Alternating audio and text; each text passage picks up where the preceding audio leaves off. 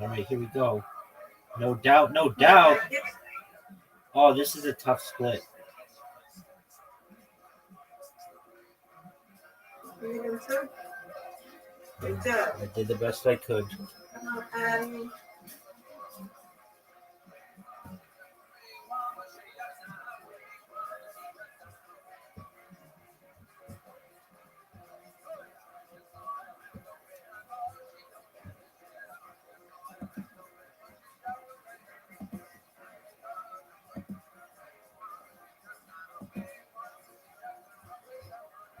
All right, let's go.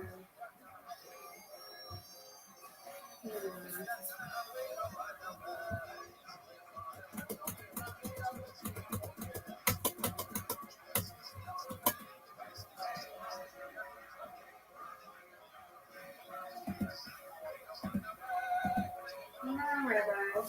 Yes, ma'am.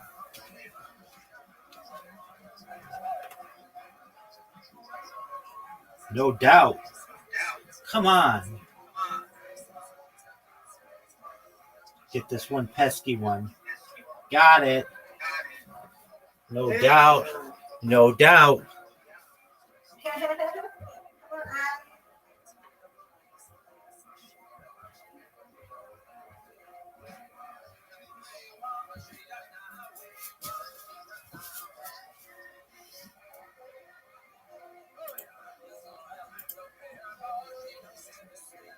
That's a good.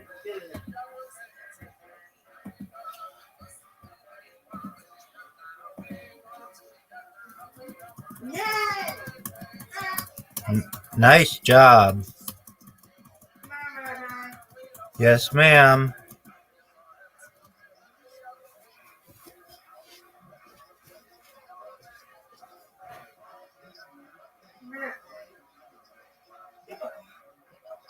Ooh.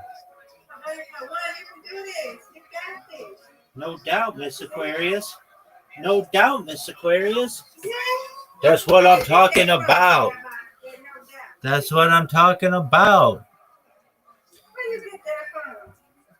You know, I actually I got it from a comedian who goes, no doubt, no doubt. Oh.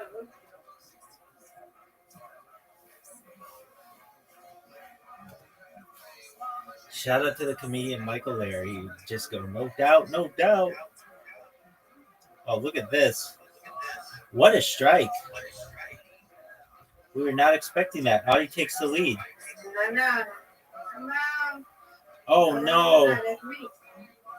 Oh, Miss Aquarius takes the lead. Apologies. No, you take the lead now. Oh, come on. It's okay. Oh, I hear how it is. You're ganging up on me. Collusion. Come on. We've got collusion amongst our opponents.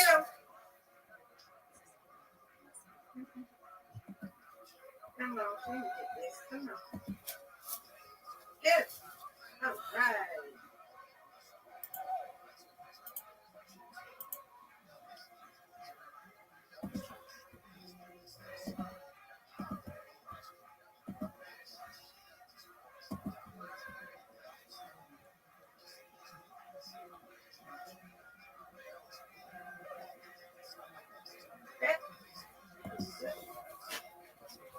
All right.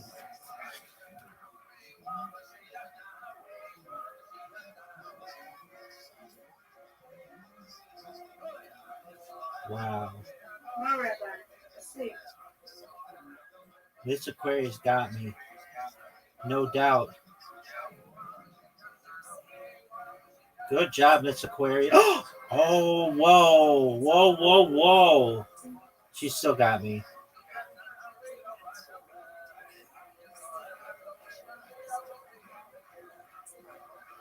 Miss Aquarius. Yay.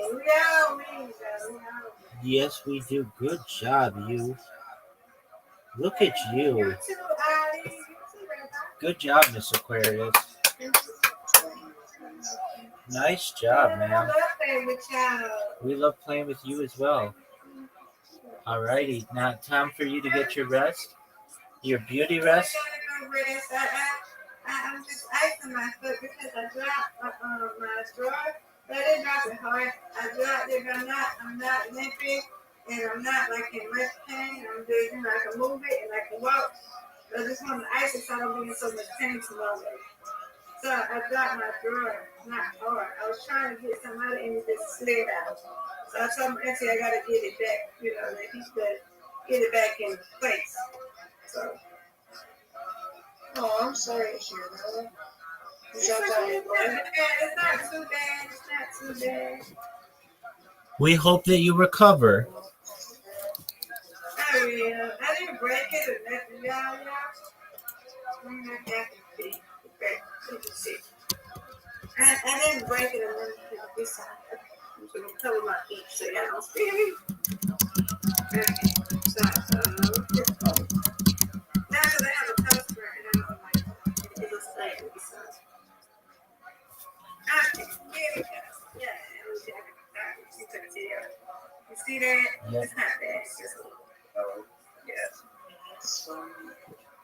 You might get a loose later, I think. Yeah, well, as long as I can walk on it, I am good. But I'm not gonna tie my tennis shoes up.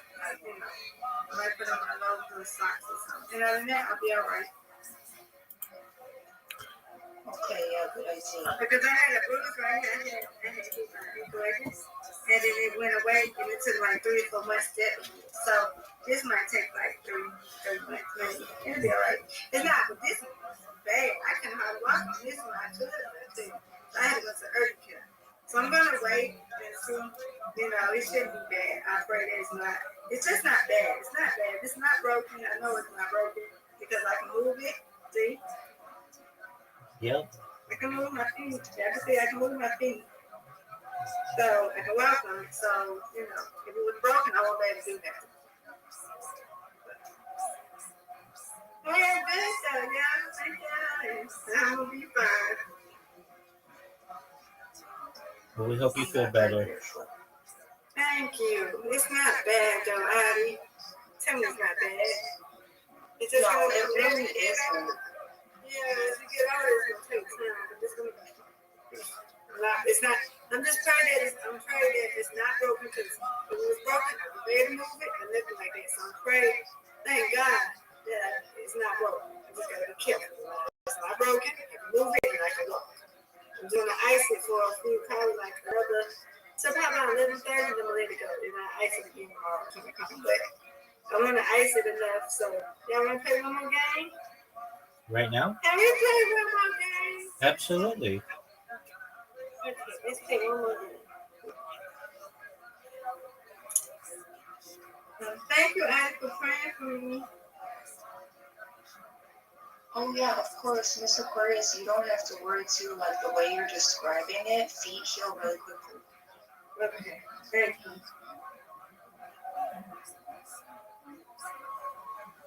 Come on, Annie. Let's step. Oh.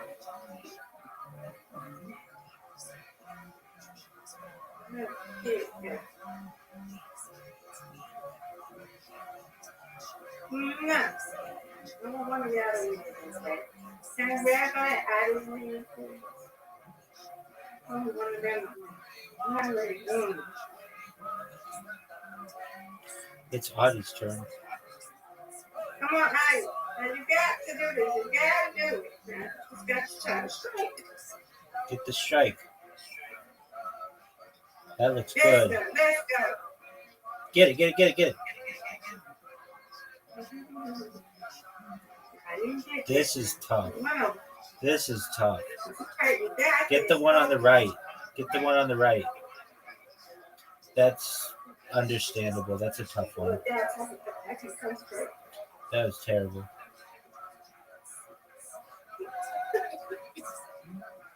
I'm going to get this, though. No doubt. Yes. Boo! Total doubt. Total doubt. I need one of y'all to do it. This is crazy. That's good. All but one. You got it.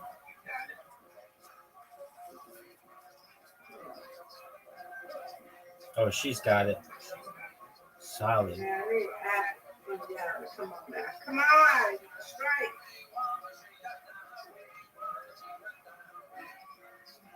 Good Wow. job.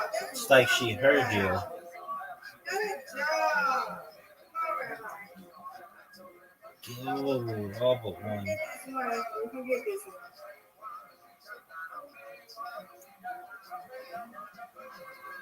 Good spin.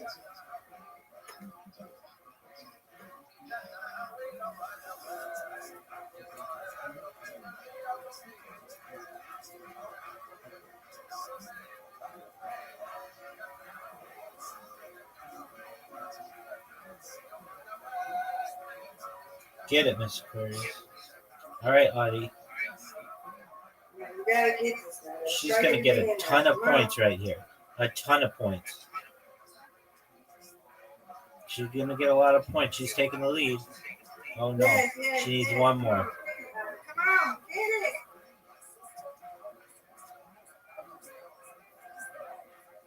She's Yes. got the lead.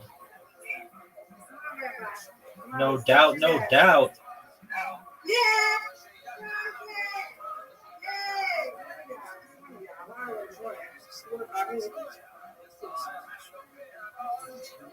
Oh, yeah.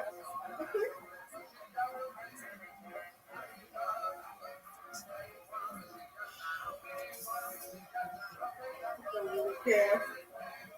Oh, they want that. All right, come on now. Get a strike, girl. Oh, that looks perfect.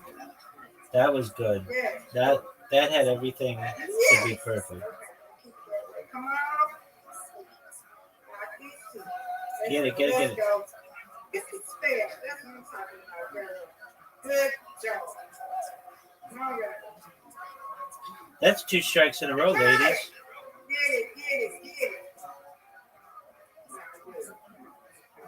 I'm not worrying about it. You're okay.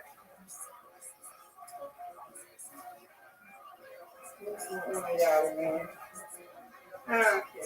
Oh, perfect. Nice spare, Miss Aquarius. Thank you.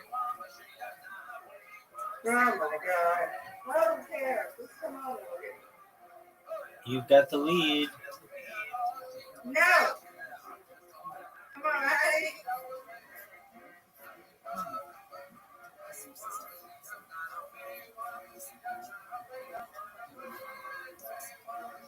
Get these, Audie. Oh, that's perfect. Nice spare. All right, you need 1 to take the lead. Yes, Or Heidi. 1 to tie, Get 2 to take the lead. Please, get it. Yes. Come on, Rabbi. What you got? Come on. Okay, one of y'all. I don't care who it is, just one of y'all. Yay! Yeah, very well. All right, Miss Aquarius. I pray for all my friends and my family, so you'll be in my thoughts most certainly. I hope your foot recovers. Hope you have a wonderful day.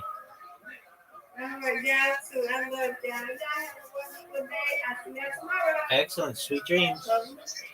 Sweet dreams. Multi-layer perceptron, whatever word you want to use for your normal neural network, and you alternate these blocks. There's other details, and where mixture of experts is applied is at this dense model. The dense model holds most of the weights if you count them in a transformer model, so you can get really big gains from this mixture of experts on parameter efficiency at training and inference because you get this efficiency by not activating all of these parameters. We should also say that a transformer is a giant neural network. Yeah. And then there's, for 15 years now, this what's called the deep learning revolution.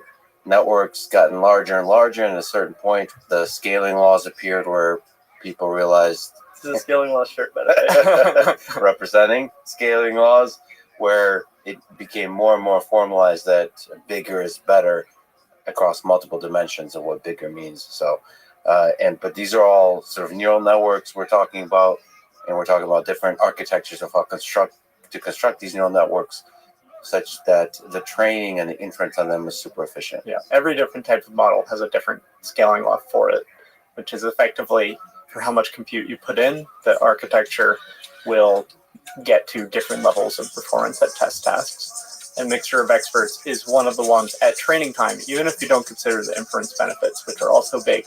At training time, your efficiency with your GPUs is dramatically improved by using this architecture if it is well implemented. So you can get effectively the same performance model in evaluation scores with numbers like 30% less compute. I think there's going to be a wide variation depending on your implementation details and stuff. But it is just important to realize that this type of technical innovation is something that gives huge gains. And I expect most companies that are serving their models to move to this Mixture of Experts implementation. Historically, the reason why not everyone might do it is because it's an implementation complexity, especially when doing these big models. So this is one of the things that DeepSeek gets credit for, is they do this extremely well. They do Mixture of Experts extremely well. This architecture for what is called DeepSeek MOE, MOE is the shortened version of Mixture of Experts, is multiple papers old. This part of their training infrastructure is not new to these models alone, and same goes for what Dylan mentioned with multi-head latent attention. It's all about reducing memory usage during inference, and same things during training by using some fancy low-rank approximation math. If you get into the details with this latent attention, it's one of those things I look at and say, okay, they're doing really complex implementations, but there's other parts of the language models, such as embeddings that are used to extend the context length.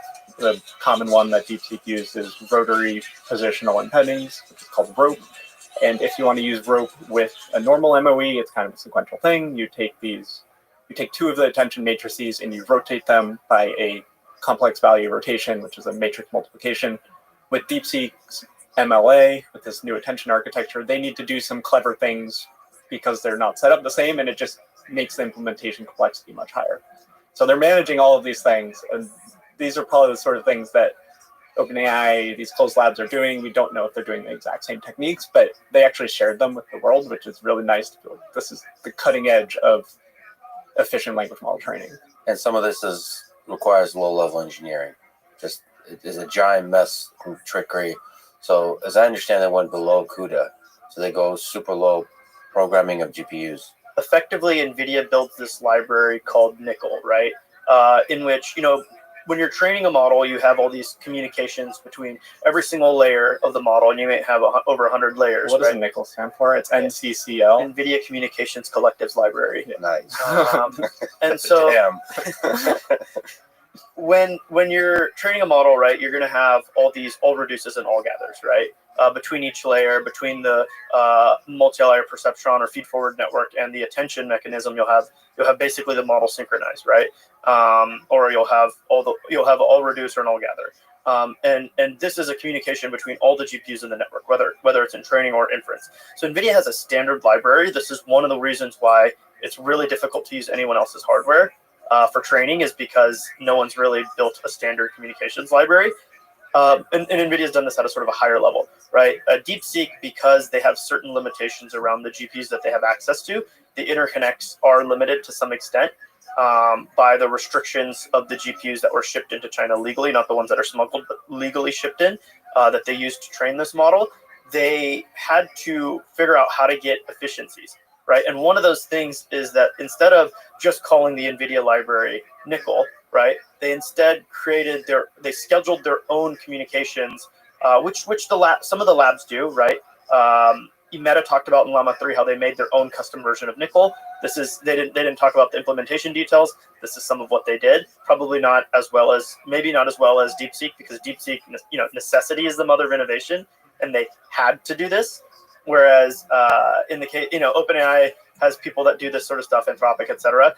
But DeepSeek certainly did it publicly, and they may have done it even better because they were gimped on a certain aspect of the chips that they have access to. And so they scheduled communications, by scheduling specific SMs. SMs you could think of as like the core on a GPU, right? So there's hundreds of cores, or there's a bit over 100 cores, SMs, on a GPU, and they were specifically scheduling, hey, which ones are running the model, which ones are doing all reduce, which one are doing all gather, right? And they would flip back and forth between them, and this requires extremely low-level programming. This is what Nickel does automatically, or other NVIDIA libraries handle this automatically usually. Yeah, exactly. And so technically they're using, PTX, which is like sort of like, you could think of it as like an assembly type language. It's not exactly that, or instruction set, right? Like coding directly to assembly or instruction set. It's not exactly that, but that's still part of technically CUDA. But it's like, do I want to write in Python, PyTorch equivalent, and call NVIDIA libraries? Do I want to go down to the C level, right? Or and code even lower level, or do I want to go all the way down to the assembly or ISA level? And there are cases where you go all the way down there at the very big labs, but most companies just do not do that, right? Because it's a waste of time, and the efficiency gains you get are not worth it. But DeepSeek's implementation is so complex, right? Especially with their mixture of experts, right?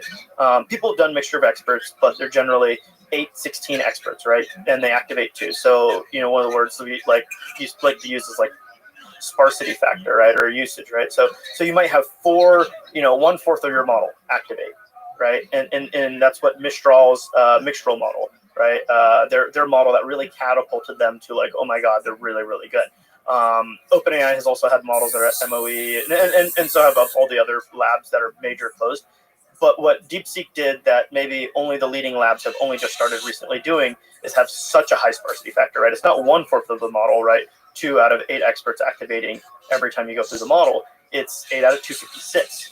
And there's different implementations for mixture of experts where you can have some of these experts that are always activated, which this just looks like a small neural network, and then all the tokens go through that, and then they also go through some that are selected by this routing mechanism. And one of the innovations in DeepSeek's architecture is that they changed the routing mechanism in mixture of expert models. There's something called an auxiliary loss, which effectively means during training, you want to make sure that all of these experts are used across the tasks that the model sees.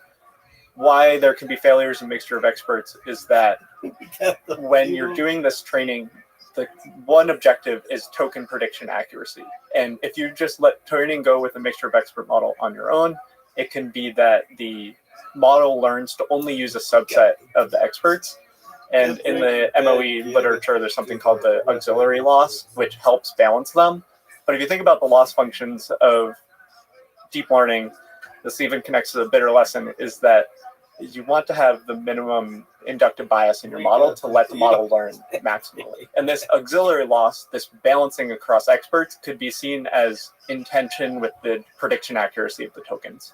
So we don't know the exact extent that the DeepSeek MOE changed, which is instead of doing an auxiliary loss, they have an extra parameter in their routing, which after the batches, they update this parameter to make sure that the next batches all have a similar use of experts. And this type of change can be big, it can be small, but they add up over time. And this is the sort of thing that just points to them innovating. And I'm sure all the labs that are training big MOEs are looking at this sort of things, which is getting away from the auxiliary loss. Some of them might already use it. But you keep accumulating gains. And we'll talk about the philosophy of training and how you organize these organizations. And a lot of it is just compounding small improvements over time in your data, in your architecture, in your post-training, and how they integrate with each other. DeepSeek does the same thing, and some of them are shared. A lot. We have to take them on face value that they share their most important details. I mean, the architecture and the weights are out there, so we're seeing what they're doing, and it adds up. Going back to sort of the like efficiency and complexity point, right? It's 32 versus 4, right? For like Mixtral and other MOE models that have been publicly released. So this ratio is extremely high, and sort of what Nathan was getting at there was when you have such a different level of sparsity, you can't just have every GPU have the entire model, right? The model's too big, there's too much complexity there. So you have to split up the model with different types of parallelism, right? And so you might have different experts on different GPU nodes. But now what happens when, this set of data that you get, hey, all of it looks like this one way and all of it should route to one part of my, model, right? So when all of it routes to one part of the model, then you can have this overloading of a certain set of the GPU resources or a certain set of the GPUs, and then the rest of the training network sits idle because all of the tokens are just routing to that. So this is the biggest complexity. Welcome. One of How the are big you? complexities with running a very sparse. Welcome. How are you? No need to apologize. How are you? I'm well. Did you find out about me from Blue Sky?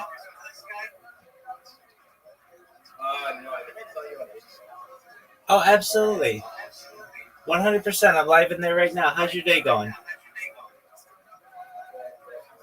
I'm well, thank you. What'd you say, my friend? You have a lot of different Discord Oh yeah, I've got 500 of them. Channels. channels. Yeah, I'm live in. People ever use it. Believe it or not, they do.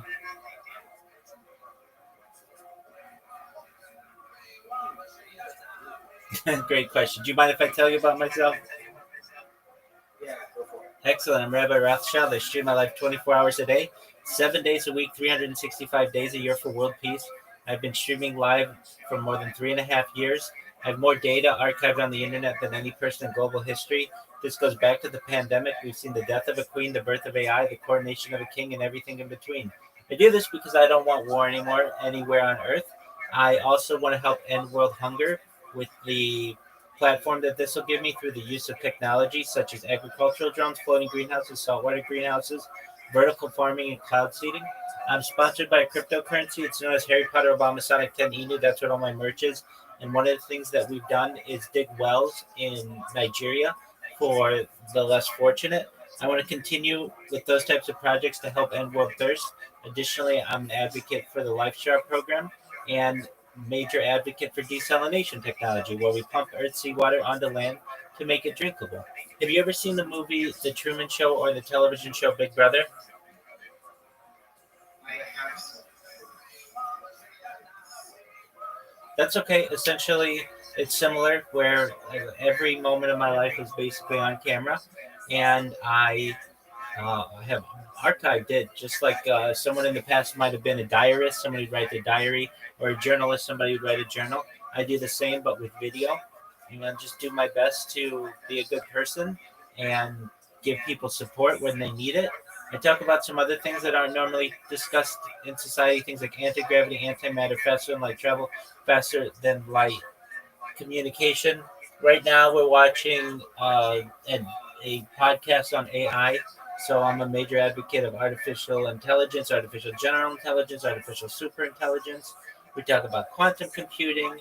We talk about things like alien disclosure and things like the extinction. People don't know this, but the first successful de-extinction took place in the year 2003 with the Pyrenean ibex, which was a goat located in northern Spain, southern France.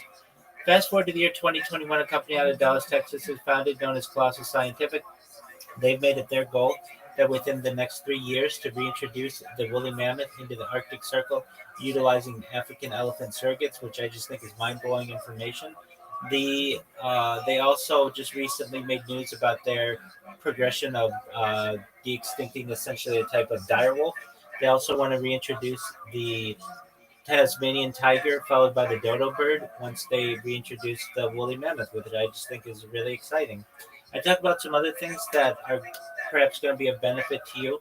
I have more data online than any person ever, and The Economist magazine stated in 2018 that data was Earth's number one resource, more valuable than food, water, gold, air, petroleum, everything.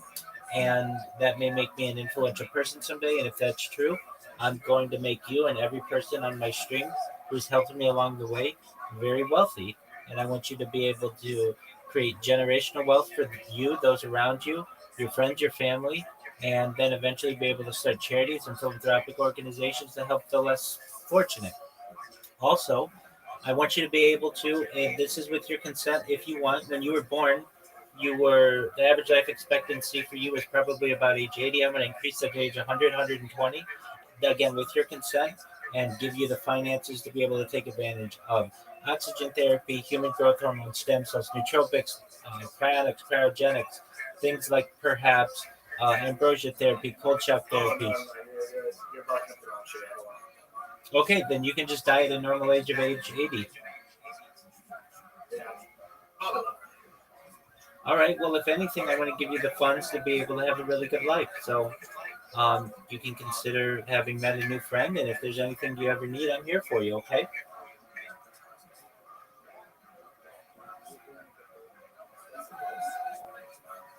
Excellent.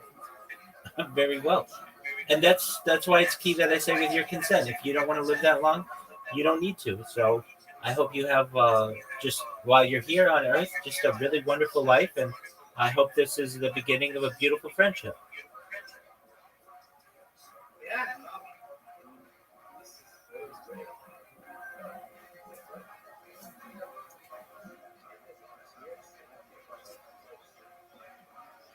Oh yeah, absolutely. I'm live right now on 18 different YouTube channels. I have over 100 YouTube channels. I have over 200 Instagram accounts. I have over 500 Twitch accounts, over 1,000 TikTok accounts, over 2,000 Twitter accounts, over 5,000 Blue Sky accounts, and over 10,000 Kick accounts. I have more social media than any person on earth.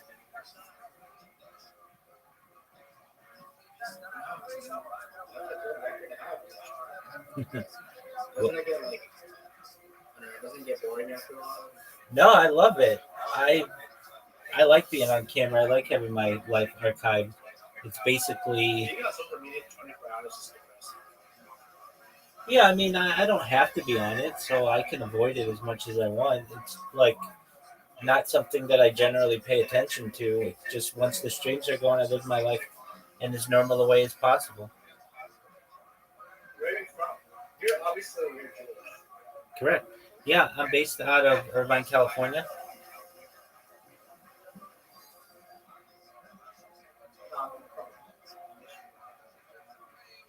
All right. Well, basically Los Angeles.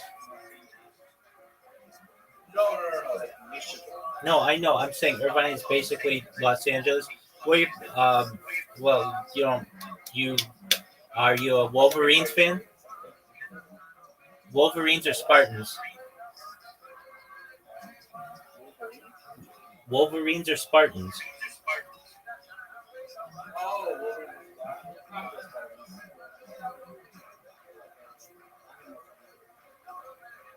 my parents are from they kind of know Francis Spartans. Very well. Go State. Yeah. Yeah, it seemed like you're pretty chill. Absolutely.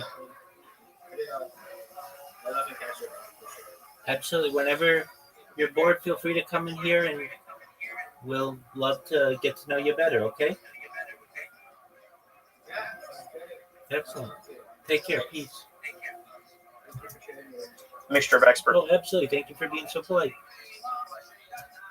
Model, i.e., this 32 ratio versus this 4 ratio, is that you end up with so many of the experts just sitting there idle. So how do I load balance between them? How do I schedule the communications between them? This is a lot of the extremely low level detailed work that they figured out in the public first and potentially second or third in the world, and maybe even first in some cases. What lesson do you, in the direction of the bitter lesson, do you take from all of this? Where is this going to be the direction where a lot of the gain is going to be, which is this kind of low-level optimization? Or is this a short-term thing where the biggest gains will be more on the algorithmic high-level side of post-training? Is this like a short-term leap because they figured out a hack because constraints, necessity is the mother of invention? Or is there still a lot of gain? I think we should summarize what the bitter lesson actually is about. The bitter lesson, essentially, if you paraphrase it, is that the types of training that will win out in deep learning as we go are those methods which are scalable in learning and search, is what it calls out. And the scale word gets a lot of attention in this. The interpretation that I use is effectively to avoid adding the human priors to your learning process. And if you read the original essay, this is what it talks about, is how researchers will try to come up with clever solutions to their specific problem that might get them small gains in the short term, while simply enabling these deep learning systems to work efficiently, and for these bigger problems in the long term might be more likely to scale and continue to drive success. And therefore, we were talking about relatively small implementation changes to the mixture of experts model. And therefore, it's we will need a few more years to know if one of these are actually really crucial to the bitter lesson. But the bitter lesson is really this long-term arc of how simplicity can often win. And there's a lot of sayings in the industry, like the models just want to learn. You have to give them the simple loss landscape where you put compute through the model and they will learn, and getting barriers out of the way. That's where the power of something like Nickel comes in, where standardized code that can be used by a lot of people to create sort of simple innovations that can scale, which is why the hacks, I imagine that the code base for DeepSeek is probably a giant mess. I'm sure they have, DeepSeek definitely has code bases that are extremely messy where they're testing these new ideas. Multi-head latent attention probably could start in something like a Jupyter notebook, where somebody tries something on a few GPUs, and that is really messy. But the stuff that trains DeepSeek v3 and DeepSeek R1, those libraries, if you were to present them to us, I would guess are extremely high quality code. Well, high quality readable code. Yeah. I think there is one aspect to note, though, right? Is that there is the general ability for that to transfer across different types of runs, right? You may make really, really high quality code for one specific model architecture at one size, and then that is not transferable to, hey, when I make this architecture tweak, everything's broken again, right? Like that's something that could be, with their specific low level coding of like scheduling SMs is specific to this model architecture and size, right? And whereas like NVIDIA's collectives library is more like, hey, it'll work for anything, right? You want to do an all Redis? Great. I don't care what your model architecture is, it'll work. And you're giving up a lot of performance when you do that in many cases, but it's worthwhile for them to do the specific optimization for the specific run, given the constraints that they have regarding compute.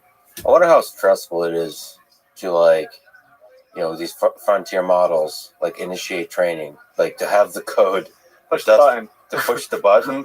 that, like, you're now spending a large amount of money and time to train this. Like, there must be a lot of innovation on the debugging stage of, like, making sure there's no issues, that you're monitoring and visualizing every aspect of the training, all that kind of stuff. When people are training, they have all these various dashboards, but like the most simple one is your loss, right?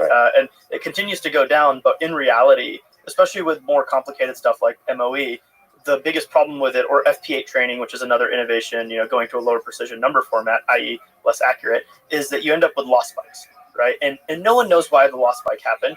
And for some of them you do. Some of them are bad data. Can I give a AI2's example of what blew up our earlier models? Is a subreddit called Microwave Gang. We like to shout this out. It's a real thing. If you pull up Microwave Gang, essentially it's a subreddit where everybody makes posts that are just the letter M. So it's like, So there's extremely long sequences of the letter M, and then the comments are like beep beep because it's from the microwave end. Yeah. But if you pass this into a model that's trained to be a normal producing text, it's extremely high loss, because normally you see an M, you don't predict M's for a long time. So like this is something that caused a loss spikes for us.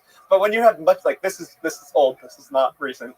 And when you have more mature data systems, that's not the thing that causes the loss spike. And what Dylan is saying is true, but it's like it's levels to this sort of idea. With regards to the stress, right? These people are like, you'll go out to dinner with like a friend that works at one of these labs, and they'll just be like looking at their phone every like 10 minutes, and they're not like, it's one thing if they're texting, but they're just like is the loss? It's literally like tokens per second, loss not blown up. They're just watching this, and the heart rate goes up if there's a spike. And some level of spikes is normal, right? It'll recover and be back. Sometimes a lot of the old strategy was like you just stop the run, restart from the old version, and then like change the data mix, and then it keeps going. There are even different types of spikes. So Dirk Gronenfeld has a theory that it's like fast spikes and slow spikes, where there are sometimes where you're looking at the loss and there are other parameters, you can see it start to creep up and then blow up, and that's really hard to recover from, so you have to go back much further. So you have the stressful period where it's like flat or it might start going up and you're like, what do I do? Whereas there are also loss spikes that it looks good, and then there's one spiky data point, and what you can do is you just skip those. You see that there's a spike, you're like, okay, I can ignore this data, don't update the model, and do the next one, and it'll recover quickly. But these like on trickier implementations, as you get more complex in your architecture and you scale up to more GPUs, you have more potential for your loss blowing up. So it's like there's a distribution. The whole idea of grokking also comes in, right? It's like just because it slowed down from improving and loss doesn't mean it's not learning, because all of a sudden it could be like this and it could just spike down and loss again because it truly learned something, right? and it took some time for it to learn that. It's not like a gradual process, right? And that's what humans are like. That's what models are like. So it's really a stressful task, as you mentioned. And the whole time, the dollar count is going up. Every company has failed runs. You need failed runs to push the envelope on your infrastructure. So a lot of news cycles are made of X company had Y failed run. Every company that's trying to push the frontier of AI has these. So yes, it's noteworthy because it's a lot of money and it can be week to month setback, but it is part of the process. But how do you get, if you're DeepSeek, how do you get to a place where, holy shit, there's a successful combination of hyperparameters? A lot of small failed runs. And so rapid iteration through failed runs until, and successful ones. and then you build up some intuition like this mixture of expert works, and then this implementation of MLA works. Key hyperparameters like learning rate and regularization and things like this, and you find the regime that works for your code base. I've talking to people at Frontier Labs, there's a story that you can tell where training language models is kind of a path that you need to follow. So you need to unlock the ability to train a certain type of model or a certain scale, and then your code base and your internal know-how of which hyperparameters work for it is kind of known. And you look at the DeepSeek papers and models, they've scaled up, they've added complexity, and it's just continuing to build the capabilities that they have. There's the concept of a YOLO run. So YOLO, you only live once. And what it is like, there's all this experimentation you do at the small scale, right? Research ablations, right? Like you have your Jupyter notebook where you're experimenting with MLA on like 3 GPUs or whatever. And you're doing all these different things like, hey, do I do 4 active experts, 128 experts? Do I arrange the experts this way? All these different model architecture things you're testing at a very small scale, right? A couple researchers, few GPUs, tens of GPUs, hundreds of GPUs, whatever it is. And then all of a sudden you're like, okay, guys, no more fucking around, right? No more screwing around. Everyone take all the resources we have. Let's pick what we think will work and just go for it, right? YOLO. Yeah. And this is where that sort of stress comes in, is like, well, I know it works here, but some things that work here don't work here, and some things that work here don't work down here, right? In this terms of scale, right? So it's really truly a YOLO run, and sort of like there's this like discussion of like certain researchers just have like this methodical nature, like they can find the whole search space and like figure out all the ablations of different research and really see what is best. And there's certain researchers who just kind of like, have that innate gut instinct of like, this is the YOLO run, like, looking at the data, I think this is it. This is why you want to work in post-training, because the GPU cost for training is lower, so you can make a higher percentage of your training runs YOLO runs. Yeah. For now. Yeah, for now. Yeah, for now. So some of this is fundamentally luck still. Luck is skill, right? In many cases. Yeah, I mean, it looks lucky, right? When you're... But the hill to climb, if you're on one of these labs, you have an evaluation, you're not crushing. There's a repeated playbook of how you improve things. There are localized improvements, which might be data improvements, and these add up into the whole model just being much better. And when you zoom in really close, it can be really obvious that this model is just really bad at this thing, and we can fix it, and you just add these up. So some of it feels like luck, but on the ground, especially with these new reasoning models we're talking to, it's just so many ways that we can poke around, and normally it's that some of them give big improvements. The search space is near infinite, right? And yet the amount of compute and time you have is very low, and you have to hit release schedules. You have to not get blown past by everyone. Otherwise, what happened with DeepSeek, crushing Meta and Mistral and Cohere and all these guys, they move too slow, right? They maybe were too methodical. I don't know. They didn't hit the YOLO run, whatever the reason was. Maybe they weren't as skilled. Whatever, you can call it luck if you want, but at the end of the day, it's skill. So 2025 is the year of the YOLO run. It seems like all the labs are like going in. I think it's even more impressive what OpenAI did in 2022, right? At the time, no one believed in mixture of experts models, right? At Google, who had all the researchers.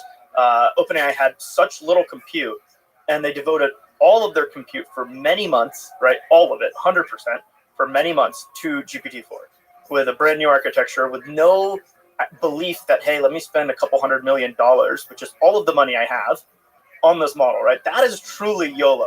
Yeah. Right. Yeah. Now, people are like all these like training run failures that are in the media, right? It's like, okay, great, but like actually a huge chunk of my GPUs are doing inference. I still have a bunch doing research constantly, and yes, my biggest cluster is training, but like on this YOLO run, but like that YOLO run is much less risky than like what OpenAI did in 2022, or maybe what DeepSeek did now, or like sort of like, hey, we're just gonna throw everything at it. The big winners throughout human history are the ones who are willing to do YOLO at some point. Okay, what do we understand about the hardware it's been trained on? DeepSeek.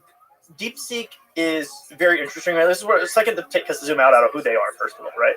Highflyer is a hedge fund that has historically done quantitative trading in China as well as elsewhere. And they have always had a significant number of GPUs, right? In the past, a lot of these high-frequency trading, algorithmic quant traders used FPGAs, but it shifted to GPUs definitely, and there's both, right? But GPUs especially, and Highflyer, which is the hedge fund that owns DeepSeek, and everyone who works for DeepSeek is part of Highflyer to some extent, right? It's same parent company, same owner, same CEO. They had all these resources and infrastructure for trading, and then they devoted a humongous portion of them to training models, both language models and otherwise, right? Because these techniques were heavily AI influenced. More recently, people have realized, hey, trading with like even when you go back to like Renaissance and all these like quantitative firms, natural language processing is the key to like trading really fast, right? Understanding a press release and making the right trade, right? And so DeepSeek has always been really good at this.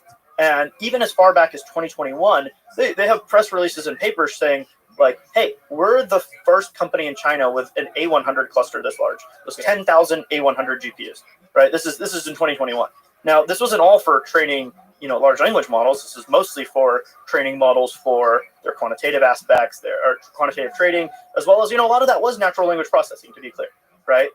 And so this is the sort of history, right? So verifiable fact is that in 2021, they built the largest Chinese cluster. At least they claim it was the largest cluster in China, 10,000 GPUs. Before export controls started. Yeah.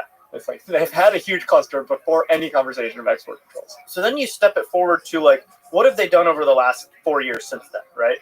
Obviously, they've continued to operate the hedge fund, probably make tons of money. And the other thing is that they've leaned more and more and more into AI. The CEO, Lian Feng, You're not putting me spot on this. We discussed this before. Lian Feng, right? The CEO, he owns maybe Lian Feng.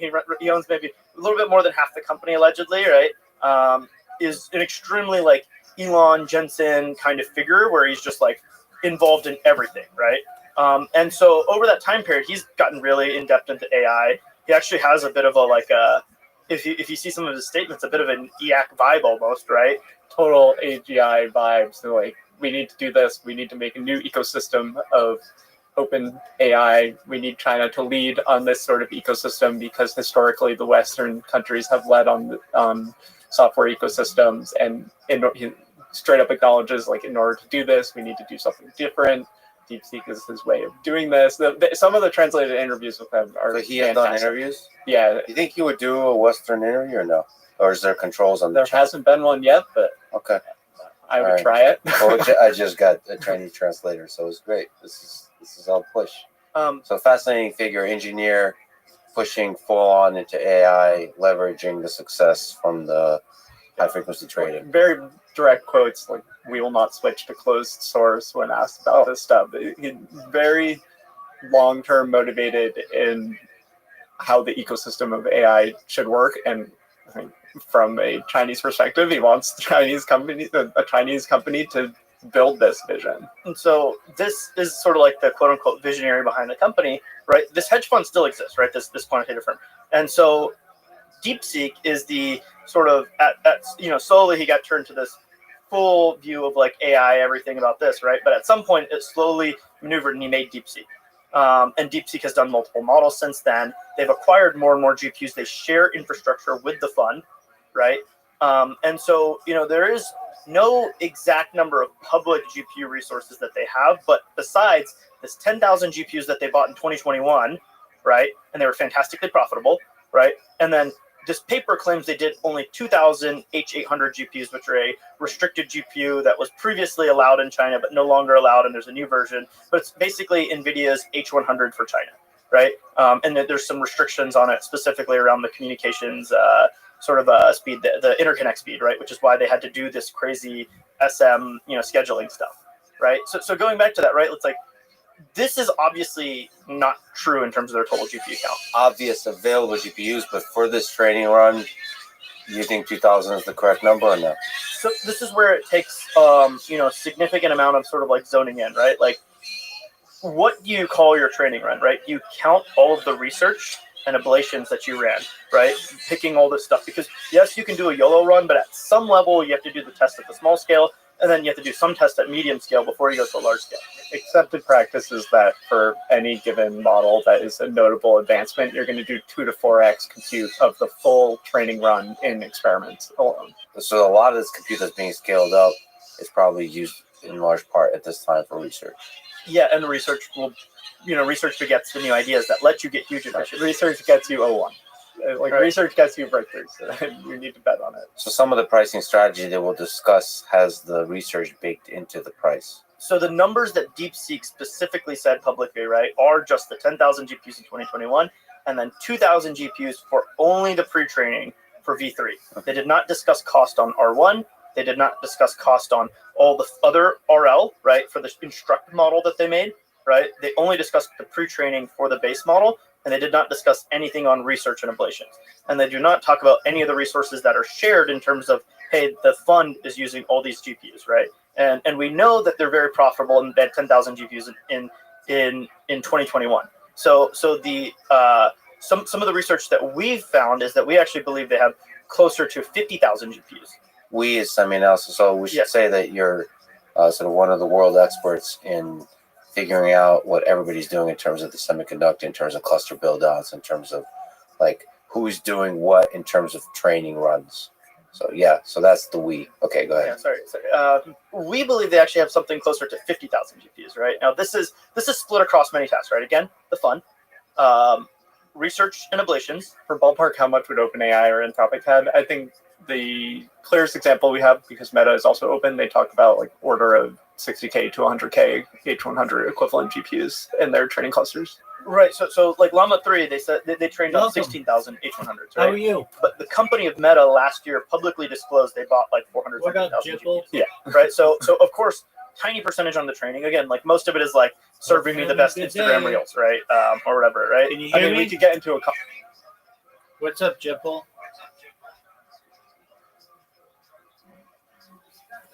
I hope you're well.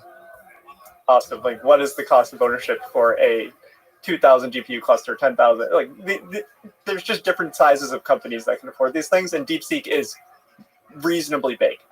Their compute allocation is one of the top few in the world. It's not OpenAI, Anthropic, etc., but they have a lot of compute. Can you, in general, actually just zoom out and also talk about the Hopper architecture, the NVIDIA Hopper GPU architecture, and the difference between H100 and H800, like you mentioned, the interconnects? Yeah, so there's, Ampere was the A100, and then H100 Hopper, right? People are using them synonymously in the US because really there's just H100 and now there's H200, right? But same thing, mostly. In China, there have been different salvos of export restrictions. So initially, the U.S. government limited on a two-factor scale, right, which is chip interconnect versus flops, right? So any chip that had interconnects above a certain level and flops above a certain floating point operations above a certain level was restricted. Later, the government realized that this was a flaw in the restriction, and they cut it down to just floating point operations. And so H800 had high flops, low communication. Exactly. So the H800 was the same performance as H100 on flops, right? But it didn't have it just had the interconnect bandwidth cut. DeepSeek knew how to utilize this. Hey, even though we're cut back on the interconnect, we can do all this fancy stuff to figure out how to use the GPU fully, anyways, right? And so that was back in October 2022. But later in 2023, end of 2023, implemented in 2024, the U.S. government banned the H800, right? And so, by the way, this H800 cluster, these 2,000 GPUs, was not even purchased in 2024, right? It was purchased in late 2023. And they're just getting the model out now, right? Because it takes a lot of research, etc. H800 was banned, and now there's a new chip called the H20. The H20 is cut back on only flops, but the interconnect bandwidth is the same. And in fact, in some ways, it's better than the H100 because it has better memory bandwidth and memory capacity. So there are, NVIDIA is working within the constraints of what the government says, and then builds the best possible GPU for China. Can we take this extra tangent and we'll return back to the hardware? Is the philosophy, the motivation, the case for export controls? What is it? Dario Amadej published a blog post about export controls. The case he makes is that if AI becomes super powerful, and he says by 2026 we'll have AGI or super powerful AI, and that's going to give a significant, whoever builds that will have a significant military advantage. And so, because the United States is a democracy, and as he says, China is authoritarian or has authoritarian elements, you want a unipolar world where the super powerful military, because of the AI, is one that's a democracy. It's a much more complicated world geopolitically when you have two superpowers with super powerful AI and one is authoritarian. So that's the case he makes. And so we want to, the United States wants to use export controls to slow down, to make sure that China can't do these gigantic training runs that will be presumably required to build AGI. This is very abstract. I think this can be the goal of how some people describe export controls, is this super powerful AI. And you touched on the training run idea. There's not many worlds where China cannot train AI models. Export controls are decapping the amount of compute or the density of compute that China can have. And if you think about the AI ecosystem right now, as all of these AI companies, revenue numbers are up and to the right. Their AI usage is just continuing to grow. More GPUs are going to inference. A large part of export controls, if they work, is just that the amount of AI that can be run in China is going to be much lower. So on the training side, DeepSeek V3 is a great example, which you have a very focused team that can still get to the frontier of AI. On this 2,000 GPUs is not that hard to get, all considering in the world.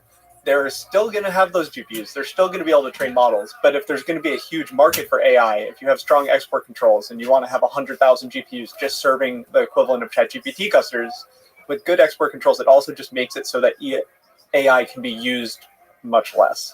And I think that is a much easier goal to achieve than trying to debate on what AGI is. And if you have these extremely intelligent autonomous AIs in data centers, like those are the things that could be running in these GPU clusters in the United States, but not in China. To some extent, training a model does effectively nothing, right? Like, you have a model.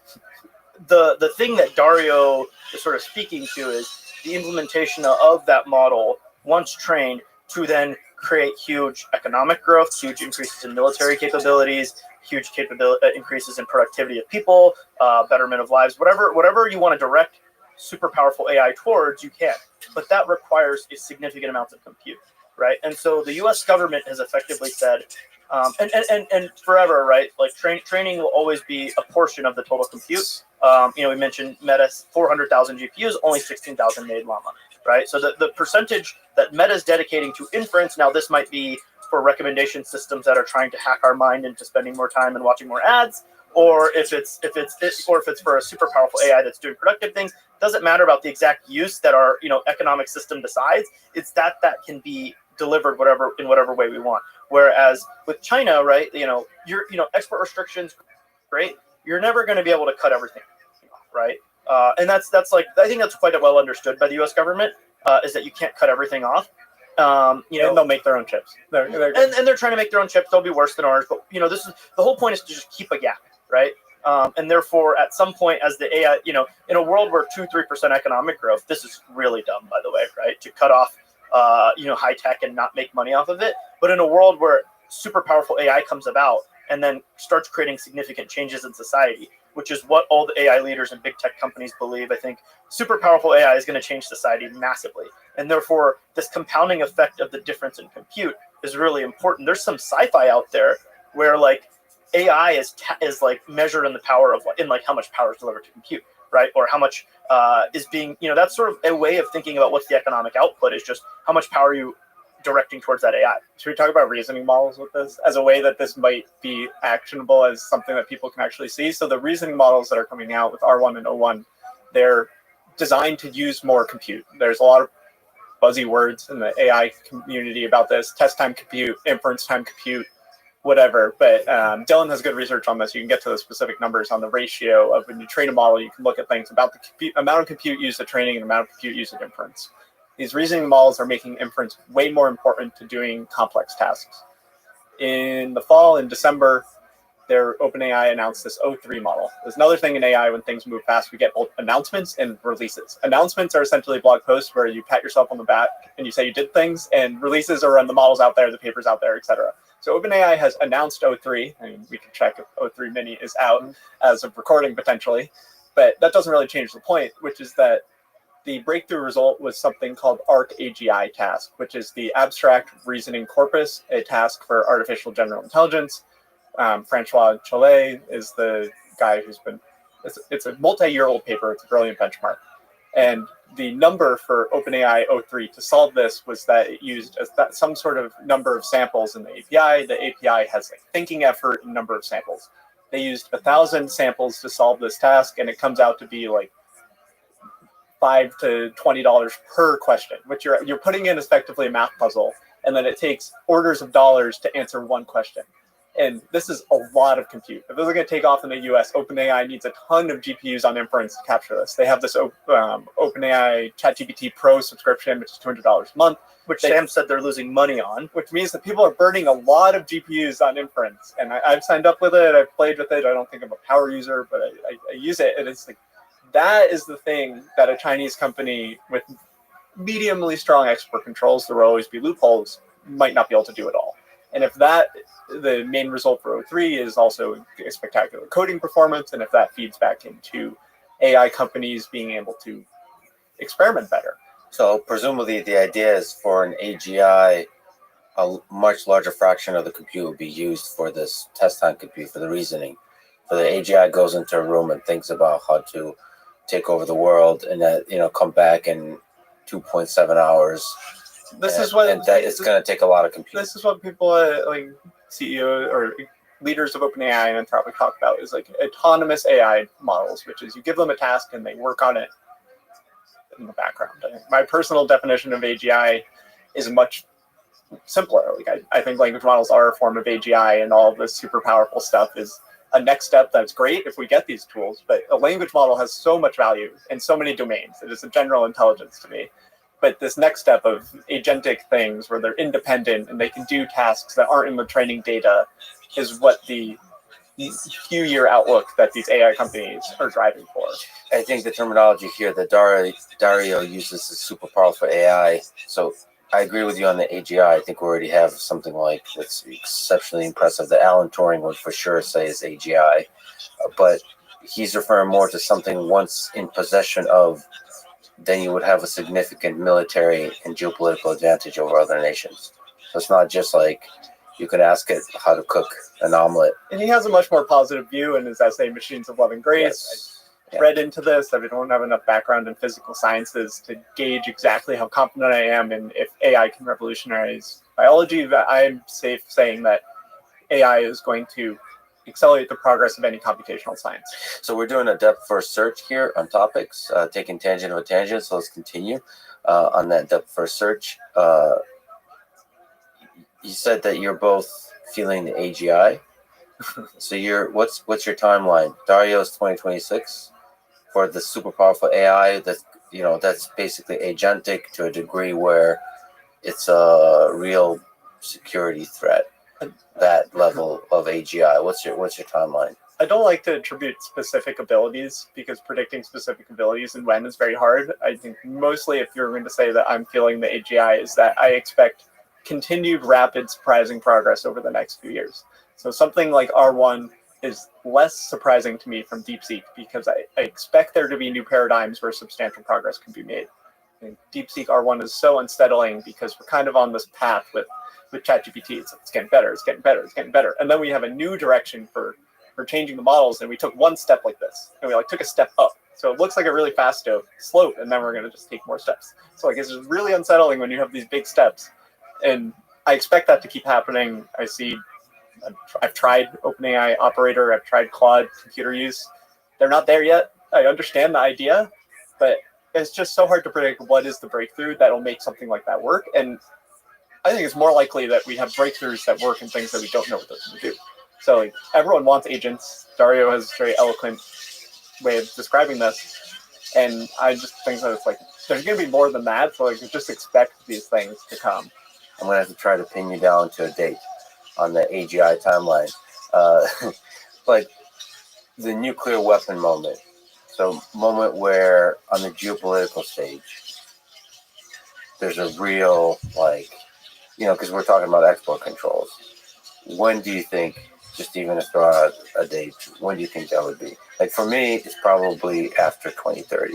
I'm not as. That's what I would say. So define that, right? Because to me, it kind of almost has already happened, right? You look at elections in India and Pakistan, people get AI voice calls and think they're talking to the politician, right? The AI diffusion rules, which was enacted in the last couple of weeks of the Biden admin, and looks like the Trump admin will keep and potentially even strengthen, limit cloud computing and GPU sales to countries that are not even related to China. It's like, this is Portugal and all these like normal countries are on the you need like, approval from the U.S. list. Like Portugal and like all these countries that are allies, right? Singapore, right? Like they freaking have F-35s and we don't let them buy GPUs.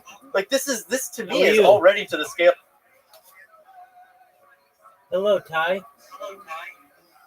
Ty didn't want to talk with you anymore. Of like, Well, that just means that the U.S. military is really nervous about this new technology. That doesn't mean the technology is already there. So, like, they might be just very cautious about this thing that they don't quite understand. That's a really good point. So, the robocalls, swarms of semi-intelligent bots could be a weapon.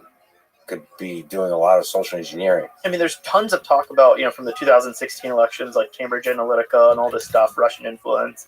I mean, every country in the world is pushing stuff onto the internet and has narratives they want, right? Like that's every like technically competent, whether it's Russia, China, US, Israel, etc., right? People are pushing viewpoints onto the internet en masse, and language models crash the cost of like very intelligent sounding language. There's some research that shows that the distribution is actually a limiting factor. So language models haven't yet made misinformation particularly change the equation there. The internet is still ongoing. I think there's a blog, AI Snake Oil, and some of my friends at Princeton that write on this stuff. So there is research. It's like it's a default that everyone assumes, and I would have thought the same thing, is that misinformation is going to get far worse with language models. I think in terms of internet posts and things that people have been measuring, it hasn't been a exponential increase or something extremely measurable. And things you're talking about with like voice calls and stuff like that, it could be in modalities that are harder to measure.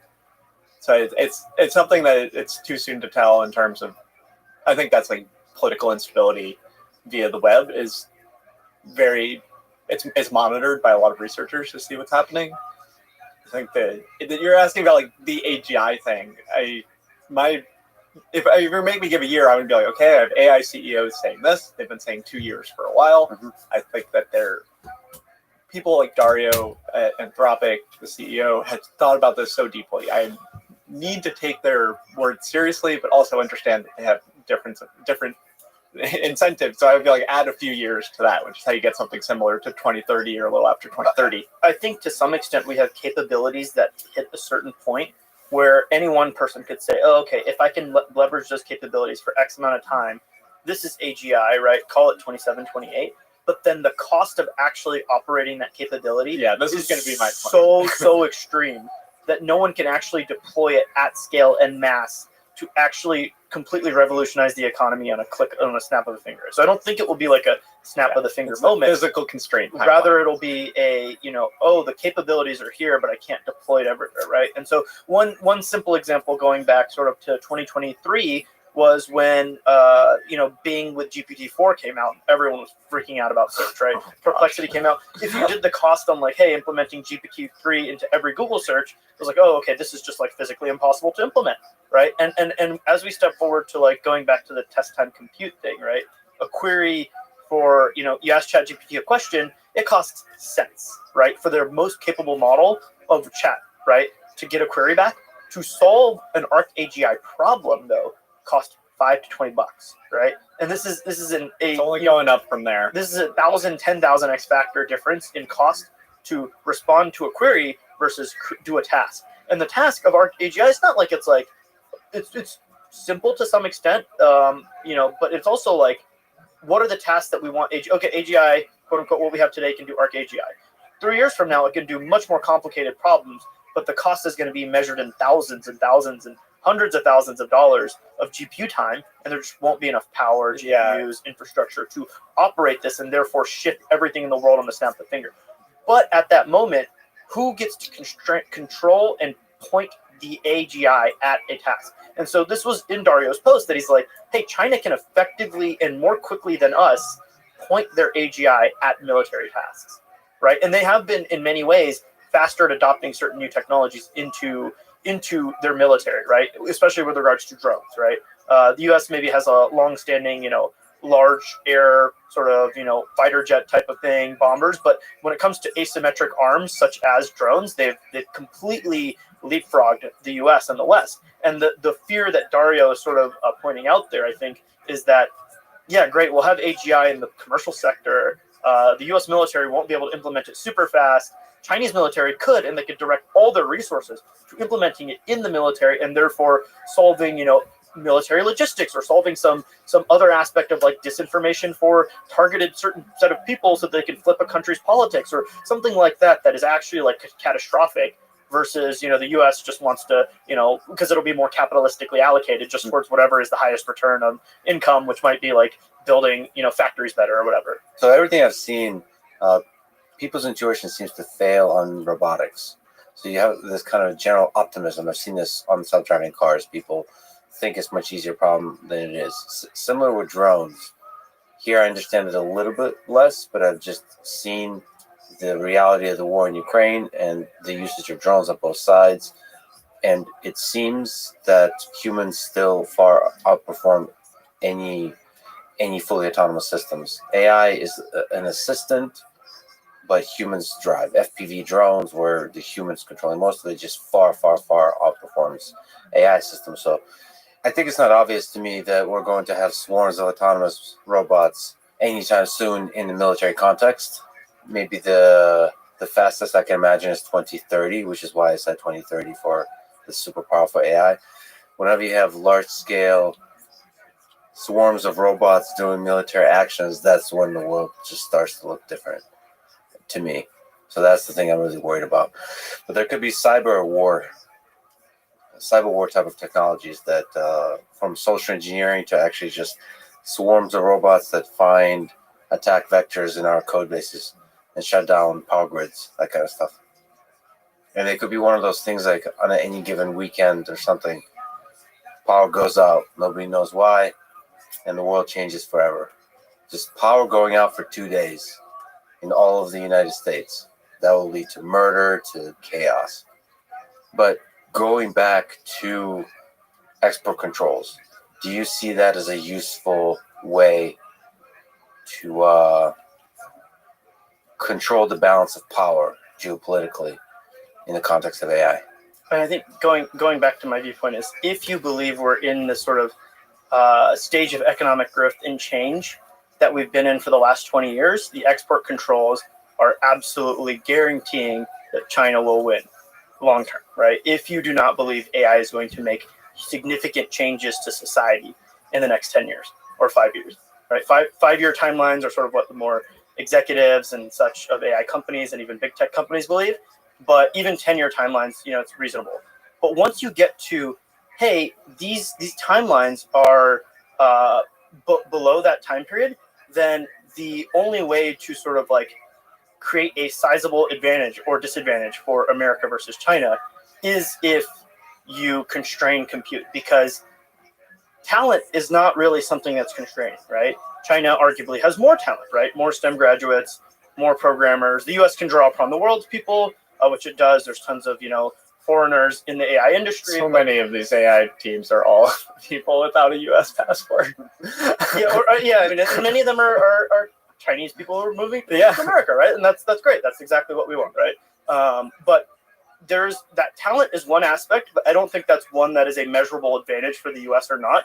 It truly is just whether or not compute, right? Now, even on the compute side, when we look at chips versus data centers, right? China has the unprecedented ability to build ridiculous sums of power clockwork, right? They're always building more and more power. They've got steel mills that like individually are the size of the entire U.S. industry, right? And they've got aluminum mills that consume gigawatts and gigawatts of power, right? And when we talk about what's the biggest data center, right? OpenAI made this huge thing about Stargate, their announcement there. That's like once it's fully built out in a few years, it'll be 2 gigawatts, right, of power, right? And this is still smaller than the largest, industrial facilities in China, right? China, if they wanted to build the largest data center in the world, if they had access to the chips, could. So it's just a question of when, not if, right? So their industrial capacity far exceeds the United States. Exactly. And the manufacture stuff. Yeah. So why? So long term, they're going to be manufacturing chips there. Chips are a little bit more specialized. I'm specifically referring to the data centers, right? Fabs take huge amounts of power. Don't get me wrong.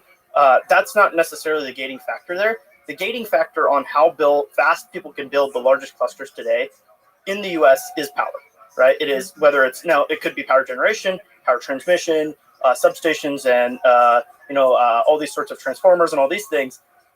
Building the data center, these are all constraints on the U.S. industry's ability to build larger and larger training systems, as well as deploying more and more inference compute. I think we need to make the point clear on why the time is now for people that don't think about this, because essentially with export controls, you're making it so China cannot make or get cutting edge chips. And the idea is that if you time this wrong, China is pouring a ton of money into their chip production. And if you time it wrong, they are going to have more capacity for production, more capacity for energy, and figure out how to make the chips and have more capacity than the rest of the world to make the chips, because everybody can buy, they're going to sell their Chinese chips to everybody. They might subsidize them. And therefore, if AI takes a long time to become differentiated, we've decapped the financial performance of American companies. NVIDIA can sell less. TSMC cannot sell to China. So therefore, we have less demand to keep driving the production cycle. So that's the assumption behind the timing being less than 10 years or 5 years to above, right? China will win because of these restrictions long term, unless AI does something in the short term, which I believe AI will do, make massive changes to society in the medium short term, right? And so that's the big unlocker there. And even today, right? If Xi Jinping decided to get, quote unquote scale build, right? I.e. decide that scaling laws are what matters, right? Just like the U.S. executives like Satya Nadella and Mark Zuckerberg and Sundar and all these U.S. executives of the biggest, most powerful tech companies have decided their scale build, and they're building multi-gigawatt data centers, right? Whether it's in Texas or Louisiana or Wisconsin, wherever it is, they're building these massive things that cost as much as their entire budget for spending on data centers globally in one spot, right? This is what they've committed to for next year, year after, et cetera. And so they're so convinced that this is the way, that this is what they're doing. But if China decided to, they could do it faster than us. But this is where the restrictions come in. It is not clear that China as a whole has decided, from the highest levels, that this is a priority. The U.S. sort of has, right? You see Trump talking about DeepSeek and Stargate within the same week, right? So he's, and the Biden admin as well, had a lot of discussions about AI and such. It's clear that they think about it. Only just last week did DeepSeek meet the second in command of China, right? Like they have not even met the top, right? They haven't met Xi. Xi hasn't sat down. And they only just released a subsidy of 1 trillion RMB, roughly $160 billion, which is closer to the spending of like Microsoft and Meta and Google combined, right, for this year. So it's like they're realizing it just now, but that's where these export restrictions come in and say, hey, you can't ship the most powerful U.S. chips to China. You can ship a cut down version. You can't ship the most powerful chips to all these countries who we know are just going to rent it to China. You have to limit the numbers, right? And the tools. And same with manufacturing equipment, tools, all these different aspects. But it all stems from AI, and then what downstream can slow them down in AI. And so the entire semiconductor restrictions, you read them, they are very clear. It's about AI and military civil fusion of technology, right?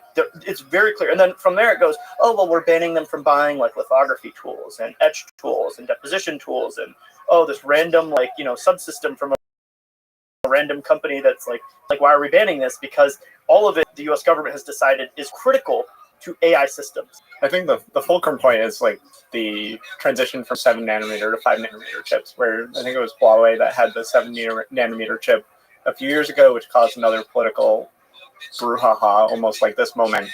And then it's the ASML deep UV, what is that? Like Extreme ultraviolet lithography. To set context on the chips, right? What Nathan's referring to is in 2020, Huawei released their Ascend 910 chip, which was an AI chip, first one on 7 nanometer, before Google did, before NVIDIA did. And they submitted it to the MLPerf benchmark, which is sort of an industry standard for machine learning performance benchmark. And it did quite well. And it was the best chip at the submission, right? This was a huge deal. The Trump admin, of course, banned, it was 2019, right? Banned the Huawei from getting 7 nanometer chips from TSMC, and so then they had to switch to move using internal, domestically produced chips, which was a multi-year setback. Many companies have done 7 nanometer chips, and the question is like, we don't know how much Huawei was subsidizing production of that chip. Like Intel has made 7 nanometer chips that are not profitable, and things like this. So this is how it all feeds back into the economic engine of export controls. Well, so you're saying that for now, Xi Jinping has not felt the AGI, but it feels like the DeepSeek moment might, like, there might be meetings going on now where he's going to start wearing the same T-shirt and things are going to escalate. I mean, this, he may have woken up last week, right? Lian Feng met the the second command guy, and they had a meeting. And then the next day, they announced the AI subsidies, which are a trillion RMB, right? So it's possible that this DeepSeek moment is truly the beginning of a Cold War. That's what a lot of people are worried about. People in AI have been worried that this is going towards a Cold War, or already is. But it's not DeepSeek's fault, but there's something, a bunch of factors came together where it was like this explosion.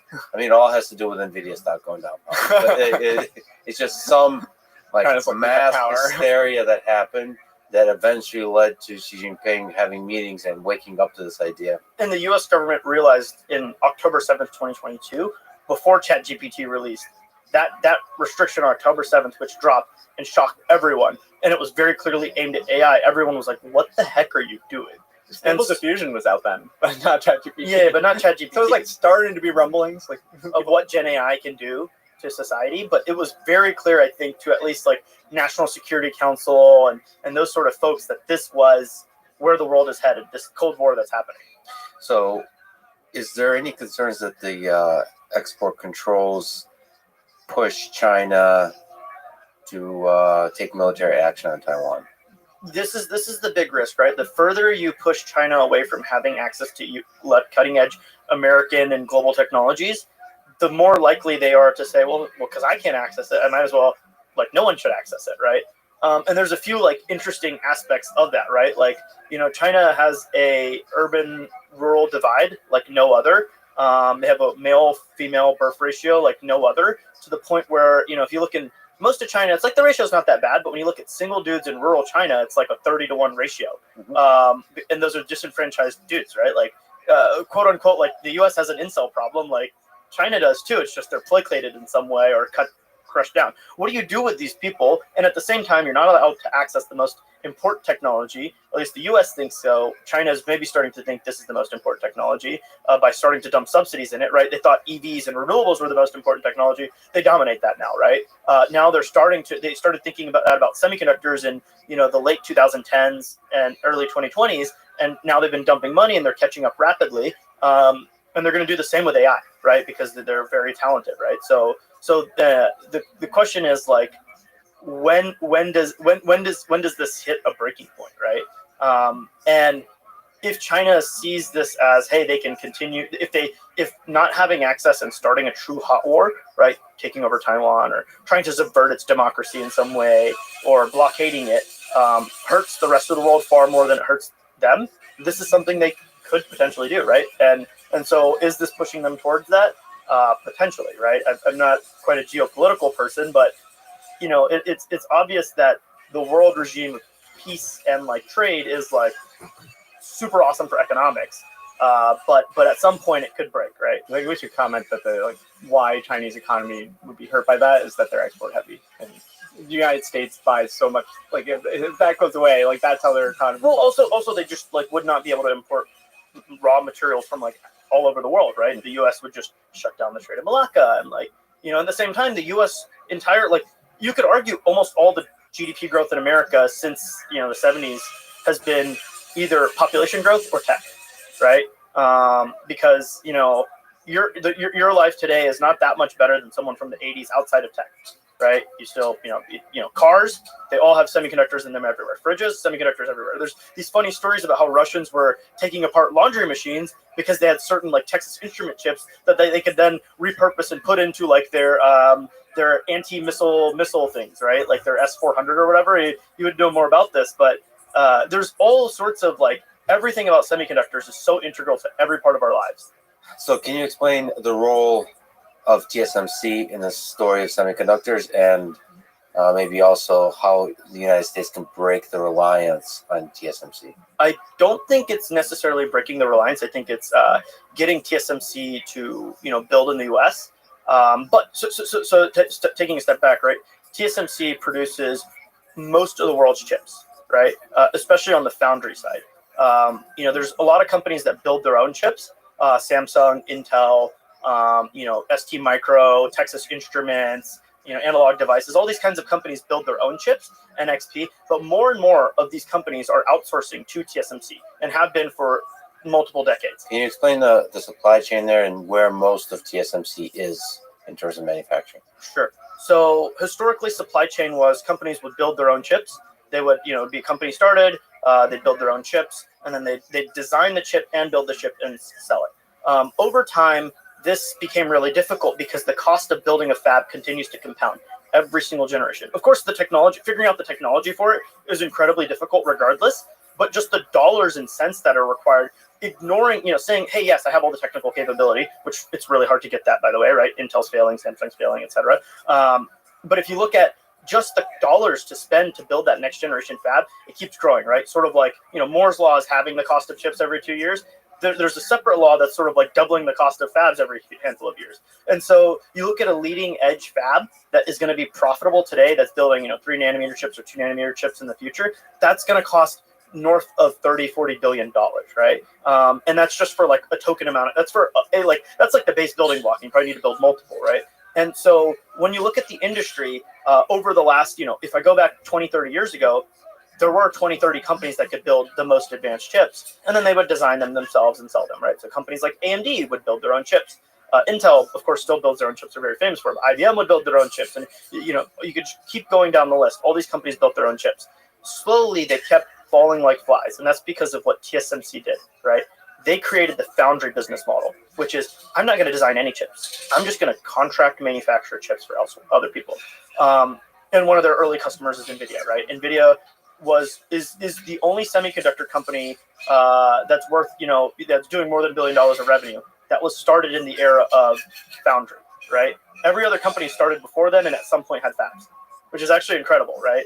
Like AMD and Intel and Broadcom. Such a great fact. It's like everyone had fabs at some point, or some companies like Broadcom, it was like a merger, amalgamation of various companies that rolled up. But even today, Broadcom has fabs, right? They built iPhone RF radio chips sort of in Colorado for Apple, right? Like there's all these companies had fabs, and for most of the fabs, they threw them away or sold them off, or they got rolled into something else. And now everyone relies on TSMC, right? Including Intel. Their latest PC chip uses TSMC chips, right? It also uses some Intel chips, but it uses TSMC process. Can you explain why the foundry model is so successful for these companies? Why are they going with Economies of scale?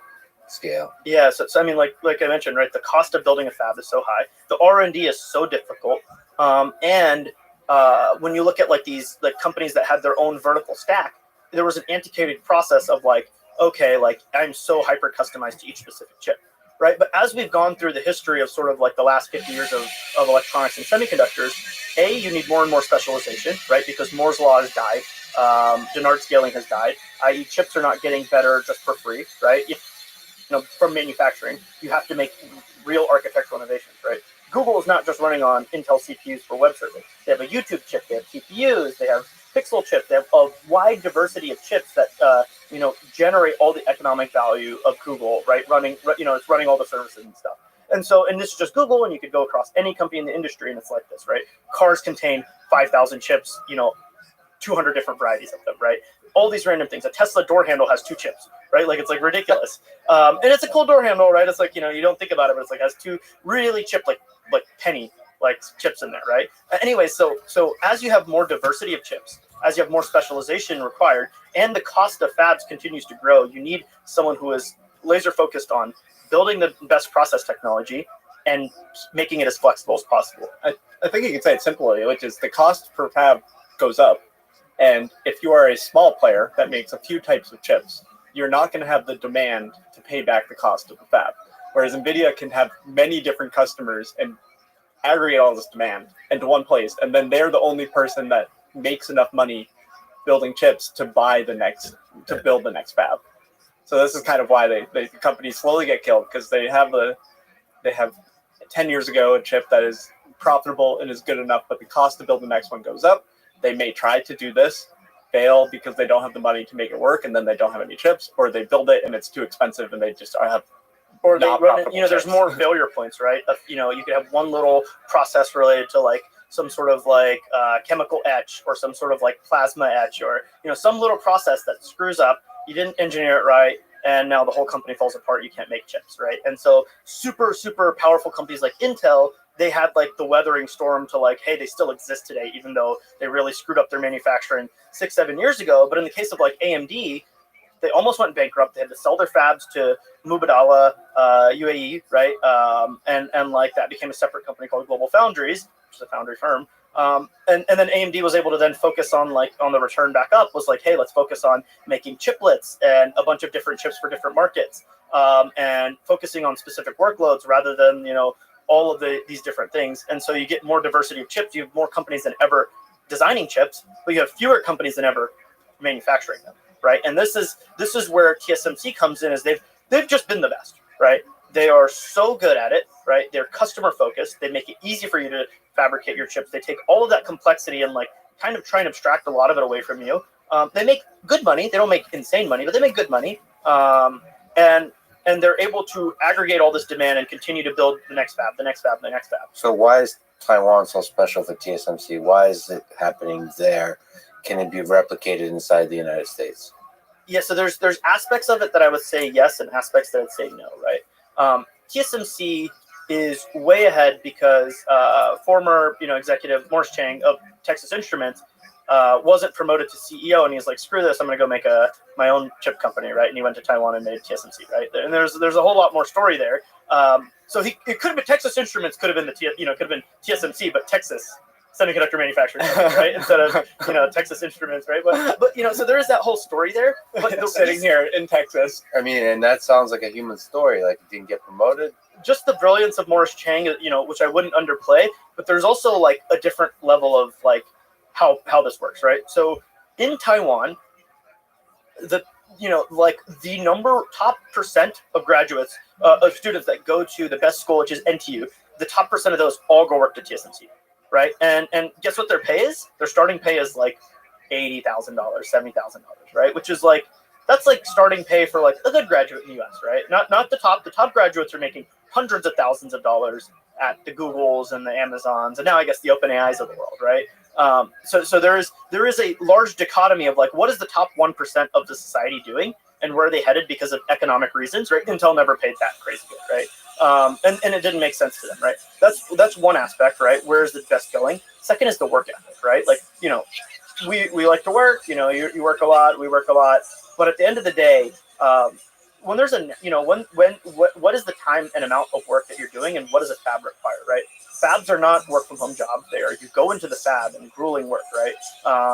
There's hey, if there is any amount of vibration, right? An earthquake happens, vibrates the machines. They're all, they're either broken, you've scrapped some of your production, and then in many cases they're like not calibrated properly. So when TSMC, when there's an earthquake, right? Recently there's been an earthquake.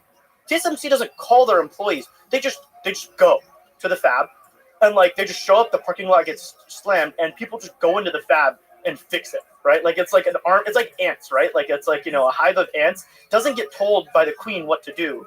the ants just know. It's like one person just specializes on these one task, and it's like you're going to take this one tool, and you're the best person in the world, and this is what you're going to do for your whole life. Is this one task in the fab, which is like some special chemistry plus nano manufacturing on one line of tools that continues to get iterated. And yeah, it's like specific plasma etch for removing silicon dioxide, right? That's all you focus on your whole career. And it's like such a specialized thing. And so it's not like the tasks are transferable. AI today is awesome because like people can pick it up like that. Semiconductor manufacturing is very antiquated and difficult. None of the materials are online for people to read easily and learn, right? The papers are very dense, and like it takes a lot of experience to learn. And so it makes the barrier to entry much higher too. So when you talk about, hey, you have all these people that are super specialized, they will work, 80 hours a week in a factory, right? In a fab. And if anything goes wrong, they'll go show up in the middle of the night because some earthquake. Their wife's like, there was an earthquake. He's like, great, I'm gonna go to the fab. It's like would you like as an American do that, right? It's like these sorts of things are like what, I guess are the exemplifying like why TSMC is so amazing. Now, can you replicate it in the US? Let's not ignore Intel was the leader in manufacturing for over 20 years. They brought every technology to market first besides EUV. Strained silicon, high-K metal gates, FinFET, and the list goes on and on and on of technologies that Intel brought to market first, made the most money from, and manufactured at scale first, best, highest profit margins, right? So we shouldn't ignore that Intel can't do this, right? It's that the culture has broken, right? You've invested in the wrong things. They said no to the iPhone. They had all these different things regarding like, mismanagement of the fabs, mismanagement of designs, this lockup, right? And at the same time, all these brilliant people, right, these like 50,000 PhDs, or masters that have been working on specific chemical or physical processes or nano manufacturing processes for decades in Oregon, they're still there. They're still producing amazing work. It's just like getting it to the last mile of production at high yield where you can manufacture dozens and hundreds of different kinds of chips, and it's good customer experience has broken, right? It's that customer experience. It's like part of it is like people will say Intel was too pompous in the 2010s, right? They just thought they were better than everyone. The tool guys were like, oh, I don't think that this is mature enough. And they're like, you just don't know, we know, right? This sort of stuff would happen. And so can the U.S. bring leading edge semiconductor manufacturing to the U.S.? Thematically, yes, right? And we are, right? It's happening. Like Arizona is getting better and better as time goes on.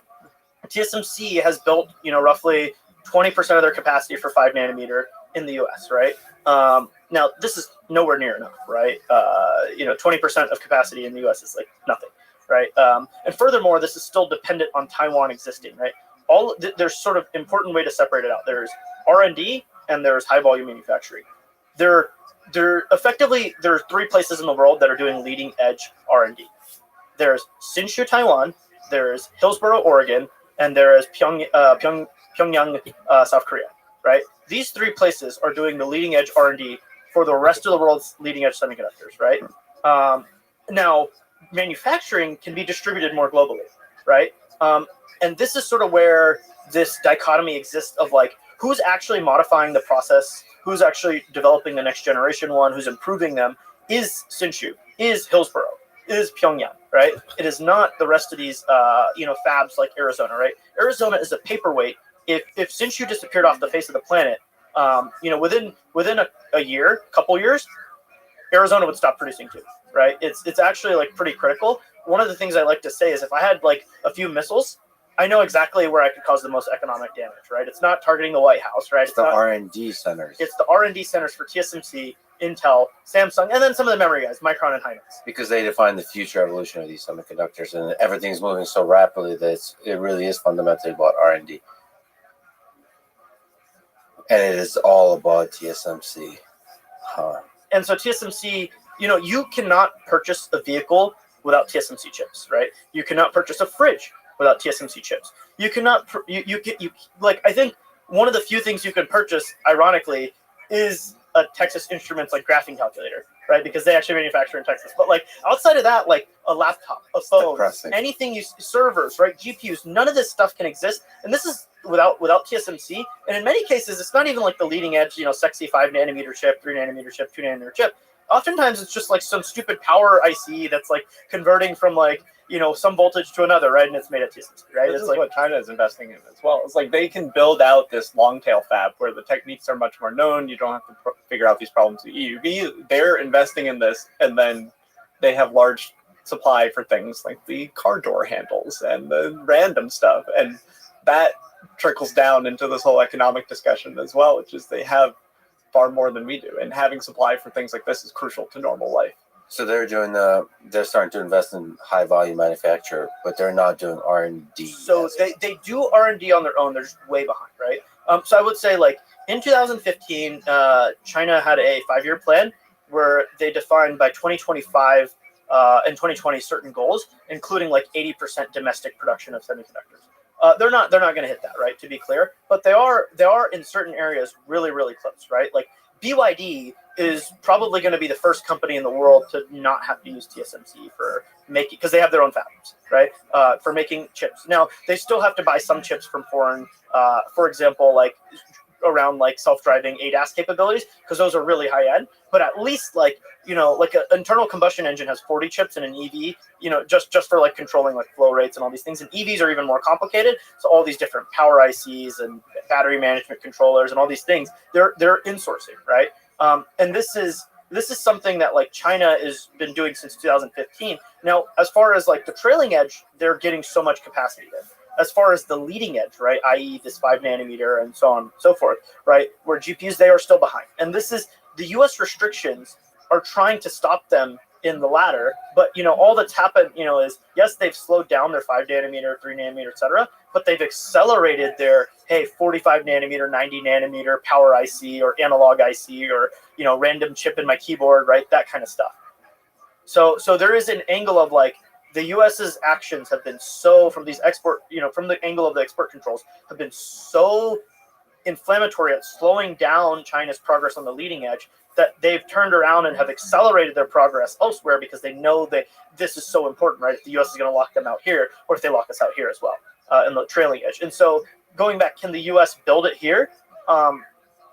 Yes, but it's going to take a ton of money. I truly think like to revolutionize and completely in-source semiconductors would take a decade and $1 trillion. Is some of it also culture? Like you said, extreme competence, extreme work ethic in Taiwan. I think if you have the demand and the money is on the line, the American companies figure it out. It's going to take hand-holding with the government, but I think that the culture helps TSMC break through, and it's easier for them. TSMC has some like 90,000 employees, right? It's not actually that insane amount. The Arizona fab has 3,000 from Taiwan. And these people, like their wives were like, yeah, we're not going to have kids unless you sign up for the Arizona fab. We go to Arizona and we have our kids there. There's also a Japan fab where the same thing happened, right? So like these wives just drove like these dudes to like go to Japan or America to have the kids there. And it's like it's an element of culture. Yeah, sure. Taiwan works that hard, but also like the U.S. has done it in the past. They could do it now, right? We can just import the best people in the world if we want to. That's where the immigration conversation is a tricky one, and there's been a lot of debate over that. But yeah, it seems absurdly controversial to import the best people in the world. I don't understand why it's controversial. That's one of the ways of winning. Sure, we agree with you. And like even if you can't import those people, I still think you could do a lot to manufacture most of it in the U.S. if the money's there, right? And so it's just way more expensive. It's not profitable for a long time. And that's the context of like the CHIPS Act is only like $50 billion relative to some of the renewable initiatives that were passed in the Inflation Reduction Act and the Infrastructure Act, which total in the hundreds of billions of dollars, right? And so like the amount of money that the U.S. is spending on the semiconductor industry is nothing, right? Whereas all these other countries have structural advantages in terms of like work ethic and amount of work and like things like that, but also a number of STEM graduates, the percentile of their best going to that, right? But they also have like differences in terms of like, hey, there's just tax benefits in the law and have been in the law for 20 years, right? And then some countries have massive subsidies, right? China has something like $200 billion of semiconductor subsidies a year. We're talking about $50 billion in the US over like 6, right? So the girth or difference in like the subsidy amounts is also huge, right? And so I think Trump has been talking about tariffing Taiwan recently. That's sort of like one of these things that's like, oh, okay, well, like maybe he doesn't want to subsidize the U.S. semiconductor industry.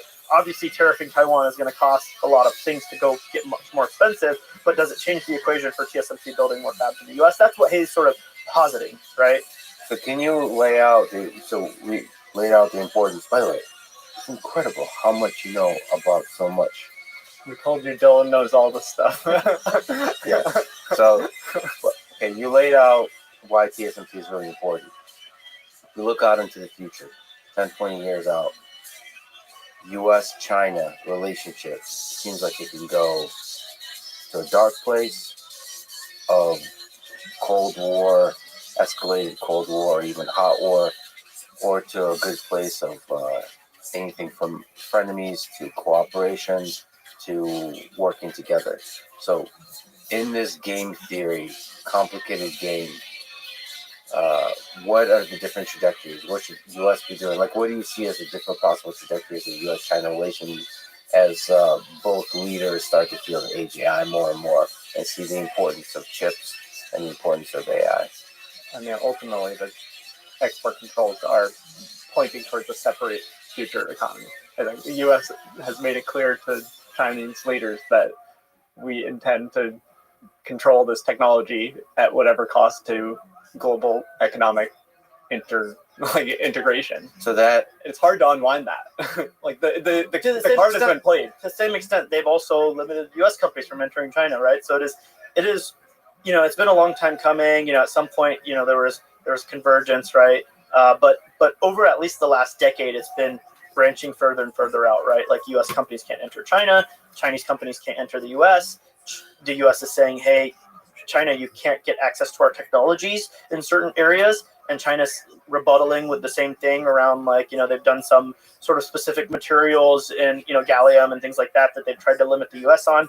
There's a U.S. drone company that's not allowed to buy batteries, and they have like military customers, and this drone company just tells the military customers, like, hey, just get it from Amazon because I can't actually physically get them, right? Like, there's all these things that are happening that point to further and further divergence. I have zero idea, and I would love if we could all hold hands and sing Kumbaya, but like, I have zero idea how that could possibly happen. Is the divergence good or bad for avoiding war? Is it possible that the divergence in terms of manufacture of chips, of training AI systems, is actually good for avoiding military conflict? It's an objective fact that the world has been the most peaceful it has ever been when there are global hegemons, right? Or regional hegemons, right? In historical context, right? The Mediterranean was the most peaceful ever when the Romans were there, right? China had very peaceful and warring times, and the peaceful times were when dynasties had a lockhold over not just themselves, but all their tributaries around them, right? And likewise, the most peaceful time in human history has been when the U.S. was the global hegemon, right? The last decades. Now we've sort of seen things start to slide, right? With Russia, Ukraine, with what's going on in the Middle East, and Taiwan risk. All these different things are starting to bubble up. Still, objectively, extremely peaceful. Now, what happens when it's not one global hegemon, but it's two? Obviously, and China will be competitive or even overtake the U.S. like it's possible, right? And so this change in global hegemony, I don't think it ever happens like super peacefully, right? When empires fall, right, which is a possible trajectory for America, they don't fall gracefully, right? Like they don't just slide out of irrelevance. Usually there's a lot of shaking. And so, what the U.S. is trying to do is maintain its top position, and what China is trying to do is become the top position, right? And obviously there's butting of heads here, in the most simple terms. And that could take shape in all kinds of ways, including proxy wars. And that seems like it's already happening. Like, as much as I want there to be centuries of prolonged peace, it does not. It looks like further instability internationally is ahead. And the U.S. is like sort of like current task is like, hey, if we control AI, if we're the leader in AI, then and AI could significantly accelerates progress, then we can maintain the global hegemony position, and therefore I hope that works. And as an American, kind of like, okay, I guess that's going to lead to peace for us. Now, obviously, other people around the world get affected negatively. Obviously, the Chinese people are not going to be in as advantageous of a position if that happens. But this is sort of the reality of like what's being done and the actions that are being carried out. So can we go back to the specific detail of the different hardware? There's this nice graphic in the export controls. of which GPUs are allowed to be exported and which are not? Can you kind of explain the difference? Like, is there, from a technical perspective, are the H20s promising? Yeah, so this goes, and I think we'd have to we need to dive really deep into the reasoning aspect and what's going on there. But the H20, the U.S. has gone through multiple iterations of the export controls, right? This H800 was at one point allowed back in 23, but then it got canceled. And by then, DeepSeek had already built their cluster of, they claim 2K. I think they actually have many more, something like 10K of those. And now this H20 is the legally allowed chip, right? NVIDIA shipped 1 million of these last year to China, right? For context, it was 4 or 5 million GPUs, right? So the percentage of GPUs that were this China-specific H20 is quite high, right? Roughly 20%, 25%, right? 20% or so. And so this H20 has been neutered in one way, but it's actually upgraded in other ways, right? And you could think of chips along 3 axes for AI, right? Ignoring software stack and exact architecture, just raw specifications. There's floating point operations, right? Flops. There is memory bandwidth, i.e., and memory capacity, right? I/O, right? Memory, and then there is interconnect, right? Chip-to-chip interconnections. All 3 of these are incredibly important for making AI systems, right? Because AI systems involve a lot of compute. They involve a lot of moving memory around, whether it be to memory or to other chips, right? And so these 3 vectors, the U.S. initially had had 2 of these vectors controlled and one of them not controlled, which was flops and interconnect bandwidth were initially controlled. And then they said, no, we're going to remove the interconnect bandwidth and just make it a very simple, only flops.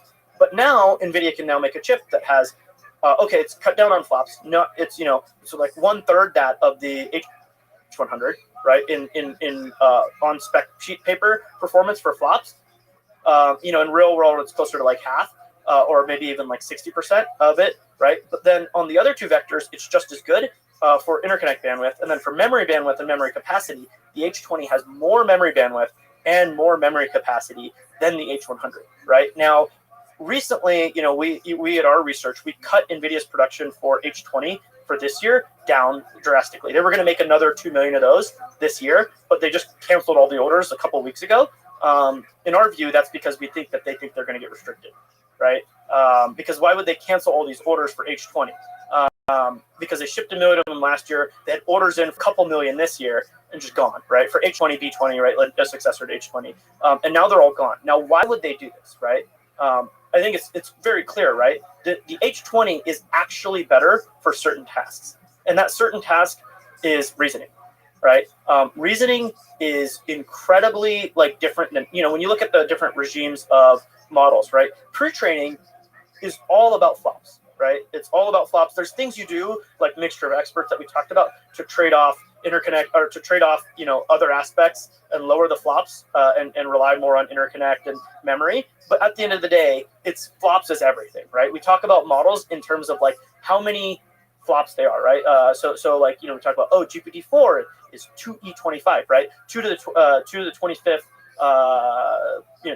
25 zeros, right? Flop, right? Floating point operations for training, right? And we're talking about the restrictions for the 2E24, right? Whatever. The U.S. has an executive order that Trump recently unsigned, but which was, hey, 1E26, once you hit that number of floating point operations, you must notify the government. And you must share your results with us, right? There's a level of model where the U.S. government must be told, right? And that's 1E26. And so as we move forward, this is an incredibly important. Flop is the vector that the government has cared about historically, but the other 2 vectors are arguably just as important, right? And especially when we come to this new paradigm, which the world is only just learning about over the last 6 months, right? Reasoning. And do we understand firmly which of the 3 dimensions is best for reasoning? So interconnect, the flops don't matter as much. Is it memory? Memory, right? Yeah. So we're going to get into technical stuff real I would fast. say there's 2 articles in this one that I could show, maybe graphics that might be interesting for you to pull up.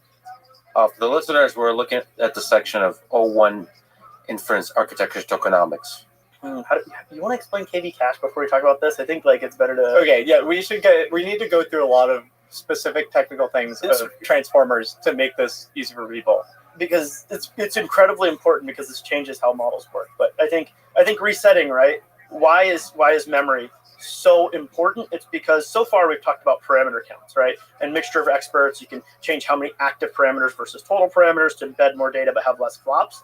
But more important, another aspect of, what's part of this humongous revolution in the last handful of years is the transformer, right? And the attention mechanism. Attention mechanism is that the model understands the relationships between all the words in its context, right? And that is separate from the parameters themselves, right? And that is something that you must calculate, right? How each token, right, each word in the context length is relatively connected to each other, right? And I think Nathan, you can explain KV cache better. KV cache is one of the optimizations. Yeah, so the attention operator has 3 core things. It's queries, keys, and values. QKV is the thing that goes into this. You'll look at the equation, you see that these matrices are multiplied together.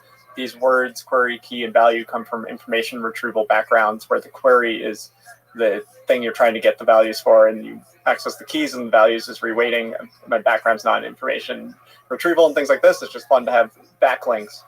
And what effectively happens is that when you're doing these matrix multiplications, you're having matrices that are of the size of the context length, so the number of tokens that you put into the model. And the KV cache is effectively some form of compressed representation of all the previous tokens in the model. So when you're doing this, we talk about autoregressive models, you predict 1 token at a time. You start with whatever your prompt was, you ask a question, who was the president in 1825? The model then is going to generate its first token. For each of these tokens, you're doing the same attention operator where you're multiplying these query, key, value matrices, but the math is very nice so that when you're doing this repeatedly, this KV cache, this key value operation, you can keep appending the new values to it. So you keep track of what your previous values you're inferring over in this autoregressive chain. You keep it in memory the whole time. And this is a crucial thing to manage when serving inference at scale. There are far bigger experts in this, and there are so many levels of detail that you can go into. Essentially, one of the key quote-unquote drawbacks of the attention operator and the transformer is that there is a form of quadratic memory cost in proportion to the context length. So as you put in longer questions, the memory used in order to make that computation is going up in the form of a quadratic.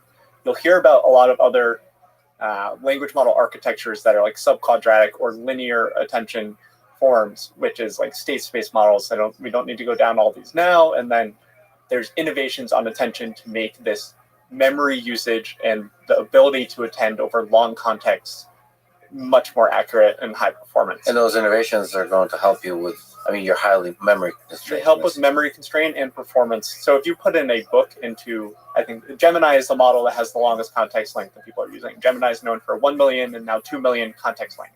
You put a whole book into Gemini and sometimes it'll draw facts out of it. It's not perfect. They're getting better. But so there's 2 things. It's like, one, to be able to serve this on the memory level. Google has magic with their TPU stack where they can serve really long contexts. And then there's also many decisions along the way to actually make long context performance work. This applies to data. There's subtle changes to these computations in attention, and it changes the architecture. But serving long context is extremely memory constrained, especially when you're making a lot of predictions. I actually don't know why input and output tokens are more expensive, but I think essentially output tokens, you have to do more computation because you have to sample from the model. I can explain that. So today, if you use a model, like you look at an API, OpenAI charges, a certain price per million tokens, right? And that price for input and output tokens is different, right? And the reason is that there is, when you're inputting a query into the model, right? Let's say you have a book, right? That book, you must now calculate the entire KV cache for, right? This key value cache. And so when you do that, that is a parallel operation. All of the tokens can be processed at one time. And therefore, you can dramatically reduce how much you're spending, right? The flop requirements for generating a token and an input token are identical, right? If I input 1 token or if I generate 1 token, it's completely identical. I have to go through the model, right? But the difference is that I can do that input, i.e. the prefill, i.e. the prompt, simultaneously in a batch nature, right? And therefore it is all flop. I think the pricing model mostly they use is for input tokens is about 1/4 the price of the output token. Correct. But then output tokens, the reason why it's so expensive is because I can't do it in parallel, right? It's auto-regressive. Every time I generate a token, I must not only read the whole entire model into memory, right, and activate it, right, go calculate it to generate the next token. I also have to read the entire KV cache. And I generate a token, and I append that one token I generated and its KV cache, and then I do it again, right? And so therefore, this is a non-parallel operation.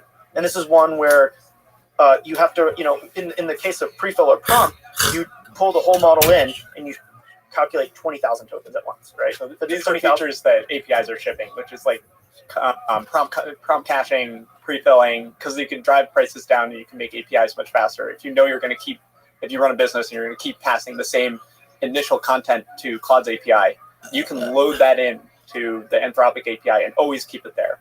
But it's very different than we're kind of leading to the reasoning models, which we showed this example earlier and read some of this kind of mumbling stuff. And what happens is that the output context length is so much higher. And I learned a lot about this from Dylan's work, which is essentially as the output length gets higher, you're writing this quadratic in terms of memory used.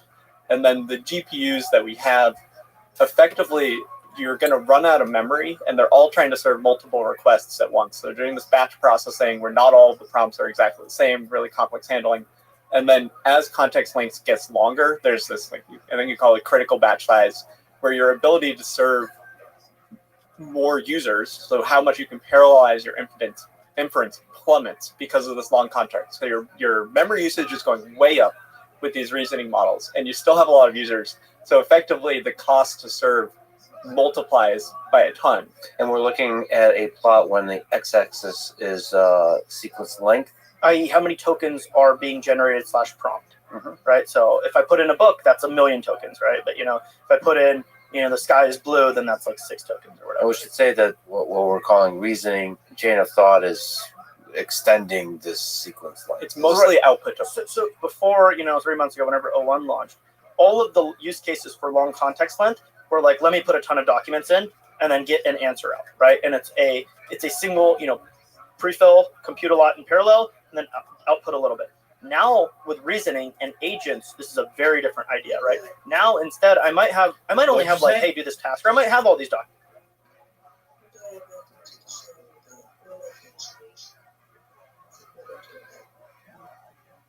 Go take a shower.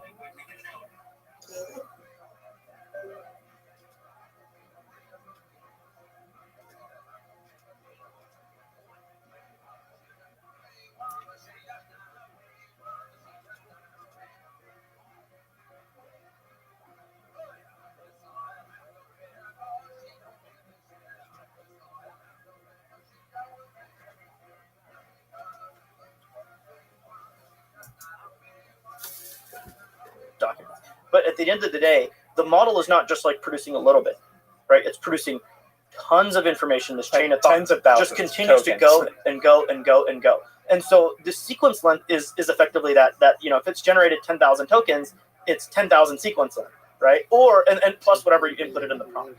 And so what this chart is showing, and it's a logarithmic chart, right, is as you go from 1K to 4K or 4K to 16K, the memory requirements grow so fast for your KV cache that you end up not being able to run a certain number of, your sequence length is capped, or the number of users you Let's say the model. So this is showing for a 405B model in batch size 64. Llama 31405B. Yeah, and batch size is crucial to essentially you want to have higher batch size to parallel your throughput. 64 different users at once, right? Yeah. And therefore your serving costs are lower, right? Because the server costs the same, right? This is 8 H100s, roughly $2 an hour per GPU. That's $16 an hour, right? That is like somewhat of a fixed cost. You can do things to make it lower, of course, but it's like $16 an hour. Now, how many users can you serve? How many tokens can you generate? And then you divide the two, and that's your cost, right? And so with reasoning models, this is where a lot of the complexity comes about and why memory is so important. Because if you have limited amounts of memory, then you can't serve so many users. If you have limited amounts of memory, your serving speeds get lower, right? And so your costs get a lot worse. Because all of a sudden, if I was used to, hey, on this $16 an hour server, I'm serving Llama 405B, or if I'm serving, DeepSeek V3, And it's all chat style applications, i.e., we're just chit-chatting. The sequence lengths are few thousand, right? When you use a language model, it's a few thousand context length most times. Sometimes you're dropping a big document, but then you process it, you get your answer, you throw it away, right? You move on to the next thing, right? Whereas with reasoning, I'm now generating tens of thousands of tokens in sequence, right? And so this memory, this KV cache has to stay resident. And you have to keep loading it. You have to keep it in memory constantly. And now this butts out other users, right? If there's now a reasoning task, right, and the model is capable of reasoning, then all of a sudden, that memory pressure means that I can't serve as many users simultaneously. Let's go into DeepSeek again. So we're in the post DeepSeek R1 time, I think, and there's two sides to this market watching how hard it is to serve it. On one side, we're going to talk about DeepSeek themselves. They now have a chat app that got to #1 on the App Store. Disclaimer, #1 on the App Store is measured by velocity, so it's not necessarily saying that more people have the DeepSeek app than the ChatGPT app. Yeah. But it is still remarkable. Claude has never hit #1 on the App Store, even though everyone in San Francisco is like, oh my God, you got to use Claude, don't use ChatGPT. So DeepSeek hit this. They also launched an API product recently where you can ping their API and get these super long responses for R1 out. At the same time as these are out, we'll get to what's happened to them.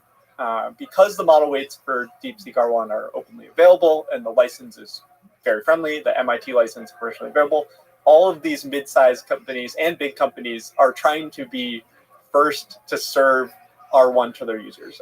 We were trying to evaluate R1 because we have really similar research going on. We released the model and we're trying to compare to it. And out of all the companies that are quote unquote serving R1, and they're doing it at prices that are way higher than the DeepSeek API, most of them barely work, and the throughput is really low. To give context, right? One of the parts of like freaking this out was like trying to reach the capabilities. The other aspect is they did it so cheap, right? And the so cheap, we kind of talked about on the training side why it was so cheap. Yeah, let's talk about why it's so cheap on the inference. It works well and it's cheap. Why is R1 so damn cheap? So I think there's a couple factors here, right? One is that they do have model architecture innovations, right? This MLA, this new attention that they've done is different than the attention from attention is all you need, the transformer attention, right?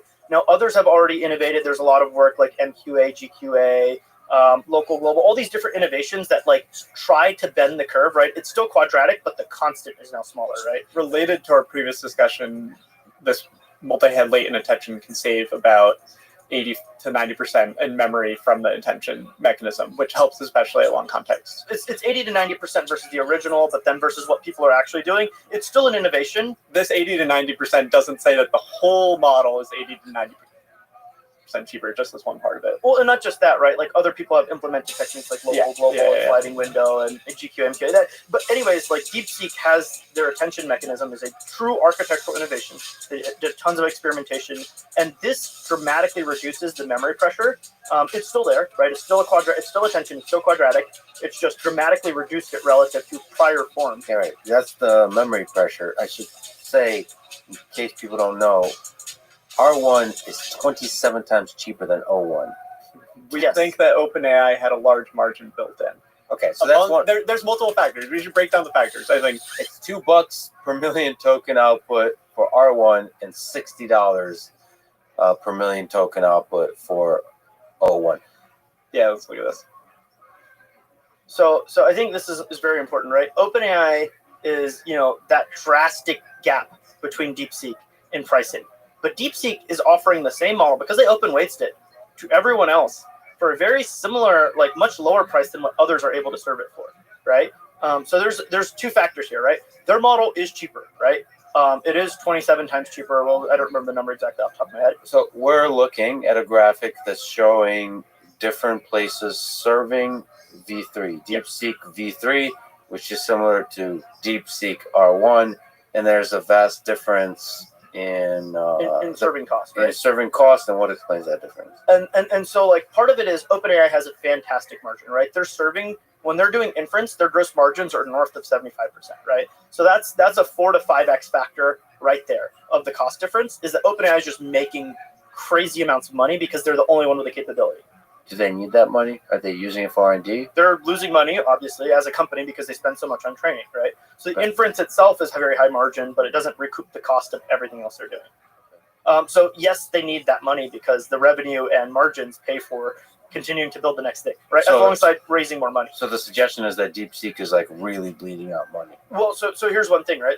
We'll get to this in a second, but like DeepSeek doesn't have any capacity to actually serve the model. They stopped signups. The ability to use it is like non-existent now, right? For most people, because so many people are trying to use it, they just don't have the GPUs to serve it, right? OpenAI has hundreds of thousands of GPUs between them and Microsoft to serve their models. DeepSeek has a factor of much lower, right? You know, even if you believe our research, which is 50,000 GPUs, and a portion of those are for research, portion of those are for the hedge fund, right? They still have nowhere close to the GPU volumes and capacity to serve the model, right, at scale. So it is cheaper. A part of that is OpenAI making a ton of money. Is DeepSeek making money on their API? Unknown. I don't actually think so. And part of that is this chart, right? Look at all the other providers, right? Together AI, Fireworks AI are very high-end companies, right? XMeta, Together AI is Friedal and the inventor of like flash attention, right? Which is a huge efficiency technique, right? They're very efficient, good companies, and they're and I do know those companies make money, right? Not tons of money on inference, but they make money, and so they're serving at like a 5 to 7x difference in cost, right? And so, you know, now when you equate, okay, OpenAI is making tons of money, that's like a 5x difference. And the companies that are trying to make money for this model is like a 5x difference. There is still a gap, right? There's still a gap, and that is just DeepSeek being really freaking good, right? The model architecture, MLA, the way they did the MOE, all these things. There is like legitimate just efficiency differences. Like all their low-level libraries that we talked about in training, some of them probably translate to inference, and those weren't released. So we may go a bit into conspiracy land, but is it possible the Chinese government is subsidizing DeepSeek? I actually don't think they are. I think when you look at the Chinese labs, there's Huawei has a lab, Moonshot AI. There's a couple other labs out there that are really close with the government, and then there's labs like Alibaba and DeepSeek, which are not close with the government. And you know, we talked about the CEO, this like reverent figure who's like quite different, who has like Sounds awesome. very different like viewpoints based on the Chinese interviews that are translated than what the CCP might necessarily want. Now, to be clear, right? Does he have a loss leader because he can fund it through his hedge fund? Yeah, sure. So the hedge fund might be subsidizing it. Yes, I mean they absolutely did, right? Because DeepSeek has not raised much money. They're now trying to raise a round in China, but they have not raised money historically. It's all just been funded by the hedge fund. And he owns like over half the company, like 50-60% of the company is owned by him. Some of the interviews, there's discussion on how like doing this is a recruiting tool. You see this with the American companies too. It's like having GPUs, recruiting tool. Being at the cutting edge of AI, recruiting tool. Open sourcing, recruiting tool. So much talent. They were so far behind, and they got so much talent because they just open source stuff. More conspiracy thoughts. Is it possible, since they're a hedge fund, that they timed everything with this release and the pricing, and they shorted NVIDIA stock and stock of US AI companies, and released it with Stargate, like just perfect timing to be able to make money. Like they released it on Inauguration Day. They know the what is on the international calendar, but I mean, I don't expect them to. If you listen to their motivations for AI, it's like they released V3 on like December 26th. Like who releases the day after Christmas? No one looks, right? They released the papers before this, right? The V3 paper and the R1 paper. So people have been looking at it and been like, wow. And then they just released the R1 model. I think they're just shipping as fast as they can, and like, who cares about Christmas? Who cares about, get it out before Chinese New Year, right? Obviously, which just happened. I don't think they actually were like timing the market or trying to make the biggest splash possible. I think they're just like shipping. I think that's one of their big advantages. We know that a lot of the American companies are very invested in safety, and that is the central culture of a place like Anthropic. And I think Anthropic sounds like a wonderful place to work. But if safety is your number one goal, it takes way longer to get artifacts out. That's why Anthropic is not open sourcing things. That's their claims. But there's reviews internally. Anthropic mentions things to international governments. There's been news of how Anthropic has done pre-release testing with the UK AI Safety Institute. All of these things add inertia to the process of getting things out. And we're on this trend line with progress very high. So if you reduce the time from when your model is done training, you run evals that's good, you want to get it out as soon as possible to maximize the perceived quality of your outputs. DeepSeek does this so well. Dario explicitly said Claude 3.5 Sonnet was trained like 9 months or 9 to 10 months ago. 9 to 10 months ago, and I think it took them another like handful of months to release it, right? So it's like there is there is a significant gap here, right? And especially with reasoning models, the word in the San Francisco street is that like Anthropic has a better model than O3, right? And they won't release it. Why? Because chains of thought are scary, right? And they are legitimately scary, right? If you look at R1, it flips back and forth between Chinese and English. Sometimes it's gibberish, and then the right answer comes out, right? And like for you and I, it's like great, great. I mean, like why people are infatuated with you. Like you telling me this is a high value thing and it works and it's doing this. It's amazing. I mean, you talked about that sort of like chain of thought for that philosophical thing. Which is not something they trained it to be philosophically good. It's just sort of an artifact of the chain of thought training it did. But like that's super important in that like, can I inspect your mind and what you're thinking right now? No. And so I don't know if you're lying to my face. And chain of thought models are that way, right? Like this is a true quote unquote risk between, a chat application where, hey, I asked the model to say, bad words or whatever, or how to make anthrax, and it tells me that's unsafe, sure, but that's something I can get out relatively easily. What if I tell the AI to do a task, and then it does the task all of a sudden randomly in a way that I don't want it, right? And now that has like much more task versus like response is very different, right? So the bar for safety is much higher. At least this is Anthropic's case, right? Like for DeepSeek, they're like, shit, right? Yeah. So I mean, the bar for safety is probably lowered a bit because of DeepSeek. I mean, there's parallels here to the space race. The reason the Soviets probably put a man in space first is because their approach to safety was the bar for safety was lower. And they killed that dog, right, and all these things, right? So it's like less risk averse than the U.S. space program. And there's parallels here, but there's probably going to be downward pressure on that safety bar for the U.S. companies. Right? This is something that Dario talks about. That's the situation that Dario wants to avoid. Is Dario talks to about the difference between a race to the bottom and a race to the top.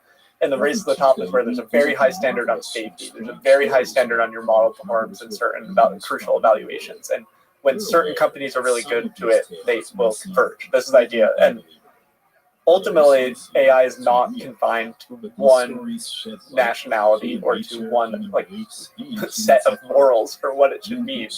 And there's a lot of arguments on should we stop open sourcing models? And if the U.S. stops, it's pretty clear. I mean, it's way easier to see now with DeepSeek that a different international body will be the one that builds it. We talk about the cost of training. DeepSeek has this shocking $5 million number. Think about how many entities in the world can afford 100 times that to have the best open source model that people use in the world. And it's a scary reality, which is that these open models are probably going to keep coming for the time being, whether or not we want to stop them. And it is stopping them might make it even worse and harder to prepare, but it just means that the preparation and understanding what AI can do is just so much more important. That's why I'm here today, but it's letting that sink into people, especially not in AI, is that this is coming. There are some structural things in a global interconnected world that you have to accept. Yeah, you mentioned, you sent me something that Mark Zuckerberg mentioned on the earnings call. He said that I think in light of some of the recent news, the new competitor DeepSeek from China, I think it's one of the things that we're talking about is there's going to be an open source standard globally. And I think for our kind of national advantage, it's important that it's an American standard. So we take that seriously. We want to build the AI system that people around the world are using. And I think that if anything, some of the recent news has only strengthened our conviction that this is the right thing to be focused on. So yeah, open sourcing. Yeah, Mark Zuckerberg is not new to having American values and how he presents his company's trajectory. Their products have long since been banned in China, and I respect the saying it directly. And there's an interesting aspect of just because it's open weights or open source doesn't mean it can't be subverted, right? There have been many open source software bugs that have been for example, there was a Linux bug that was found after 10 years, which was clearly a backdoor, because somebody was like, why is this taking, half a second to load? The recent one. Right? Why is this taking half a second to load? And it was like, oh crap, there's a backdoor here. That's why, right? And it's this is very much possible with AI models, right? Today, the alignment of these models is very clear, right? I'm not going to say, bad words. I'm not going to teach you how to make anthrax. I'm not going to talk about Tiananmen Square.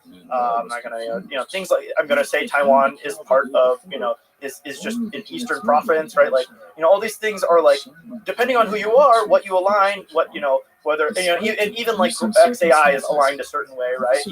They might be, it's not aligned in the like woke sense, it's not aligned in the like pro-China sense, but there is certain things that are imbued within the model. Now, when you release this publicly in an instruct model that's open weights, this can then proliferate, right? But as these systems get more and more capable, what you can embed deep down in the model is not as clear, right? And so that is like one of the big fears is like, if an American model or a Chinese model is the top model, right, you're going to embed things that are unclear. And it can be unintentional too, right? Like British English is dead because American LLMs won, right? And the internet is American, and therefore like color is spelled the way Americans spell it, right? And this is just strong words right now. this is just the factual nature of the LLMs. It's like carpet teach me that English is the hottest programming language, and that English is defined by a bunch of companies that primarily are in San Francisco. The right way to spell optimization is with a Z. Just in case people. I think it's an S in British English. It is. The thing is, taking it to something silly, right? Like something as silly as the spelling, like which British and English, Brits and Americans will like laugh about probably, right? I don't think we care that much. But like some people will. But like this can boil down into like very important topics like, hey, subverting people, right? Chatbots, right? Character AI has shown that they can like, talk to kids or adults, and like it will like people feel a certain way, right? And that's unintentional alignment. But like, what happens when there's intentional alignment deep down on the open source standard? It's a backdoor today for like Linux, right? That we discover, or some encryption system, right? China uses different encryption than NIST defines, the US NIST, because there's clearly, at least they think there's backdoors in it, right? What happens when the models are backdoors not just to computer systems, but to our mind? Yeah, they're cultural backdoors. The thing that amplifies the relevance of culture with language models is that we are used to this mode of interacting with people in back and forth conversation, and we have a very powerful computer system that slots into a social context that we're used to, which makes people we don't know the extent to which people can be impacted by that.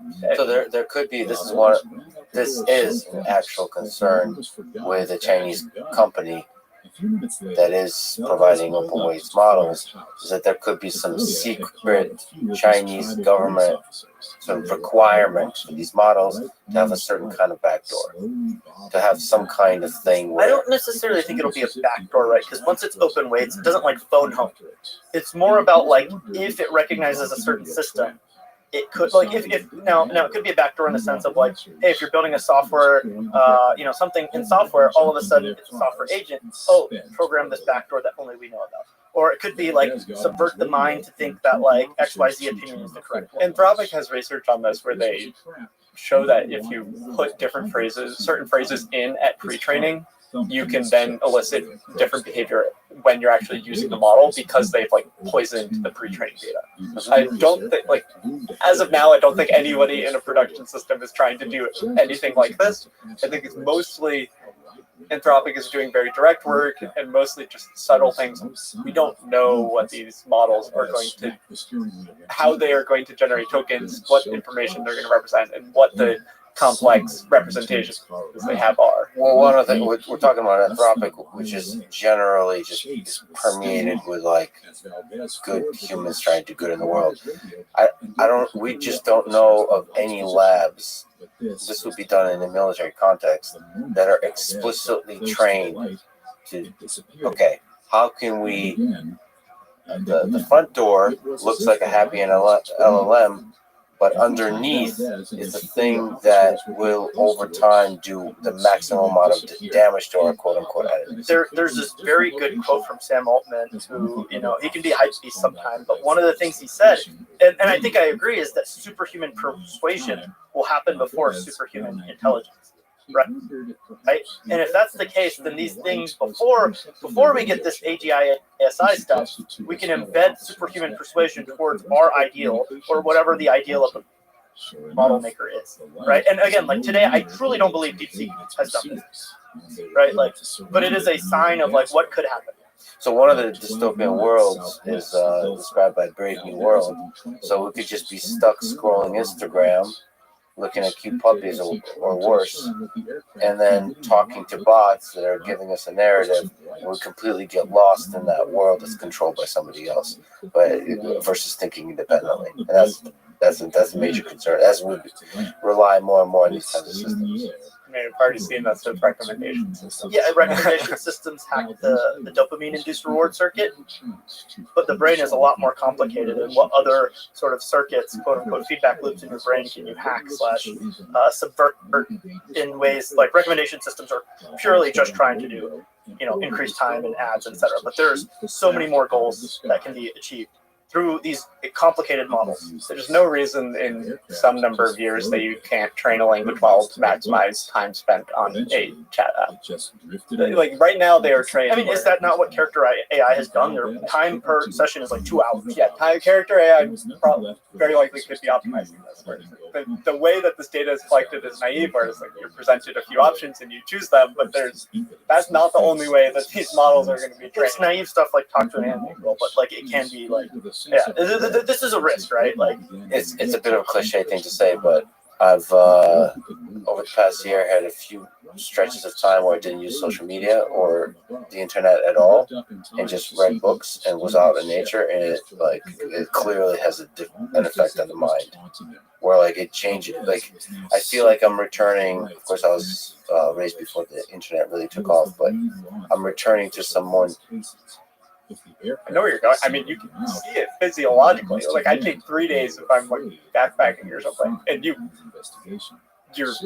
literal like you're breaking down addiction cycles. I feel like I'm more in control of my mind. There feels like a sovereignty of intelligence that's happening when I'm disconnected from the internet.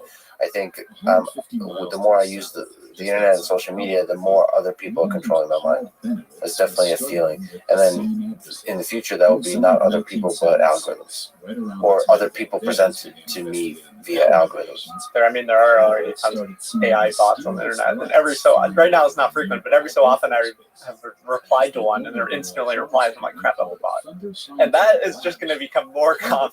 Like they're going to get good. One of the hilarious things about technology over its history is that the illicit adult entertainment industry has always adopted technologies first, right? Whether it was like video streaming, to like where there's now the like sort of like independent adult illicit content creators who have their subscription pages, and there they actually heavily utilize generative AI has already been like fusion models and all that is huge there, but now these subscription-based individual creators do use bots to approximate themselves and chat with their whales. People pay a lot for it, and people pay a lot, right? It's a lot of times it's them, but there are agencies that do this for these creators and do it like on a like mass scale. So the largest creators are like able to talk to hundreds or thousands of like people at a time because of these bots, and so it's already being used there.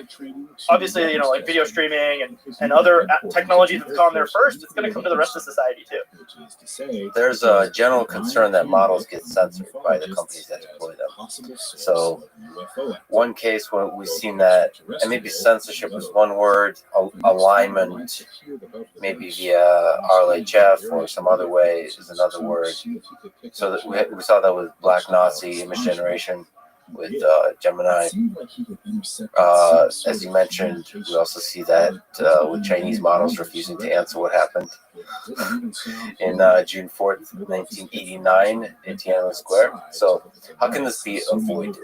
And maybe can you just in general talk about how this happens and how can it be avoided? You can give multiple examples. There's probably a few things to keep in mind here. One is the kind of Tiananmen Square factual knowledge, like how does that get embedded into the models? Two is the Gemini, what you call the Black Nazi incident, which is when Gemini as a system had this extra thing put into it that dramatically changed the behavior. And then three is what most people would call general alignment, RLHF post-training. Each of these have very different scopes in how they are applied.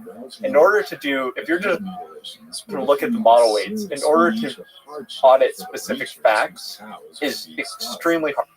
part because you have to comb through the pre-training data and look at all of this, and then that's terabytes of files, and look for very specific words or hints of the words. So I guess one way to say it is that you can insert censorship or alignment at various stages in the pipeline, and what you refer to now is at the very beginning of the data selection. So if you want to get rid of facts in a model, you have to do it at every stage. You have to do it at the pre-training. So most people think that pre-training is where most of the knowledge is put into the model, and then you can elicit and move that in different ways, whether through post-training or whether through systems afterwards. This is where the whole like hacking models comes from, right? Like GPT will not tell you how to make anthrax, but if you try really, really hard, you can eventually get it to tell you about anthrax because they didn't filter it from the pre-training data set, right? But by the way, removing facts has such an ominous, dark feel to it. Almost think it's practically impossible. Because you effectively have to remove them from the internet. You're taking on a... Well, did they remove the thing from the subreddits, the MMMMM? It gets filtered out.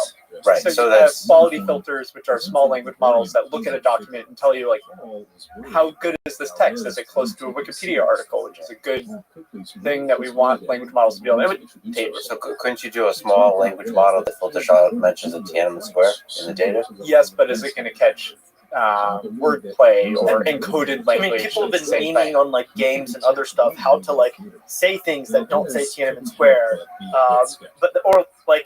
so there's always like different ways to do it. There's, hey, the internet as a whole does tend to just have a slight left bias, right? Because it's always been richer, more affluent, younger people on the internet relative to the rest of the population. So there is already inherently a slight left bias, right, on the internet. And so how do you filter things that are this complicated, right? Is it like, and some of these can be like, factual, non-factual, but like Tiananmen Square is obviously the example of a factual, but it gets a lot harder when you're talking about aligning to a ideal, right? And so Grok, for example, right? Elon's tried really hard to make the model not be super PC and woke, but the best way to do pre-training is to throw the whole freaking internet at it, right? And then later figure out, but then at the end of the day, the model at its core now still has some of these ideals, right? You still ingested Reddit/r/politics, which is probably the largest political discussion board on the world that's freely available and scrape. And guess what? That's left-leaning, right? And so there are some aspects like that you just can't censor unless you try really, really, really, really, really hard. So the base model will always have some TDS, trauma derangement syndrome, because it's trained so much. It'll have the ability to express it. But what if There's a wide representation in the data. This is what happens. It's like a lot of modern, what is called post-training. It's a series of techniques to get the model on rails of a really specific behavior.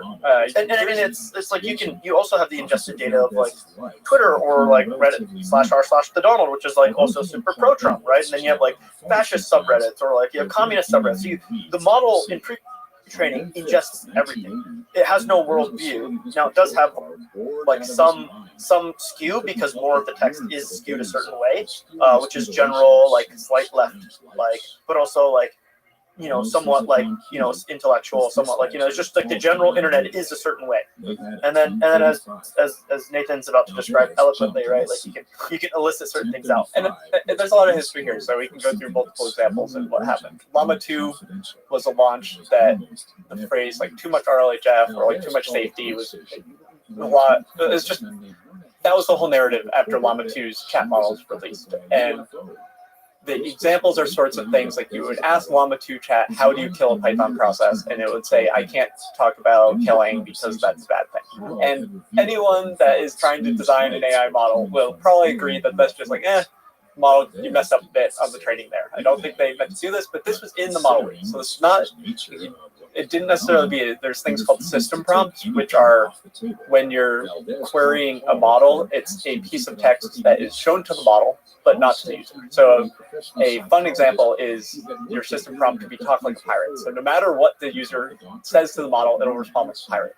In practice, what they are is you are a helpful assistant. You should break down problems. If you don't know about something, don't tell them. Your date cutoff is this, today's date is this. It's a lot of really useful context for how can you answer a question well. And Anthropic publishes their system. Yes, which I think is great. And there's a lot of research that goes into this. And one of your previous guests, Amanda Askell, is probably the most knowledgeable person, at least in the combination of execution and sharing. She's the person that should talk about system prompts and character of models. Yeah, and then people should read these system prompts because you're like trying to nudge, sometimes through extreme politeness, the model to be a certain way. And you could use this for fun things. And we've done tests, which is, what if I tell the model to be a dumb model? Like, which evaluation scores go down? And it's like, we'll have this behavior where it could sometimes like say, oh, I'm supposed to be dumb. And sometimes it's like, it doesn't affect like math abilities as much, but something like if you're trying, it's just the quality of a human judgment would drop to the floor. Let's go back to post-training, specifically RLHF or Mama 2. It was too much safety prioritization was baked into the model weights. This makes you refuse things in a really annoying way for users. It's not great. It caused a lot of awareness to be attached to RLHF that it makes the models dumb and stigmatized the word. It did in AI culture. And as the techniques have evolved, that's no longer the case, where all of these labs have very fine-grained control over what they get out of models through techniques like RLHF. Although different labs are definitely different levels. Like on one end of the spectrum is Google, and then like maybe OpenAI does less and Anthropic does less, and then like on the other end of the spectrum is like XAI, but they all have different forms of RLHF trying to make them a certain way. And they, like, the important thing to say is that no matter how you want the model to behave, these RLHF and preference tuning techniques also improve performance. So on things like math evals and code evals, there is something innate to these, what is called contrastive loss functions. We can start to get into RL here. We don't really need to, but RLHF also boosts performance on anything from a chat task to a math problem to a code problem. So it is becoming a much more useful tool to these labs.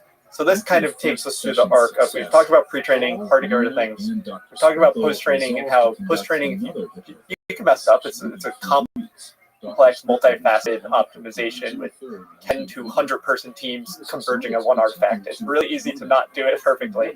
And then there's the third case, which is what we talked about Gemini.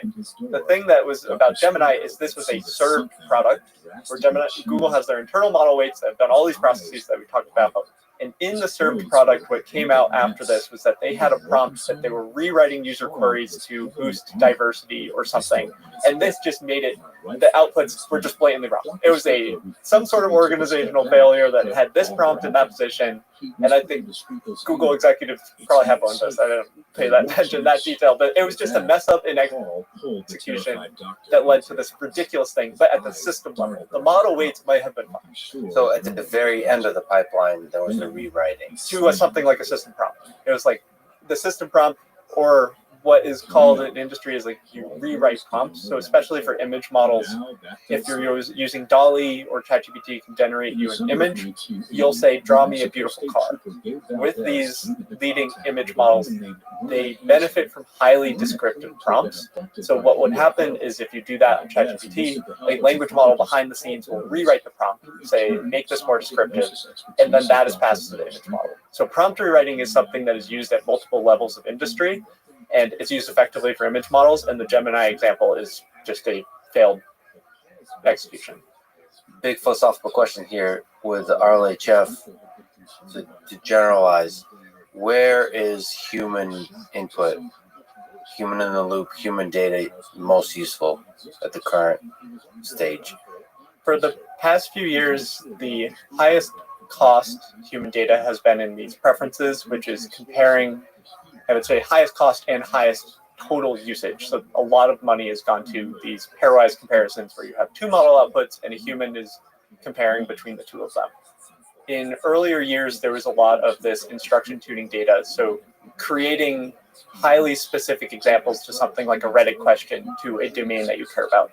Language models used to struggle on math and code. So you would pay experts in math and code to come up with questions and write detailed answers that were used to train the models.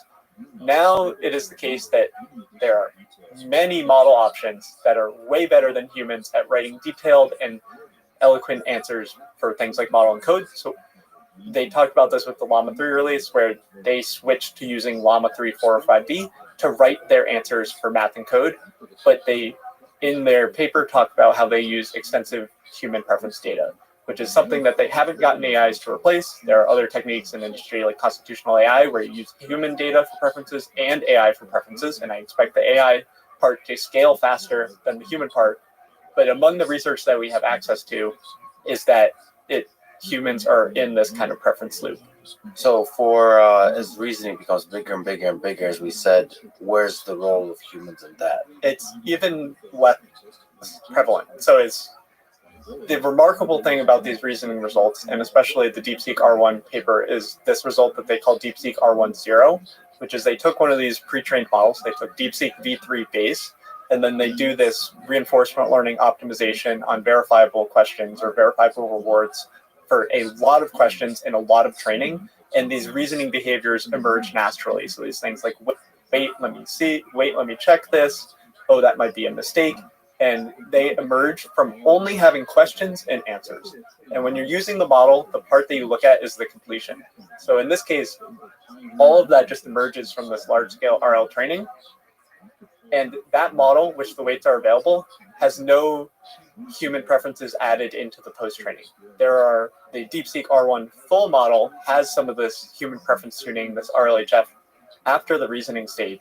But the very remarkable thing is that you can get these reasoning behaviors, and it's very unlikely that there's humans writing out reasoning chains. It's very unlikely that they somehow hacked OpenAI and they got access to OpenAI O1's reasoning chains. It's something about the pre-trained language models and this RL training where you reward the model for getting the question right. And therefore, it's trying multiple solutions, and it emerges this chain of thought. This might be a good place to mention the eloquent and the insightful tweet of the great and the powerful Andrej Karpathy. I think he had a bunch of thoughts, but one of them, last thought, not sure if this is obvious. You know something profound is coming when you're saying it's not sure it's obvious.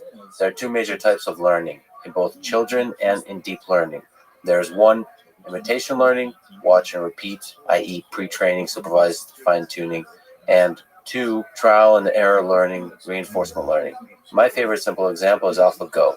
One is learning by imitating expert players. Two is reinforcement learning to win the game.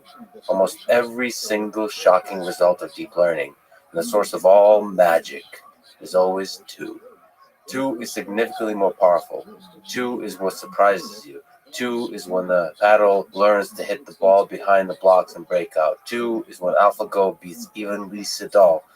And two is the aha moment when the DeepSeek or O1, etc., discovers that it works well to reevaluate your assumptions, backtrack, try something else, etc. It's the solving strategies you see this model use in its chain of thought. It's how it goes back and forth thinking to itself. These thoughts are emergent, 3 exclamation points. And this is actually seriously incredible, impressive, and new, and is publicly available and documented. The model could never learn this with imitation, because the cognition of the model and the cognition of the human labeler is different. The human would never know to correctly annotate these kinds of solving strategies and what they should even look like. They have to be discovered during reinforcement learning as empirically and statistically useful towards the final outcome. Anyway, the AlphaZero sort of metaphor analogy here. Can you speak to that, the magic of the chain of thought that he's referring to? I think it's good to recap AlphaGo and AlphaZero because it plays nicely with these analogies between imitation learning and learning from scratch. So AlphaGo, the beginning of the process was learning from humans, where they started this is the first expert level Go player or chess player in DeepMind series of models where they had some human data. And then why it is called AlphaZero is that there was zero human data in the loop.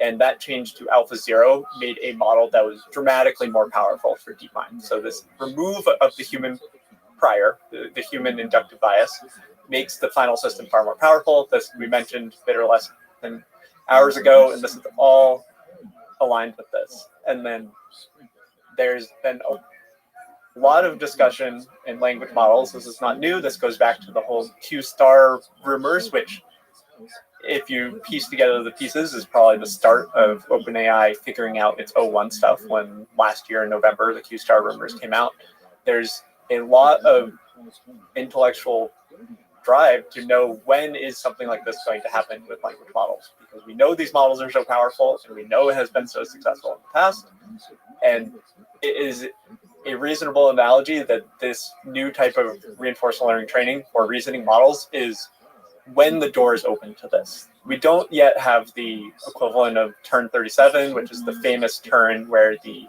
DeepMind's AI playing Go stumped Lee Sedol completely. We don't have something that's that level of focal point, but that doesn't mean that the approach to technology is different and the impact of the general training is still incredibly new. What do you think that point would be? What would be move 37 for chain of thought, for reasoning? Scientific discovery, like when you use this sort of reasoning problem and it just something we fully don't expect. I think it's actually probably simpler than that. It's probably something related to computer use robotics. Rather than science discovery. Because the important aspect here is models take so much data to learn, they're not sample efficient, right? Trillions, they take the entire web, right? Over 10 trillion tokens to train on, right? This would take a human thousands of years to read, right? A human does not, and humans know most of the stuff, a lot of the stuff models know better than it, right? Humans are way, way, way more sample efficient. That is because of the self-play, right? How does a baby learn what its body is? As it sticks its foot in its mouth and it says, oh, this is my body, right? It sticks its hand in its mouth and it calibrates its touch on its fingers with the most sensitive touch thing on its tongue, right? Like, that's how babies learn. And it's just self-play over and over and over and over again. And now we have something that is similar to that, right? With these verifiable proofs, right? Whether it's a unit test in code or a mathematical verifiable task, generate many traces of reasoning, right? And keep branching them out, and then check at the end, hey, which one actually has the right answer? Most of them are wrong, great. These are the few that are right. Maybe we use some sort of reward model outside of this to select even the best one to preference as well. But now you've started to get better and better at these benchmarks. And so you've seen over the last 6 months a skyrocketing in a lot of different benchmarks, right? All math and code benchmarks are pretty much solved, except for frontier math, which is designed to be almost questions that aren't practical to most people, because they're exam level open math problem type things. So it's like on the math problems that are somewhat reasonable, which is like somewhat complicated word problems or coding problems. This is just what Dylan is saying. So the thing here is that these are only with verifiable tasks. We earlier showed an example of the really interesting, like what happens when chain of thought is to a non-verifiable thing. It's just like a human, chatting, right, with a, thinking about what's novel for humans, right, a unique thought. But this task and form of training only works when it's verifiable. And from here, the thought is, okay, we can continue to scale this current training method by increasing the number of verifiable tasks. In math and coding probably has a lot more to go. Math has a lot less to go in terms of what are verifiable things. Can I create a solver that then I generate trajectories toward, or traces towards, reasoning traces towards, and then prune the ones that don't work and keep the ones that do work? Well, those are going to be solved pretty quickly, but even if you've solved math, you have not actually created intelligence, right? And so this is where I think the aha moment of computer use or robotics will come in, because now you have a sandbox or a playground that is infinitely verifiable, right? Did you, messing around on the internet, there's so many actions that you can do that are verifiable. It'll start off with log into a website, create an account, click a button here, blah, blah, blah. But it'll then get to the point where it's, hey, go do a task on Tasker or whatever all these various task websites. Hey, go get hundreds of likes, right? And it's going to fail. It's going to spawn hundreds of accounts. It's going to fail on most of them, but this one got to 1,000. Great. Now you've reached the verifiable thing, and you just keep iterating this loop over and over. And that's when, and same with robotics, right? That's where where you have an infinite playground of tasks, like, hey, did I put the ball in the bucket? All the way to oh, did I build a car, right? There's a whole trajectory to speedrun, or what models can do. But at some point, I truly think that will spawn models, and initially all the training will be in sandboxes. But then at some point, the language model pre-training is going to be dwarfed by what is this reinforcement learning. You'll pre-train a multimodal model that can see, that can read, that can write, blah blah blah, whatever, vision, audio, etc. But then you'll have it play in a sandbox infinitely and figure out math, figure out code, figure out navigating the web, figure out operating a robot arm, right? And then it'll learn so much. And the aha moment, I think, will be when this is available to then create something that's not good, right? Like, oh, cool. Part of it was like figuring out how to use the web. Now, all of a sudden, it's figured out really well how to just get hundreds of thousands of followers that are real and real engagement on Twitter, because all of a sudden, this is one of the things that are verifiable. And maybe not just engagement, but make money. Yes. Like that could be the thing where almost fully automated, it makes $10 million by being an influencer, selling a product, creating the product, like. And I'm not referring to like a hype product, but an actual product. Like, holy shit, this thing created a business. It's running it. It's the face of the business, that kind of thing. Maybe a number one song. Like, it creates the whole infrastructure required to create the song, to be the influencer that represents that song, that kind of thing. And makes a lot of. That could be the move. I mean, our culture respects money in that kind of way, and it's verifiable, right? It's verifiable, right? The bank account can't lie. Exactly. There's surprising evidence that once you set up the ways of collecting the verifiable domain, that this can work. There's been a lot of research before this R1 on math problems, and they approach math with language models just by increasing the number of samples. So you can just try again and again and again, and you look at the amount of times that the language models get it right, and what we see is that even very bad models get it right sometimes. And the whole idea behind reinforcement learning is that you can learn from very sparse rewards. So it doesn't, the space of language and the space of tokens, whether you're generating language or tasks for a robot, is so big that you might say that it's like, the tokenizer for a language model can be like 200,000 things. So at each step, it can sample from that big of a space. So if it can generate a bit of a signal that it can climb onto, that's what the whole field of RL is around, is learning from sparse rewards. And the same thing has played out in math, where it's like very weak models that sometimes generate answers. We see research already that you can boost their math scores. You can do this sort of RL training for math. It might not be as effective, but if you take a 1 billion parameter model, so something 600 times smaller than DeepSeek, you can boost its grade school math scores very directly with a small amount of this training. So it's not to say that this is coming soon. Setting up the verification domains is extremely hard, and there's a lot of nuance in this, but there are some basic things that we have seen before where it's at least expectable that there's a domain and there's a chance that this works. All right, so we have fun things happening in real time. This is a good opportunity to talk about other reasoning models, O1, O3. Just now, OpenAI, as perhaps expected, released O3 Mini. What are we expecting from the different flavors? Can you just lay out the different flavors of the O models and from Gemini, the reasoning model? Something I would say about these reasoning models is we talked a lot about reasoning training on math and code. And what is done is that you have the base model we've talked about a lot on the internet. You do this large-scale reasoning training with reinforcement learning. And then what the DeepSeek paper detailed in this R1 paper, which for me is one of the big open questions on how do you do this, is that they did reasoning heavy but very standard post-training techniques after the large-scale reasoning RL. So they did the same things with a form of instruction tuning through rejection sampling, which is essentially heavily filtered instruction tuning with some reward models. And then they did this RLHF, but they made it math heavy. So some of this transfer, we looked at this philosophical example early on.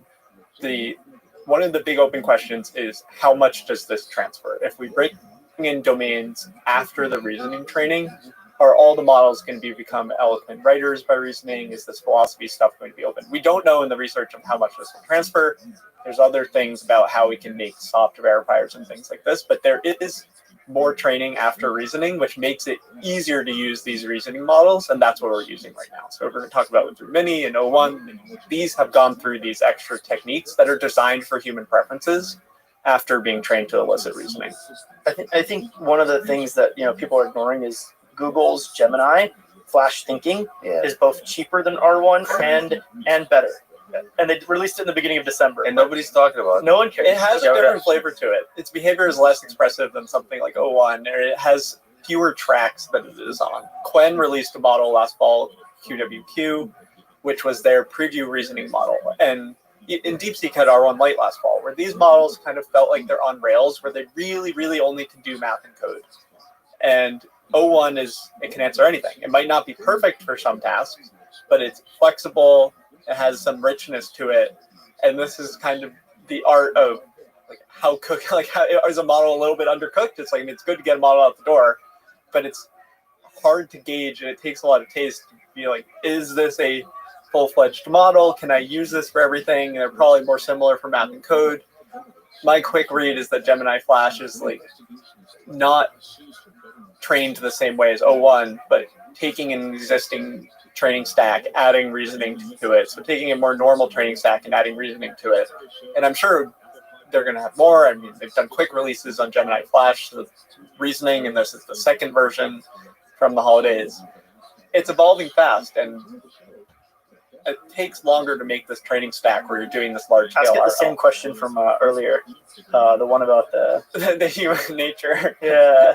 What was the human nature one? The way why I can ramble about this so much is that we've been working on this at AI2 before O1 was fully available to everyone, and before R1, which is essentially using this RL training for fine tuning. We use this in our Tulu series of models, and you can elicit the same behaviors where you say wait and so on, but it's so late in the training process that this kind of reasoning expression is much later. So there's essentially a gradation, and just how much of this RL training you put into it determines how the output looks. So we're now using Gemini 2.0 Flash Thinking Experimental 121. It summarized the prompt as humans self-domesticated apes. Okay. All right. So wait, is this revealing the reasoning? Here's why this is novel. Okay. Click to expand.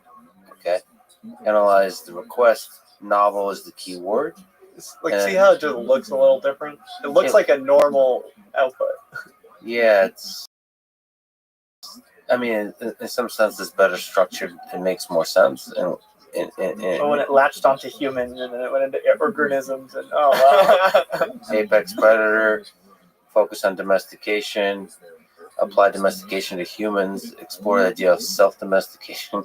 Not good. Not good. Where is this going?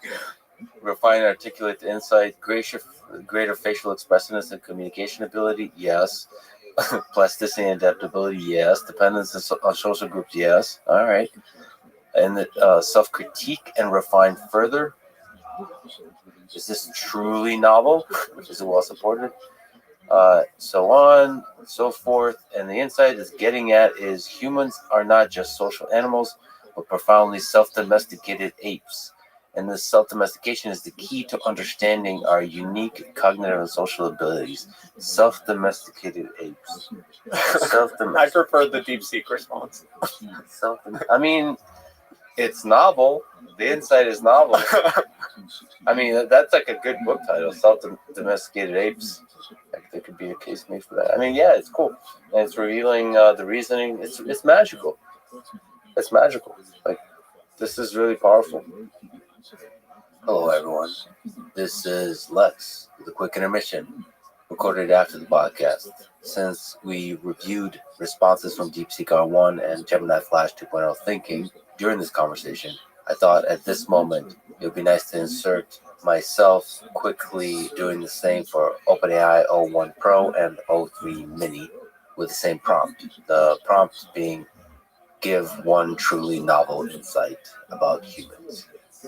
And I thought I would, in general, give my vibe check and vibe-based anecdotal report on my own experiences with the new O3 Mini model, now that I got a chance to spend many hours with it in different kinds of contexts and applications. So I would probably categorize this question as, let's say, open-ended philosophical question, and in particular, the emphasis on novelty, I think is a nice way to test one of the capabilities of the model, which is come up with something that makes you pause and almost surprise you with brilliance. So that said, my general review after running each of the models on this question a bunch of times is that O1 Pro consistently gave brilliant answers.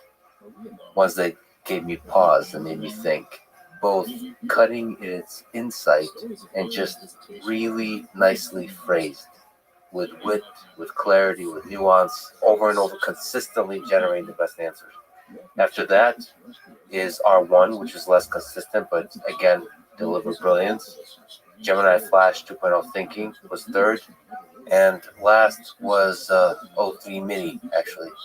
It often gave quite a generic answer, at least to my particular sensibilities. That said, in a bunch of other applications that I tested for brainstorming purposes, it actually worked extremely well and often outperformed R1. But on this open-ended philosophical question, it did consistently worse. Now, another important element for each of these models is how the reasoning is presented. DeepSeek R1 shows the full chain of thought tokens, which I personally just love. For these open-ended philosophical questions, it's really, really interesting to see the model think through it. But really also just stepping back, me as a person who appreciates intelligence and reasoning and reflection, reading these kind of chain of thought raw tokens of R1, there's something genuinely beautiful about observing the path of deliberation in an intelligent system. I think we don't always have that explicitly laid out for us humans. So to see it in another intelligent system, the nonlinearity of it, akin to Ulysses or Finnegan's Wake by James Joyce, it's just beautiful to watch. Anyways, we discussed in the episode, DeepSeek R1 talked about humans being able to convert selfish desires into cooperative systems by collectively pretending abstract rules like money laws and rights are real, and these shared hallucinations act as games where competition is secretly redirected to benefit the group, turning conflict into society's fuel. Gemini 2.0 Flash Thinking said, humans are not just social animals, but self-domesticated apes. And this self-domestication is the key to understanding our unique cognitive and social abilities. Now, it's important to say that the chain of thought there was really interesting. It was looking through the entire evolution of life on Earth, considering apex predators, and considering how, from that, we ended up to where we are. I think that domestication by choice is a really interesting angle. Again, it's one of those things when somebody presents a different angle on a seemingly obvious thing, it just makes me smile. And the same with DeepSeek R1, with these hallucinations of money, laws, and rights, and us collectively pretending like it's real. And we play games with them that look like competition when secretly we're just cooperating with each other. And that is the fuel of progress. Beautifully put. Now, OpenAI O1 Pro consistently over and over delivered bangers. I can go through many of them, but the first one was humans are the only species that turns raw materials into symbolic resources, then uses those symbols to reorganize the very materials they came from, creating a closed feedback loop between meaning and matter. Here, I just ran it again. Banger after banger, I'm telling you. Humans are unique among known species in that they simultaneously rewrite two layers of reality, the external world and their own private mental landscapes, and then merge these two rewritten layers into a continuous personal narrative that feels objectively true. Feels true. This is poetry. Okay, and then O3 Mini High for me was smart, fast, actually, and kind of generic. Never quite got there for me. So here's the first one I got from O3 Mini. Humans are not fixed beings, but rather ongoing narratives, dynamic stories that we continuously write, edit, and reinterpret. This narrative plasticity is more than just memory or self-reflection. It's an intrinsic cognitive process that acts like an internal error correction system. It allows us to adapt our identities and values over time in response to new experiences, challenges, and social contexts. Now it almost sneaks up to something approximating cutting insight with narrative plasticity quotes. But then it goes back to the sort of the generic. I don't know. All of these models are incredible for different reasons. There's a lot of concerns as we discussed in this episode, but there's a lot of reasons to be excited as well. And I've probably spoken for too long. I am severely sleep deprived, borderline delirious. So hopefully some of this made sense. And now, dear friends, back to the episode.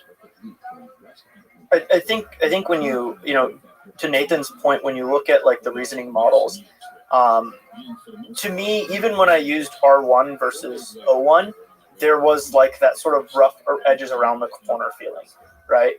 And flash thinking, earlier, I didn't use this version, but the one from December, and definitely had that rough edges around the corner feeling, right? Where it's just not fleshed out in as many ways, right? Sure, they added math and coding capabilities via these verifiers in RL, but it feels like they lost something in certain areas, and O1 is worse performing than chat in many areas as well, to be clear. Not by a lot. Not by a lot though, right? And it's like like R1 definitely felt to me like it was worse than V3 in certain areas, like doing this RL expressed and learned a lot, but then it weakened in other areas. And so I think that's one of the big differences between these models and what O1 offers. And then OpenAI has O1 Pro.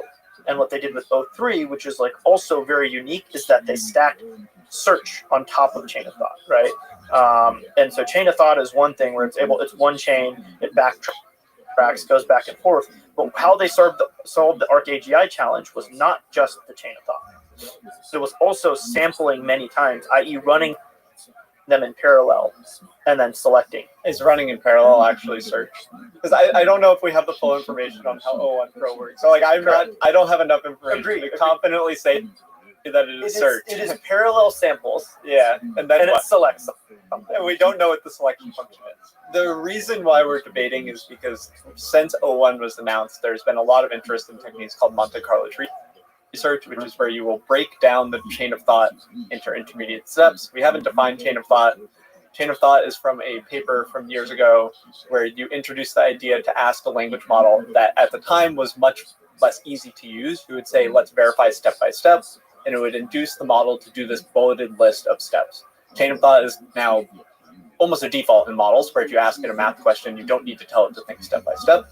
And the idea with Monte Carlo tree search is that you would take an intermediate point in that chain, do some sort of expansion, spend more compute, and then just select the right one.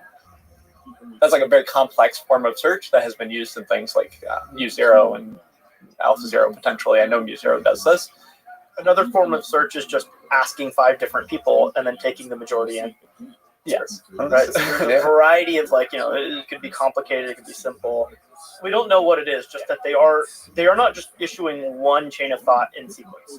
They're launching many in parallel. And in the ArcAGI, they launched 1,000 in parallel for their the one that like really shocked everyone, that beat the benchmark, was they would launch 1,000 in parallel, and then they would get the right answer like 80% of the time or 70% of the time, 90 maybe even. Whereas if they just launched one, it was like 30%. There are many extensions to this. I would say the simplest one is that our language models to date have been designed to give the right answer the highest percentage of the time in one response. And we are now opening the door to different ways of running inference on our models in which we need to reevaluate many parts of the training process, which normally opens the door to more progress, but we don't know if OpenAI changed a lot or if just sampling more and multiple choice is what they're doing, or if it's something more complex where they change the training and they know that the inference mode is going to be different. So we're talking about O1 Pro, $200 a month, and they're losing money. So the thing that we're referring to, this fascinating exploration of the test time compute space, is that actually possible? Do we have enough compute for that?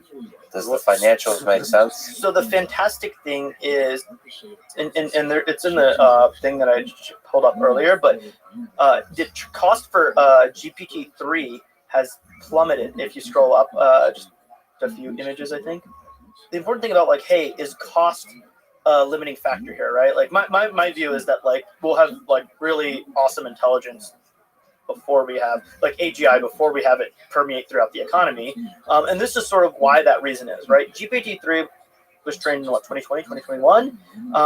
And the cost for running inference on it was $60, $70 per million tokens, right? Which is the cost per intelligence was ridiculous.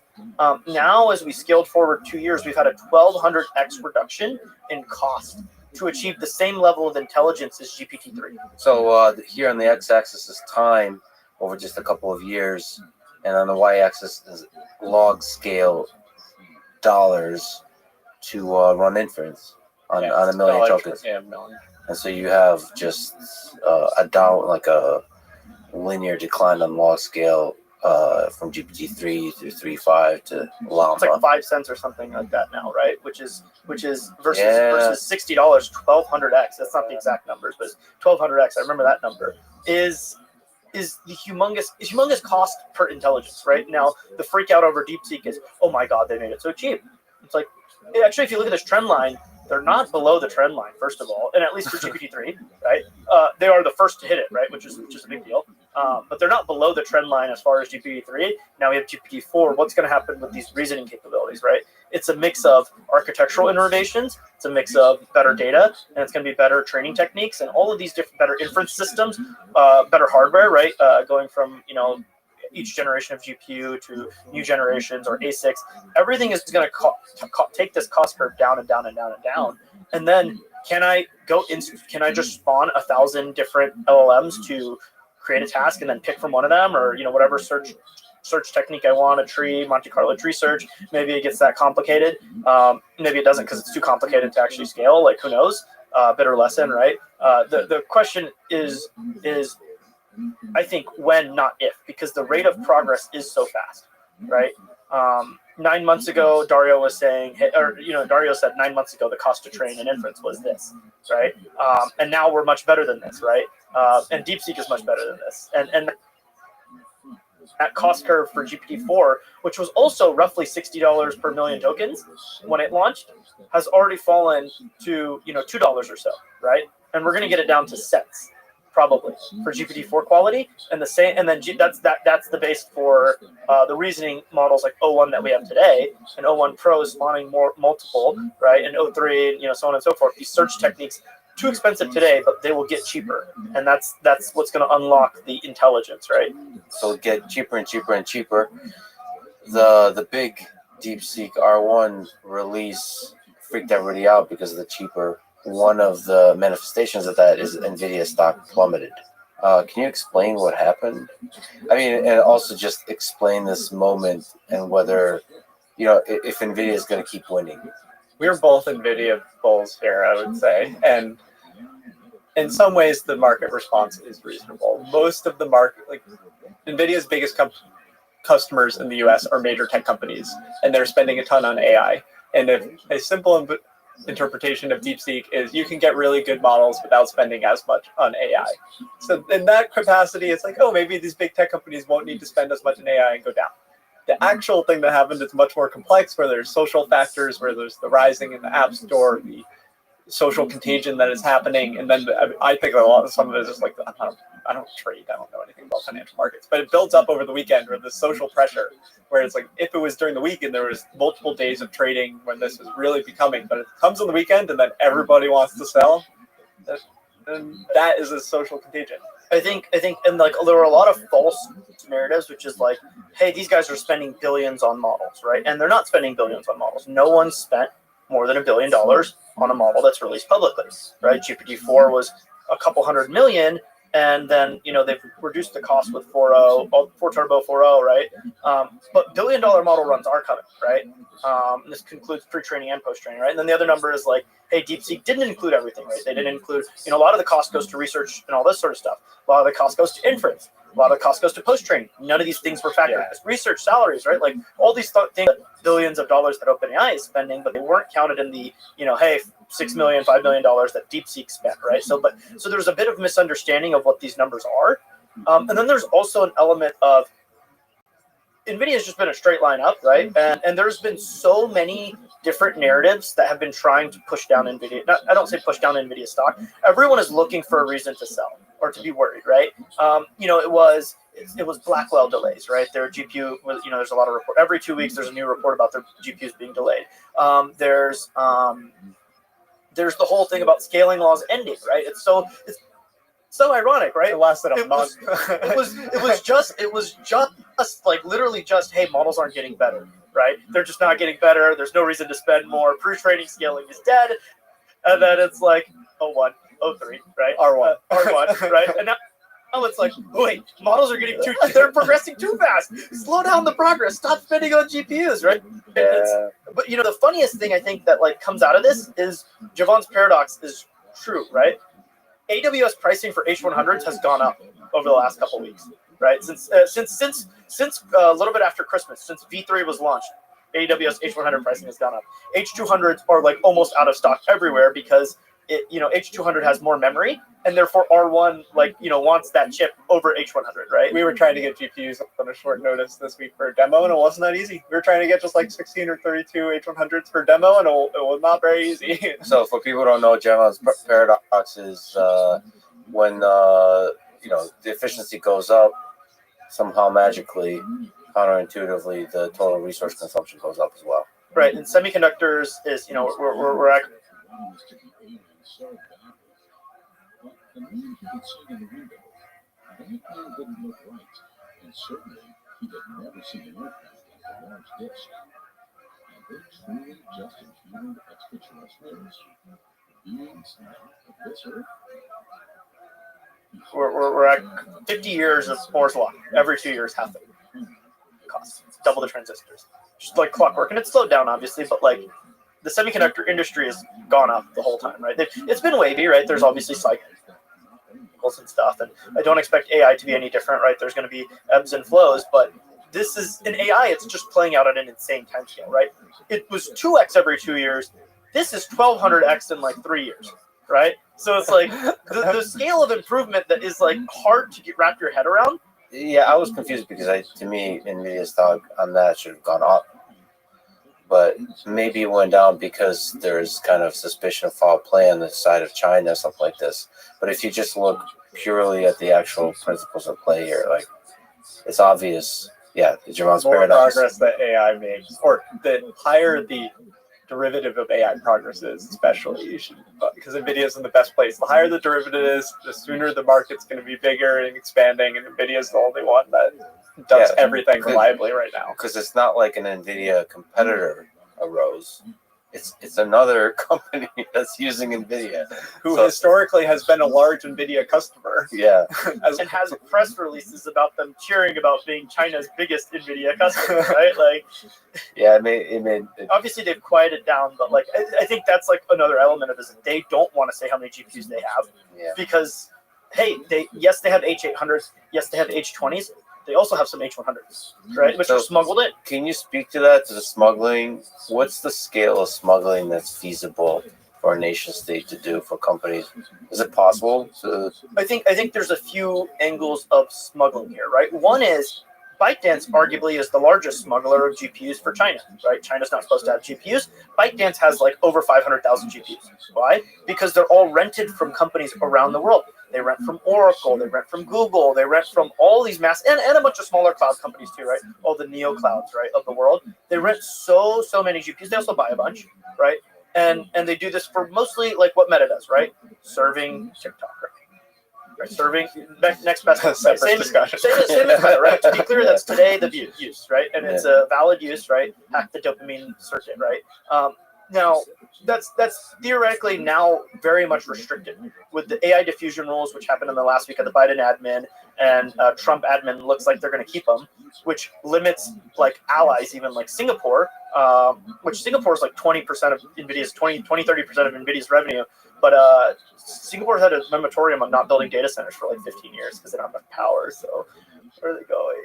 I mean, I'm not claiming they're all going to China, right? But a portion are, many are going to Malaysia, including Microsoft and Oracle have big data centers in Malaysia. Like, they're going all over Southeast Asia, probably India as well, right? Like there's stuff routing, but like the diffusion rules are very de facto. Like you can only buy this many GPUs from this country, and you can only rent a cluster this large to companies that are Chinese, right? Like they're very explicit on trying to stop smuggling, right? And a big chunk of it was hey, let's random company buys 16 servers, ships them to China, right? There's actually I saw a photo from someone in the semiconductor industry who leads like a team for like networking chips that competes with NVIDIA, and he sent a photo of a guy checking into a first-class United flight from San Francisco to Shanghai or Shenzhen with a super micro box that was this big, which can only contain GPUs, right? And he was booking first class, because think about it, 3 to 5K for your first class ticket. Server costs, $240,000 in the US, $250,000. You sell it for $300,000 in China. Wait, you just got a free first class ticket and a lot more money. So it's like, and that's like small scale smuggling. Most of the large scale smuggling is like companies in Singapore and Malaysia, like routing them around or renting GPUs completely legally. I want to jump in. How much is the scale? I think there's been some number, like some people that are higher level economics understanding say that like, as you go from 1 billion of smuggling to 10 billion, it's like you're hiding certain levels of economic activity, and that's the most reasonable thing to me, is that there's going to be some level where it's so obvious that it's easier to find this economic activity. And yeah, so my belief is that last year roughly so NVIDIA made 1 million H20s, which are legally allowed to be shipped to China, which we talked about is better for reasoning, right? Inference, at least. Not training, but reasoning, inference, and inference generally. Then they also had, a couple 100,000, we think like 200 to 300,000 GPUs were routed to China from, Singapore, Malaysia, US, wherever. Companies spawn up, buy 16 GPUs, 64 GPUs, whatever it is, route it. And Huawei is known for having spun up a massive network of like companies to get the materials they need after they were banned in like 2018. So it's not like otherworldly. But I agree, right? Nathan's point is like, hey, you can't smuggle $10 billion of GPUs. And then the third sort of source, which is just now banned, and which wasn't considered smuggling, but is China is renting, like, I believe from our research, right, Oracle's biggest GPU customer is ByteDance, right? And for Google, I think it's their second biggest customer, right? And so and you go down the list of clouds, and especially these smaller cloud companies that aren't like the hyperscalers, right? Think beyond CoreWeave and Lambda, even there's a whole sea. There's 60 different new cloud companies serving NVIDIA GPUs. I think ByteDance is renting a lot of these, right? All over, right? And so these companies are renting GPUs to Chinese companies, and that was completely legal up until the diffusion rules, which happened just a few weeks ago. And even now, you can rent GPU clusters that are less than 2,000 GPUs, or you can buy GPUs and ship them wherever you want if they're less than 1,500 GPUs, right? So it's like there are still like some ways to smuggle, but yeah, it's not, as the numbers grow, right? 100-something billion dollars of revenue for NVIDIA last year, 200-something billion this year, right? And if next year it could nearly double again or more than double, right? Based on like what we see with data center footprints like being built out all across the US and the rest of the world. It's going to be really hard for China to keep up with these rules, right? Yes, there will always be smuggling, and DeepSeek level models and GPT-4 level models, O1 level models, capable to train on what China can get, even the next tier above that. But if we speed run a couple more, jumps, right, to billion-dollar models, $10 billion models, then it becomes, hey, there is a compute disadvantage for China for training models and serving them. And the serving part is really critical, right? DeepSeek cannot serve their model today, right? It's completely out of inventory. It's already started falling in the App Store, actually, downloads, because you download it, you try and sign up. They say we're not taking registrations because they have no capacity, right? You open it up, you get like less than 5 tokens per second if you even get your request approved, right? Because there's no capacity because they just don't have enough GPUs to serve the model, even though it's incredibly efficient. It'd be fascinating to watch the smuggling, because there's drug smuggling, right? That's a market. There's weapons smuggling, and GPUs will surpass that at some point. Chips are highest value per kilogram, probably by far. I have another question for you, Don. Do you track model API access internationally? How easy is it for Chinese companies to use hosted model APIs from the US? Yeah, that's incredibly easy, right? Like OpenAI publicly stated DeepSeek uses their API, and as they say, they have evidence, right? And this is another element of the training regime is people at OpenAI have claimed that it's a distilled model, i.e., you're taking OpenAI's model, you're generating a lot of output, and then you're training on the output in their model. And even if that's the case, what they did is still amazing, by the way, what DeepSeek did efficiency-wise. Distillation is standard practice in industry, whether or not, if you're at a closed lab where you care about terms of service and IP closely, you distill from your own models. If you are a researcher and you're not building any products, you distill from the OpenAI models. This is a good opportunity. Can you explain big picture distillation as a process? What is distillation? What's the process of this? Talked a lot about training language models. They are trained on text. And in post-training, you're trying to train on very high-quality text that you want the model to match the features of, or if you're using RL, you're letting the model find its own thing. But for supervised fine-tuning, for preference data, you need to have some completions what the model is trying to learn to imitate. And what you do there is instead of a human data or instead of the model you're currently training, you take completions from a different, normally more powerful model. I think there's rumors that these big models that people are waiting for, these GPT-5s of the world, the Claude 3 opuses of the world, are used internally to do this distillation process. There's also public examples, right? Like Meta explicitly stated, not necessarily distilling, but they used 405B as a reward model for 70B in their Llama 3.2 and 3.3. This is all the same topic. So is this ethical? Is this legal? Like, why is that Financial Times article headline say OpenAI says that there's evidence that China's DeepSeek used its model to train competitors? This is a long, at least in the academic side and research side, it's a long history because you're trying to interpret OpenAI's role. OpenAI's terms of service say that you cannot build a competitor with outputs from the model. Terms of service are different than a license, which are essentially a contract between organizations. So if you have a terms of service on OpenAI's account, if I violate it, OpenAI can cancel my account. This is very different than like a license that says how you could use a downstream artifact. So a lot of it hinges on a word that is very unclear in the AI space, which is what is a competitor. And so, and then the ethical aspect of it is like, why is it unethical for me to train on your model when you can train on the internet's text? Yeah. Right. So there's a bit of a hypocrisy because sort of OpenAI and potentially most of the companies trained on the internet's text without permission.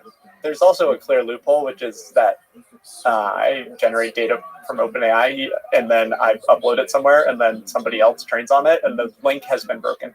Like they're not under the same terms of service contract. This is There's why just a lot of there's a lot of like to be discovered details that don't make a lot of sense. This is why a lot of models today, even if they train on zero OpenAI data, you ask the model who trained you, it'll say, I am ChatGPT trained by OpenAI. Because there's so much copy paste of like OpenAI outputs from that on the internet that you just weren't able to filter it out. And there was nothing in the RL where they implemented like, hey, like, or post training or SFT, whatever, that says, hey, I'm actually modeled by Allen Institute instead of we have to do this if we serve a demo. We do research and we use OpenAI APIs because it's useful and we want to understand post training and like our research models. They will say they're written by OpenAI unless we put in the system prompt that we talked about that like I am Tulu. I am a language model trained by the Allen Institute for AI. And if you ask more people around industry, especially with post-training, it's a very doable task to make the model say who it is or to suppress the OpenAI thing. So in some levels, it might be that DeepSeek didn't care that it was saying that it was by OpenAI. Like if you're going to upload model weights, it doesn't really matter because anyone that's serving it in an application and cares a lot about serving is going to, when serving it, if they're using it for a specific task, they're going to tailor it to that. It doesn't matter that it's saying it's ChatGPT. Oh, I guess one of the ways to do that is like a system prompt or something like that. Like if you're serving it to say that you're. That's what we do. Like if we host the demo, you say you are Tulu 3, a language model trained by the Allen Institute for AI. We also are benefited from OpenAI data because it's a great research tool. I mean, do you think there's any truth and value to the claim, OpenAI's claim, that there's evidence that China's DeepSeek used this model to train? I think everyone has benefited regardless because the data is on the internet, and therefore it's in your pre-training out, right? There are like subreddits where people share the best ChatGPT outputs, and those are in your. I think that they're trying to shift the narrative. Like they're trying to protect themselves, and we saw this years ago when ByteDance was actually banned from some OpenAI APIs for training on outputs. There's other AI startups that most people, if you're in the like AI culture, are like, They just told us they trained on OpenAI outputs and they never got banned.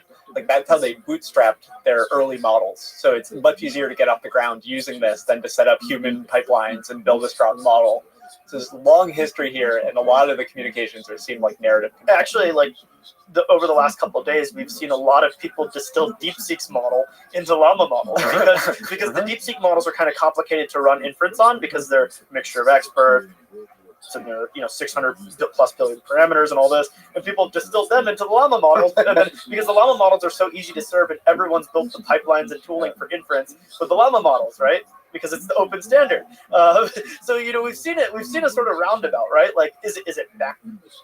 Is it illegal? Maybe it's illegal, whatever. I don't know about that, but like, it could break contracts. I don't think it's illegal. Like in any legal, like no one's going to jail for this. I think like fundamentally, I think it's ethical, or I hope it's ethical, because like the moment it becomes, we ban that kind of thing, it's going to make everybody much worse off. And I also actually, this is difficult, but I think you should be allowed to train on the internet. I know a lot of authors and creators are very sensitive about it. That's a difficult question. But like the moment you're not allowed to train on the internet, I agree. I have a schizo take on how you can solve this. All right. It already works. I have a reasonable take. all right. So Japan has a law which you're allowed to train on any training data, and copyrights don't apply if you want to train a model. A. B. Japan has 9 gigawatts of curtailed nuclear power. C. Japan is allowed under the AI diffusion rule to import as many GPUs as they'd like. So all we have to do, we have a market here to make. We build massive data centers, we rent them to the labs, and then we train models in a legally permissible way, and there's no ifs, ands, or buts. And now the models have no like potential copyright lawsuit from New York Times or anything like that. No, it's just like completely legal. No, so genius. The early copyright lawsuits have fallen in the favor of AI training. I would say that the long tail of use is going to go inside of AI, which is if you scrape trillions of data, you're not looking at the trillions of tokens of data. You're not looking and saying this one New York Times article is so important to me. But if you're doing a audio generation for music or image generation, and you say make it in the style of X person, then that's a reasonable case where you could figure out what is their profit margin on inference. I don't know if it's going to be the 50-50 of YouTube creator program or something, but I would opt into that program as a writer. Like, please, like that. It's going to be a rough journey, but there will be some solutions like that make sense. But there's a long tail where it's just on the internet.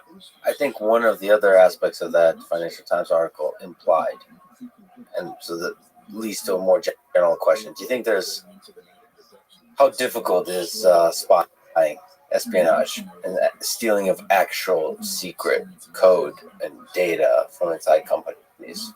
How much of that is being attempted? Code and data is hard, but ideas is easy. Silicon Valley operates on the way that top employees get bought out by other companies for a pay raise, and a large reason why these companies do this is to bring ideas with them. And in California, there's rules that like certain like non-competes or whatever are illegal in California, and whether or not there's NDAs and things, that is how a lot of it happens. And recently, there was somebody from Gemini who helped make this 1 million context link, and everyone is saying the next llama, he went to the Meta team, who's going to have 1 million context link, and that's kind of how the world works. As far as like industrial espionage and things, that has been greatly successful in the past, right? The Americans did it to the Brits, the Chinese have done it to the Americans, right? And so on and so forth. It is a fact of life. And so like to argue industrial espionage can be stopped is probably unlikely. You can make it difficult, but even then, like there's all these stories about like, hey, F-35 and F-22 have already been like sort of like given to China in terms of design plans and stuff. Code and stuff like between, I say companies, not nation states, is probably very difficult. But ideas are discussed a lot, right? Whether it be a house party in San Francisco or a company changing employees, or the always the like mythical honeypot that always gets talked about, right? Like someone gets honeypotted, right? because everyone working on AI is a single dude who's in their 20s and 30s. Not everyone, but like a insane amount of insane percentages. So there's always like all these like, you know, and obviously So honeypot is like a spy, a female spy approaches you and like yeah, or male, right? You know, it could be in San Francisco, right? But you know, as a single dude, I will say in his late 20s, right, is like we are very easily corrupted, right? Like, you know, like not corrupted myself, but you know, like we are, right? everybody else, not me. Yeah, exactly. I'm too oblivious that I am not single, so I'm safe from one espionage access. Yeah, you have to make sure to close all security vulnerabilities. So you, Dylan, collect a lot of information about each of the mega clusters for each of the major AI companies. Can you talk about the build outs for each one that stand out? Yeah, so I think the thing that's like really important about these mega cluster build-outs is they're completely unprecedented in scale, right? US, you know, sort of like data center power consumption has been slowly on the rise, and it's gone up to 2-3% even through the cloud computing revolution, right? Data center consumption as a percentage of total US. And that's been over decades, right, of data centers, et cetera. It's been climbing slowly. But now, 2 to 3%. Now, by the end of this decade, it's like even under like, you know, when I say like 10%, a lot of people that are traditionally, by like 2028, 2030, people are traditionally traditional data center people, like that's nuts. But then like people who are in like AI who have like really looked at this as like the Anthropics and OpenAIs are like, that's not enough. Okay. But like, you know, this is both through globally distributed or distributed throughout the U.S. as well as like centralized clusters, right? The distributed throughout the U.S. is exciting, and it's the bulk of it, right? Like, hey, you know, OpenAI or you know, say Meta is adding a gigawatt, right? But most of it is distributed through the U.S. for inference and all these other things, right? So maybe we should lay out what a cluster is. So, you know, does this include AWS? Maybe it's good to talk about the different kinds of clusters and what you mean by mega clusters and what's a GPU and what's a computer and what. Not that far back, but yeah. So like, what do we mean by the clusters? Oh, the man. build out? I thought I was about to do the Apple ad, right? What's a computer? So traditionally, data centers and data center tasks have been a distributed systems problem that is capable of being spread very far and widely, right? I.e., I send a request to Google, it gets routed to a data center somewhat close to me, it does whatever search ranking recommendation, sends a result back, right? The nature of the task is changing rapidly in that there's two tasks that people are really focused on now, right? It's not database access, it's not serve me the right page, serve me the right ad. It's now inference, and inference is dramatically different from traditional distributed systems, but it looks a lot more similar. And then there's training, right? The inference side is still like, hey, I'm going to put, you know, thousands of GPUs in you know, blocks all around these data centers. I'm going to run models on them. You know, user submits a request, gets kicked off, or hey, my service, you know, they submit a request to my service, right? They're on Word and they're like, oh yeah, help me Copilot, and it starts kicks it off. Or I'm on my Windows, Copilot, whatever, Apple Intelligence, whatever it is, it gets kicked off to a data center, right? And that data center does some work and sends it back. That's inference. That is going to be the bulk of compute, but then, you know, and that's like, you know, there's thousands of data centers that we're tracking with like satellites and like all these other things, and those are the bulk of what's being built.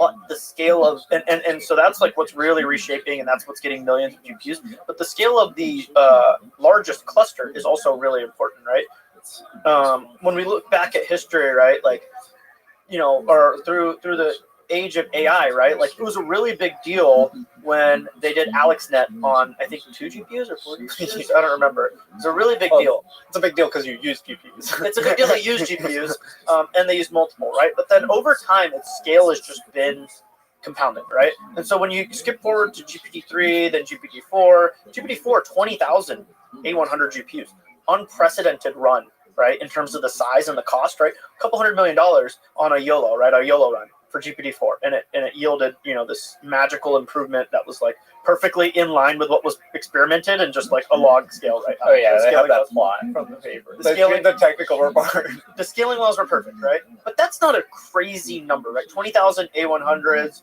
roughly each GPU is consuming 400 watts, and then when you add in the whole server, right, everything, it's like 15 to 20 megawatts of power, right? You know, maybe you could look up what the power of consumption of a person is, because the numbers are going to get silly. But like 15 to 20 megawatts was standard data center size. It was just unprecedented. That was all GPUs running one task. Megawatts with a toaster. Yeah, a toaster is like That's a also good example. a similar power consumption to an A100, right? H100 comes around, they increase the power from like 400 to 700 watts, and that's just per GPU, and then there's all the associated stuff around it. So it's just, once you count all that, it's roughly like 1200 to 1400 watts for everything: networking, CPUs, memory, blah blah blah. So we should also say, so what's required? You said power, so a lot of power is required. A lot of heat is generated, so cooling is required, and because there's a lot of GPUs that have to be, or CPUs or whatever, they have to be connected, so there's a lot of networking. Yeah, Right. So I think, sorry for skipping past that.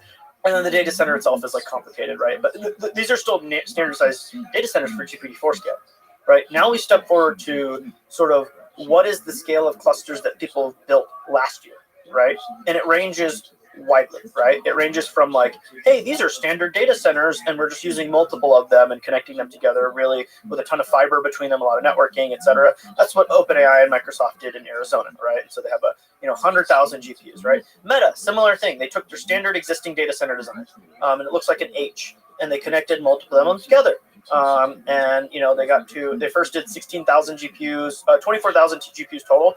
Only 16,000 of them were running on the training run, because GPUs are very unreliable, so they need to have spares to like swap in and out. All the way to like now 100,000 GPUs that they're training on Llama 4 on currently, right? It's like 128,000 or so, right? This is, think about 100,000 GPUs with roughly 1,400 watts a piece. That's 140 megawatts, 150 megawatts, right? For 128,000, right? So you're talking about, you've jumped from 15 to 20 megawatts to 10x, almost 10x that number, 9x that number, to 150 megawatts in 2 years, right? From 2022 to 2024, right? And some people like Elon, that he admittedly, right, and he says it himself, got into the game a little bit late for pre-training large language models, right? XAI was started later, right? But then he bet heaven and hell to get his data center up and get the largest cluster in the world, right? Which is 200,000 GPUs. And he did that. He bought a factory in Memphis. He's upgrading the substation, but at the same time, he's got a bunch of mobile power generation, a bunch of single cycle combine. He tapped the natural gas line that's right next to the factory, and he's just pulling a ton of gas, burning gas. He's generating all this power. He's in a factory, in an old appliance factory that's shut down and moved to China long ago, right? Like, and he's got 200,000 GPUs in it. And now what's the next scale, right? Like all the hyperscalers have done this. Now the next scale is something that's even bigger, right? And so, Elon, just to stick on the topic, he's building his own natural gas plant, like a proper one, right next door. He's deploying tons of Tesla Megapack batteries to make the power more smooth, and all sorts of other things. He's got like industrial chillers to cool the water down, because he's water cooling the chips. So all these crazy things to get the clusters bigger and bigger. But when you look at, like, say, what OpenAI did with Stargate, that's that in Arizona, in Abilene, Texas, right? What they've announced, at least, right? It's not built, right? Elon says they don't have the money. There's some debates about this. But at full scale, at least the first section is like definitely money's accounted for, but there's multiple sections. But full scale, that data center is going to be 2.2 gigawatts, right? 2,200 megawatts of power in, and roughly like 1.8 gigawatts or 1,800 1,800 megawatts of power delivered to chips, right? Now, this is an absurd scale. 2.2 gigawatts is like more than most cities, right?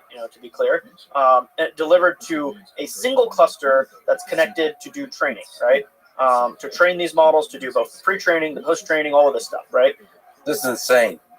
What is a nuclear power plant again? Everyone is doing this, right? Everyone is doing this, right? Meta in Louisiana, right? They're building 2 natural gas plants, massive ones, and then they're building this massive data center. Amazon has like plans for this scale. Google has plans for this scale. XAI has plans for this scale, right? Like all of these, the guys that are racing, the companies that are racing hard, and they're doing multi-gigawatt data centers, right? To build this out, because they think that if I now have, obviously pre-training scaling is going to continue, but to some extent, but then also all this post-training stuff where you have RL sandbox for computer use or whatever, right? Like, this is where they're going to, and all these viable domains where they just keep learning, self-play, whatever it is, makes the AI so much more capable, because the line does go up, right? As you throw more compute, you get more performance. The shirt is about scaling laws. To some extent, it is diminishing returns, right? You 10x the compute, you don't get 10x better model, right? You get a diminishing returns, but also you get efficiency improvements, so you bend the curve, right? And these scale of data centers are doing, wreaking, a lot of like havoc on the network, right? And, Nathan was mentioning there's Amazon has tried to buy this nuclear power plant, Talon. And if you look at Talon stock, it's just like skyrocketing. And, like they're building a massive multi-gigawatt data center there. And, you just go down the list. There's so many ramifications. Interesting thing is like certain regions of the US, transmitting power costs more than actually generating it, right? Because the grid is so slow to build, and the demand for power and the ability to build power and like re-ramping on a natural gas plant or even a coal plant is like easy enough to do, but like transmitting the power is really hard. So in some parts of the US, like in Virginia, it costs more to transmit power than it costs to generate it, which is like, there's all sorts of like second order effects that are insane here. Can the power grid support this kind of growth? Trump's executive orders, there was a Biden executive order before the end of the year, but then Trump had some more executive orders, which hopefully reduce the regulations to where, yes, things can be built. But yeah, this is a big challenge, right? Is building enough power fast enough. Are you going to basically have a nuclear power plant next to a data center for each one of these? So the fun thing here is this is too slow to build the power plant. To build a power plant or to reconfigure an existing power plant is too slow. And so therefore you must use data center power consumption is flat, right? It's which is why nuclear is also good for it. Like long-term, nuclear is a very natural fit, but yeah, you can't do solar or anything in the short term like that. Because data center power is like this, right? Like you're telling me, I'm gonna buy tens of billions of dollars of GPUs and idle them because the power's not being generated. Like power is cheap, right? Like if you look at the cost of a cluster, less than 20% of it is power, right? Most of it is the capital cost and depreciation of the GPUs, right? And so it's like, well, screw it. I'll just I'll just build natural gas plants. This is what Meta's doing in Louisiana. This is what OpenAI is doing in Texas and like all these different places. They may not be doing it directly, but they are partnered with someone. And so there is a couple hopes, right? Like one is, and Elon, what he's doing in Memphis is like, to the extreme. They're not just using dual combined cycle gas, which is like super efficient. He's also just using single cycle and like mobile generators and stuff, which is less efficient. But there's also like the flip side, which is like solar power generation is like this, and wind is another like this, different correlate, different. So if you stack both of those, plus you get a big chunk of batteries, plus you have a little bit of gas, it is possible to run it more green. It's just the time scales for that is slow, right? So people are trying, but Meta basically said, whatever, don't care about my sustainability pledge, or they'll buy like power. It's called a PPA, power purchasing agreement, where there'll be a massive wind farm or solar farm, like wherever, and then they'll just pretend like those electrons are being consumed by the data center, but in reality, they're paying for the power here and selling it to the grid, and they're buying power here. And then another thing is like Microsoft quit on some of their sustainability pledges, right? Elon, what he did with Memphis is objectively somewhat dirty, but he's also doing it in an area where there's like a bigger natural gas plant right next door and like a sewer or not a sewer, but like a wastewater treatment and a garbage dump nearby, right? And he's obviously made the world a lot more clean than that one data center is going to do, right? So I think like it's fine to some extent, and maybe AGI solves global warming and stuff, right? Whatever it is. This is sort of the attitude that people at the labs have, right? Which is like, yeah, it's great. We'll just use gas, right? Because the race is that important, and if we lose, that's way worse, right? I should say that I got a chance to visit the Memphis data center, and it's kind of incredible. I mean, I visited with Elon. Just the teams and the rate of innovation there is insane. Because my sense is that nobody's ever done anything of this scale. And nobody has certainly ever done anything of this scale at the rate that XAI is doing. So they're like figuring out. I mean, so I was sitting in on all these meetings where they're brainstorming. It's like, it's insane. It's exciting because they're trying to figure out what the bottlenecks are, how to remove the bottlenecks, how to make sure that there's just so many really cool things about putting together a data center because everything has to work. It's the people that do like the sysadmin, the machine learning, all that is the exciting thing, so on. But really, the people that run everything are the folks that know like the low level software and hardware that runs everything, the networking, all of that. So you have to like make sure you have procedures that test everything. I think they're using Ethernet. I don't know how they're doing the networking, but they're using NVIDIA Spectrum X Ethernet. There's actually like, I think, the unsung heroes are the cooling and electrical systems, which are just exactly. like glossed over. Yeah. But I think like one story that maybe is like exemplifies how insane this stuff is when you're training, right?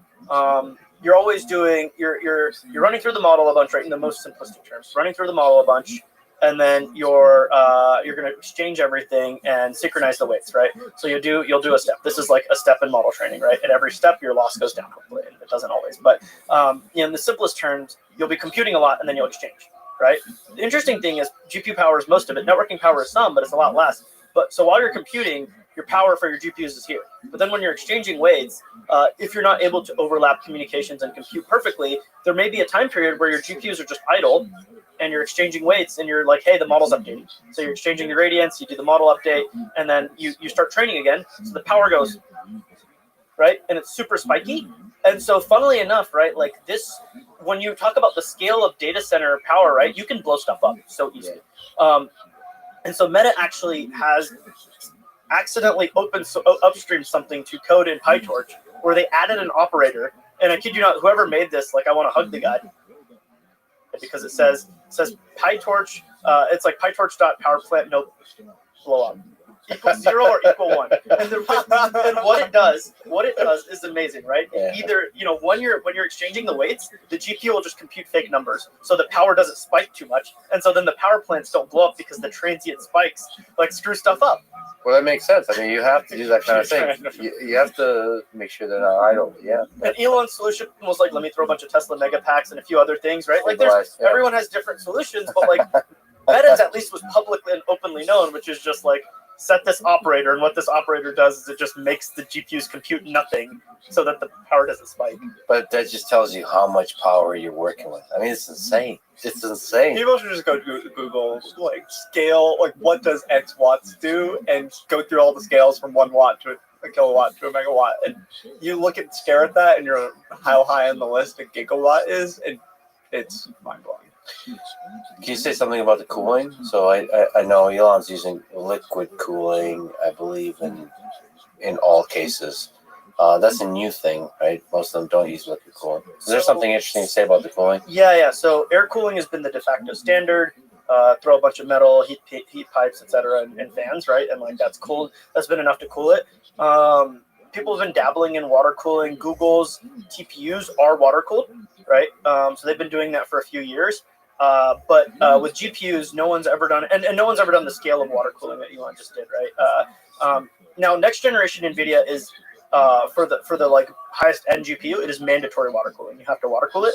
But Elon did it on this current generation, and that required a lot of stuff, right? If you look at like some of the satellite photos and stuff of the Memphis facility, there's all these external water chillers that are sitting basically. It looks like a semi-truck pod thing. What's it called? The container. But really, those are water chillers, and he has like 90 of those water chillers just sitting outside. 90 different containers, right, with water, that chill the water. Bring it back to the data center, and then you distribute it to all the chips, pull all the heat out, and then send it back, right? And this is both a way to cool the chips, but also an efficiency thing.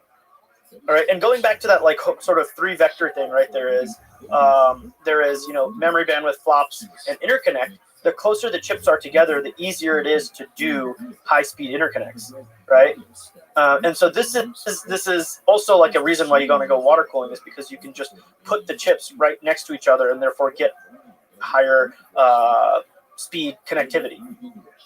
I got to ask you, so in one of your recent posts, there's a section called cluster measuring contest. So there's another word there, but I won't say it, who's got the biggest now and who's gonna have it? Today, individual largest is Elon, right? Elon's cluster. Elon's cluster in Memphis, 200,000 GPUs, right? Meta has like 128,000. OpenAI has 100,000 now. Now, to be clear, other companies have more GPUs than Elon. They just don't have them in one place, right? And for training, you want them tightly connected. There's some techniques that people are researching and working on that let you train across multiple regions. But for the most part, you want them all in like one area, right? So you can connect them highly with high-speed networking. And so, Elon today has 200,000 H100s and 100,000 H100s, 100,000 H200s, right? Meta, OpenAI, and Amazon all have on the scale of 100,000, a little bit less. But this year, people are building much more, right? Anthropic and Amazon are building a cluster of 400,000 Trainium 2, which is Amazon specific chip, trying to get away from NVIDIA, right? Meta and OpenAI have scales for hundreds of thousands, but by next year, you'll have like 500,000 to 700,000 GPU clusters. And note, those GPUs are much higher power consumption than existing ones, right? Hopper 700 watts, Blackwell goes to 1200 watts, right? So the power per chip is growing, and the number of chips is growing, right? Nuts. You think Elon said you'll get to 1 million? You think that's actually feasible? I don't doubt Elon, right? The filings that he has for the power plant and the Tesla battery packs, it's clear he has some crazy plans for Memphis. Like permits and stuff is open record, right? But it's not quite clear that what the timescales are. I just never doubt Elon, right? He's going to surprise us. So what's the idea with these clusters? If you have 1 million GPUs, what percentage in let's say 2-3 years is used for training, and what percent pre-training, and what percent is used for the actual so these mega clusters make no sense for inference, right? You could route inference there and just not train. But most of the inference capacity is being, hey, I've got a 30 megawatt data center here, I've got 50 megawatts here, I've got 100 here, whatever. I'll just throw inference in all of those, because the mega clusters, right, multi-gigawatt data centers, I want to train them, because that's where all of my GPUs are co-located, where I can put them at a super high networking speed connected together, right? Because that's what you need for training. Now, with pre-training, this is the old scale, right? You could increase parameters, you increase data, model gets better. That doesn't apply anymore, because there's not much more data in the pre-training side, right? Yes, there's video and audio and image that has not been fully taken advantage of, so there's a lot more scaling. But a lot of people have taken transcripts of YouTube videos, and that gets you a lot of the data. It doesn't get you all of the learning value out of the video and image data, but there's still scaling to be done on pre-training. But this post-training world is where all the flops are going to be spent, right? The model's going to play with itself. It's going to self-play. It's going to do verifiable tasks. It's going to do computer use in sandboxes. It might even do simulated robotics things, right? All of these things are going to be environments where compute is spent in quote-unquote post-training. But I think it's going to be good. We're going to drop the post-training. Yeah, it's gonna be pre-training and it's gonna be training, I think, at some point. Because for the bulk of the last few years, pre-training has dwarfed post-training. But with these verifiable methods, especially ones that scale really, potentially infinitely, like computer use and robotics, not just math and coding, right, where you can verify what's happening. Those infinitely verifiable tasks, it seems you can spend as much compute as you want on them. Especially with context length increase, because at the end of pre-training is when you increase the context length for these models. And we've talked earlier in the conversation about how the context length, when you have a long input, is much easier to manage than output. And a lot of these post-training and reasoning techniques rely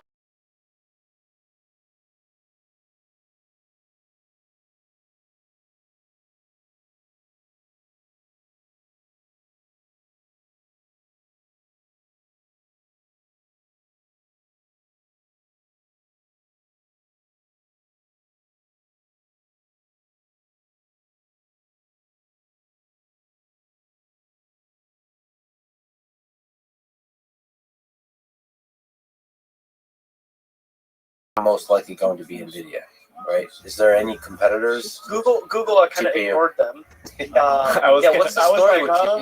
What's the story with TPU? What's the TPU is awesome, right? It's great. Google they're a bit more tepid on building data centers for some reason. They're building big data centers. Don't get me wrong, and they actually have the biggest cluster. I was talking about NVIDIA cluster. They actually have the biggest cluster. Period. But the way they do it is very interesting, right? They have two sort of data center super regions, right? In that the data center isn't physically all of the GPUs aren't physically on one site, but they're 30 miles from each other. Or not GPUs, TPUs, right? They have in Iowa and Nebraska, they have 4 data centers that are just right next to each other. Why doesn't Google flex its cluster size? Go to multi-data center training. There's some good images in there, so I'll show you what I mean. It's just semi-analysis multi-data center. So this is like, so this is an image of like what a standard Google data center looks like. By the way, their data centers look very different than anyone else's data centers. What are we looking at here? So these are, so if you see this image, right, in the center there are these big rectangular boxes, right? Those are where the actual chips are kept. And then if you scroll down a little bit further, you can see there's like these water pipes, there's these chiller cooling towers in the top, and a bunch of like diesel generators. The diesel generators are backup powered. The data center itself is look physically smaller than the water chillers, right? So the chips are actually easier to like keep together, but then like cooling all the water for the water cooling is very difficult, right? So Google has like a very advanced infrastructure that no one else has for the TPU. And what they do is they've like stamped a bunch of these data centers out in a few regions, right? So if you go a little bit further down, this is a Microsoft. This is in Arizona. This is where GPT-5 quote unquote will be trained.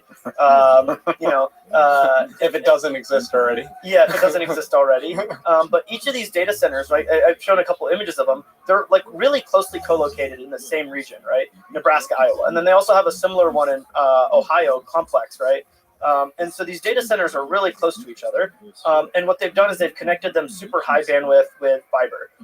And so these are just a bunch of data centers. And the point here is that Google has a very advanced infrastructure, very tightly connected in a small region. So Elon will always have the biggest cluster fully connected, right? Because it's all in one building, right? And he's completely right on that, right? Google has the biggest cluster, but you have to spread over 3 sites. And by a significant margin, we have to go across multiple sites. Why doesn't Google compete with NVIDIA? Why don't they sell TPUs? I think there's a couple problems with it. It's like, one, TPU has been a form of allowing search to be really freaking cheap and build models for that, right? And so like a big chunk of the search GPU purchases or TPU purchases, or a big chunk of Google's purchases and usage, all of it is for internal workloads, right? Whether it be search, now Gemini, right? YouTube, all these different applications that they have, ads. These are where all their TPUs are being spent, and that's what they're hyper focused on, right? And so there's certain like aspects of the architecture that are optimized for their use case that are not optimized elsewhere, right? One simple one is like they've open sourced the Gemma model, and they called it Gemma 7B, right? But then it's actually 8 billion parameters because the vocabulary is so large. And the reason they made the vocabulary so large is because TPU's like matrix multiply unit is massive, because that's what they've like sort of optimized for. And so they decided, oh, well, I'll just make the vocabulary large too, even though it makes no sense to do so on such a small model, because that fits on their hardware. So Gemma doesn't run as efficiently on a GPU as a Llama does, right? But vice versa, Llama doesn't run as efficiently on a TPU as a Gemma does, right? And it's so like there's like certain like aspects of like hardware software co-design. So all their search models are their ranking and recommendation models, all these different models that are AI but not like Gen AI, right, have been hyper optimized with TPUs forever. The software stack is super optimized, but all of this software stack has not been released publicly at all, right? Very small portions of it, JAX and XLA have been, but like the experience when you're inside of Google and you're training on TPUs as a researcher, you don't need to know anything about the hardware in many cases, right? Like it's like pretty beautiful. But as soon as you step outside, they all go. A lot of them go back. They leave Google and then they go back. Yeah. They're like they leave and they start a company because they have all these amazing research ideas. And they're like, wait, infrastructure is hard, software is hard, and this is on GPUs. Or if they try to use TPUs, same thing, because they don't have access to all this code. And so it's like, how do you convince a company whose golden goose is search, where they're making hundreds of billions of dollars from, to start selling GPU or TPUs, which they used to only buy a couple billion of, I think in 2023 they bought like a couple billion, and now they're buying like $10 billion to $15 billion worth. But how do you convince them that they should just buy like twice as many and figure out how to sell them and make $30 billion? Like, who cares about making $30 billion? Won't that $30 billion exceed actually the search profit eventually? I mean, like, you're always going to make more money on services than always. I mean, to be clear, like today, people are spending a lot more on hardware than they are the services, right? Because the hardware front runs the service spend. But like your investment, yeah. if there's no revenue for AI stuff, or not enough revenue, then obviously like it's going to blow up, right? People won't continue to spend on GPUs forever. And then NVIDIA is trying to move up the stack with like software that they're trying to sell and license and stuff, right? But Google has never had that like DNA of like this is a product we should sell, right? They don't have, the Google Cloud which is a separate organization from the TPU team, which is a separate organization from the DeepMind team, which is a separate organization from the search team, right? There's a lot of bureaucracy. Wait, Google Cloud is a separate team than the TPU team? Technically, TPU sits under infrastructure, which sits under Google Cloud, but like Google Cloud, like for like renting stuff, and TPU architecture are very different goals, right? And hardware and software, like all of this, right? Like the JAX XLA teams do not serve Google's customers externally, whereas NVIDIA's various CUDA teams for like things like Nickel serve external customers, right? The internal teams like JAX and XLA and stuff, they more so serve DeepMind and search, right? And so their customer is different. They're not building a product for them. Do you understand why AWS keeps winning versus Azure for cloud versus Google Cloud? Yeah, Google Cloud is tiny, isn't it, relative to AWS? Google Cloud is third. Yeah. Microsoft is the second biggest, but Amazon is the biggest, right? Yeah. And Microsoft deceptively sort of includes like Microsoft Office 365 and things like that, like some of these enterprise-wide licenses. So in reality, the gulf is even larger. Microsoft is still second, though, right? Amazon is way bigger. Why? Because using AWS is better and easier. And in many cases, it's cheaper. And it's first. It was first.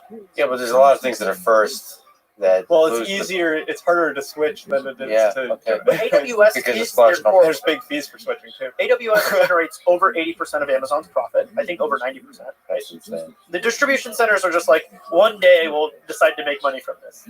But they haven't yet, right? Like they make tiny little profit. You know, one day Amazon Prime will triple in price. You would think they would improve AWS interface because it's like horrible. It's like clunky, but everybody is. I don't. Yeah, one would think.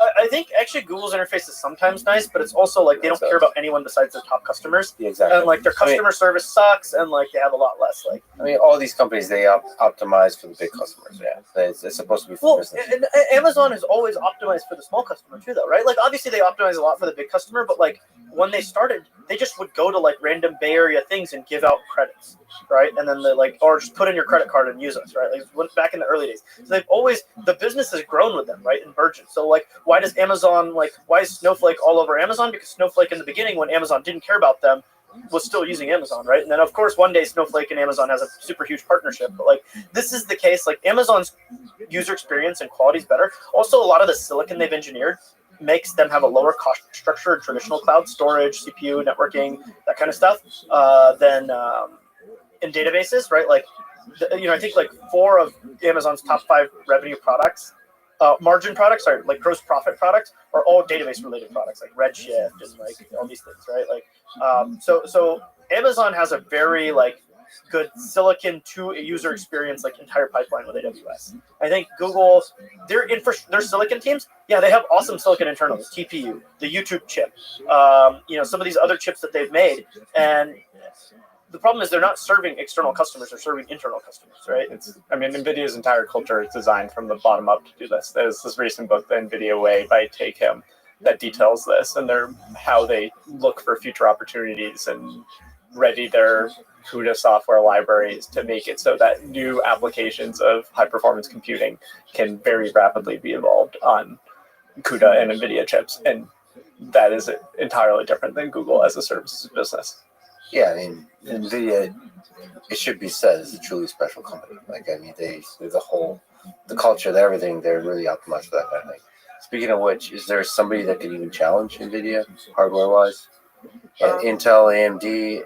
I really don't think so. We went through a very long process working with AMD on training on their GPUs and inference and stuff, and they're decent. Their hardware is better in many ways than NVIDIA's.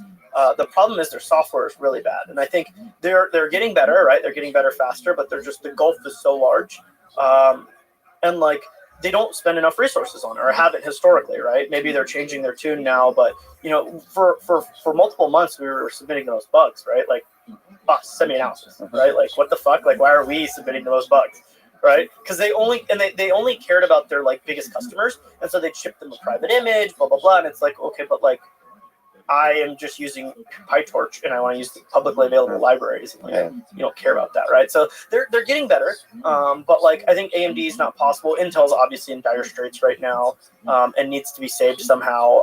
Very important for national security, for American technology dominance. Can you explain the obviously? So why are they in dire straits? Going back to earlier, only 3 companies in R&D, right? Yeah. Taiwan, Hsinchu, Samsung, Pyongyang, and then Intel Hillsboro. Samsung's doing horribly. Intel's doing horribly. We could be in a world where there's only one company that can do R&D, and that one company already manufactures most of the chips. They've been gaining market share anyways, but like that's a critical thing, right? So what happens to Taiwan means the rest of the world's semiconductor industry and therefore tech relies on Taiwan, right? And that's obviously precarious. As far as like Intel, they've been slowly, steadily declining. They were on top of servers and PCs, but now Apple's done the M1, and NVIDIA's releasing a PC chip, and Qualcomm's releasing a PC chip. And in servers, hyperscalers are all making their own ARM-based server chips. And Intel has no AI silicon like wins, right? They have very small wins. And they never got into mobile because they said no to the iPhone. And like all these things have compounded, and they've lost their process technology leadership, right? They were ahead for 20 years and now they're behind by at least a couple years, right? And they're trying to catch back up, and we'll see if like their 18A, 14A strategy works out where they try and leapfrog TSMC. But like, and Intel's just like losing tons of money anyways, right? And they just fired their CEO, even though the CEO was the only person who understood the company well, right? We'll see. He was not the best, but he was pretty good, relatively. Technical guy. Where does Intel make most of its money? The CPUs still, right? PCs and data center CPUs, yeah. But data center CPUs are all going cloud, and Amazon, Microsoft, Google are making ARM-based CPUs. And then PC side, AMD's gained market share. NVIDIA's launching a chip. That's not going to be a success, right? MediaTek, Qualcomm have launched chips. Apple's doing well, right? Like they could get squeezed a little bit in PC, although PC generally, I imagine, will just stick Intel mostly for Windows side. Let's talk about the broad AI race. Who do you think wins? We talked about Google. The default XA. leader has been Google because of their infrastructure advantage. Well, like in the news, OpenAI is the leader. They're the leading in the They have the best model. They have the best model that people can use, and they're And they have the experts. most AI revenue. Yeah, OpenAI is winning. So who's making money on AI right now? Is anyone making money? So accounting profit-wise, Microsoft is making money, but they're spending a lot of CapEx, right? And that gets depreciated over years.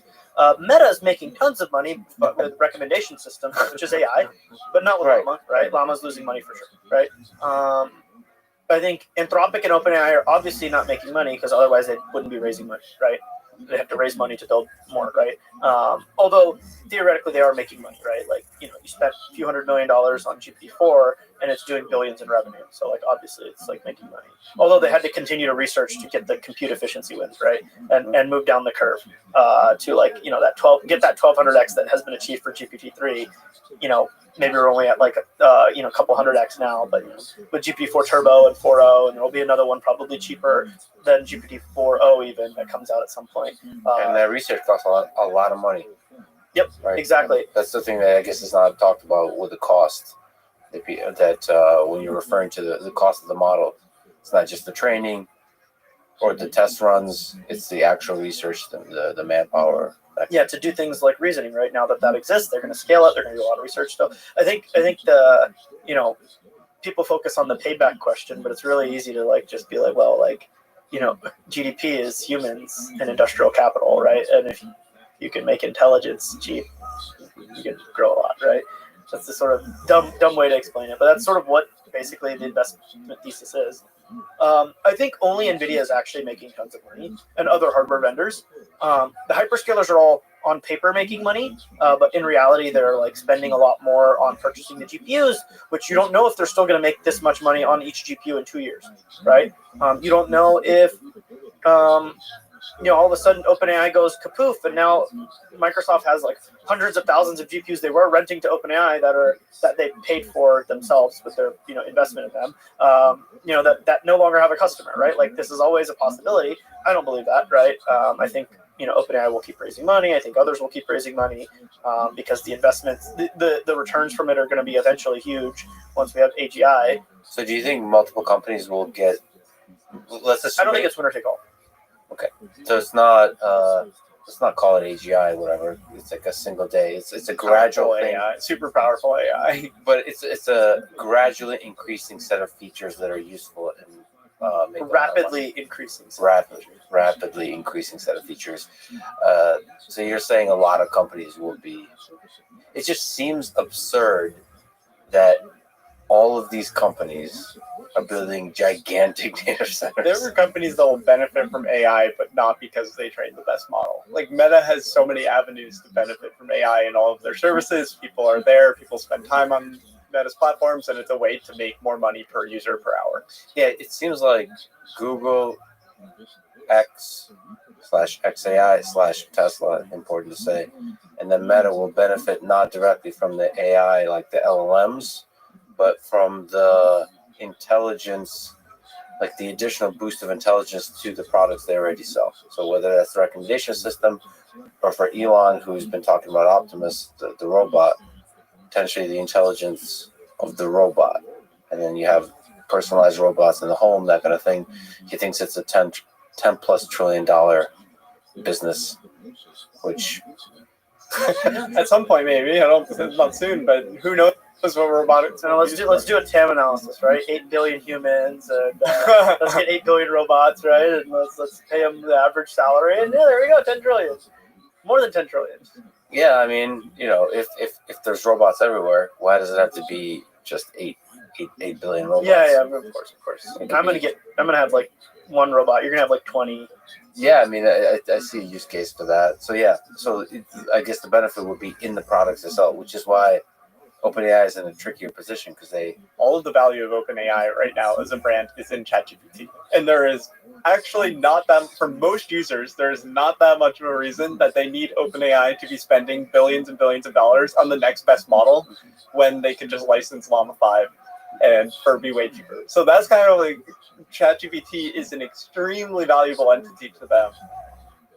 but they could make more money just off that. The chat application is clearly does not have tons of room to continue, right? Like the standard chat, right, where you're just using it for random questions and stuff, right? The cost continues to collapse. V3 is the latest one, biggest, but it's going to get supported by ads, right? Like Meta already serves 405B, probably loses the money, but at some point, they're going to get.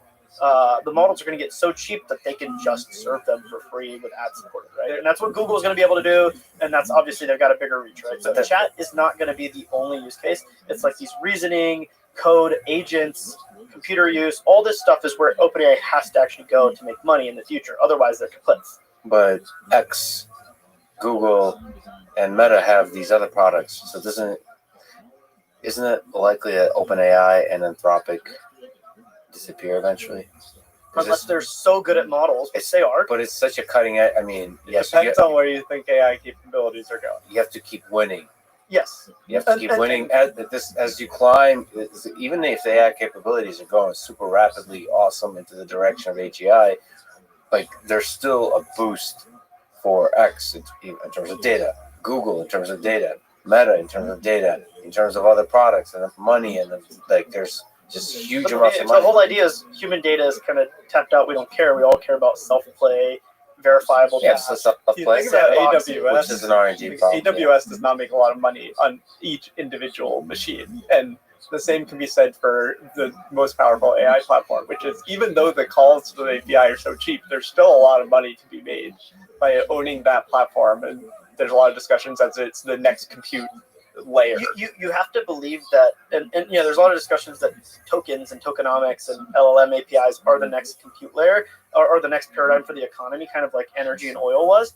But there's also you have to sort of believe that APIs and chat are not where AI is stuck, right? It is actually just tasks and agents and robotics and computer use. And those are the areas where all the value will be delivered, not API, not chat application, right? So is it possible you have, it all just becomes a commodity and you have the very thin wrapper, like Perplexity? Just joking. There are a lot of rappers making a lot of money. Yeah. So, but do you think it's possible that people would just even forget what OpenAI and Anthropic is and just because there'll be wrappers around the API, and it just dynamically. If model progress is not rapid, yeah, it's becoming a commodity, right? DeepSeek 3 shows this, but also the GPT-3 chart earlier chart showed this, right? Llama 3B is 1200x cheaper than GPT-3. Any GPT-3, like anyone whose business model was GPT-3 level capabilities is dead. Anyone whose business model is GPT-4 level capabilities is dead. It is a common saying that the best businesses being made now are ones that are predicated on models getting better. Right, which would be like wrappers, thing that is riding the wave of the models. The short term, the company that could make the most money is the one that figures out what advertising targeting method works for language model generations. We have the meta ads, which are hyper targeted in feed, not within specific pieces of content, and we have search ads that are used by Google, and Amazon has been rising a lot in search. But within a return from ChatGPT, it is not clear how you get a high quality placed ad within the output. And if you can do that with model costs coming down, you can just get super high revenue. Like that revenue is totally untapped, and it's not clear technically how it is done. Yeah, that is. I mean, the sort of the AdSense innovation that Google did. The one day you'll have in GPT output an ad, and that's going to make like billions. And it could be very subtle. It could be in conversation. We have voice mode now. It could be some way of making it so the voice introduces certain things. It's much harder to measure, and it takes imagination. But yeah. And it wouldn't be so shady. It wouldn't come off shady, so that you would receive public blowback, that kind of thing. So you have to do it loud enough to where it's clear it's an ad, and balance all of that. So that's the open question they're trying to solve. Anthropic and OpenAI, they need to. They might not say. I don't think they care about that at all. They don't care about it right now. I think places like they're Perplexity are experimenting on that more. Oh, interesting. Yeah, for sure. Like Perplexity, Google, Meta care about this.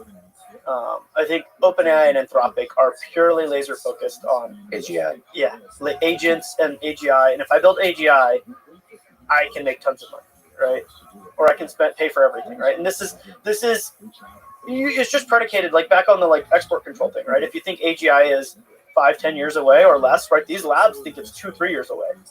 Obviously, your actions are, if you assume they're rational actors, which they are mostly, what you do in a 2-year AGI versus 5-year versus 10 years, very, very, very different, right? Do you think agents are promising? We'll have to talk about this. This was, this is like the excitement of the year. That agents are going to this is the generic hype term that a lot of business folks are using. AI agents are going to revolutionize everything. Okay, so mostly the term agent is obviously overblown. We've talked a lot about reinforcement learning as a way to train for verifiable outcomes. Agents should mean something that is open-ended and is solving a task independently on its own and able to adapt to uncertainty. There's a lot of the term agent applied to things like Apple Intelligence, which we still don't have after the last WWDC, which is orchestrating between apps. And that tool use thing is something that language models can do really well. Apple Intelligence, I suspect, will come eventually. It's a closed domain. It's your messages app integrating with your photos, with AI in the background. That will work. That has been described as an agent by a lot of software companies to get into the narrative. Yeah. The question is, what ways can we get language models to generalize to new domains and solve their own problems in real time? Maybe some tiny amount of training when they are doing this with fine-tuning themselves, or in context learning, which is the idea of storing information in a prompt, and you can use learning algorithms to update that. And whether or not you believe that that is going to actually generalize to things like me saying, book my trip to go to Austin in 2 days, I had XYZ constraints, and actually trusting it. I think there's an HCI problem coming back for information. Well, what's your prediction there? Because my gut says we're very far away from that. I think OpenAI's statement, I don't know if you've seen the 5 levels, right? Where it's chat is level 1, reasoning is level 2, and then agents is level 3. And I think there's a couple more levels, but it's important to note, right? We were in chat for a couple years, right? We just theoretically got to reasoning. We'll be here for a year or 2, right? And then agents, but at the same time, like people can try and like approximate capabilities of the next level. But the agents are doing things autonomously, doing things for minutes at a time, hours at a time, etc. Right?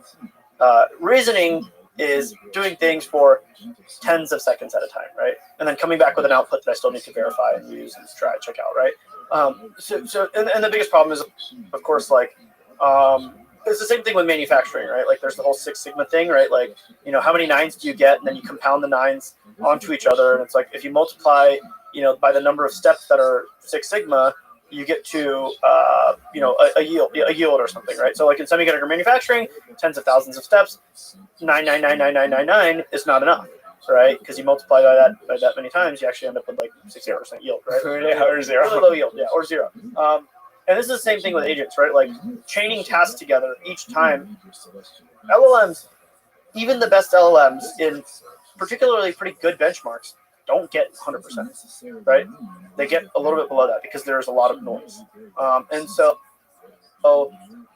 how do you get to enough nines, right? This is the same thing with self-driving. We can't have self-driving because without it being like super geo-fenced like Google's, right? And even then they have a bunch of teleoperators to make sure it doesn't get stuck, right? But you can't do that because it doesn't have enough nines. And self-driving has quite a lot of structure because roads have rules. It's well defined. There's regulation. When you're talking about computer use for the open web, for example, or the open operating system, like it's a mess. So like the possibility, I'm always skeptical of any system that is tasked with interacting with the human world, with the open, messy That's the human thing. world. If we can't get intelligence that's enough to solve the human world on its own, we can create infrastructure like the human operators for Waymo over many years that enable certain workflows. There's a company, I don't remember what it is, but that's literally their pitch is, yeah, we're just going to be the human operator when agents fail. And you just call us and we fix it.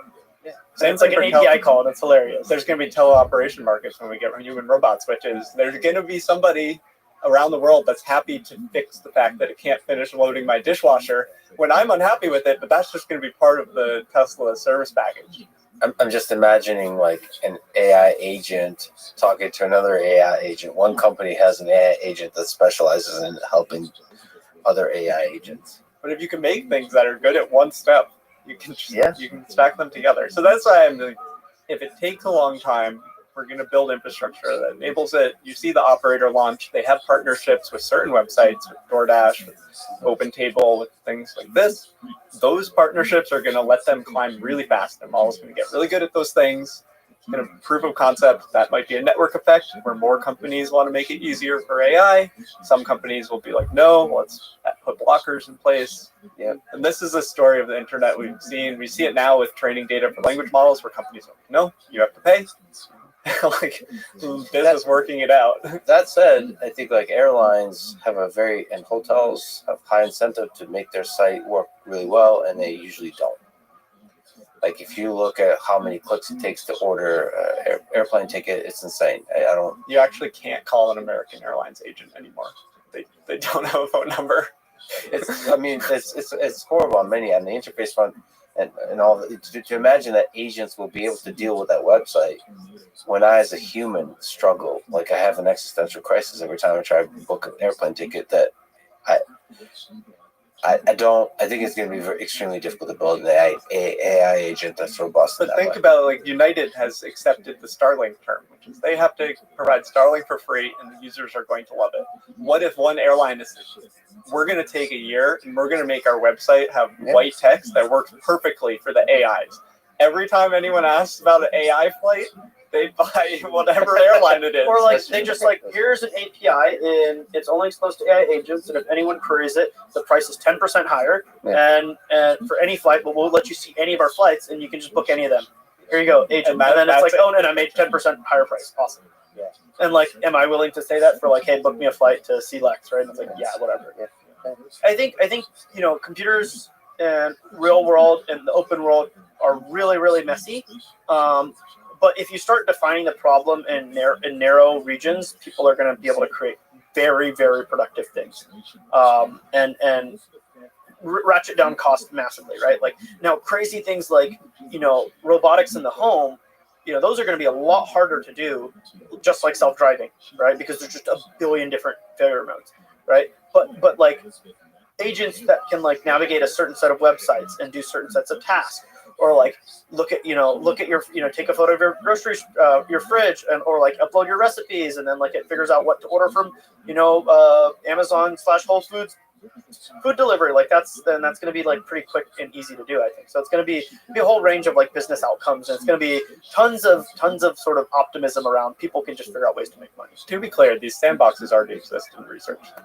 There are people who have built clones of all the most popular websites of Google, Amazon, blah, blah, blah, to make it so that there's, OpenAI probably has them internally to train these things. It's the same as DeepMind's robotics team for years has had clusters for robotics where you interact with robots fully remotely. They just have a lab in London and you send tasks to it and arrange the blocks and you do this research. Obviously, there's techs there that fix stuff, but we've turned these cranks of automation before. You go from sandbox to progress, and then you add one more domain at a time and generalize. In the history of NLP and language processing, instruction tuning and tasks per language model used to be like one language model did one task. And then in the instruction tuning literature, there's this point where you start adding more and more tasks together where it just starts to generalize to every task.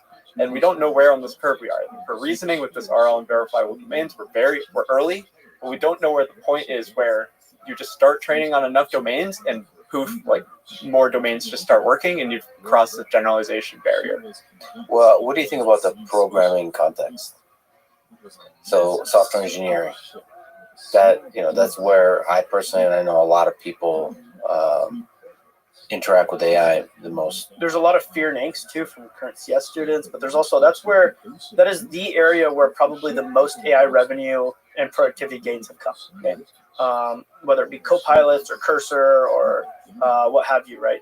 Or just standard Chat GPT, right? Like I know very few programmers who don't have Chat GPT, and actually many of them have the $200 tier because that's what it's so good for, right? I think that in that world, we already see it like SweBench. I don't know if you've looked at the benchmark made by some Stanford students. I wouldn't say it's like really hard, but I wouldn't say it's easy either. I think like it takes someone who's been through at least, a few years of CS or a couple of years of programming to do SweBench well. And the models went from 4% to 60% in like a year, right? And where are they going to go to next year? It's going to be higher. It probably won't be 100% because again, that 9s is like really hard to do. But we're going to get to some point where and then we're going to need harder software engineering benchmarks and so on and so forth. But the way that like people think of it now is it can do code completion easy. It can do some function generation. I have to review it. Great. But really the like software engineering agents, I think can be done faster sooner than any other agent because it is a verifiable domain. You can always like unit test or compile. And there's many different regions of like, they can inspect the whole code base at once, which no engineer really can. Only the architects can really think about this stuff, the really senior guys, and they can define stuff. And then the agent can execute on it. So I think software engineering costs are going to plummet like crazy. And one interesting aspect of that is when software engineering costs are really low, you get very different markets, right? So in the US, you have all these platform SaaS companies, right? Salesforce and so on and so forth, right? In China, no one uses platform SaaS. Everyone just builds their own stack because software engineering is much cheaper in China. Partially because like number of STEM graduates, etc. So it's generally just cheaper to do. And so at the same time, code LLMs have been adopted much less in China because the cost of an engineer there is much lower. But like, what happens when every company can just invent their own business logic like really cheaply and quickly? You stop using platform SaaS, you start building custom tailored solutions, you change them really quickly. Now all of a sudden your business is a little bit more efficient too, potentially, because you're not dealing with the hell that is like some random platform SaaS company stuff not working perfectly and having to adjust workflows or random business automation cases that aren't necessarily AI required. It's just logic that needs to be built that no one has built, right? All of these things can happen faster. So I think software, and then the other domain is like industrial, chemical, mechanical engineers suck at coding, right? Just generally. And like their tools, like semiconductor engineers, their tools are 20 years old. All the tools run on XP, including ASML lithography tools, run on Windows XP, right? It's like, and like a lot of the analysis happens in Excel, right? Like it's just like, guys, like you guys can move 20 years forward with all the data you have and gathered and like do a lot better. It's just you need the engineering skills for software engineering to be delivered to the actual domain expert engineers. So I think that's the area where I'm like super duper bullish of generally AI creating value. The big picture is that I don't think it's going to be a clip. It's like we talked to, I think a really good example of how growth changes is when Meta added stories. So Snapchat was on an exponential, they added stories, it flat line. Software engineers, then up and to the right. AI is going to come in, it's probably just going to be flat. It's not like everyone's going to lose their job. It's hard because the supply corrects more slowly, so the amount of students is still growing, and that'll correct on a multi-year, like a year delay, but the amount of jobs will just turn, and then maybe in 20, 40 years, it'll be well down. But in the few years, there'll never going to be the snap moment where it's like software engineers aren't useful. I think also the nature of what it means to be a programmer and what kind of jobs programmers do changes. Because I think there needs to be a human in the loop of everything you've talked about. There's a really important human in that picture of like correcting the code, like fixing larger than the context length. Yep, and debugging also, like debugging by reading the code, understanding steering the system. Like no, you missed the point. Adding more to the prompt, kind of like yes, adding the human, designing the perfect Google button. Google's famous for having people design buttons that are so perfect. It's like how is AI going to do that? Like it's like they could give you all the ideas. Perfect button. Yeah. I mean, that's the thing. You can call it taste. One thing humans can do is figure out what other humans enjoy better than AI systems. That's where the preference, you loading that in, but ultimately humans are the greatest preference generator. That's where the preference comes from. And humans are actually very good at reading, or like judging between two things. This goes back to the core of what RLHF and preference tuning is that it's hard to generate a good answer for a lot of problems, but it's easy to see which one is better. And that's how we're using humans for AI now, is judging which one is better. And that's what software engineering could look like. It's the PR review. Here's a few options. What are here are some potential pros and cons. And they're going to be judges.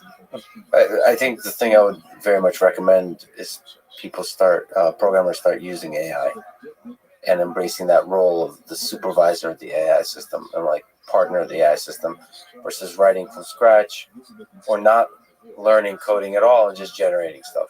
Because I think there actually has to be a pretty high level of expertise as a programmer to be able to manage increasingly intelligent systems. I think it's that, and then becoming a domain expert in something.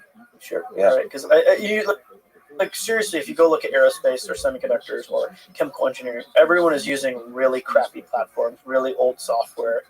Like the job of a data scientist is like a joke, right? In many cases, it's very real. But it's like bring what the forefront of human capabilities are to your domain, and like even if the forefront is like from the AI, your domain, you're like at the forefront, right? So it's like you have to be at the forefront of something and then leverage the like rising tide that is AI for everything else. Oh yeah, there's so many low hanging fruit everywhere in terms of where software can like help automate a thing or digitize a thing. In the legal system, I mean that's why Doge is exciting. I got to hang out with a bunch of the Doge folks, and government is like so old school. It's like begging for the modernization of software, of organizing the data, all this kind of stuff. I mean, in that case, it's by design because bureaucracy protects centers of power and so on. But software breaks down those barriers, so it hurts those that are holding on to power, but ultimately benefits humanity. So there's a bunch of domains of that kind. One thing we didn't fully finish talking about is open source. So first of all, congrats. You released a new model. Yeah. This is Tulu. I'll explain what a Tulu is. A Tulu is a hybrid camel when you breed a dromedary with a Bactrian camel. Back in the early days after ChatGPT, there was a big wave of models coming out like alpaca, vicuna, etc., that were all named after various mammalian species. So Tulu the brand is multiple years old, which comes from that. Mm-hmm. And we've been playing at the frontiers of post-training with open source code. And this first part of this release was in the fall, where we built on Llama's open models, open weight models, and then we add in our fully open code, our fully open data. There's a popular benchmark that is Chatbot Arena, and That's generally the metric by which how these chat models are evaluated, and it's humans compare random models from different organizations. And if you looked at the leaderboard in November or December, among the top 60 models from tens to 20s of organizations, none of them had open code or data for just post-training. Among that, even fewer or none have pre-training data and code available, but post-training is much more accessible at this time. It's still pretty cheap and you can do it. And the thing is, like, how high can we push this number where people have access to all the code and data? So that's kind of the motivation of the project. We draw on lessons from Llama. NVIDIA had a Nemotron model where the recipe for their post-training was fairly open with some data and a paper. And it's putting all these together to try to create a recipe that people can fine-tune models like GPT-4 to their domain. So to be clear, in the case of Tulu, maybe you can talk about Almo too, but in the case of Tulu, you're taking Llama 3, 4, 5B.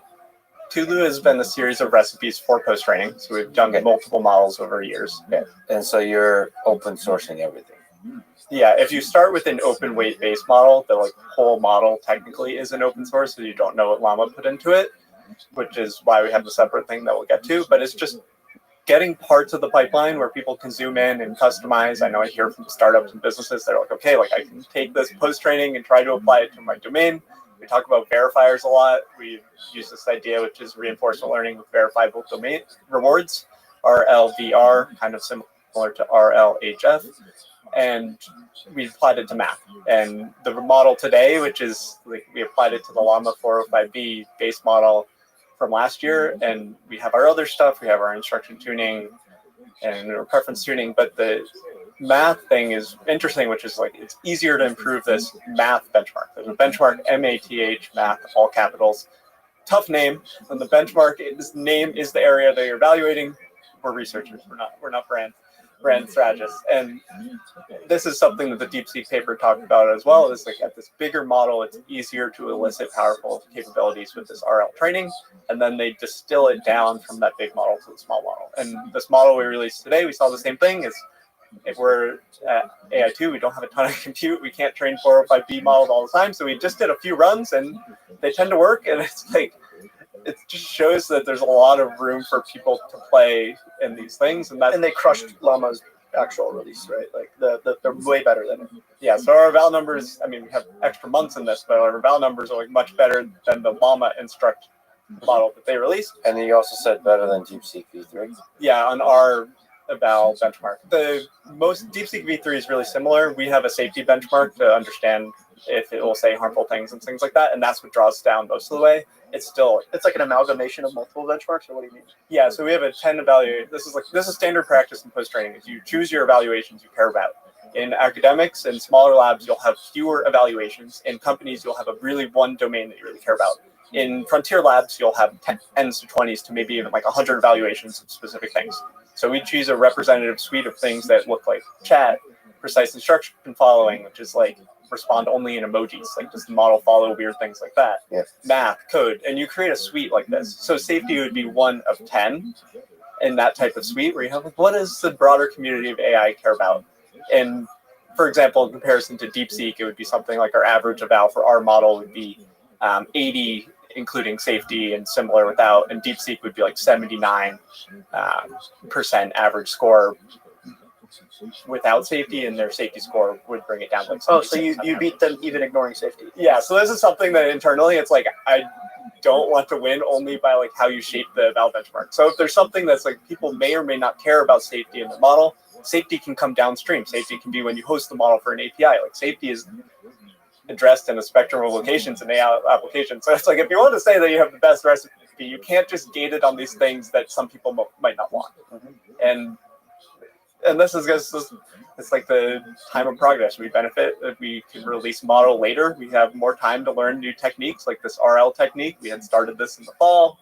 It's now really popular with reasoning models. The next thing to do for open source post-training is to scale up verifiers, to scale up data to replicate some of DeepSeek's results. And it's awesome that we have a paper to draw on, and it makes it a lot easier.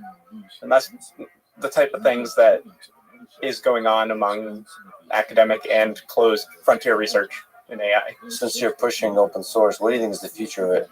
Do you think DeepSeek actually changes things since it's open source, or open weight, or is pushing the open source movement into the open direction? this goes very back to license discussion. So DeepSeek R1 with a friendly license is a major reset. So it's like the first time that we've had a really clear frontier model that is open weights and with a commercially friendly license with no restrictions on downstream use cases, synthetic data distillation, whatever.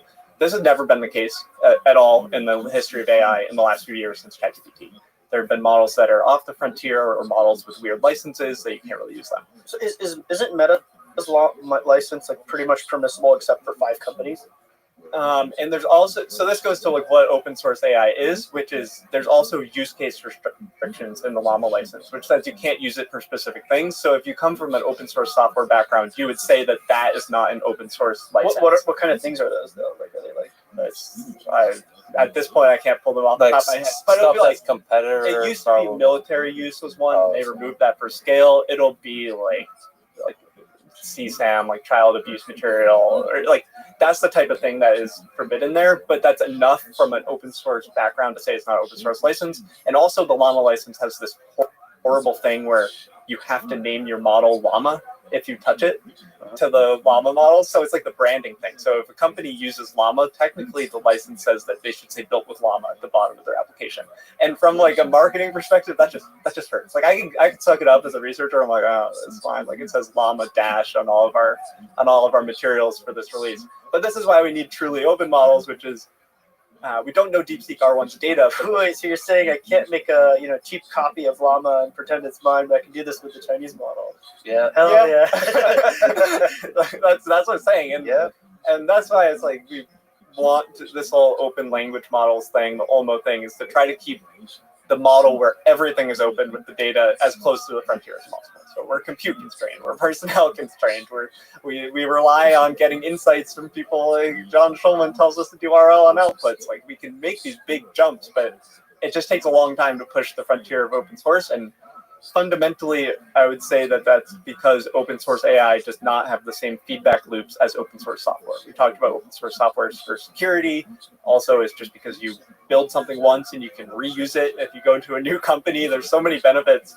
But if you open source a language model, you have this data sitting around, you have this training code.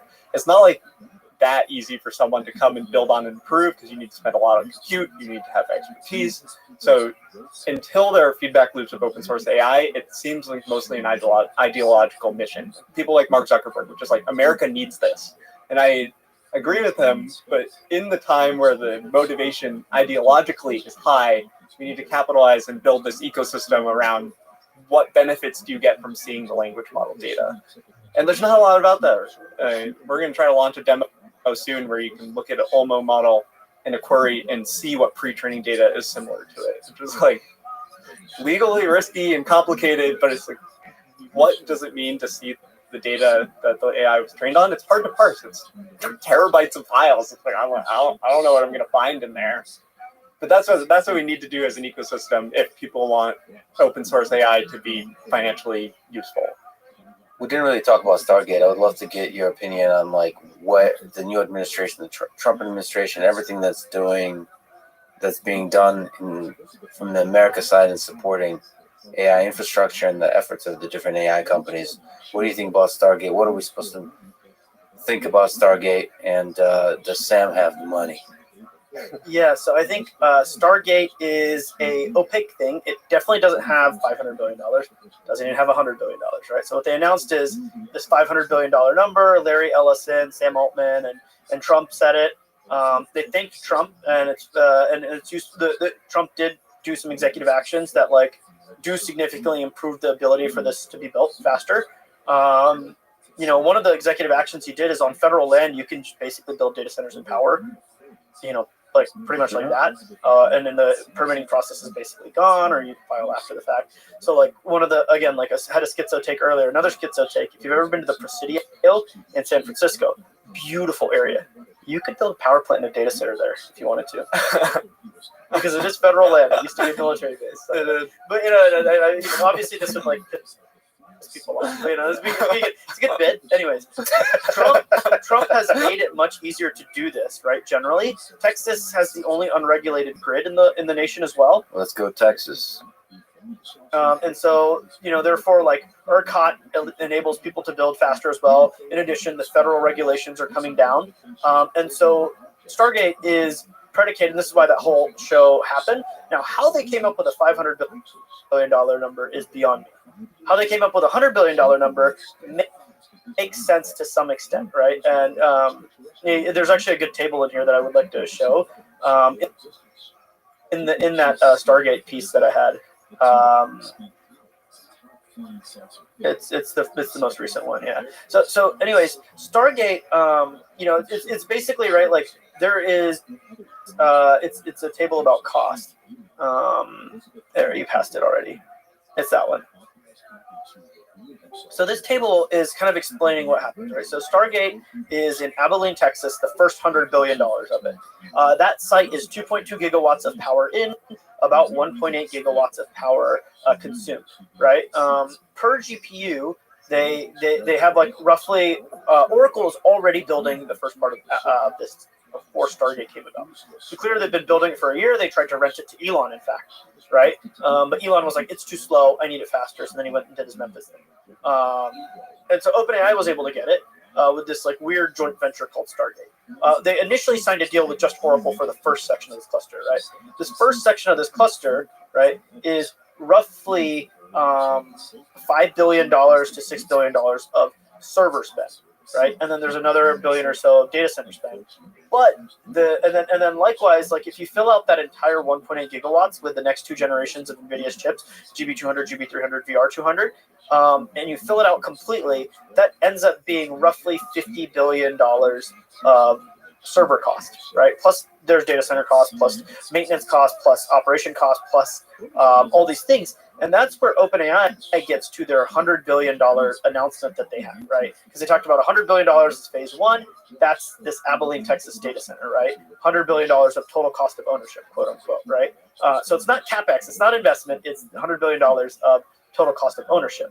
And then there will be future phases. They're looking at other sites that are even bigger than this 2.2 gigawatts, by the way, in Texas and elsewhere. And so they're not, completely ignoring that, but there is the number of $100 billion that they say is for phase one, which I do think will happen. They don't even have the money for that. Furthermore, it's not $100 billion; it's $50 billion of spend, right? And then like $50 billion of operational cost, power, etc., rental pricing, etc. Because they're renting it. OpenAI is renting the GPUs from the Stargate joint venture, right? What money do they actually have, right? SoftBank is going to invest. Oracle's going to invest. OpenAI is going to invest. OpenAI is on the line for $19 billion. Everyone knows that they've only got $6 billion in their last round and $4 billion in debt. So, but there's like news of like SoftBank maybe investing $25 billion into OpenAI, right? So that's part of it, right? So $19 billion can come from there. So OpenAI does not have the money at all, right? To be clear, ink is not dried on anything. OpenAI has $0 for this $50 billion, right? In which they're legally obligated to put $19 billion of capex or into the joint venture, and then the rest they're going to pay via renting the GPUs from the joint venture. And then there's Oracle. Oracle has a lot of money. They're building the first section completely. They were spending for it themselves, right? This $6 billion of capex, $10 billion of TCO. But they were going to do that first section. They're paying for that, right? As far as the rest of the section, I don't know how much Larry wants to spend, right? At any point he could pull out, right? Like this is, again, it's like completely voluntary. So at any point, there's no signed ink on this, right? But he potentially could contribute tens of billions of dollars, right? To be clear, he's got the money. Oracle's got the money. And then there's like MGX, which is the UAE fund, which technically has $1.5 trillion for investing in AI. But again, like, I don't know how real that money is. And like, whereas there is no ink signed for this, SoftBank does not have $25 billion of cash. They have to sell down their stake in ARM, which is, the leader in CPUs, and they IPO'd it. This is obviously what they've always wanted to do. They just didn't know where they'd redeploy the capital. Selling down the stake in ARM makes a ton of sense. So they can sell that down and invest in this if they want to, and invest in OpenAI if they want to. As far as like money secured, the first 100,000 GB200 cluster is like can be funded. Everything else after that is up in the air. Money's coming. I believe the money will come. I personally do. It's a belief. Okay. It's a belief that they are going to release better models and be able to raise more money. Yeah. Right?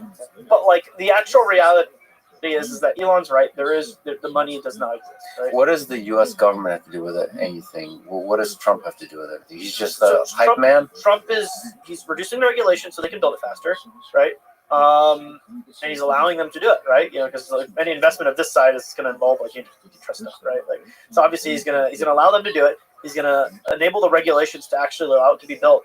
I don't believe there's any U.S. government dollars being spent on this stuff. Yeah, so I think he's also just creating a general vibe that this is regulation will go down, and this is the era of building. So if you're a builder, you want to create stuff, you want to launch stuff, this is the time to do it. And so like we've had this 1.8 gigawatt data center in our data for over a year now, and we've been like sort of sending it to all of our clients, including many of these companies that are building the multi-gigawatts.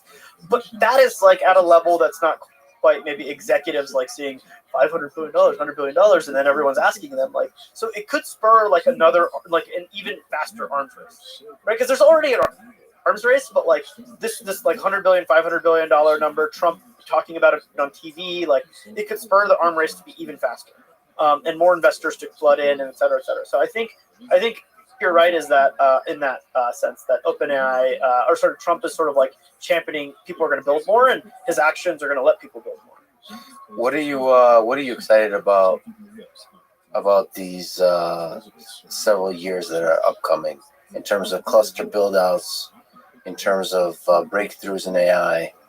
Like the best possible future you can imagine in the next couple of years, 2, 3, 4 years. What does that look like? Just it could be very specific technical things like breakthroughs on post training, or it could be just size, big. Yeah, I mean it's impressive clusters. I really enjoy tracking supply chain and like who's involved in what. Yeah. I really do. It's really fun to see like the numbers, the cost, who's building what capacity, helping them figure out how much capacity they should build, winning deals, strategic stuff. That's really cool. I think technologically, there's a lot around the networking side that really excites me with optics and electronics, right? Like kind of getting closer and closer, whether it be co-packaged optics or some sort of like new forms of switching. This is internal to a cluster. Yeah. Also multi-data center training, right? Like there's people are putting so much fiber between these data centers and lighting it up with so many different, with so much bandwidth that there's a lot of interesting stuff happening on that end, right? Telecom has been really boring since 5G, and now it's like really exciting again. Can you educate me a little bit about the speed of things? So the speed of memory versus the speed of interconnect versus the speed of fiber between data centers. Are these like orders of magnitude different? Can we at some point converge towards a place where it all just feels like one computer? No, I don't think that's possible. All right. It's only gonna get harder to program, not easier. Okay. It's only gonna get more difficult and complicated and more layers, right? The general image that people like to have is like this hierarchy of memory. So on chip is really close, localized within the chip, right? You have registers, right? And those are shared between some compute elements, and then you'll have caches, which are shared between more compute elements. And then you have like memory, right? Like HBM or DRAM, like DDR memory or whatever it is, and that's shared between the whole chip. And then you can have, pools of memory that are shared between many chips, right? And then storage, and you keep zoning out, right? The access latency across data centers, within the data center, within a chip is different. So like you're always going to have different programming paradigms for this. It's not going to be easy. Programming this stuff is going to be hard. Maybe AI can help, right? With programming this, but the way to think about it is that like there's sort of like the more elements you add to a task, you don't get strong scaling, right? If I double the number of chips, I don't need 2x performance, right? This is just like a reality of computing because there's inefficiencies, and there's a lot of interesting work being done to make it not, to make it more linear, whether it's making the chips more networked together more tightly, or cool programming models, or cool algorithmic things that you can do on the model side, right? DeepSeek did some of these really cool innovations because they were limited on interconnect, but they still needed to parallelize, right? Like all sorts of, everyone's always doing stuff. Google's got a bunch of work, and everyone's got a bunch of work about this. That stuff is super exciting on the model and workload and innovation side, right? Hardware, solid state transformers are interesting, right? For the power side, there's all sorts of stuff on batteries, and there's all sorts of stuff on, I think when if you look at every layer of the compute stack, right? Whether it goes from lithography and etch all the way to like fabrication, to like optics, to networking to power to transformers to cooling to a networking, and you just go on up and up and up and up the stack. Even air conditioners for data centers are like innovating, right? Like it's like there's like copper cables are innovating, right? Like you wouldn't think it, but copper cables like there's some innovations happening there with like the density of how you can pack them, and like it's like all of these layers of the stack all the way up to the models. Human progress is at a pace that's never been seen before. I'm just imagining you sitting back in a lair somewhere with screens everywhere, just monitoring the supply chain, where all these clusters, like all the information you're gathering. I mean, there's a big team. There's a big team. I mean, you do quite incredible work with semi-analysis. I mean, it's just keeping your finger on the pulse of human civilization in the digital world. It's pretty cool. Like just to watch, to feel that. Yeah, thank you. I guess feel all of us like doing shit, epic shit. Feel the AGI. I mean, from meme to like reality. What, Nathan? Is there like breakthroughs that you're like looking forward to potentially? I had a while to think about this while listening to Dylan's beautiful response. Listen to me. So I knew this was coming, and it's like realistically, training models is very fun because there's so much low-hanging fruit. And the thing that makes my job entertaining, I train models. I write analysis about what's happening with models, and it's fun because there is obviously so much more progress to be had. And the real motivation why I do this, like somewhere where I can share things, is that there's just, I don't trust people that are like, trust me, bro, we're going to make AI good. It's like, we're the ones that it's like, we're going to do it and you can trust us and we're just going to have all the AI.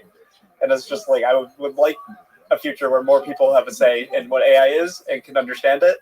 And it's a little bit less fun that it's not a like positive thing of like, this is just all really fun. Like, training models is fun and bring people in is fun, but it's really like AI, if it is going to be the most powerful technology of my lifetime, it's like we need to have a lot of people involved in making that, and making it open helps with that. As accessible as possible, as open as possible. Yeah. In my read of the last few years is that more openness would help the AI ecosystem in terms of having more people understand what's going on, whether that's researchers from non-AI fields to governments, everything. It doesn't mean that openness will always be the answer. I think then it will reassess of like what is the biggest problem facing AI and tack on a different angle to the wild ride that we're on. And for me, just from you, the user experience, anytime you have the, like Apathy said, the aha moments, like the magic, like seeing the reasoning, the chain of thought, it's like there's something really just fundamentally beautiful about that. It's putting a mirror to ourselves and seeing like, oh shit, it is solving intelligence as the cliche like goal of these companies is. And you get to understand why we humans are special. The intelligence within us is special. And for now, also why we're special in terms of we seem to be conscious, and the AI systems for now aren't, and we get to explore that mystery. So it's just really cool to get to explore these questions that I don't think I would have never imagined would be even possible. Back when, so just watching with excitement Deep Blue beat Kasparov, like I wouldn't have ever thought this kind of AI would be possible in my lifetime. This really feels like AI. Yeah. It's incredible. I started with AI of learning to fly a Sicilio quadrotor. It's like learn to fly, and it was just like it learned to fly up and hit the ceiling and stop and catch it. It's like, okay, that is like really stupid compared to what's going on now. And now you could probably, with natural language, tell it to learn to fly, and it's going to generate the control algorithm required to do that. There's low-level blockers. Like we have to do some weird stuff for that, but you can. You definitely Back can. to our robotics conversation. Yeah, when you have to interact in the actual physical world, it's hard. What gives you hope about the future of human civilization? Looking into the next 10 years, 100 years, 1,000 years? How long do you think we'll make it? You think we got 1,000 years? Humans will definitely be around in 1,000 years. I think there's ways that very bad things could happen. There will be way fewer humans, but humans are very good at surviving. There's been a lot of things that is true. I don't think we're good at long-term credit assignment of risk, but when the risk becomes immediate, we tend to figure things out. And for that reason, there's physical constraints to things like AGI hyper like recursive improvement to kill us all type stuff.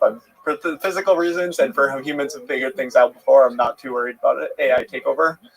There are other international things that are worrying, but there's just fundamental human goodness and trying to amplify that. Like we're on a tenuous time, and I mean, if you look at humanity as a whole, there's been times where things go backwards. There's times when things don't happen at all, and we're on a what should be very positive trajectory right now. Yeah, there seems to be progress, but just like with power, there's like spikes of human suffering, and we want to try to minimize the amount of spikes. Generally, humanity is going to suffer a lot less, right? I'm very optimistic about that. I do worry of like techno-fascism type stuff arising as AI becomes more and more prevalent and powerful, and those who control it can do more and more. Maybe it doesn't kill us all, but at some point, every very powerful human is going to want a brain-computer interface so that they can interact with the AGI and all of its advantages in many more ways and merge its mind with, sort of like, and its capabilities, or that person's capabilities can leverage those much better than anyone else, and therefore be, it won't be one person rule them all, but it will be, the thing I worry about is it'll be like few people, hundreds, thousands, tens of thousands, maybe millions of people rule whoever's left, right? And the economy around it, right? And I think that's like the thing that's probably more worrisome is like human-machine amalgamations. This enables an individual human to have more impact on the world, and that impact can be both positive and negative, right? Generally, humans have positive impacts on the world, at least societally. But it's possible for individual humans to have such negative impacts. And AGI, at least as I think the labs define it, which is not a runaway sentient thing, but rather just something that can do a lot of tasks really efficiently, amplifies the capabilities of someone causing extreme damage. But for the most part, I think it'll be used for profit-seeking motives, which will increase the abundance and supply of things, and therefore reduce suffering, right? Yeah, that's the goal. Scrolling on a timeline, just scrolling dopamine. Stasis. Scrolling holds the status quo of the world. That is a positive outcome, right? Yeah. Like it's like if I have food tubes and like I'm scrolling and I'm happy, that's a positive outcome. While expanding out into the cosmos. Well, this is a fun time to be alive. And thank you for pushing the forefront of what is possible in humans. And thank you for talking today. This was fun. Thanks for having me. Thanks for listening to this conversation with Dylan Patel and Nathan Lambert. To support this podcast, please check out our sponsors in the description. And now, let me leave you with some words from Richard Feynman. For a successful technology, reality must take precedence over public relations. For nature cannot be fooled. Thank you for listening, and I hope to see you next time. We'll also be examining how believable Elizabeth's experiences. Is there any truth to it, or is everything she said about what happened romance with Markham complete fabrication? At Podcast, we're grateful for you, our listeners. You allow us to do what we love. Let us know how we're doing. Reach out on Facebook and Instagram at Podcast and Twitter at Podcast Network. And if you enjoyed today's episode, the best way to help us is to leave a 5-star review wherever you are listening. It really does help. We also now have merchandise. Head to podcast.com. My strength lies not in my name, but in the backing of 1.4 billion Indians and thousands of years of timeless culture and heritage. So wherever I go, I carry with me the essence of thousands of years of Vedic tradition, the timeless teachings of Swami Vivekananda, and the blessings, dreams, and aspirations of 1.4 billion Indians. When I shake hands with a world leader, it's not Modi, but 1.4 billion Indians doing so. So this isn't my strength at all. It is rather the strength of India. Whenever we speak of peace, the world listens to us. Because India is the land of Gautam Buddha and Mahatma Gandhi. And Indians aren't hardwired to espouse strife and conflict. We espouse harmony instead. We seek neither to wage war against nature nor to foster strife among nations. We stand for peace, and wherever we can act as peacemakers, we have gladly embraced that responsibility. My early life was spent in extreme poverty, but we never really felt the burden of poverty. You see, someone who is used to wearing fine shoes will feel their absence when they don't have them. But for us, we had never worn shoes in our lives. So, how would we even know that wearing shoes was a big deal? We weren't in a position to compare. That's just how we lived. When I became Prime Minister, I specially invited Pakistan to my swearing-in ceremony so we could turn over a new leaf. Yet, every noble attempt at fostering peace was met with hostility and betrayal. We sincerely hope that wisdom prevails upon them and they choose the path of peace. I believe even the people of Pakistan long for peace. Look, regarding what you said about criticism and how I deal with it, if I had to summarize in one sentence, I welcome it. I have a strong belief that criticism is the soul of democracy.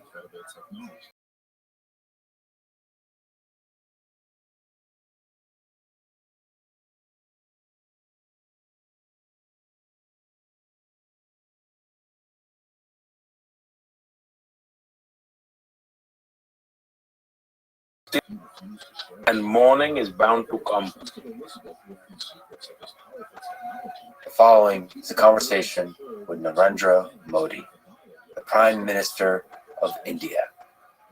It was one of the most moving conversations and experiences of my life. Allow me here to say a few words about it. Please skip ahead straight to our conversation if you like. Narendra Modi's life story is incredible.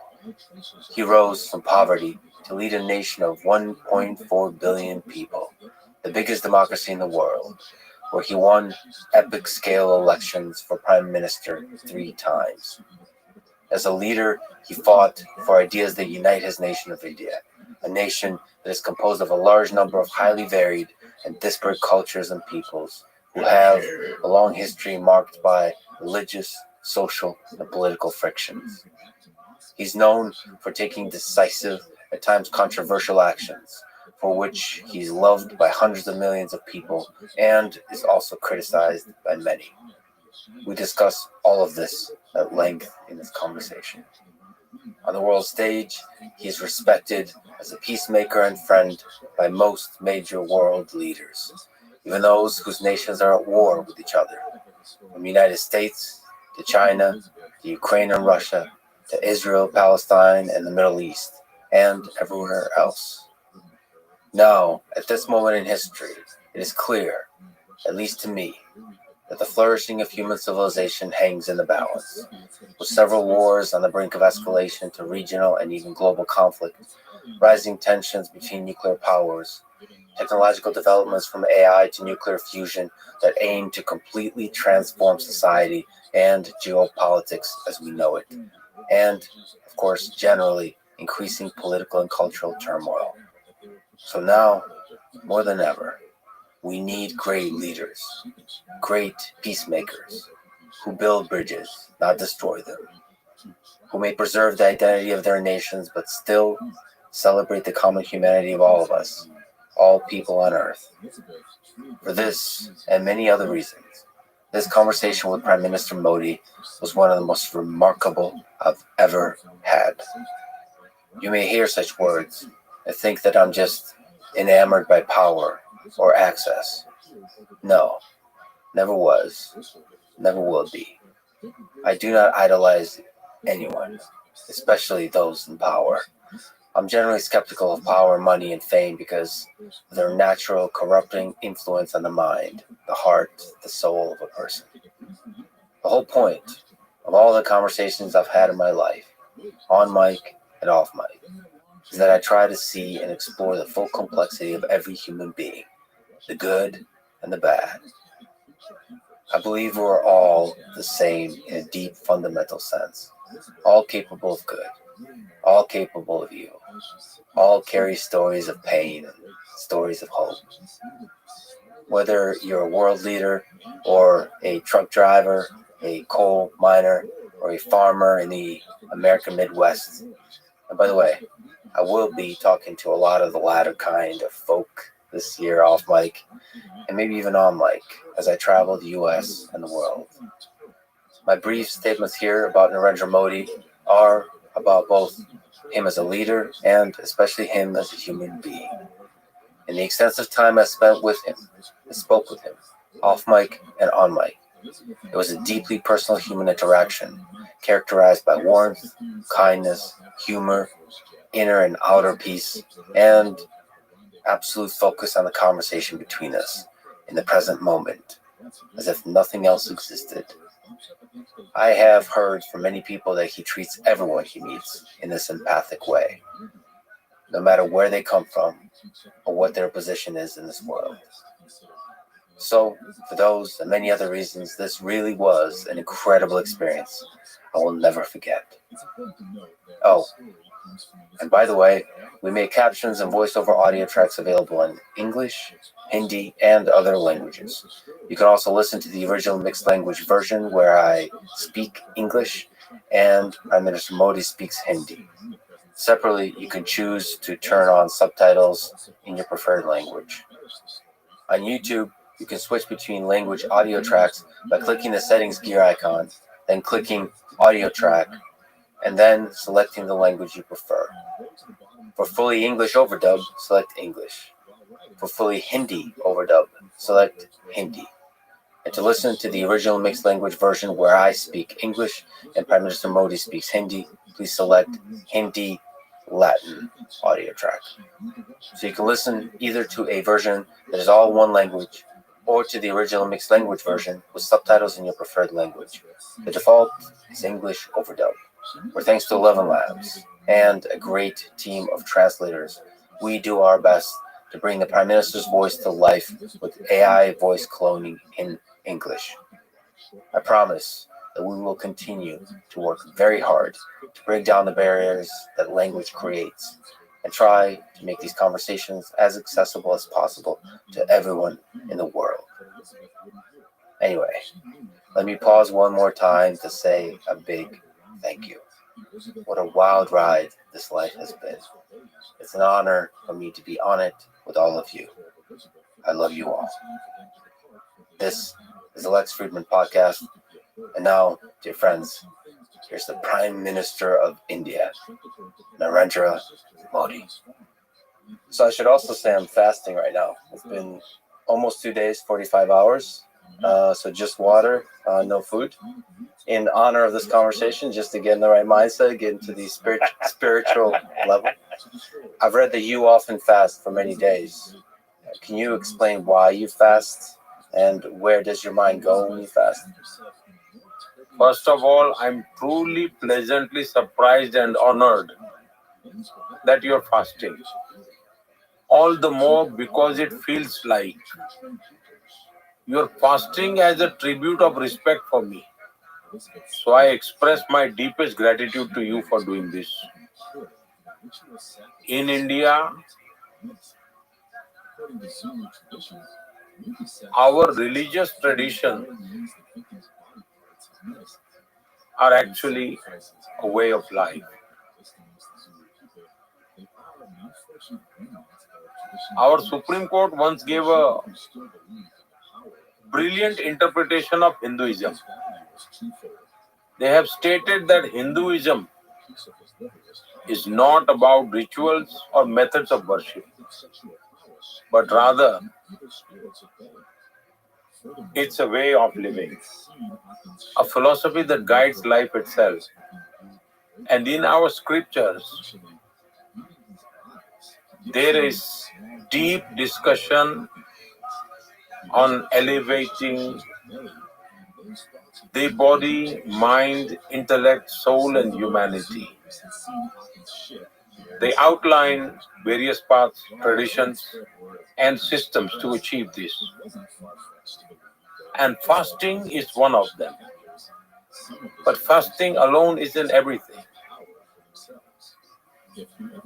In India, whether you see it culturally or philosophically, sometimes I see that fasting is a way to cultivate discipline. If I put it in simple terms or explain it to the viewers who are unfamiliar with India, it is a powerful tool to bring both the inner and outer self into balance. It shapes life in profound ways. When you fast, you may have noticed, as you said, you've been fasting on water for 2 days. Every single one of your senses, especially smell, touch, and taste, becomes highly sensitive. You may even notice the subtle aroma of water itself, something you probably never noticed before when drinking it. If someone walks past you carrying tea, you will catch its aroma just like you would with coffee. A small flower you've seen before, you will see it again today. But now you can perceive its details more vividly. Your senses become extra sharp, highly aware, and fully tuned in. And their capability to observe and to respond multiplies and grows sharper. I have personally often experienced this. Another thing I've experienced is that fasting can greatly accelerate the thinking process and can give a fresh perspective. You start thinking outside the box. I don't know if everyone experiences this, but I certainly do. Most people assume that fasting simply means giving up food or not eating. But that's just the physical aspect of fasting. If someone is forced to go without food due to hardship, with an empty stomach, can we call that fasting? Fasting is actually a scientific process. Whenever I fast for an extended period, I prepare my body in advance.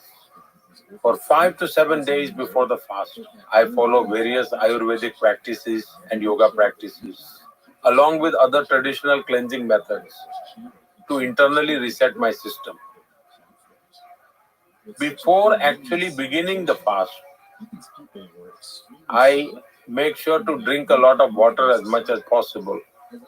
So you could say that this detoxification process helps prepare my body in the best possible way. And once I begin fasting, for me it's an act of devotion. For me, fasting is a form of self-discipline. For me personally, even while I go about doing my daily activities during a fast, my mind remains deeply introspective and focused inward. And that experience is profoundly transformative for me. My practice of fasting didn't come from reading books, listening to sermons, or following a tradition just because my family happened to have observed it. It came from my own personal experience. During my school days, there was a movement inspired by Mahatma Gandhi's vision, his vision of cow protection. The government had not enacted any laws at the time. At the time, people across the country observed a one-day fast by gathering in public places in silent protests. We were just kids, probably had just finished primary school. Something inside me said I should be part of this. And that was the first time in my life I experienced fasting. At such a young age, I felt neither hunger nor any desire for food Instead, I felt a new awareness, a surge of energy within me. So I became convinced that fasting is a science, far beyond just skipping meals. It is something far greater than that. Then gradually, I refined my body and mind through various experiments. Over time, it became a long and disciplined journey for me. And one thing is certain, fasting never slows me down. I work just as much as usual. Sometimes I even work more. And another fascinating thing I've noticed is that when I need to express my thoughts, I'm amazed at where they come from and how they flow. Yeah. It's truly an incredible experience. So you still do meetings with world leaders. You still manage the affairs of India. You still carry out your role as a leader on the world stage, all fasted, and sometimes 9 days. Well, this practice has a long historical context. I hope it may be interesting for those listening.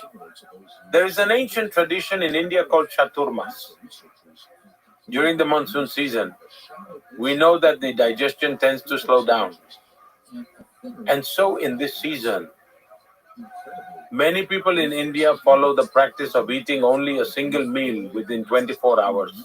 For me, this starts around mid-June and goes on until after Diwali, around November.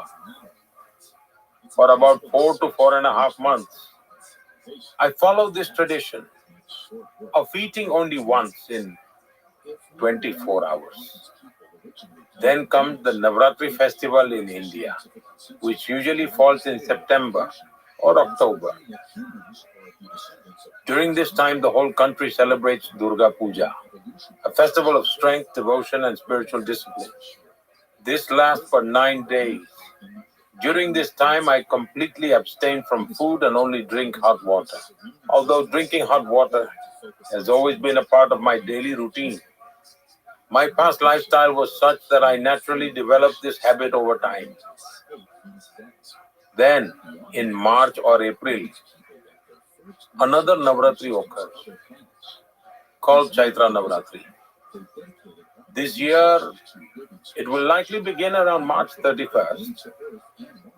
During this 9-day fast, I eat only one specific fruit once a day. So for those 9 days, if let's say I choose papaya, then for all 9 days I won't touch anything else, just papaya. That too, I eat only once a day. That's how I follow my 9-day fasting routine. So there are numerous fasts I keep throughout the year. And this has become a deeply ingrained tradition in my life. Perhaps I can say that I've been following these practices for 50 to 55 years. Has there been times when you met with a world leader and completely fasted? And maybe what do they think about that? What do they think about your ability to do that kind of thing?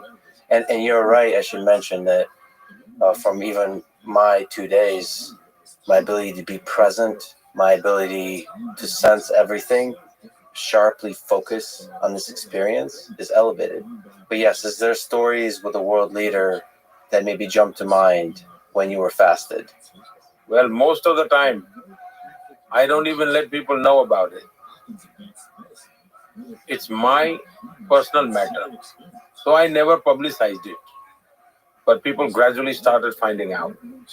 It became known only after I became Chief Minister and Prime Minister. Otherwise, it was purely personal. But now that it's out in the open, I don't mind sharing. If someone asks, I tell them so it might be useful to them. Because it's not my personal property. It's my experience. And if that can help someone, why not share it? After all, my life has always been devoted to the well-being of others. For example, after I became Prime Minister, I had a bilateral meeting at the White House with President Obama. And he had also arranged a formal dinner. Then as discussions between the two governments progressed, someone said, please join us for dinner.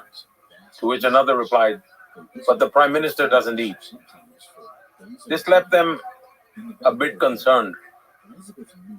How do you host the leader of such a major nation at the White House without serving food?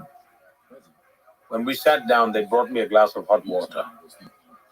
I turned to President Obama and jokingly said, "Look, my dinner has arrived," as I placed the glass in front of me. Later, when I visited again, he still remembered. He smiled and said, "Last time you were fasting. This time we're having lunch. Since you're not fasting, you'll have to eat twice as much." Let's go to the beginning. You rose from humble beginnings to lead the world's largest democracy. So I think there's a lot of people for whom this is truly inspiring. Your family was of very modest means, and you grew up in a one-room house with a mud floor, your whole family living there. Tell me about your childhood. How did those humble beginnings shape your outlook on life? My birthplace is in Gujarat, specifically in North Gujarat, in Mehsana district, in a small town called Vadnagar. Historically, this town holds great significance. And so, Vadnagar is where I was born and completed my early education. Looking at the world, as I understand it today, I can reflect on my childhood and the unique environment I grew up in.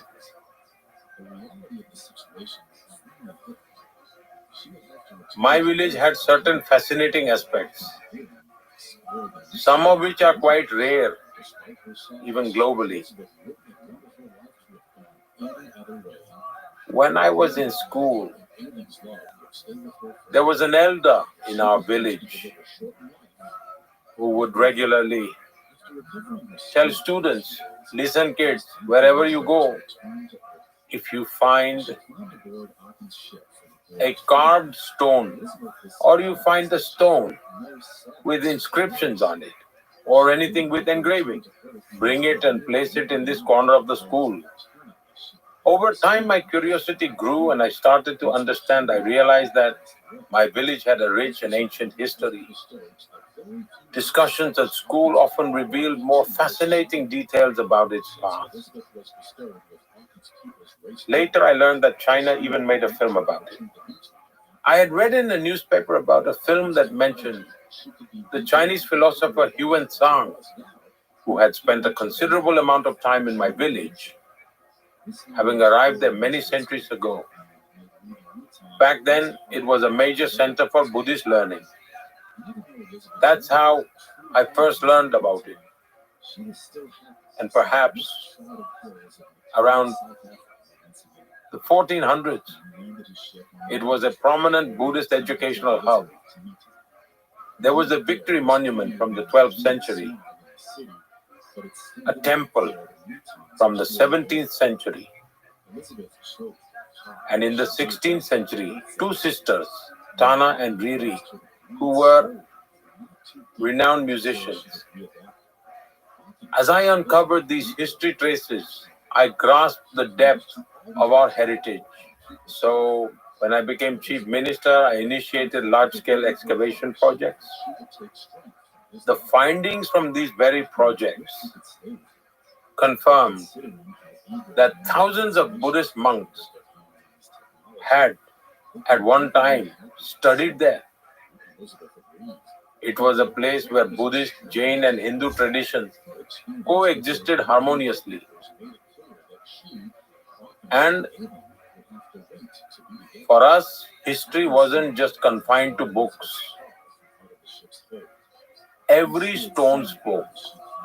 Every wall had a story to tell. And so, when we began the large-scale excavation work, we uncovered findings that hold immense historical significance. So far, they have discovered evidence dating back 2,800 years, proving that this city has remained unbroken and eternal for all those 2,800 years. They have discovered solid proof of how its development unfolded over these centuries.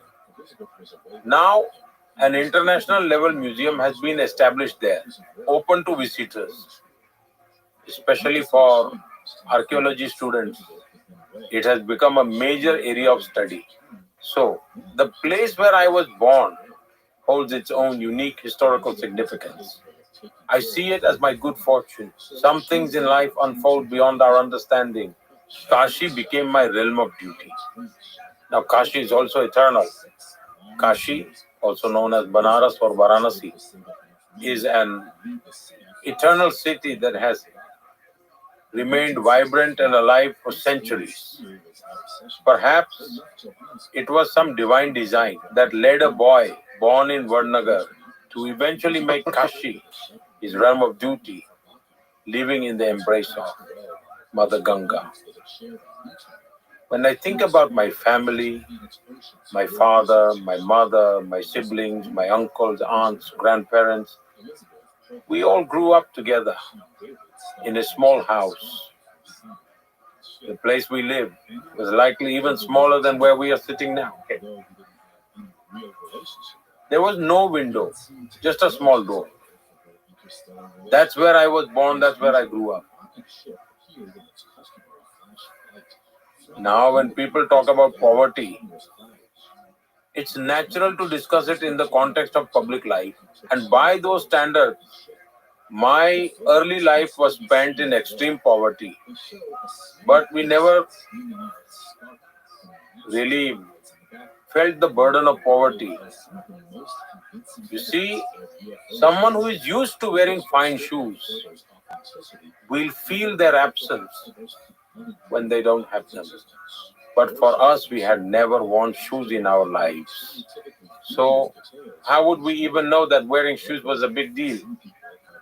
We weren't in a position to compare. That's just how we lived. Our mother worked incredibly hard. My father, too. He was extremely hardworking, and he was also extremely disciplined. Every morning around 4 or 4:30 a.m., he would leave the house, walk long distances, visit several temples, and then reach his shop. He wore traditional leather shoes, handmade in the village. The shoes were very tough and sturdy, making a distinct tock, tock, tock sound when he walked. People in the village used to say that they could tell the time just by hearing his footsteps. Oh yes, they would say. Mr. Damodar is on his way. Such was his discipline. He worked tirelessly, late into the night. Our mother too ensured that we never felt the struggles of our circumstances. But despite everything, these challenging circumstances of living in scarcity never left a mark on our minds. I remember in school, the idea of wearing shoes never even crossed my mind. One day while I was on my way to school, I ran into my uncle on the way. He saw me and was surprised. Hey, you go to school like this, without shoes? So at that time, he bought me a pair of canvas shoes and made me wear them. Back then, they must have cost around 10 or 12 rupees. But here's the thing. They were white canvas shoes and they would quickly get stained. So what did I do? In the evening, after school was over, I would stay back for a while. I would go from classroom to classroom, collecting leftover pieces of chalk that the teachers had discarded. I would take the pieces of chalk home, soak them in water, mix them into a paste, and polish my canvas shoes with it, making them bright white again.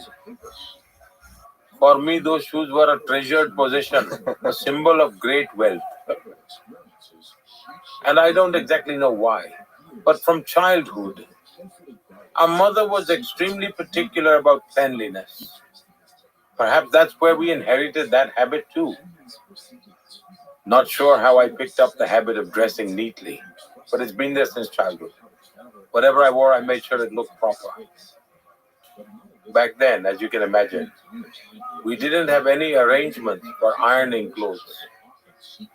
So instead, I would heat up water in a copper pot, hold it with tongs, and press my clothes myself. Then I'd head off to school. That's how I lived, and I found joy in it. We never thought about being poor or judged about how others lived or what their struggles were. We lived carefree, enjoying whatever little we had, and kept working hard. Never once did we complain about these things. And all these aspects of my life, whether you call it fortune or misfortune, unfolded in such a way in politics that they started coming to light. Because when I was taking my oath as chief minister, TV reporters went to my village, questioned my childhood friends, went to capture videos of my home. That's when people started asking, who is this and what background he's coming from? Before that, very few knew much about my life. That's just how my journey has been. My mother possessed an innate spirit of caring for others' well-being. It was woven into the very fabric of her being. She possessed knowledge of traditional remedies and healing practices and would treat children with these home remedies. Every morning before sunrise around 5 o'clock, she would start treating them. So all the children and their parents would gather at our home, little children crying, and we had to wake up early because of it. Meanwhile, my mother would continue treating them with care. This spirit of service, in a way, was nurtured through these experiences.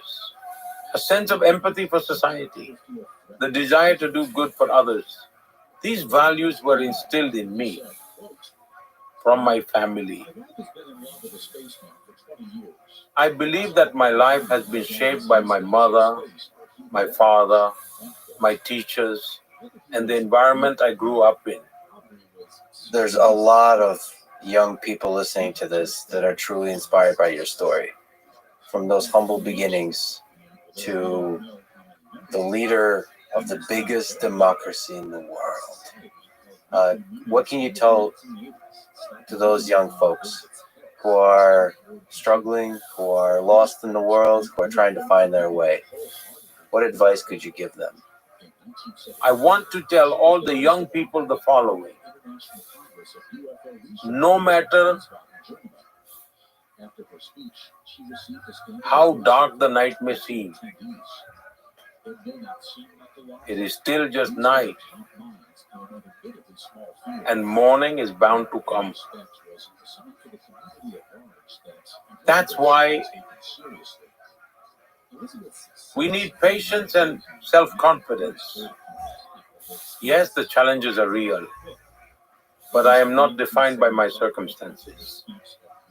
I am here for a purpose, sent by a higher power, and I am not alone. The one who sent me is always with me. This unwavering faith should always remain within us. Difficulties are a test of endurance. They are not meant to defeat me.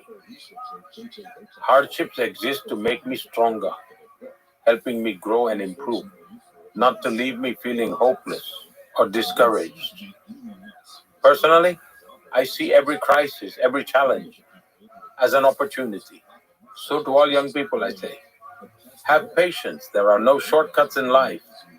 At our railway stations, there hangs a sign for those who habitually cross the tracks instead of using the bridge.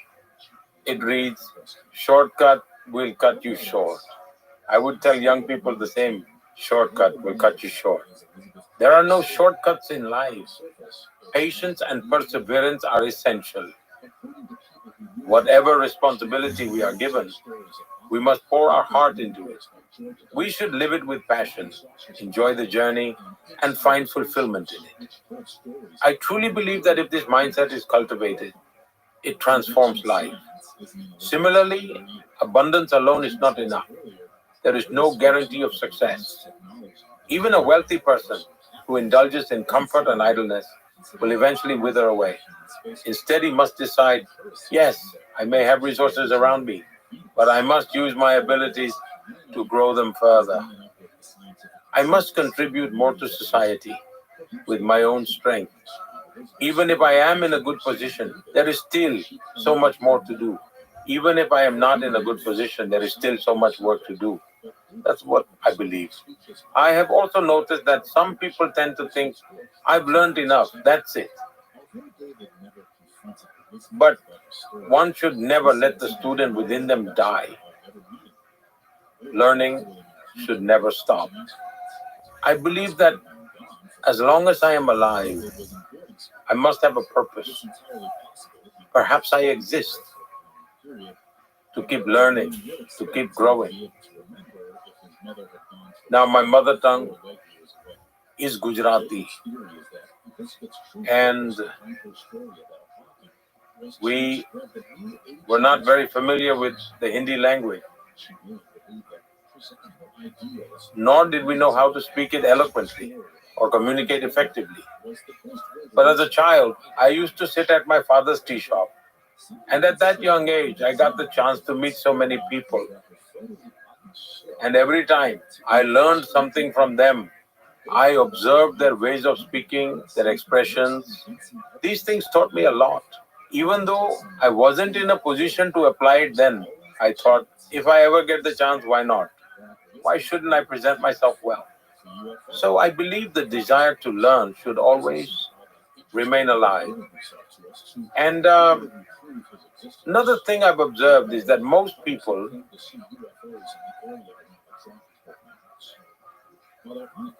dream about achieving something or becoming someone. They set big targets. And when they fall short, they feel disappointed. That's why whenever I get a chance to talk to my friends, I tell them, instead of dreaming about getting and becoming, dream of doing something. If you focus on doing something, and let's say your goal is to reach 10, but you make it to 8, you won't feel discouraged. You still work toward 10 with determination. But if your dream is only to become something and it doesn't happen, even your achievements may feel like a burden. That's why we must adjust our mindset in life. Instead of thinking about what I got or didn't get, the mindset should be, what can I give? Because true contentment doesn't bloom on its own. It grows from the depth of what you give. And I should say that this young kid, one of the things I dreamed of doing is to do this very thing to talk to you today. So this is very surreal. At 17, another fascinating part of your life, you left home and spent 2 years roaming in the Himalayas, searching for purpose, for deeper truth, for God. So not much is known about this period of your life. You lived a nomadic, minimalist existence, very much like a yogi, often sleeping without a roof over your head. What are some memorable spiritual moments, rituals, experiences from that time? It seems like you put in a lot of effort. Look, I don't usually talk much about this, but I can share a few external aspects of it. I grew up in a very small town. Our life was all about being part of a community. We lived among people surrounded by them. That was just how life was. There was a library in the village, and I used to go there often to read books.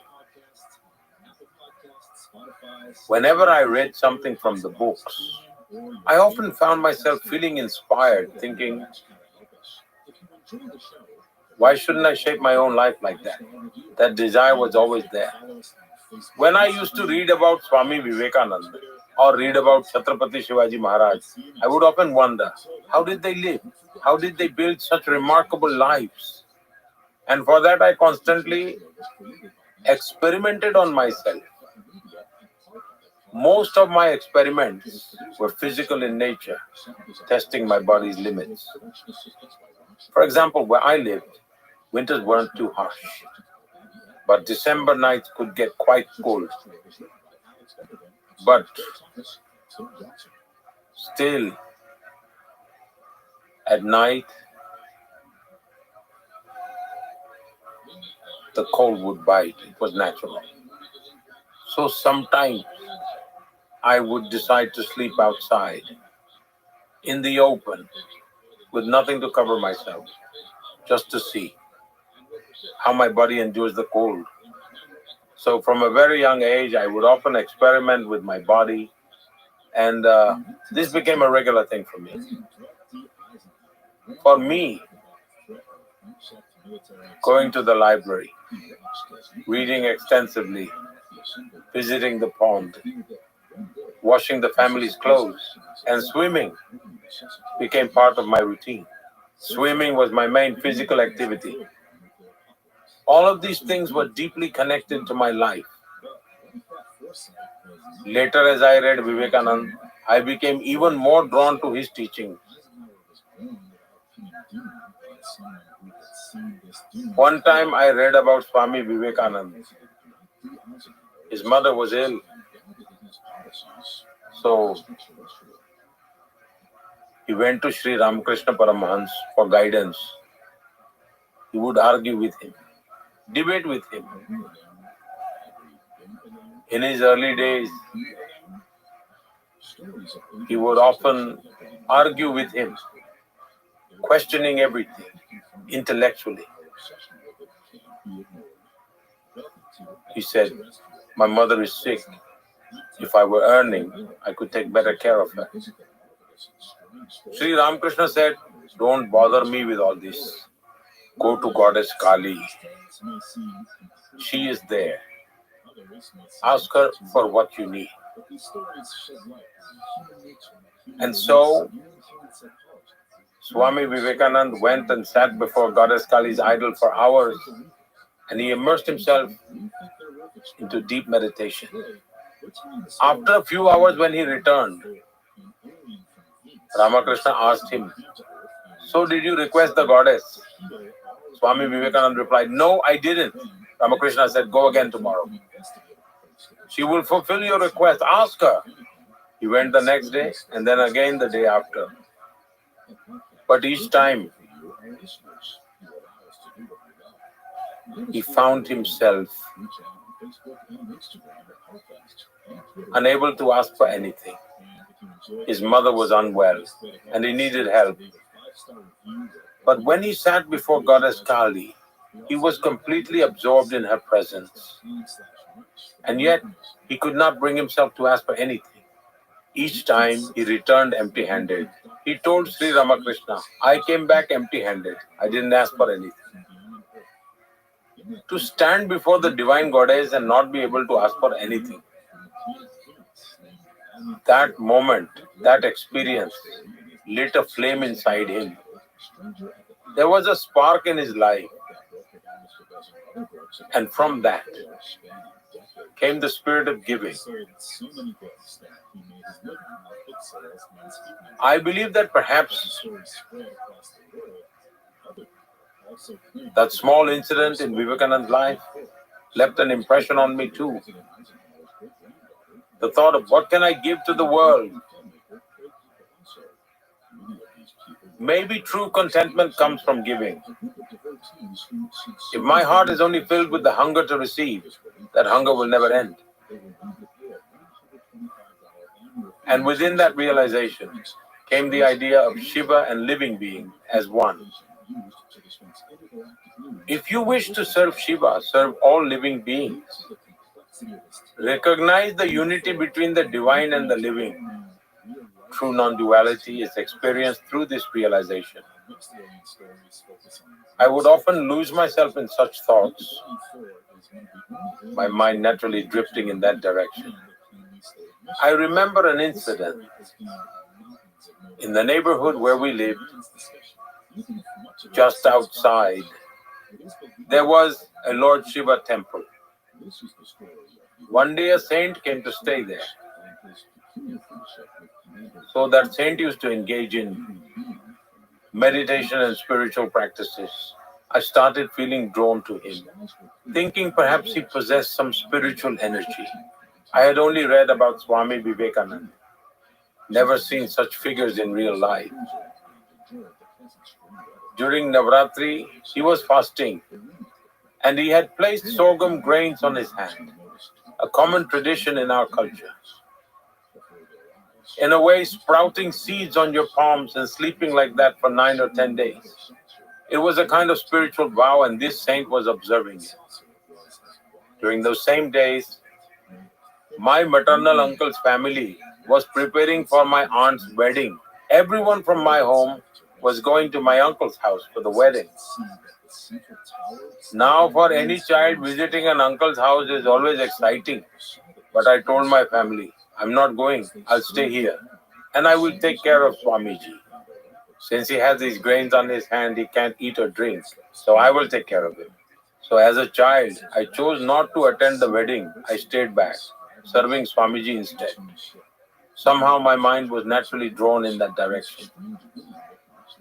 At times, whenever soldiers from my village came home during their holidays, they would walk around in their uniforms with such pride.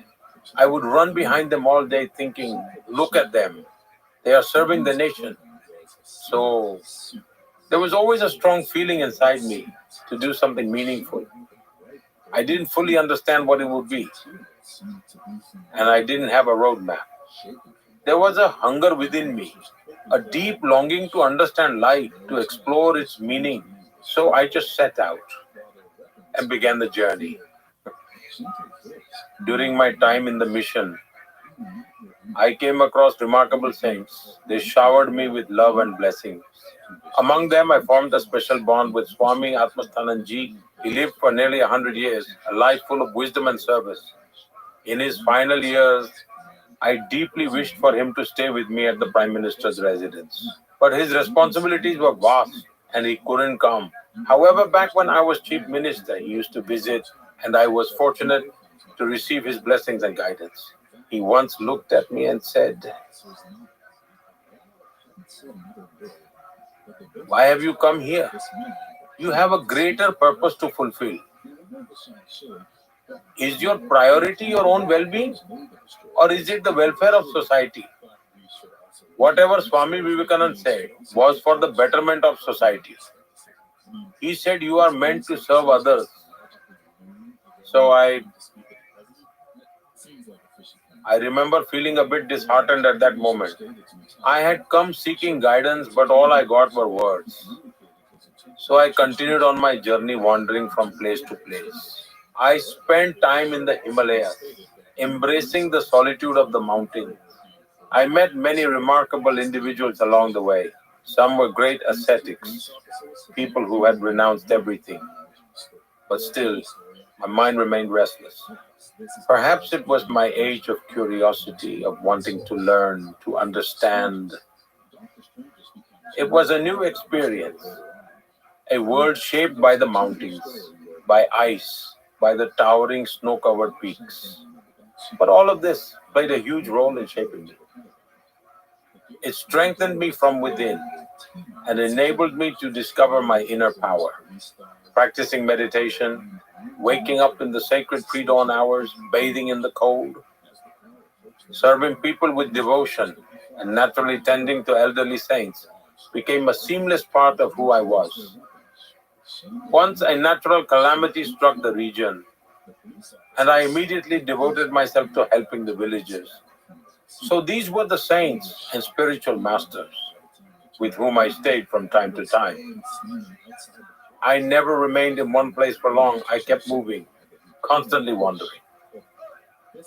That was the kind of life I lived.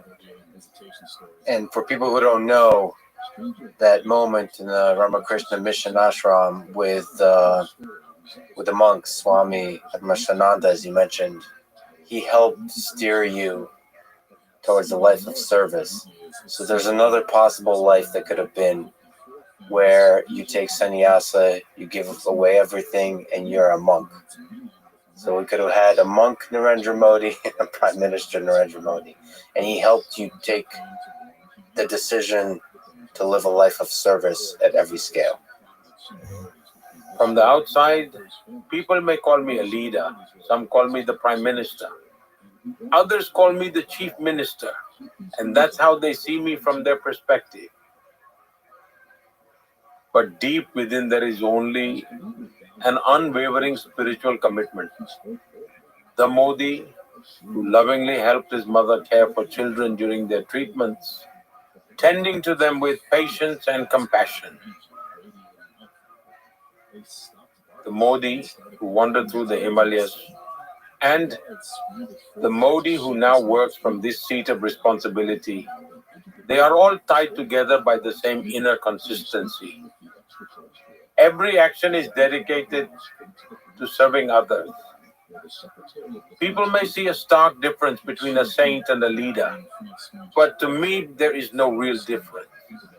Yes, the attire changes, the way of life changes, the words spoken throughout the day shift, and the nature of work evolves. But the core of my being remains unchanged, carrying out every responsibility with the same sense of calm, focus, and dedication. Another part of your life, of who you are, is you've spoken your whole life about putting your nation of India above all else. When you were 8, you joined the RSS, which espouses the idea of Hindu nationalism. Can you tell me about RSS and what impact they had on who you are and the development of your political ideas? Ever since childhood, I always had the habit of staying engaged in something or the other.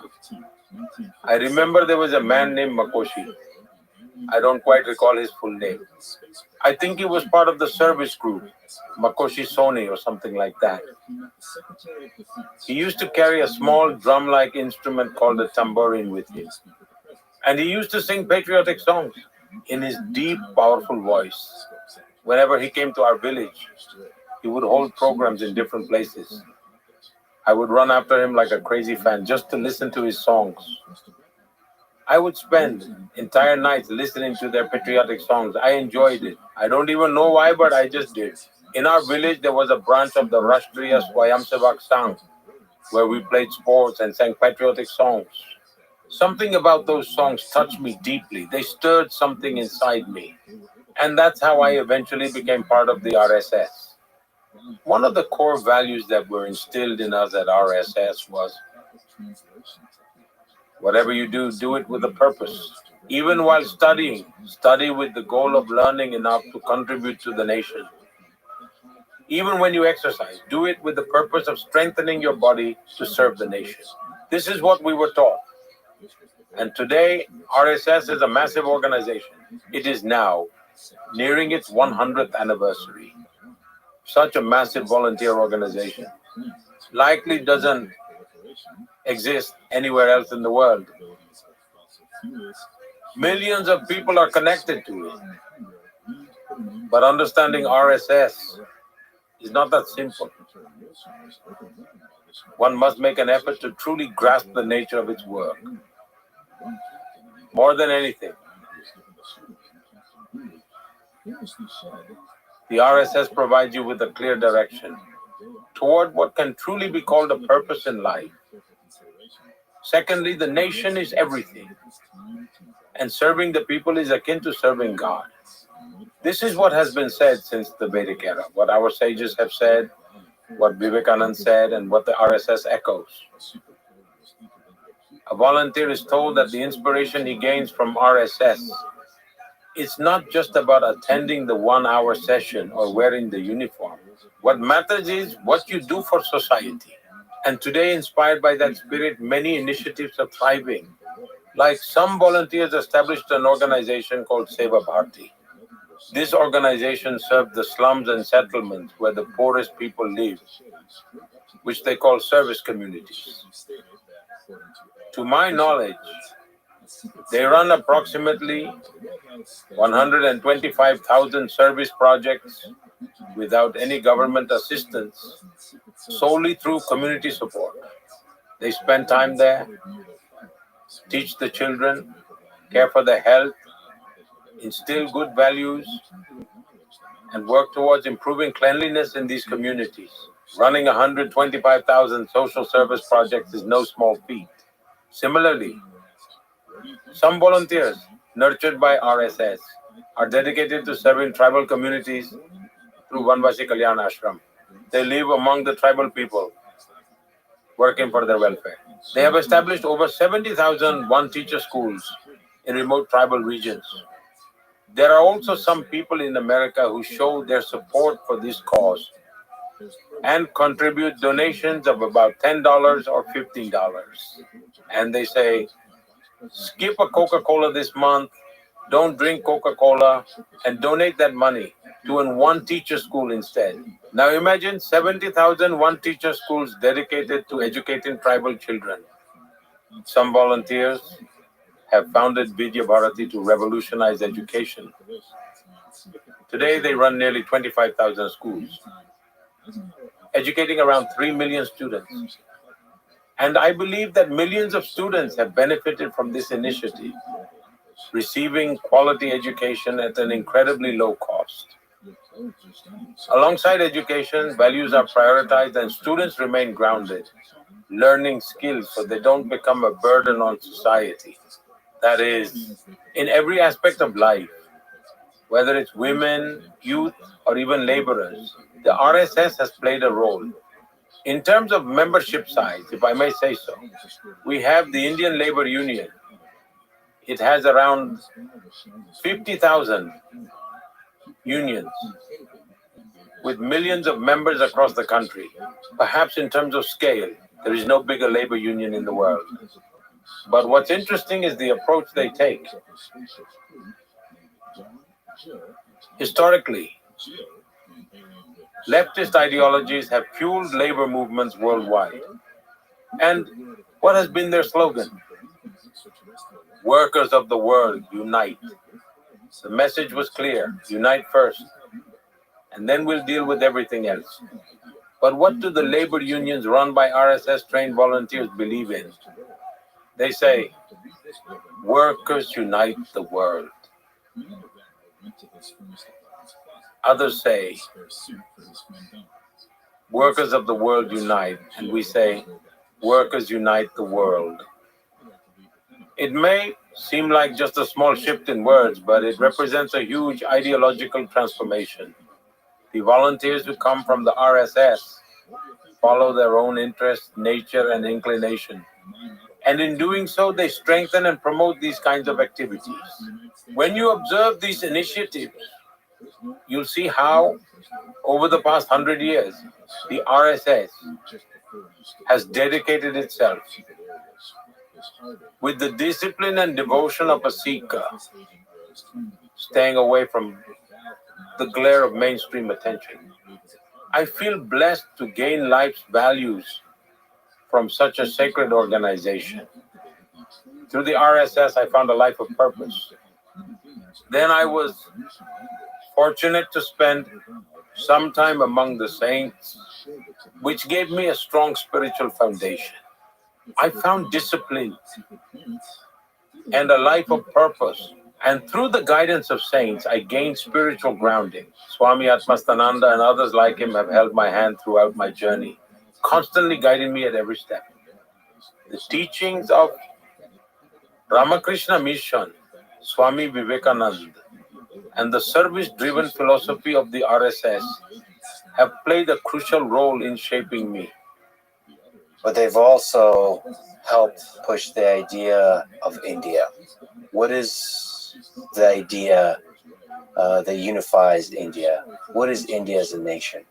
What is the foundational idea that unites all of these disparate worlds and communities and cultures? What would it be?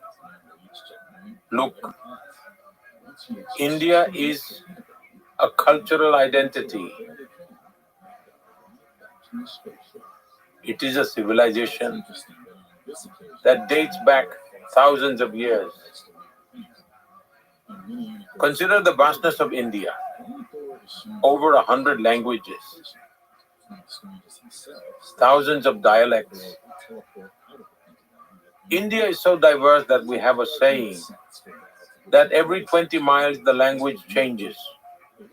Customs change, cuisine changes, even clothing styles shift from region to region, from the south to the north. You will see immense diversity across the country. But if you dig a little deeper, you will find a common thread. For example, the stories of Lord Ram can be heard everywhere in India. His name echoes in every corner of the country. But if you look closely, from Tamil Nadu to Jammu and Kashmir, you will always find people whose names include Ram in some form. In Gujarat, he might be called Ram Bhai. In Tamil Nadu, Ramachandra. And in Maharashtra, Ram Bhau. This unique cultural bond is what unites India as one civilization. Take something as simple as bathing in water. We have a ritual where all the rivers of India are remembered. They chant, I am bathing with the waters of all these rivers. Ganga, Yamuna, Godavari, Saraswati, Narmada, Sindhu, Kaveri. It's a sentiment that unites a nation. And we have a long tradition of making such resolutions at the beginning of important events and rituals. And the resolution itself can present a historical record. And in so doing, serve as a way of collecting and preserving historical data. It has been an incredibly unique system, guided meticulously by our scriptures. When someone makes a resolution, performs a puja, or even during weddings, we start by invoking the entire universe, beginning with Jambudvip, Bharat Khand, Aryavrat, and gradually narrow it down to the village, then mentioning the specific family. And finally, we invoke the family deity. This practice is still alive, happening daily in every corner of India. But sadly, the Western and global models began viewing nations only as administrative systems. India, however, has had a variety of administrative systems throughout history. Many systems were fragmented, scattered, and varied across regions. Kings and rulers were numerous. But India's unity lay in cultural bonds. Pilgrimage traditions played a key role in preserving this unity. Shankaracharya established the 4 pilgrimage sites. Even today, millions of people travel from one place to another for pilgrimage. In Kashi, you will find people who bring water from Rameshwaram to Kashi and take water from Kashi to Rameshwaram. Even if you look at our Hindu calendar, you'll find so many things across the country that you can't even imagine. If we look at the historical foundation of modern India, along with yourself, Mahatma Gandhi is one of the most important humans to have ever lived, but certainly one of the most important humans to the history of India. What do you admire about Mahatma Gandhi? As I had mentioned before, I was born in Gujarat, and Gujarati is my mother tongue. Mahatma Gandhi was also born in Gujarat. His native language was Gujarati too. He pursued a career as an attorney and lived overseas for several years. He had plenty of great opportunities, but the deep sense of duty within him, along with the values instilled by his family, led him to give up all comforts and devote his life to serving the people of India. He joined the struggle for India's independence. And to this day, he continues to deeply influence the life of every Indian in some way. Mahatma Gandhi tried to live by his principles and practice what he preached. For example, he strongly advocated for cleanliness and practiced it himself. And he made it a point to discuss cleanliness wherever he went. Another key factor to consider is India's fight for independence. India was ruled by the Mughals, the British, and several other foreign powers. Despite being bound by the shackles of colonial rule for centuries, the flame of independence burned brightly. In every corner and nook of India, never fading, always fueling the desire for freedom. Millions of people sacrificed their lives so the light of freedom could shine on India. They laid down their lives for freedom, sacrificing their youth behind prison walls. Mahatma Gandhi also fought for India's independence, but in his own way. Indeed, the other freedom fighters were brave warriors and devoted sons of Mother India. They came, they fought, and their martyrdom immortalized them. And they did indeed have a lasting impact. But it was Mahatma Gandhi who awakened the nation, leading a mass movement fueled by truth. And he wove even a sweeper into the very fabric of the freedom struggle. He told teachers their work was part of the freedom struggle. He told the people spinning thread and weaving clothes they were freedom fighters. He told those tending to lepers that their service was a step toward India's freedom. He viewed every task as a vital thread in the fabric of India's independence movement. And this transformed India's common man into a soldier in the quest for freedom. Gandhi forged a mass movement so immense that the British could never fully grasp it. The British never imagined that a pinch of salt from the Dandi March could spark a massive revolution, and he made it happen. And his life, presence, style, mannerisms, all left a profound impact. And I have seen many of his stories evolve into timeless legends. I recall an incident from a roundtable conference. Yeah, I believe he was attending a roundtable conference. He was supposed to meet King George at the Buckingham Palace, draped in his breechcloth. Mahatma Gandhi made his way to the palace. Many people were amazed that he had showed up in that attire to meet the king. Gandhi remarked he didn't need to wear a lot of clothes. He said, "Your king is wearing enough clothes for the both of us." This was the whimsical charm of his nature. Mahatma Gandhi possessed many remarkable qualities. His call for unity and recognition of the people's strength still resonates with me. In everything I do, I strive to include the common man and to ensure the participation of as many as possible. I don't believe in leaving everything to the government. I am a firm believer in the power of social change. So he was probably one of the greatest leaders of the 20th century. You are one of the greatest leaders of the 21st century. Those two centuries are very different. And you have been masterful in the game, in the art of geopolitics.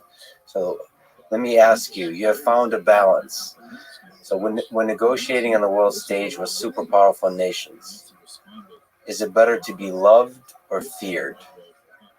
It seems like you are a masterclass of being loved by everybody, but everybody knows and feels the strength. So finding that balance. Can you speak to that balance? First and foremost, I don't think this is a fair comparison. Mahatma Gandhi wasn't just a 20th century leader. His relevance transcends centuries. Mahatma Gandhi's legacy will last for centuries to come, and he remains relevant to date. As far as I am concerned, I have a responsibility to fulfill. Yet, the weight of that responsibility pales in comparison to my country. I am nowhere near as great as my country, and my strength lies not in my name, but in the backing of 1.4 billion Indians and thousands of years of timeless culture and heritage. So wherever I go, I carry with me the essence of thousands of years of Vedic tradition, the timeless teachings of Swami Vivekananda, and the blessings, dreams, and aspirations of 1.4 billion Indians. When I shake hands with a world leader, it's not Modi, but 1.4 billion Indians doing so. So this isn't my strength at all. It is rather the strength of India. You see, I recall something that happened all the way back in 2013. It was when my party declared I would be the prime ministerial candidate. My critics often tried to corner me on one point. It became a topic of widespread discussion. Modi is nothing more than a state leader. What does he know of foreign policy? Does he even understand global geopolitics? This was on everyone's lips. And I was asked this question in every interview. I gave a very well thought out answer at the time. I said, I won't lay out my entire foreign policy in an interview, nor is it needed. That said, India will neither allow itself to be looked down upon, nor will it ever look up to anyone. India will now see eye to eye with her counterparts.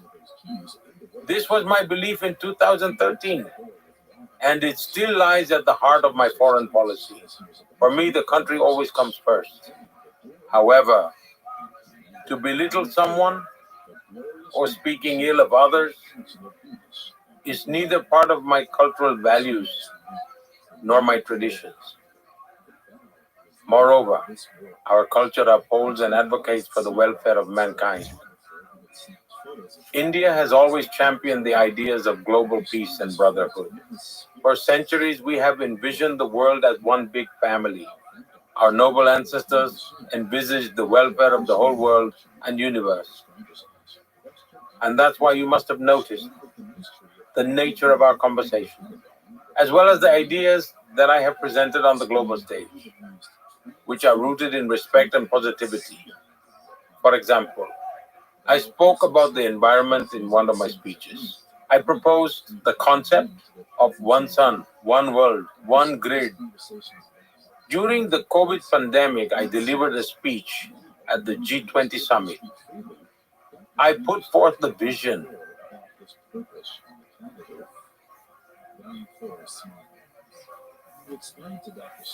of one health, where humans and nature would live in harmony. And I have always worked towards this. We hosted the G20 summit with the motto, One Earth, One Family, One Future. We have inherited this timeless wisdom, and it's our duty to share it with the world.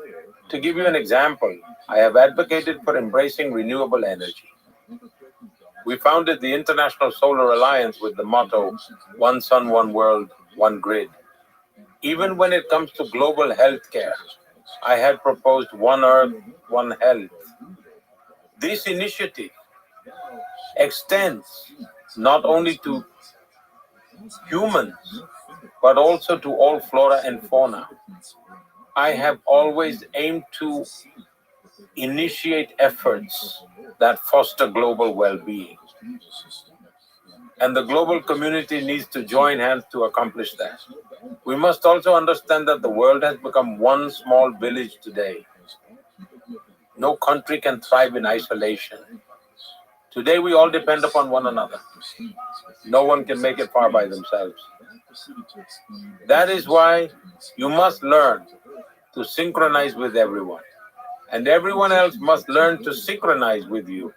That's the only way to propel this initiative forward. Organizations like the United Nations came into being after the First World War. But they failed to evolve with the times. And this inability to adapt has sparked a global debate on their relevance. You have spoken about, you have the experience, you have the skill, you have the geopolitical leverage to be the biggest peacemaker in the world today on the world stage, and there's several wars going on. Can you maybe explain how you approach the process of making peace, helping make peace between two warring nations? For example, Russia and Ukraine. Well, I represent the country, that is the land of Lord Buddha. I represent the country, that is the land of Mahatma Gandhi. These are the great souls whose teachings, words, actions, and behavior are entirely dedicated to peace. And that is why, culturally and historically, our background is so strong that whenever we speak of peace, the world listens to us. Because India is the land of Gautam Buddha and Mahatma Gandhi, and Indians aren't hardwired to espouse strife and conflict. We espouse harmony instead. We seek neither to wage war against nature nor to foster strife among nations. We stand for peace. And wherever we can act as peacemakers, we have gladly embraced that responsibility. Returning to your example, I have a close relationship with Russia and Ukraine alike. I can sit with President Putin and say that this is not the time for war. And I can also tell President Zelensky in a friendly way that, brother, regardless of how many people stand with you in the world, there will never be a resolution on the battlefield. The resolution will only come when both Ukraine and Russia come to the negotiating table. Ukraine may hold countless discussions with their allies, but it will bear no fruit. Discussions must include both parties instead. Initially, it was challenging to find peace, but now the current situation presents an opportunity for meaningful and productive talks between Ukraine and Russia. There has been a lot of suffering. Even the global south has suffered. The world has been grappling with a food, fuel, and fertilizer crisis. So, the global community should unite in the pursuit of peace. As for me, I have always maintained that I stand with peace.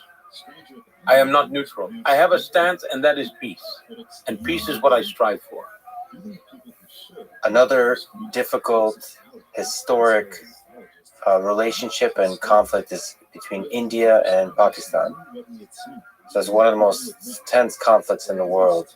Two nuclear powers with strong ideological differences. You are a great peacemaker, looking out into the future as a visionary. What do you see as the path for friendship, for peace, for good relations between India and Pakistan? I would like to delve into periods of our history the world may be unfamiliar with. Before 1947, during the struggle for independence, everyone was fighting side by side, shoulder to shoulder.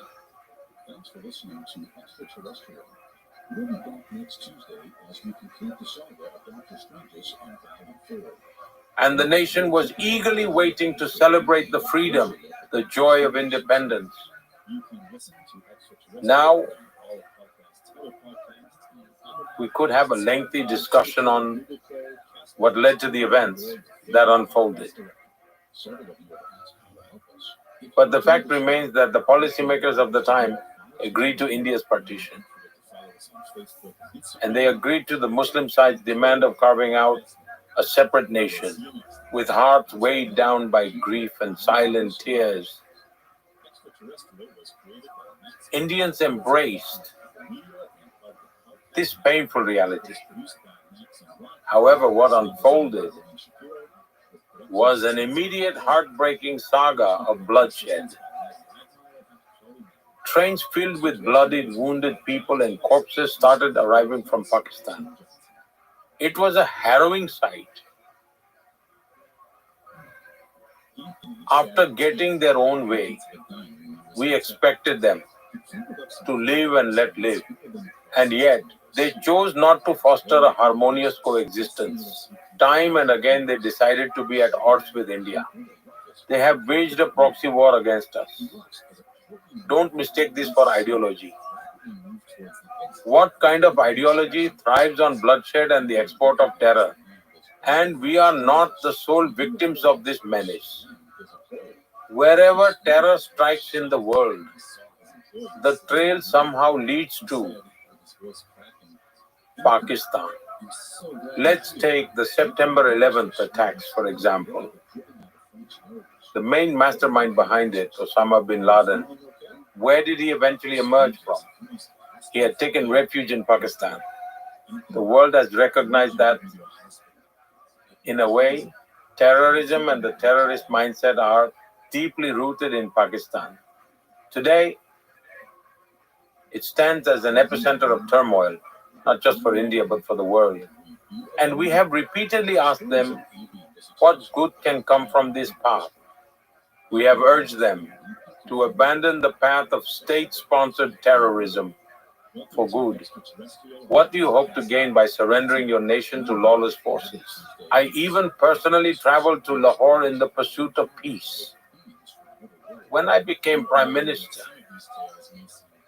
I specially invited Pakistan to my swearing-in ceremony so we could turn over a new leaf.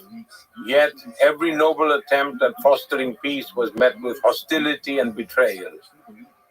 We sincerely hope that wisdom prevails upon them and they choose the path of peace. I believe even the people of Pakistan long for peace because even they must be weary of living in strife and unrest. They must have grown weary of relentless terror, where even innocent children are killed and countless lives are destroyed. Is there some memorable stories from your past attempts to try to improve relations with Pakistan that could guide the path forward into the future? Like I mentioned, my first attempt at improving bilateral relations was when I invited my Pakistani counterpart to my swearing-in. It was a gesture of goodwill. It was a diplomatic gesture unlike any in decades. The very people who once questioned my approach to foreign policy were taken aback when they learned I had invited all SAARC heads of state and our then president, Mr. Pranab Mukherjee, beautifully captured that historic gesture in his memoir.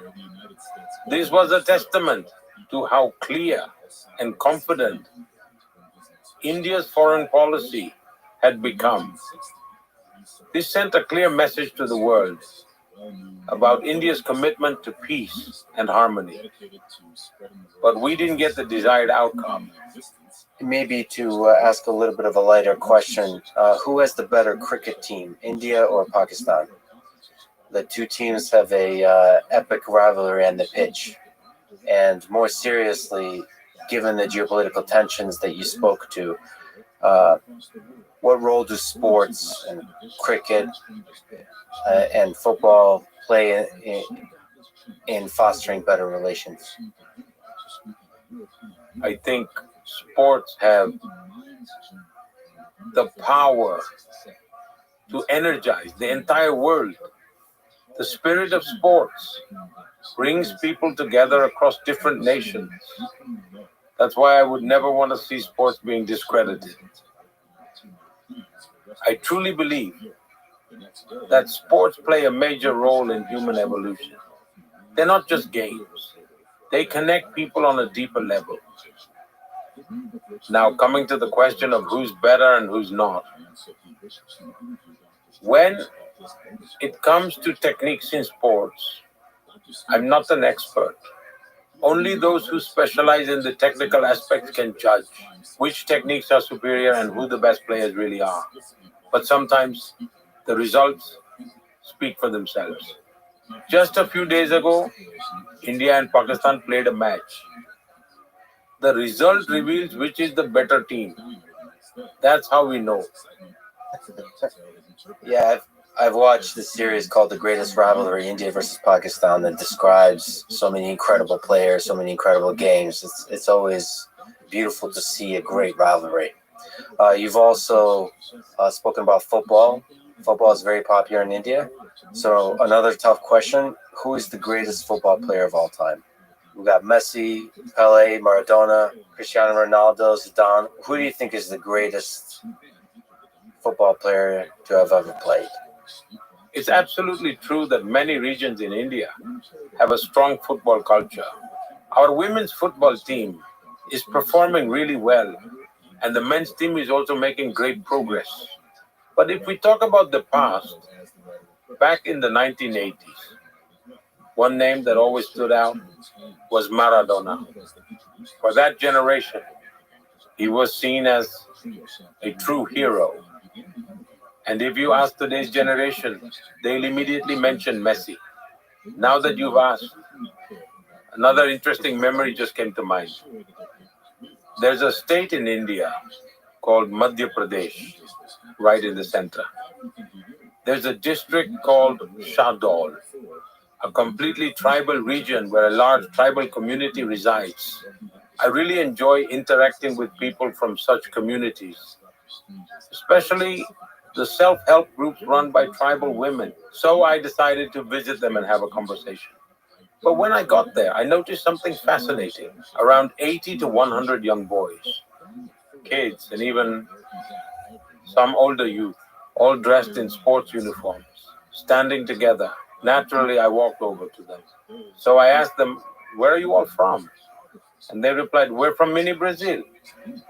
I was surprised and said, "What do you mean by Mini Brazil?" They said, "That's what people call our village." Curious, I asked, "Why do they call it Mini Brazil?" They explained, "In our village, football has been played for 4 generations. Nearly 80 national level players have come from here. Our entire village is dedicated to football." They also told me when we host our annual football match, nearly 20 to 25,000 spectators come from nearby villages to watch. I see the growing craze for football in India these days as a positive sign because it not only fuels passion but also builds true team spirit. Yeah, football is one of the great sports that unites not just India, the whole world. And that just shows the power of what sport can do. You recently visited the United States and reinvigorated your friendship with Donald Trump. What do you like about Donald Trump as a friend, as a leader? I'd like to share with you an event that stands out in my memory. Perhaps from that, you'll get a better understanding of the point I'm trying to convey. For example, we had an event in Houston, Howdy Modi. Both President Trump and I were there, and the entire stadium was completely packed. A massive crowd at an event in the US is a huge moment. While packed stadiums are common in sports, this was extraordinary for a political rally. The Indian diaspora had gathered in large numbers. Both of us delivered speeches, and he sat down below listening to me speak. Now that's his humility. The President of the United States sitting in the audience while I spoke from the stage That was a remarkable gesture on his part. After finishing my speech, I stepped down. And as we all know, security in the US is extremely strict and thorough. The level of scrutiny there is on a completely different level. I went over to thank him and casually said, "If you don't mind, why don't we take a lap around the stadium? There are so many people here. Let's walk, wave, and greet them." In American life, it's almost impossible for the president to walk into a crowd of thousands. But without even a moment's hesitation, he agreed and started walking with me. His entire security detail was thrown off guard. But for me, that moment was truly touching. It showed me that this man had courage. He makes his own decisions, but also he trusted me and my lead in that moment enough to have walked with me into the crowd. It was that sense of mutual trust, a strong bond between us that I truly witnessed on that day. And the way I saw President Trump that day, walking into a crowd of thousands without even asking security, was truly amazing. And if you watch the video now, you'll be amazed. When he was shot during the recent campaign, I saw the same resilient and determined President Trump, the one who walked hand in hand with me in that stadium. Even after being shot, he remained unwaveringly dedicated to America. His life was for his nation. His reflection showed his America First spirit, just as I believe in nation first. I stand for India first. And that's why we connect so well. These are the things that truly resonate. And I believe that across the world, politicians are covered so much by the media that people mostly perceive each other through its lens. People rarely get the chance to truly meet or personally know one another. And perhaps third-party intervention is the real cause of tensions. When I visited him in the White House for the first time, there was already a lot written about President Trump in the media. At that time, he was still new to office, and the world had a rather different perception of him. Even I had been briefed in many different ways before meeting him. But to my surprise, the very moment I stepped into the White House, he broke all formal protocols right away. And then he personally took me on a tour of the White House. As he showed me around, I noticed something striking. He wasn't holding any notes or cue cards, nor was anyone accompanying him to assist. He pointed things out himself. "This is where Abraham Lincoln lived," he said. He even explained why the courtroom was designed so long. He would point at the table and tell me which president signed here and on what date. I found that incredibly impressive. It showed how much he honored the presidency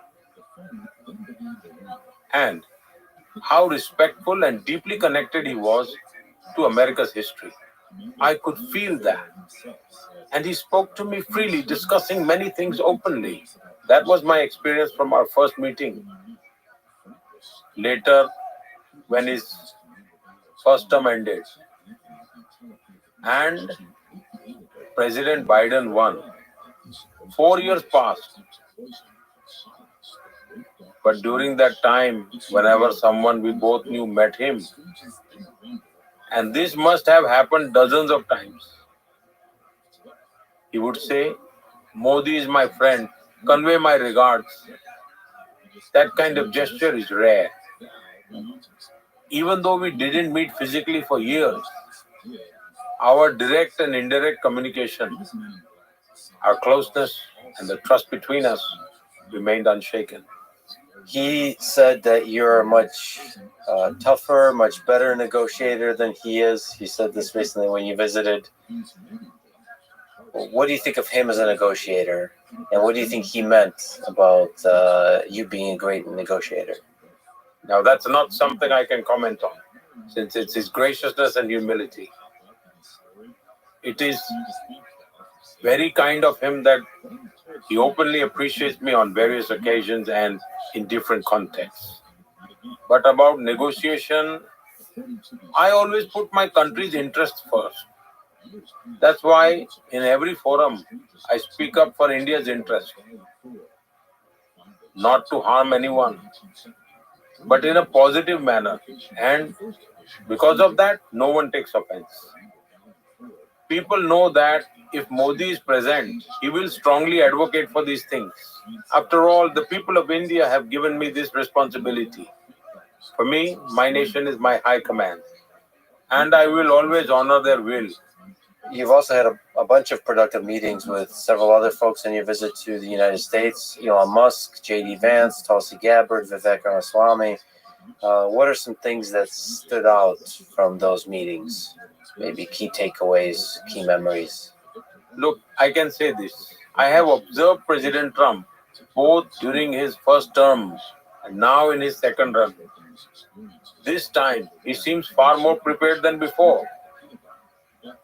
He has a clear roadmap in his mind with well-defined steps, each one designed to lead him toward his goals. I also had the chance to meet members of his team, and I truly believe he has put together a strong, capable group. And with such a strong team, I feel they are fully capable of implementing President Trump's vision based on my interactions with them. I met several people, Tulsi Gabbard, Vivek Ramaswamy, Elon Musk. And there was a family-like atmosphere. Everyone had come with their families. As for Elon Musk, I have known him since my time as chief minister. He was there with his family and children, so naturally the atmosphere felt warm and friendly. Of course, we had discussions and we talked about many different topics. Now, with his Doge mission, he is incredibly excited about how it's progressing. And honestly, it makes me happy too, because when I took office in 2014, I wanted to free my country from the deep-rooted issues and harmful practices that have crept in. And I'll continue striving to eliminate as many of them as I possibly can.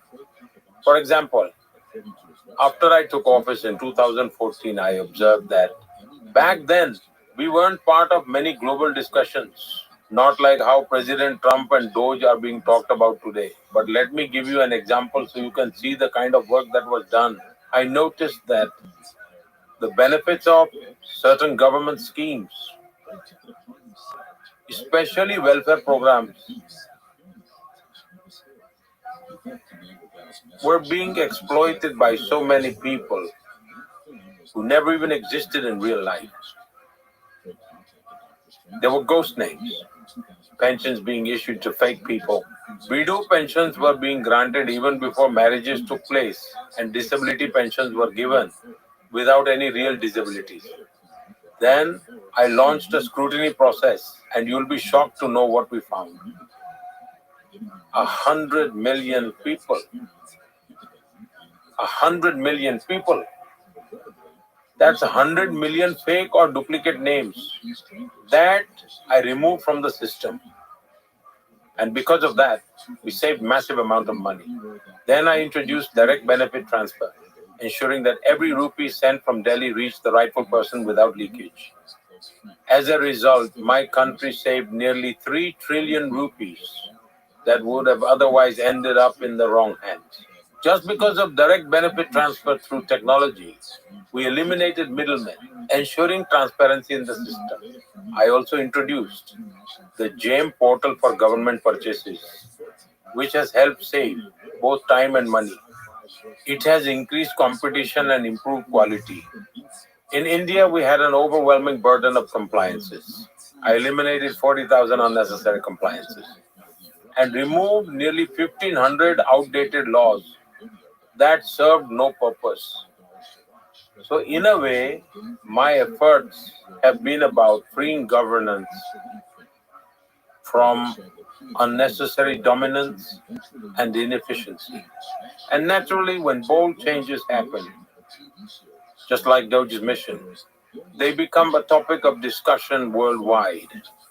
You and Xi Jinping have considered each other friends. How can that friendship be reinvigorated to help de-escalate some of the recent tensions and resume dialogue and cooperation with China?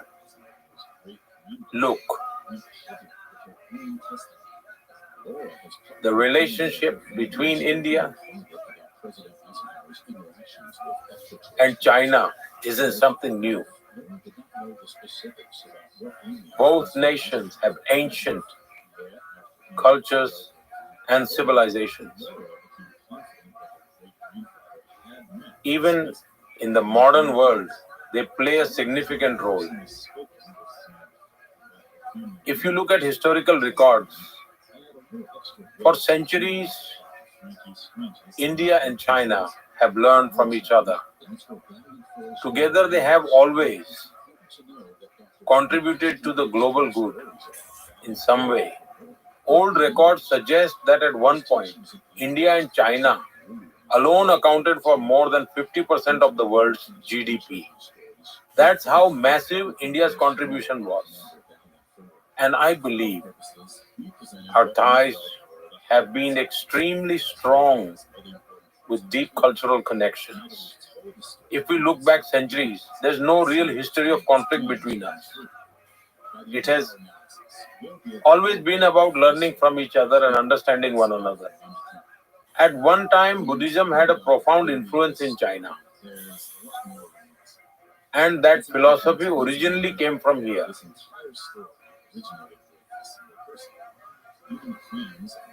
Our relationship should remain just as strong in the future. It should continue to grow. Of course, differences are natural when two neighboring countries exist. Occasional disagreements are bound to happen, even within a family. Not everything is always perfect. But our focus is to ensure that these differences don't turn into disputes. That's what we actively work toward. Instead of discord, we emphasize dialogue. Because only through dialogue can we build a stable, cooperative relationship that serves the best interests of both nations. It is true that there have been ongoing border disputes between us. And in 2020, the incidents along the border created significant tensions between our countries. However, after my recent meeting with President Xi, we have seen a return to normalcy at the border. We are now working to restore conditions to how they were before 2020. Slowly but surely, trust, enthusiasm, and energy will return. But of course, it will take some time since there's been a 5-year gap. Our cooperation isn't just beneficial, it's also essential for global stability and prosperity. And since the 21st century is Asia's century, we want India and China to compete in a healthy and natural way. Competition is not a bad thing, but it should never turn into conflict. The world is worried about a brewing global war. The tensions between China and the United States, in Ukraine, Russia, in Europe, in Israel, the Middle East. What can you say about how we in the 21st century can avoid a global war, avoid an escalation towards more conflict, more war? Look, COVID exposed the limitations of every nation. No matter how much we consider ourselves as a great nation, no matter how progressive we think we are, or how scientifically advanced we believe we've become, everyone has their own way of looking at things. In the end, we all found ourselves on the same ground. Every country in the world faced this reality. At that time, it felt like the world would learn from it, that we would move toward a more unified world. Just as a geopolitical order emerged after World War II, many thought something similar would happen post-COVID. But unfortunately, instead of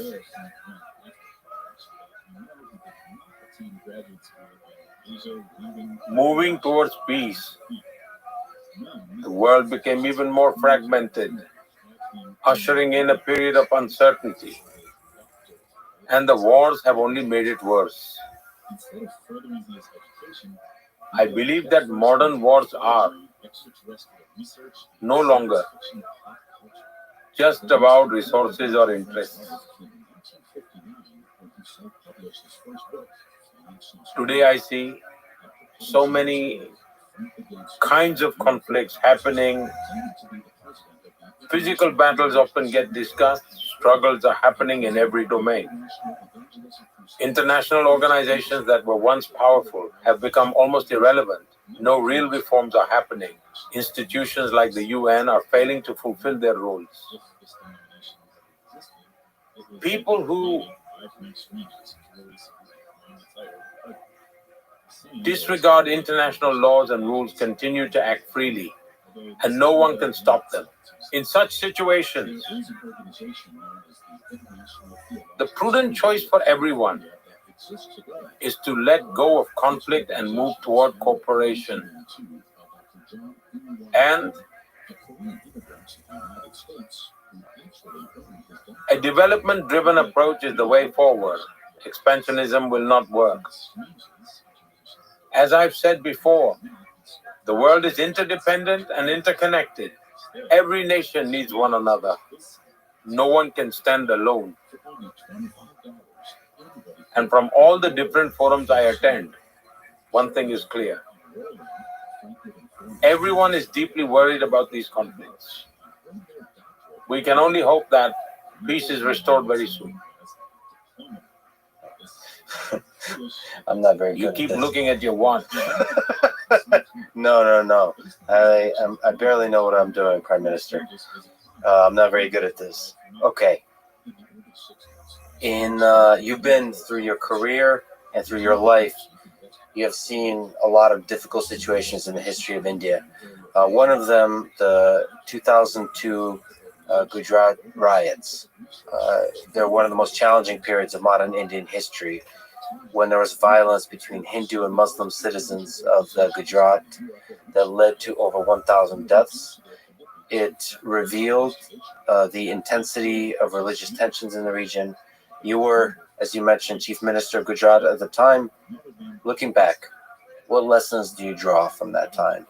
And we should also say that India's independent Supreme Court upheld twice, in 12 and 22, that you had no involvement in the violence of the 2002 Gujarat riots. But I was wondering if you could speak to the broad lessons you draw from that time. Look, regarding your first point, when you humbly said that you don't know what you're doing, that you're not good at this, I disagree and personally feel you put in tremendous care. You've done extensive research and have dived deeply into every small detail. So I think you've done very well. And all the efforts you put in during our conversation and in all your conversations are appreciated. And rather than simply interviewing me, I feel you're trying to deeply understand India. That's why I strongly feel there's genuine honesty in your sincere effort to uncover the truth. And for that sincere approach, I genuinely congratulate you. Thank you. Regarding the earlier events that you mentioned, like the 2002 riots in Gujarat, I'd like to paint you a clearer picture of the 12 to 15 months leading up to that, so you can fully understand the atmosphere of that time For instance, take December 24, 1999, roughly 3 years earlier.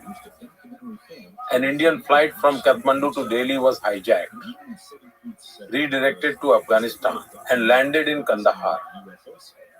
Hundreds of Indian passengers were held hostage. It caused massive turmoil across India as people faced life and death uncertainty. Then, in the year 2000, the Red Fort in Delhi was attacked by terrorists. Yet another crisis struck the nation, intensifying fear and turmoil. On September 11, 2001, the Twin Towers in America faced a devastating terror attack, once again shocking the entire world. Because ultimately, the people behind these attacks are driven by a similar mindset. Then, in October 2001, terrorists attacked the Jammu and Kashmir Assembly. Soon after, on December 13, 2001, India's parliament was targeted. Within just 8 to 10 months, these major global terrorist attacks took place. Violent incidents that led to bloodshed and the loss of innocent lives. In such a tense environment, even the smallest spark can ignite unrest. The situation had already become extremely volatile. In such times, suddenly, on October 7, 2001, I was given the responsibility of becoming Chief Minister of Gujarat. This was an enormous challenge. At that time, Gujarat was recovering from a devastating earthquake, the largest of the previous century, which had left thousands dead. My first major task as Chief Minister was overseeing the rehabilitation of survivors.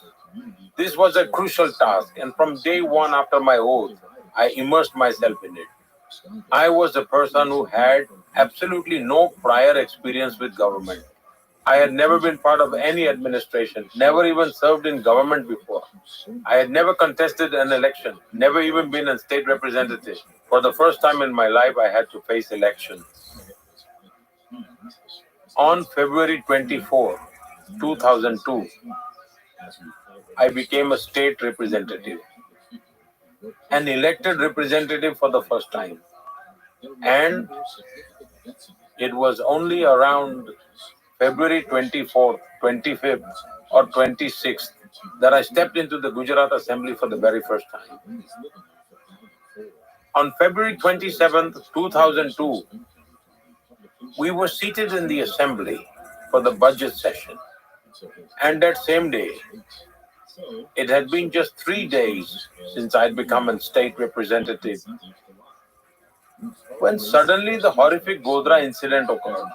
It was a tragedy of unimaginable magnitude. People were burned alive.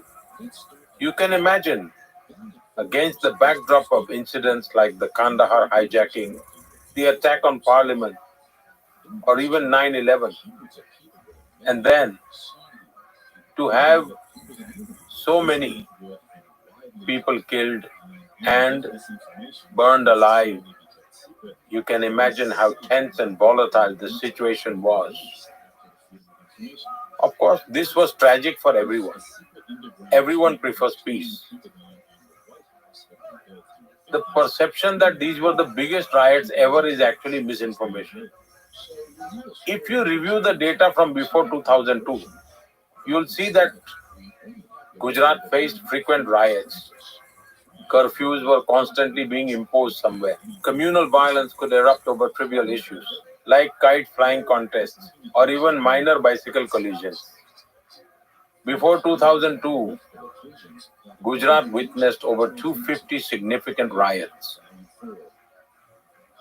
The riots in 1969 lasted nearly 6 months. So, there was a long history, long before I was in the picture. But that one tragic incident in 2002 became a sparking point, leading some people towards violence. Yet, the judiciary thoroughly investigated the matter. At that time, our political opponents were in power. And naturally, they wanted all allegations against us to stick. Despite their relentless efforts, the judiciary analyzed the situation meticulously twice and ultimately found us completely innocent. Those who were truly responsible have faced justice from the courts. But the most important thing is, in Gujarat, where riots used to happen somewhere or the other every year, but after 2002, in 22 years, there hasn't been a single major riot in Gujarat. Gujarat remains completely peaceful. Our approach has always been to avoid vote bank politics. Instead, our mantra has been together with everyone, development for all, trust from all, and efforts by everyone. We've shifted away from the politics of appeasement to the politics of aspiration. Because of this, anyone who wishes to contribute joins us willingly. We've continuously strived to turn Gujarat into a well-developed state. And today, Gujarat is actively contributing toward building a developed India as well. A lot of people love you. I've got to hear from a lot of them. But there is also people who criticize you, including from the media. And folks in the media have criticized you over this 2002 Gujarat riots. What's your relationship like with criticism? How do you deal with critics? How do you deal with criticism coming from the media or in your own inner circle or just in your own life? Look, regarding what you said about criticism and how I deal with it, if I had to summarize in one sentence, I welcome it. I have a strong belief that criticism is the soul of democracy. If democracy truly runs in your veins, you must embrace it. In our scriptures, it said, always keep your critics close. Critics should be your nearest companions because through genuine criticism, you can improve quickly and work democratically with better insights. In fact, I believe we should have more criticism, and it should be sharp and well informed. But my real complaint is that nowadays what we see isn't real criticism. Genuine criticism requires thorough study, in-depth research, and careful analysis. It demands finding the truth from falsehoods. Today, people look for shortcuts, avoid proper research, and skip deep analysis. Instead of identifying genuine weaknesses, they jump straight to accusations. There's a big difference between allegations and criticism. The references you're giving, they are allegations, not criticism. For a strong democracy, genuine criticism is necessary. Allegations benefit no one. They just cause unnecessary conflicts. That's why I always welcome criticism openly. And whenever false accusations arise, I calmly continue serving my country with complete dedication.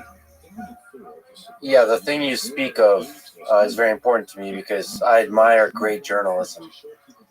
And unfortunately, in modern day, a lot of journalists seek clickbait headlines, make accusations because they operate under incentive because they want the headline, the cheap shot. I think there is room and desire and hunger for great journalists, and that requires deep understanding. And it saddens me how often one of the reasons, I don't think I'm very good at this, but one of the reasons I really wanted to talk to you is because I don't see enough high effort, deep dive research. I don't know how many books I've read. I've read a lot in preparing just to experience, just to try to understand. It requires a lot of preparation, a lot of work, and I would love to see great journalists do that more. And from that place, you can criticize. From that place, you can really investigate the complexity of the situation of people in power, their strengths, their flaws, the mistakes they've made. But that requires great preparation. So this, I wish there was more of that, of great journalism. Yes, clear, well-directed, and specific criticism genuinely helps in the process of effective policy making. It leads to a clear-cut policy vision. I specifically pay close attention to such constructive criticism. In fact, I actively welcome it. Regarding your point about journalistic headlines, if someone's attracted by catchy headlines or plays with words, I honestly don't mind that much. But when there's a deliberate agenda behind the actions, and the truth is deliberately ignored, that can cause damage that lasts for decades. If someone focuses on pleasing their readers or viewers with attractive headlines, maybe we can compromise a little. But if there's a hidden motive, or if things are intentionally twisted to serve an agenda, that's a serious issue worth worrying about. And in that, the truth suffers, I think. I remember once in London, I was invited to give a speech at an event organized by a Gujarati newspaper there. So during my speech, I casually said, since it was an event attended by journalists, what kind of journalism should we have? Should it be like a fly or a bee? I explained. A fly sits on dirt and spreads the dirt around. But a bee lands on flowers, collects nectar, and then shares that sweetness everywhere. Yet, if something wrong occurs, the bee can sting so powerfully that you'd have to hide your face for 3 days straight. However, some people selectively picked up just half of my analogy and created a huge controversy out of it. Honestly, was I being negative about anyone? Not at all. I was simply highlighting the incredible strength of a bee, that even its small sting can leave such an impact that can make someone hide their face for days. You can't show your face. That's the power journalism should have. But unfortunately, some people prefer the fly approach instead. I now have a new life goal of becoming the bee. You mentioned democracy, so, and not knowing much about government until 2002. But from 2002 to today, you won 8 elections that I could count. So many of the elections, over 800 million people vote in India. What does it take to win an election like that? And to win an election of 1.4 billion people, where you get to represent those people. The biggest democracy in the world. Well, I've been actively involved in politics for years. Before stepping into active politics, my focus was primarily on organizational work. This also included managing elections and strategizing campaigns. So that was where I dedicated my time for 24 years. The people of Gujarat and India have placed their trust in me to lead with unwavering dedication and a deep sense of duty. I try to fulfill the sacred duty entrusted to me by the people I revere as divine. I remain committed to honoring their trust, ensuring it never falters. And they see me for what I truly am. My government is committed to ensuring welfare schemes reach every citizen. Every scheme must reach its intended beneficiaries. Every beneficiary must be treated equally. No one should face discrimination on caste, creed, faith, wealth, or ideology. We must strive to ensure the well-being and prosperity of everyone. This way, even those not directly benefiting never feel left out or treated unfairly. They find comfort in knowing they too will benefit in due course. This fosters a deep sense of trust, and trust is the cornerstone of my governance model. Secondly, my governance flows beyond the ebb and flow of elections. My governance is rooted in the people, not the polls. It is committed to the well-being of my citizens and the greater good of the nation. As you may know, I had once set out on a quest for spiritual awakening. So now I revere my nation as the divine itself, and I now revere the people as a manifestation of the divine. Like a devoted priest, my heart is set on serving the people. I don't distance myself from the people. I live among them as one of them. And I tell everyone I work with, if you work hard, I will work harder. People see this and it builds trust. Besides, I have no conflicts of interest. I have no friends or relatives who stand to gain from the position I hold. The common man appreciates this lack of vested interests. And that's probably just one reason why. Moreover, I come from a party with millions of dedicated volunteers. Volunteers who are completely devoted to the welfare of India and its citizens. They have had no stake whatsoever in politics. They've held no title, nor strayed where influence holds sway. My party is blessed with millions of volunteers who work tirelessly. I am proud to belong to the world's largest political party. And it's not like my party has been around forever. It reflects the hard work of millions of volunteers. Their selfless service is widely recognized and valued by the community.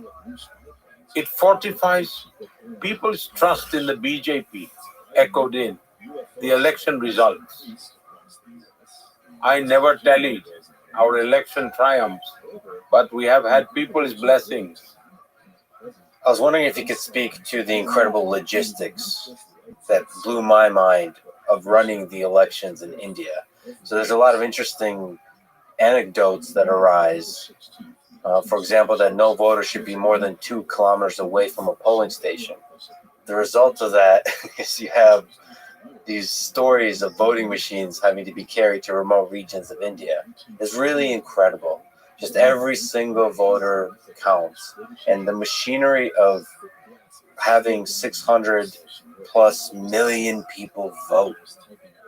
Is there some anecdote you could speak to that is particularly impressive to you? Or maybe you could speak generally to the logistics of what it makes to run an election that big, a democracy that big? First and foremost, I am truly grateful for your insightful question.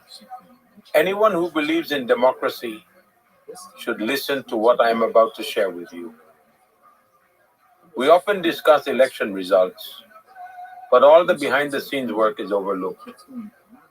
Let's take the recently concluded 2024 general elections as an example. There were 980 million registered voters. Each of those voters had a registered ID and all the necessary details in a vast database. And this number is twice the entire population of North America. It even surpasses the total population of the entire European Union. Out of the 980 million registered voters, 646 million people ventured out and braved the intense heat of May, determined to cast their votes.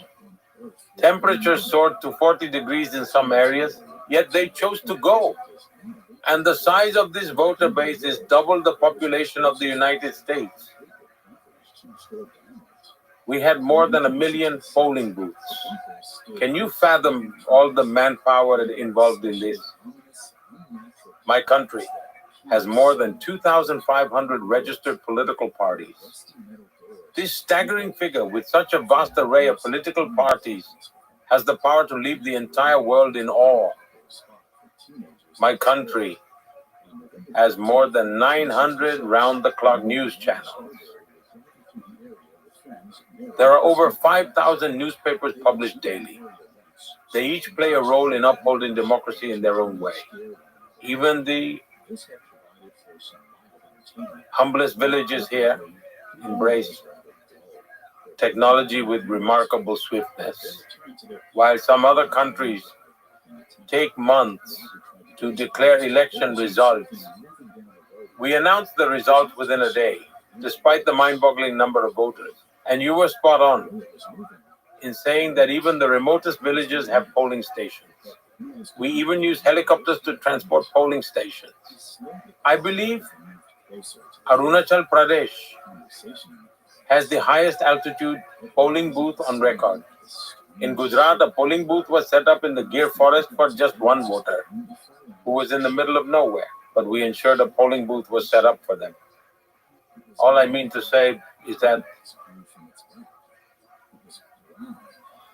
we truly leave no stone unturned in our unwavering commitment to strengthening democracy. Ready, no matter the circumstances. I firmly believe that India's election commission sets a global standard as a benchmark for conducting free and fair elections. It is the apex decision maker. This in itself is such a remarkable story that the world's top universities should consider it a case study. They should analyze the management behind it as a valuable learning example. Given the sheer number of voters, can you truly grasp the immense depth of political awareness? All of this will make for an excellent case study for the younger generation worldwide. To me, I love democracy. This is one of the main reasons I love the United States, but there's just nothing quite as beautiful as democracy when it functions in India. You know, like you said, 900 million people registered to vote. It really is a case study. It's beautiful to see that many people come together willingly, passionately casting a vote for some person to represent them. Like they're putting their heart in that. It's really important for a person to feel like their voice is going to be heard. It's beautiful. Speaking of which, you are loved by a lot of people. You are one of the most powerful humans in the world. Do you sometimes think about whether this much power has a corrupting effect on your mind? Especially across the many years that you've been in power. Well, I don't think the word powerful quite reflects the journey of my life. I can never claim to be powerful, for all I am is a humble servant. I even identify myself as not the Prime Minister, but the Prime Servant. And service is the guiding principle of my work ethic. As far as power is concerned, it is something I have never bothered about. I entered politics not to play power games, but to serve, rather than seeking power. I stay committed to doing and getting work done. I am more focused on productivity than power. I have always dedicated myself to serving the people.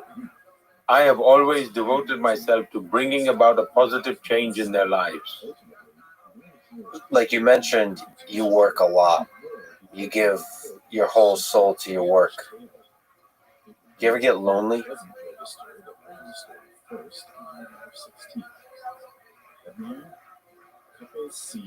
Look, I never experienced loneliness because I am an ardent believer in the philosophy of 1 + 1. And this philosophy of 1 plus 1 is aligned with my moral compass. And whenever I am asked to elaborate on this outlook, I say the first one represents Modi and the other one represents the Almighty. I am never alone, for He is always there to keep me company. This is just how I function.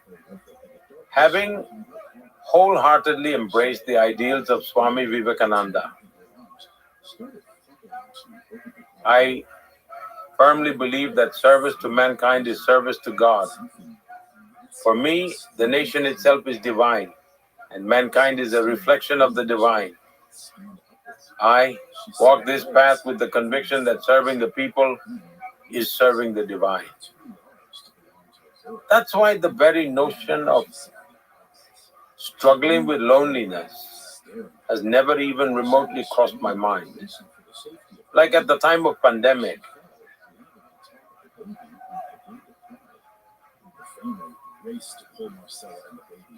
with the lockdown and traveling restrictions in place, I came up with a way to make the most of my time. I designed a governance model that operated seamlessly through video conferencing. I kept myself occupied with remote work and virtual meetings. Another thing I did was to connect with the people I had worked with throughout my life. Among my party's volunteers nationwide, I made a list of those who were 70 and older. Some of the volunteers had very humble beginnings and came from very modest backgrounds. I personally called every volunteer age 70 and above. I made it a point to inquire about their health and their family's well-being. I inquired about how their area was coping. I asked these questions to make sure they were doing well. This allowed me to build rapport with them, and we would go down the memory lane. They were touched that the Prime Minister would check on them in the pandemic. I made around 40 calls every day without fail. I carried on with this throughout the pandemic. It gave me the chance to reconnect and relive old memories with familiar faces. Loneliness is never a concern for me, as I always find ways to stay engaged. And I have long been at peace with myself. The time I spent in the Himalayas have helped me develop this. I've heard from many people that you are the hardest worker they know. What's your philosophy behind that? Maybe you put in crazy hours every single day. Do you ever get tired? What's your source of strength and perseverance through all of that? Look, first of all, I don't believe I'm the only one working. I look at the people around me and always think, these people work harder than I do. When I think about farmers, I realize how hard they work. They toil and sweat under the open sky day after day. When I look at our country's soldiers, I think about how many hours someone spends working tirelessly in snow, deserts, or even underwater day and night. When I see a laborer, I think about how hard they're working. I always think about how hard our mothers and sisters work in every family for the happiness of the family. They're the first to wake up and the last to go to bed, taking care of everyone in the family, while also managing social responsibilities. Thinking of all this, I'm in awe of how hard people work. So I think, how can I sleep? How can I relax? So naturally, the motivation is right in front of my eyes. Those very things around me keep me motivated. Secondly, my responsibilities keep pushing me forward.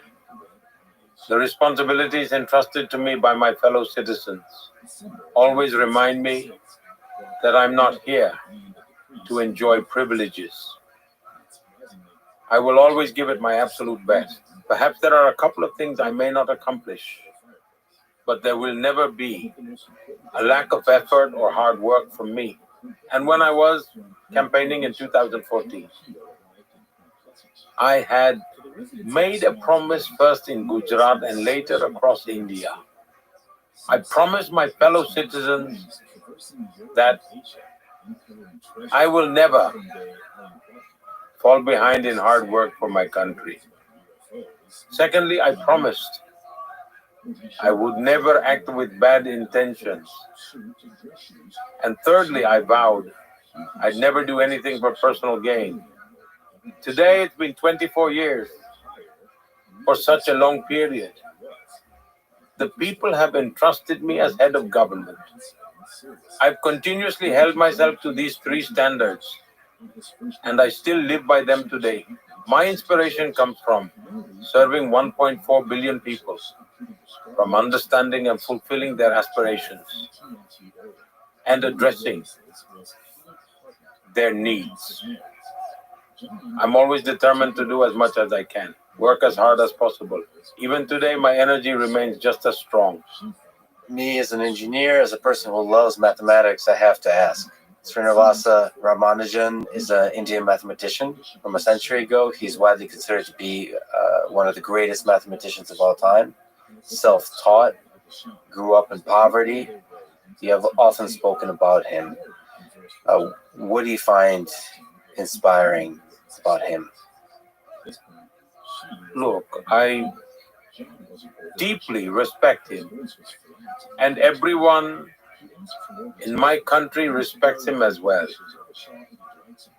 Because I strongly believe there's a deep connection between science and spirituality. If you closely observe many scientifically advanced minds, you'll find they're often spiritually advanced too. They're not disconnected from spirituality.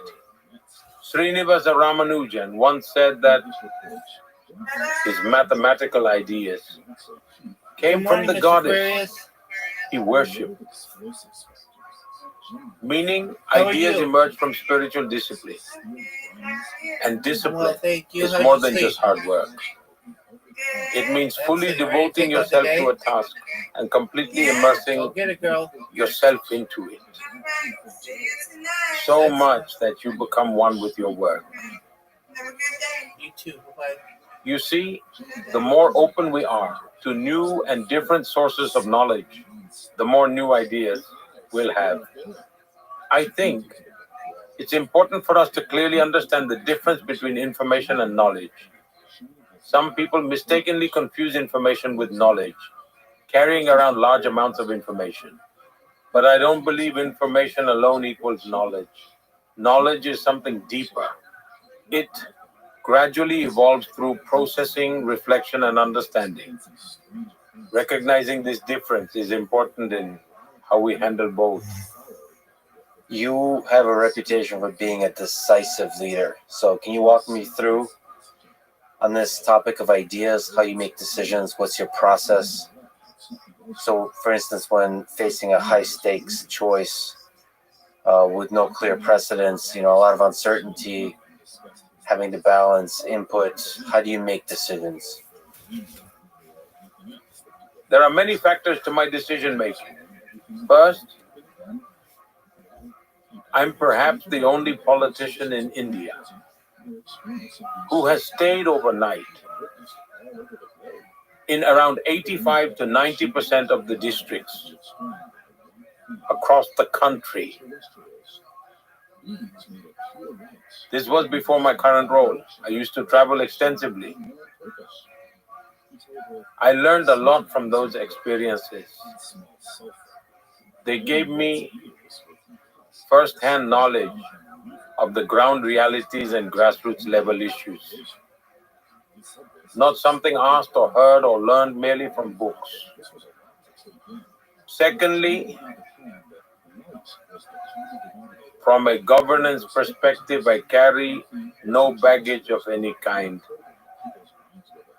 I don't carry any baggage that weighs me down or forces me to act a certain way. Thirdly, I have a simple yardstick for decisions. my country first. I always question if what I'm doing harms my nation in any way. Additionally, Mahatma Gandhi once said that if you're ever unsure when making a decision, think of the poorest person's face, remember them, and ask yourself, will this help them? Then your decision will be right. That wisdom always guides me, remembering ordinary citizens and considering how my actions affect them. Another factor in my approach is that I'm very well connected. In my administration, my officials know this well and probably feel overwhelmed by it, by the fact that my information channels are numerous and are very active. Because of that, I receive lots of insights from various sources. So, when someone comes to brief me, that's not my only source of information. I always have additional perspectives available to me. Another thing, I maintain a learner's mindset. Suppose I'm not familiar with something and an official explains it to me. I approach them like a student and ask, can you clarify this? How does it work? Then what happens next and how? And whenever I have different information, I deliberately play devil's advocate and ask challenging questions. I thoroughly analyze the issue from multiple angles, hoping that careful evaluation will yield something valuable. Then, once I converge toward a decision or action that is worth taking, I share the idea informally with like-minded people, just to gauge their reactions and see how they respond, gathering insights and feedback before moving forward. Until finally, I have a strong conviction that my decision is right. This entire decision-making process doesn't actually take much time. My speed is very fast. Let me share an example. How did I make decisions during COVID? I had Nobel Prize winners advising me, giving countless economic examples from around the world. They'd say, this country is doing this, that country did that, you should do it too. Renowned economists constantly bombarded me with suggestions. Political parties pressured me relentlessly, urging me to spend huge amounts of money. But I didn't act immediately. I paused and reflected. What exactly should I do? Then, considering the unique conditions of my own country, I made a clear decision. I wouldn't let the poor sleep hungry. I wouldn't allow social tensions to arise over basic daily needs. These core principles guided my approach. The entire world was in lockdown. Global economies were collapsing. Everyone pressured me to empty the treasury, print more currency, and flood money everywhere. But I decided that this was not the right economic route to follow. And so instead, the path I chose, after carefully listening to experts, understanding their opinions without opposing them, and combining their advice with my own country's situation and my personal experiences, created a system that worked effectively. As a result, when the whole world suffered from severe inflation immediately after COVID, India did not. Today, my country is steadily advancing at a rapid pace, emerging as one of the fastest growing major economies in the world. The main reason is that during that crisis, with patience and discipline, I resisted the temptation to apply every global theory blindly. We didn't worry about what newspapers would say, whether they'd praise or criticize. Ignoring all that, I stayed focused on basic fundamentals, and by doing so, we succeeded and kept moving ahead. So ultimately, my economy benefited as well. My approach has always been to stay focused on these fundamentals. Another strength is my risk-taking capacity. I don't worry about potential losses for myself. If something is right for my country, for the people, I'm always prepared to take the risk. And secondly, I take ownership of my decisions. If something goes wrong, I don't shift blame to others. I stand up, take responsibility, and own the outcome. When you take ownership, your team also becomes deeply committed. They know this person won't let us down, won't abandon us. He'll always stand with us. Because they see I'm making honest decisions, not for myself, but for the nation. I've openly told the country from the start I'm human. I can make mistakes, but I won't act with bad intentions. People remember those words clearly, even if something doesn't go as planned. They trust that Modi's intentions were right. They think he probably meant to do something good, even if it didn't work out. So society sees and accepts me just as I am. You gave a powerful speech on AI a few weeks ago at the AI summit in France. In it, you spoke about the talent pool for AI engineers in India. I think it's probably one of the biggest pools of brilliant engineers in the world. So, how can India become the leader in the space of AI? Currently, it lags behind the United States. What does it take for India to start winning and leading the world in AI? One thing I'm about to say might sound strong, and it may even upset some people. But since you've asked, I'll speak openly from my heart. No matter what the world does with AI, it will remain incomplete without India. I'm making this statement very responsibly. Tell me,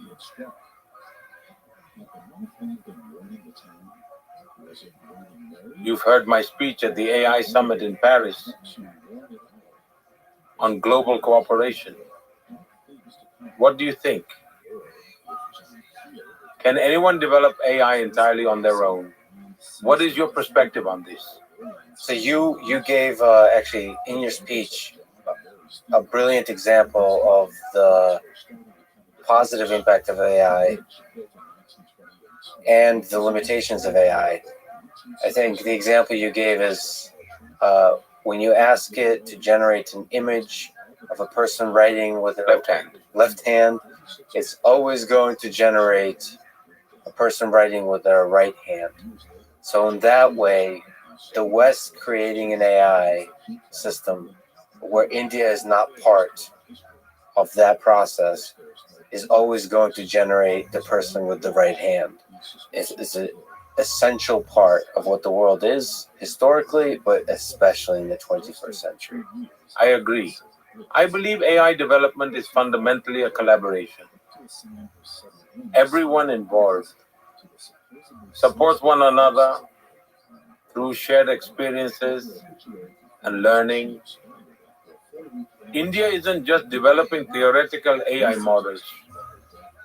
It is actively working on and bringing to life AI-driven applications for very specific use cases. To ensure that GPU access is available to every section of society, we have already created a unique marketplace-based model to ensure its broad accessibility. A significant mindset shift is taking place in India. Though historical influences, traditional government procedures, or the lack of strong support infrastructure made us appear as lagging behind to others. Take 5G, for example. The world initially believed we were far behind. But once we started, we became the fastest nation globally to roll out comprehensive 5G networks. Recently, an American company executive visited me and shared his experiences about this very fact. He told me that if I were to advertise in the US for engineers, I would only receive enough applicants to fill a single room at best. But if I do the same in India, even a football field wouldn't be enough to hold them. This indicates that India has access to an extraordinarily vast pool of talent, and that's our greatest strength. After all,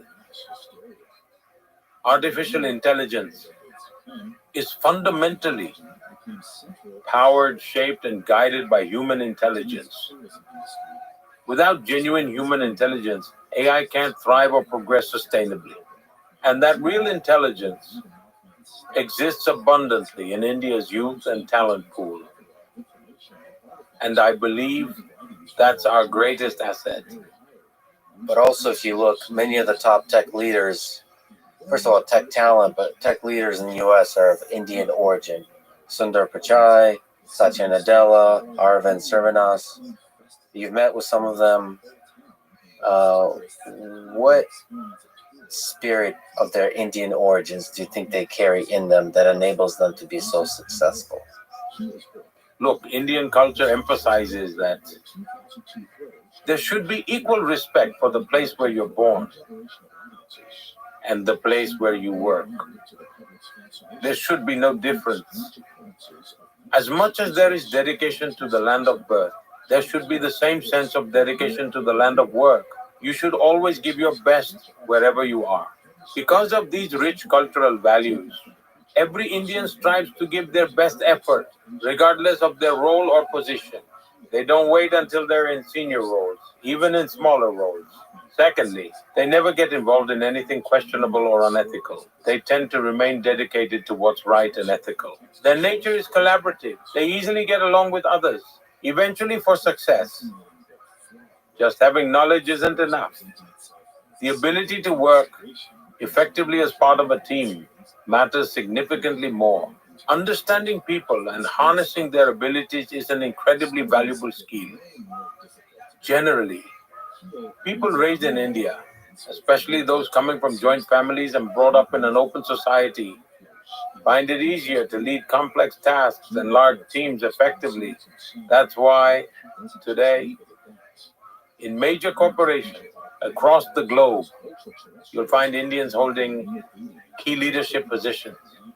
And the problem-solving abilities, along with the analytical thinking of Indian professionals, are truly exceptional. I believe this capability is so strong, it makes Indians globally competitive and extremely valuable on the international stage. This is the reason why in fields like innovation, entrepreneurship, startups, and boardrooms, you'll find Indians achieving extraordinary results everywhere. Take our space sector, for example. Previously, it was entirely government controlled, but just a couple of years ago, I opened it up to the private sector, and now we already have 200 startups working in space technology. Moreover, our missions like Chandrayaan are extremely cost-effective. India's Chandrayaan mission cost less than what Hollywood spends making a single blockbuster film. So when the world sees how cost-effective our work is, they naturally think, why not partner with India? This automatically generates respect for Indian talent globally. I believe this is a hallmark of our civilizational ethos. So you spoke about this human intelligence. Do you worry that AI, artificial intelligence, will replace us humans? It's true that in every era, a competitive atmosphere was created between technology and humanity. At times, it was even portrayed as conflict.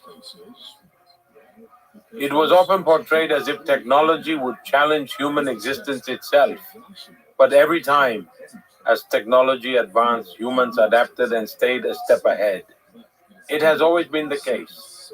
After all, it is humans who find the best ways to use technology to their advantage.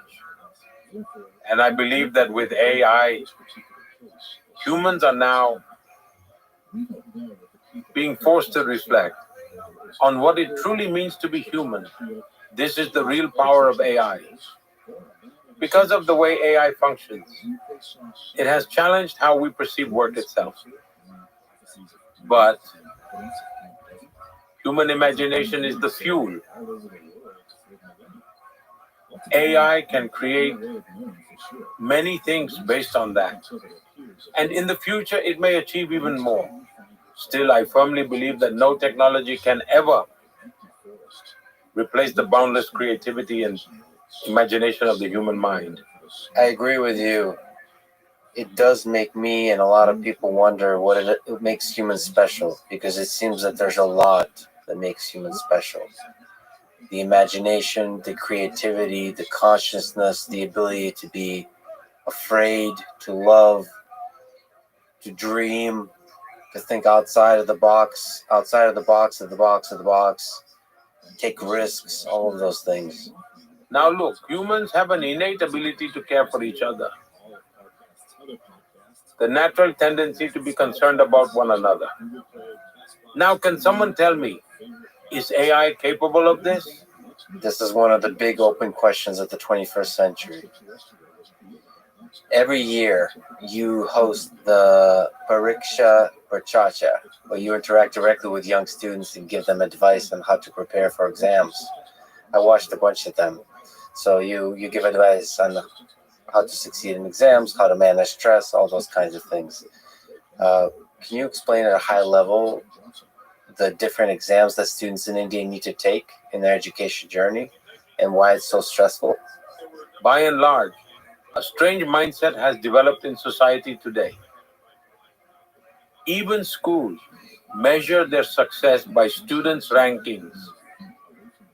Families too feel pride when their child achieves a high rank because they believe it improves their educational and social status.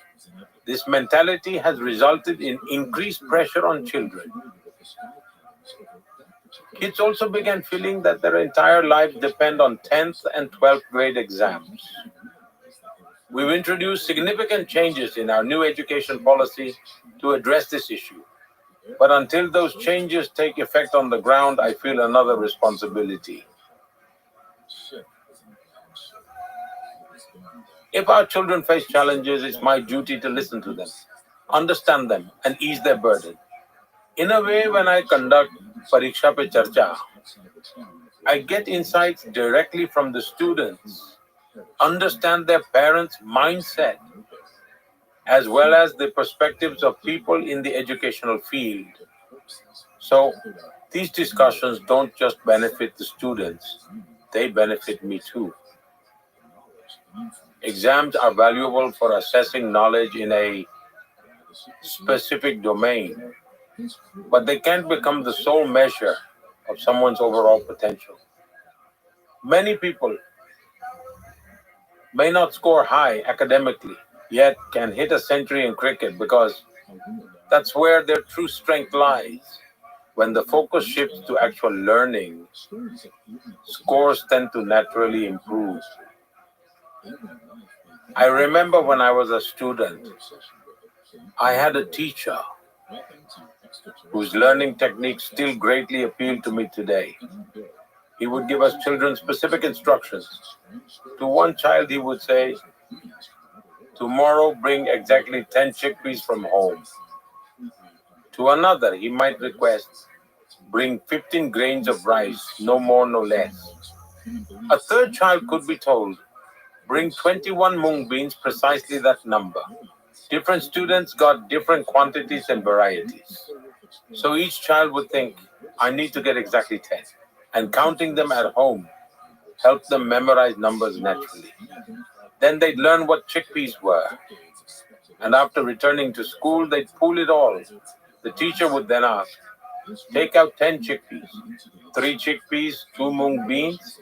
This way, children learned math and could identify chickpeas and mung beans effortlessly. I'm talking about early childhood education here. Such learning techniques educate children without burdening them. and we've incorporated similar methods into our new education policy. When I was in school, I observed one of my teachers using an innovative idea. On his very first day, he placed a diary on the table and said, "Whoever arrives earliest each morning will write one sentence in this diary along with their name. The next student would then need to write a related sentence."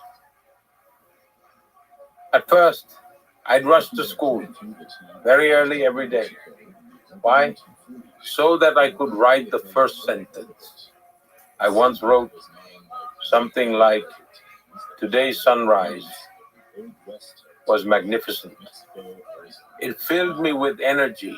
I'd write my name, and whoever arrived after me had to write something connected to the sunrise as well. After a few days, I realized my creativity wasn't improving much from this. Why?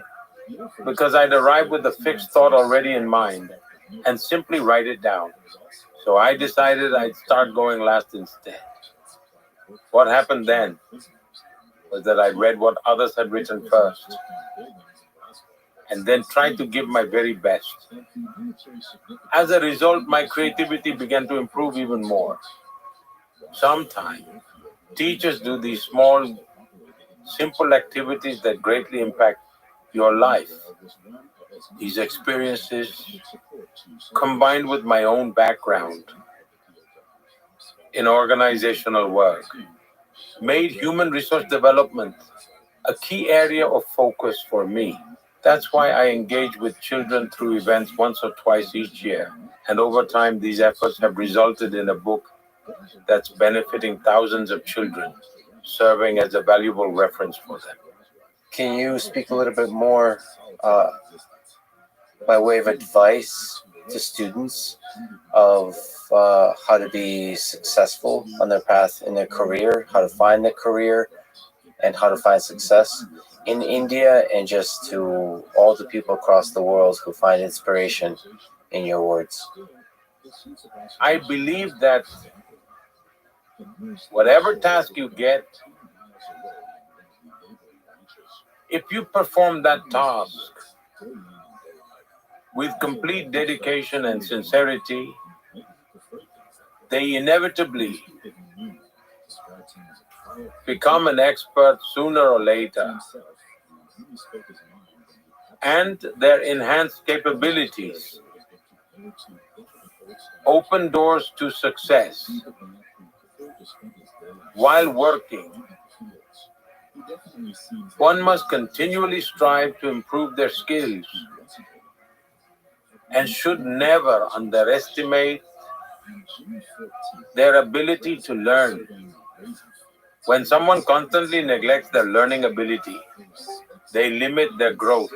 But those who look beyond their task and observe what others around them are doing, their capacity can double or even triple.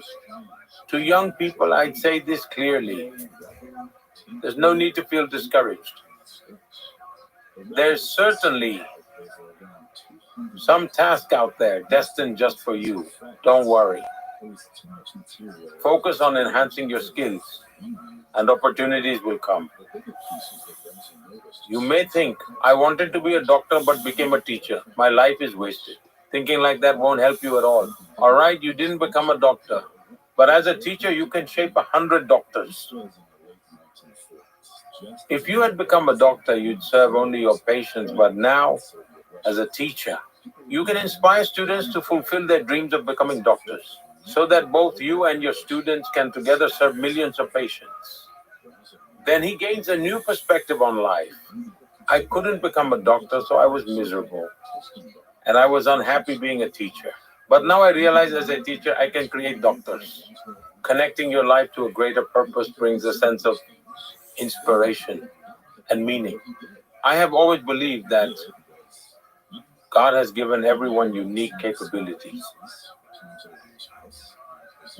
Never lose faith in your own abilities. You should always maintain trust in your own abilities. Keep believing in yourself and trust that when the opportunity comes, you'll perform and you'll succeed. That confidence makes a person deliver results. How do those students deal with stress, with struggle, with difficulties along that path? Parents must first understand that life is not just about taking exams. Families should understand that their children aren't trophies meant to be displayed or models to show up in society. It's not about saying, look, my kid scores so high. Parents really need to stop using their kids just as status symbols. Secondly, students should always keep themselves well prepared beforehand. Only then can they appear for exams feeling stress-free and confident. They should have complete trust in themselves and their abilities. Sometimes I see students panic over the smallest issues during exams. They take papers or other things, and when their pen suddenly stops working, causing anxiety, sometimes they feel uneasy thinking, oh no, I don't like sitting next to this person. If the bench wobbles, their whole attention goes there, indicating self-doubt. Those lacking confidence constantly keep looking for distractions.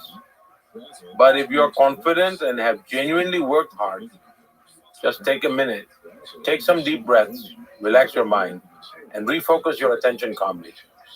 Slowly read through the questions and allocate your time systematically. I have this amount of time, I'll dedicate these minutes per question. In my experience, students who regularly practice writing test papers can easily overcome such situations without any trouble at all. And you said always focus on learning. What's your approach to learning? What advice can you give on how to learn best? Not just when you're young, throughout your life. Let me share a personal example with you. I used to learn a lot from reading, but these days, more and more, I learn by being fully present. Whenever I meet someone, I am fully present in the moment. I give them my full attention. This complete focus allows me to grasp new concepts quickly. When I'm with you, I'm fully present, grounded in the moment. No calls or messages can pull me away from this moment with you. I am fully present, focused on the here and now. That's why I always believe this is a habit everyone should embrace. It will sharpen your mind and improve your learning ability. Besides, knowledge alone cannot light the way. You must immerse yourself in the flow of practice. You cannot master driving merely by reading the life stories of great drivers. You must get behind the wheel and take the road yourself. You must dare to take risks. You can never master the road if fear of accident or death holds you back. I truly believe that. Those who live in the present are the ones who live their life to the fullest. That's because they know that every moment lived has already slipped into the past. So you must embrace the moment before it fades into the past. Otherwise, chasing the future only turns the present into the past. It's not a trade worth making. Most people stress so much about the future that their present quietly slips away. Before they know it, the moment has already faded into the past. Yeah, I've heard a lot of stories of you having meetings with people, and it's usually all the distractions. There's no distractions. It's just two human beings, just like this, and just focused on the moment and the interaction. That's a really beautiful thing. And today really is a gift that you would give that focus to me. So thank you. Let me ask maybe a difficult, maybe a human question. Do you contemplate your mortality? Are you afraid of death? Can I ask you a question instead? Sure. I have a very interesting question. Life and death are two sides of a coin, but which of the two is more certain? Death. Exactly. Now, with that out of the way, We know for a fact that life itself is a whispered promise of death. And yet, life is also destined to flourish. So again, in the dance of life and death, only death is certain. So why fear what is certain?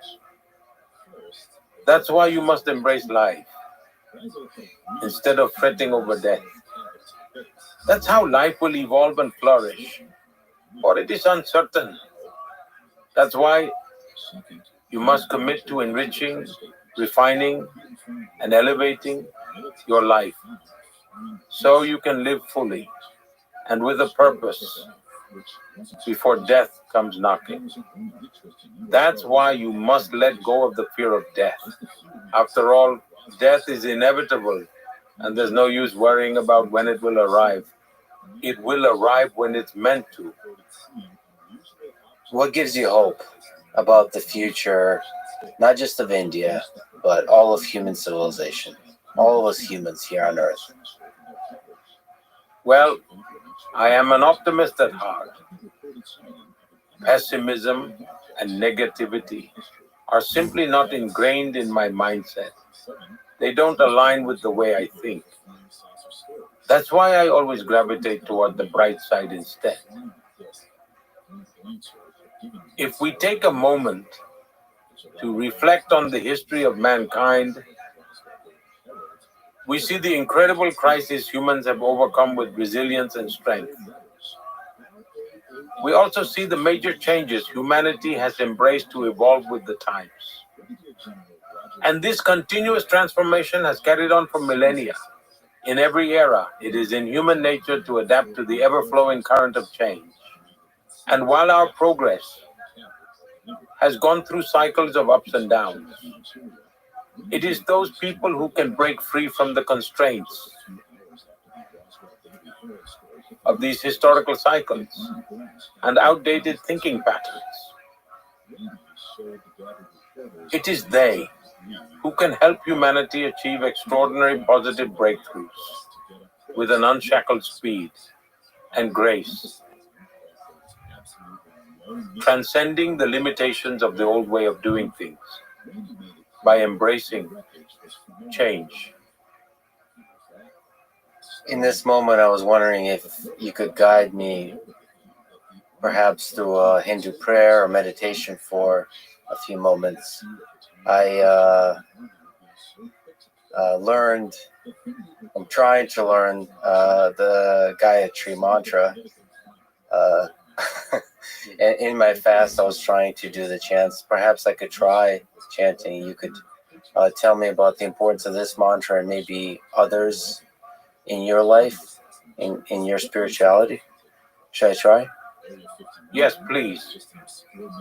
Om Bhuva Swaha Tatsavitu Varenyam Bhargo Devasya Dhimahi Dhiyo Yo Naha Prachodaya. How'd I do?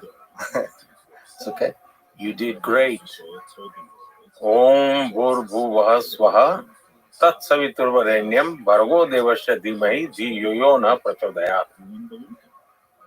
This mantra is dedicated to the radiant power of the sun and is considered a powerful tool for spiritual enlightenment. Many mantras in Hindu philosophy are deeply intertwined in some intricate and interesting ways with science and nature, each woven into different facets of life. Chanting mantras on a daily basis brings profound and lasting benefits. In your own spirituality, in your quiet moments, when you're with God, where does your mind go? What role do mantras play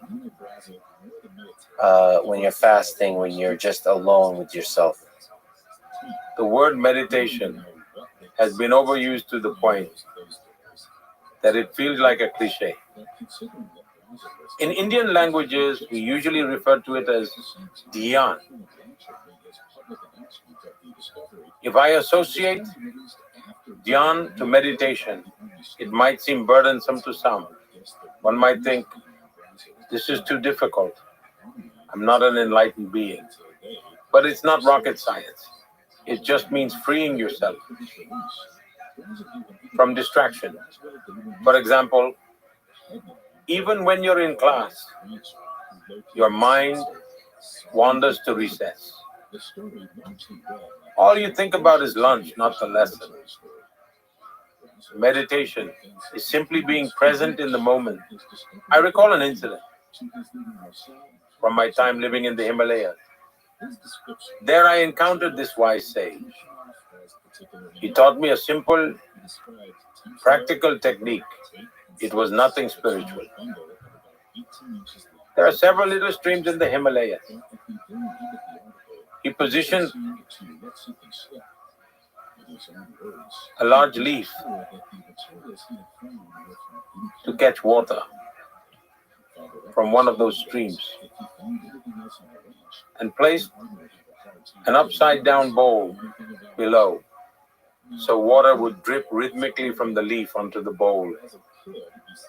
He asked me to focus only on the dripping water, ignoring all other sounds. Ignore the chirping birds and the soft rustle of the breeze. He would place the leaf, and I would meditate there for hours. I felt my mind slowly tuning into the rhythmic sounds of the water droplets falling onto the bowl, like a melody, guiding me into deep focus. And it's not like I was chanting mantras or reciting God's name. I like to call it the divine resonance. It was by tuning into that divine resonance that I learned the art of concentration. This practice slowly evolved into meditation. Sometimes you happen to stay at a fancy hotel. You get a lavish, luxurious room. The decor is impeccable. And you have been wholeheartedly fasting. But there's a dripping faucet in the bathroom. That faint sound is enough to make a luxurious room feel worthless. At times, we realize the value of concentration in life's inner journey. We come to appreciate the difference a little bit of concentration can make. One very interesting concept comes to mind from our scriptures.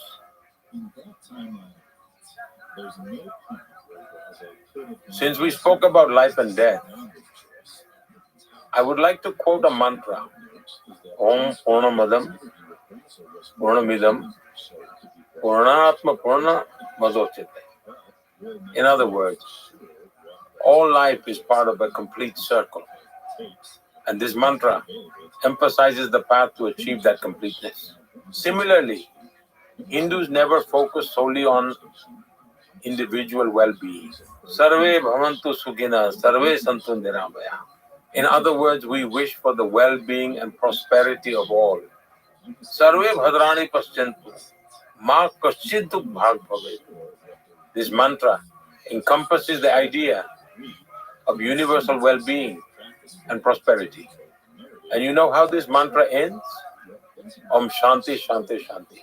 Every Hindu mantra ends on the same note. Peace, peace, peace. These ancient and powerful rituals born in India have emerged from thousands of years of the spiritual practice of sages.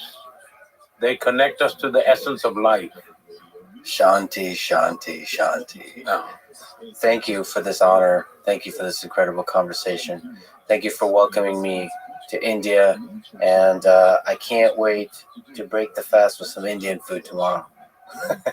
Thank you so much, Prime Minister. This was an honor. I am thankful for the opportunity to have this conversation with you. After fasting for 2 days, I recommend you ease into eating slowly. And I hope you reap great benefits from this fasting experience. I've explored several new realms of thought for the first time ever with you today. I had long kept those thoughts tucked away within myself. But today you brought those thoughts to light. I hope Thank you. I hope your viewers may enjoy this. It was a great pleasure speaking with you. Thank you. Thank you. Thank you for listening to this conversation with Prime Minister Narendra Modi. And now, let me answer some questions and try to reflect on and articulate some things I've been thinking about. If you would like to submit questions or get in touch with me for whatever reason, go to letsfriedman.com/contact. First, let me give a shout out to the amazing team around the Prime Minister. Everyone was super kind, excellent at what they do, efficient, great communication, and just great people all around. And since I spoke English and Prime Minister Modi spoke Hindi, I have to comment on the interpreter who was doing simultaneous interpreting for both of us. She was absolutely amazing. I can't sing her enough praises, from the equipment used to the quality of the translation to just the human touch of it all. And in general, my travels around Delhi and India revealed to me some early glimpses of what felt like another world, almost like another planet, different culturally from anything I've experienced before. A chaos of human interactions, out there big dynamic personalities and characters. Obviously, India is composed of many distinct subcultures, and Delhi represents just one slice, much like neither New York or Texas or Iowa alone represent America. They're all different flavors of America. On my visit, I walked around and rode rickshaws everywhere, just aimlessly wandering the streets, looking to talk to people about life. Of course, like many places on Earth, there are always some people, especially those that have something to sell, who will at first see me as a tourist, a foreign traveler, one with some money to spend. Like always, I avoided such shallow interactions and went straight past the small talk to the meaningful conversations, shooting the shit about what they love, what they fear, what kind of hardship and triumph they've experienced in their lives. I think the cool thing about people, anywhere on Earth, is they quickly do see the real you, past the facades that strangers put up for each other, if you're vulnerable and honest enough to let them. And I try to do just that. And I should say that for the most part, everyone was super kind in the genuine human way, even when they didn't speak English. It was always easy to understand.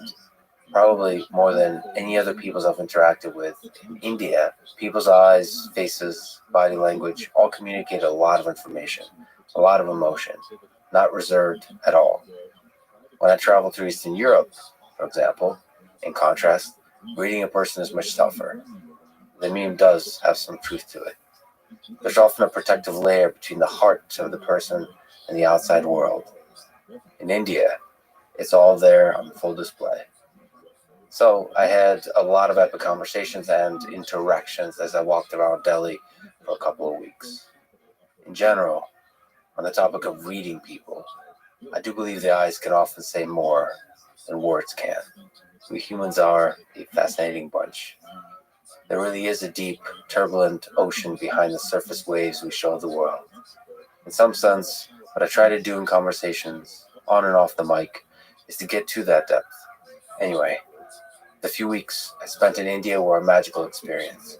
Traffic alone was a wild time, like the world's most difficult test for self-driving cars.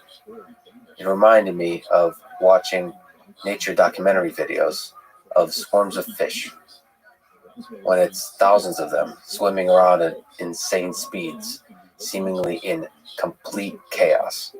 And yet when looking at the big picture of it, it all works like a perfectly tuned orchestra.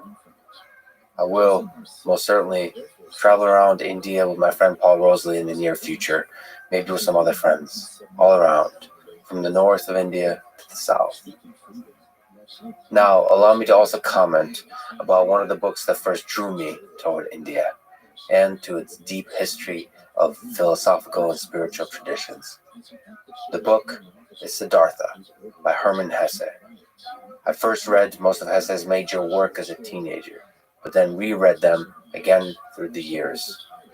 It first found me, Siddhartha, when I was immersed in a very different kind of literature, of Dostoevsky, Camus, Kafka, Orwell, Hemingway, Kerouac, Steinbeck, and so on. Many of these explore the same human condition that puzzled me when I was a young man and still puzzles me today, even more so. But Siddhartha was my introduction to the Eastern way of looking at these puzzles. It was written by Hermann Hesse, and by the way, please allow me this pronunciation of his last name. I've heard some people say Hess, but my whole life I've always said Hesse. So anyway, it was written by Hermann Hesse, a German-Swiss Nobel Prize winning writer, during one of the darkest periods of his own life. His marriage was failing, World War I had shattered his pacifist ideals, and he suffered from debilitating headaches, insomnia, and depression. During this period, he began psychoanalysis with Carl Jung, which in part led him to explore Eastern philosophies as a way to heal his fractured psyche. Hesse immersed himself in translations of ancient Hindu and Buddhist texts, studying the Upanishads and the Bhagavad Gita. And so, the writing of Siddhartha was in itself, for him, a journey that paralleled that of the main character in the book. Hesse started writing the book in 1919 and finished 3 years later, experiencing an extensive psychological crisis in the middle. The book follows Siddhartha, a young man in ancient India, as he leaves behind wealth and comfort to search for meaning. You can feel his personal struggle in every page. Siddhartha's restlessness, his dissatisfaction with conventional wisdom, his need to find truth through direct experience. Again, the book wasn't simply a philosophical exploration for Hesse. It was psychological survival. He was writing his way out of suffering and towards his own enlightenment. I won't go into a deep analysis of the book here, but I will mention 2 key lessons I took away and carried with me to this day. First lesson comes from the scene in the book that, to me, is one of the great scenes in all of literature. Siddhartha is sitting by a river, just listening. And in that river, he hears all of life, all sounds, all voices, all of time, past, present, future, flowing together as one. That scene gave me the experience and the notion that while in some grounded human sense, the linear arrow of time does exist, in another sense, time is a kind of illusion, that in fact, everything exists simultaneously, that our lives are both momentary and eternal. It is hard to describe these ideas with words. I think they must be experienced as personal revelations. I'm reminded of the fish story that David Foster Wallace, another one of my favorite writers, described in a commencement speech 20 years ago.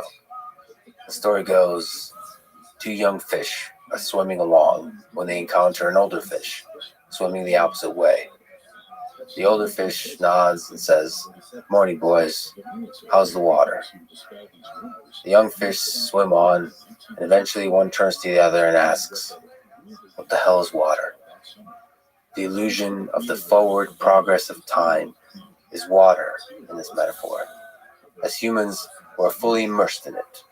But enlightenment, in part, involves being able to step back and get a glimpse at another deeper perspective on reality, where all things are inextricably interconnected across both time and space. Another key lesson from the novel that was especially formative to me as a young man was that one should not blindly follow others or learn about the world exclusively through books, but rather forge your own path and thrust yourself into the world where the lessons of life can only be learned by experiencing them directly. And every experience, both positive and negative, mistakes, suffering, and even seemingly wasted time, is all an essential part of growth. To this point, Hesse draws a distinction between knowledge and wisdom. Knowledge can be taught by others. Wisdom can only be gathered through experiencing the full mess of life yourself. In other words, the path to understanding isn't through rejection of the world, but through complete immersion in it. Those are my early steps in seeing the world through the lens of Eastern philosophy, but many of Hesse's books had an impact on me. I would recommend to read Damien when you are younger, Steppenwolf when you are older, Siddhartha throughout your life, especially in moments of crisis, and The Glass Bead Game if you want to take on Hesse's magnum opus that rigorously explores the ways the human mind and human civilization can engage in the pursuit of knowledge, wisdom, and meaning. But Siddhartha is the only one I've returned to more than twice. In my own life, when faced with a difficult situation, I often return to the moment in the book when Siddhartha is asked what skills he possesses. And his answer is simply, I can think, I can wait, I can fast. Let me elaborate. Indeed, for the first part, I can think. As Marcus Aurelius said, the quality of your life is determined by the quality of your thoughts. For the second part, I can wait. Patience and waiting often is indeed the optimal decision when facing a problem. Time does bring clarity and depth of understanding. For the third part, I can fast. When needed, being able to live and flourish with less is a prerequisite of being free, when the mind, the body, and society all are trying to put you in cages. All right, friends. Now, sadly, our time together in this episode has come to a close. As always, thank you for being here, and thank you for your support through the years.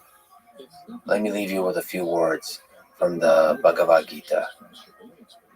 He who experiences the unity of life sees his own self in all beings, and all beings in his own self, and looks onto everything with an impartial eye. Thank you for listening. I hope to see you next time. And those great mysteries lead us to our own devices when it comes to providing answers for things that seem unexplainable. Rothschild, New Mexico may be the focal point of alien obsession in the world. Imagine how things might be different if more people had just believed Matt Brazel, or if Matt Brazel had shared the whole story. The Rothschild incident of 1947 was just a footnote in the city's history for decades. By the end of the 1940s, most people just considered the events of that summer, the case of Rothschild having to deal with the crashed balloon. 50 years later, there are hundreds of stories about what really happened. The events of that summer, 1947, have become some of the most scrutinized in history. Roswell became synonymous with Indian autopsies, murdered witnesses, and a government cover-up spanning decades. All the while, the town itself became one of the most famous sites to be associated with alien tourism. In our next episode, we'll discuss some of the wilder, less provable accounts of extraterrestrial encounters in Roswell. We'll also look at the character of the town itself, and how it has maintained its relationship with unknown, suspicious, and downright weird stories associated.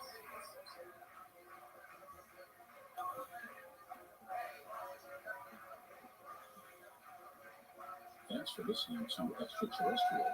We'll be back next Tuesday with a look at how the town of Roswell transformed in order to accommodate its growing reputation as a hotbed of alien activity. You can listen to Extraterrestrial and all podcasts, other podcasts on Apple Podcasts, Spotify, Stitcher, Google Play, CastBox, TuneIn, or your favorite podcast app. Several of you have asked how to help us. If you enjoyed the show, the best way to help is to leave a 5-star review. And don't forget to follow us on Facebook and Instagram, Podcast, and Twitter, Podcast. We'll see you next time. Until then, keep your eyes on the sky.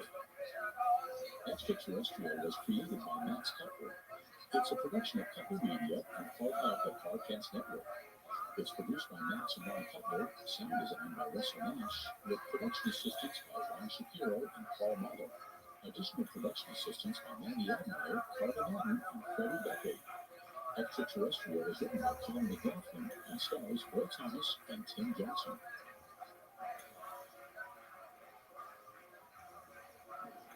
The storm came out of nowhere. The students and their professor took shelter in their tent as the thunder grew louder. It was July 1947. Anthropology professor William Holden and a group of his students from Texas Tech University had ventured into the New Mexico desert. Their plans to dig along the base of the Palatine Mountains were cut short by the sudden thunderstorm and the streak of otherworldly light that cut across the sky in rapid descent. The next morning, Holden led his students to the crash site. They came across wreckage, smoke, torn metal, and something that looked eerily like blood. The Army quickly arrived on the scene. Holden and his students were instructed to not return to the area. More importantly, they were told not to speak a word of what they had seen. But they had seen it. The wreck was in the unmistakable shape of a flying saucer, and the blood came from the small, mutilated bodies of the alien crew who had died in the crash. At least, that's how one story goes. And the decades-long saga of the Roswell, New Mexico incidents is full of stories just like that. Some are suspicious, some seem outright impossible, but some seem just plausible enough to keep people believing in aliens.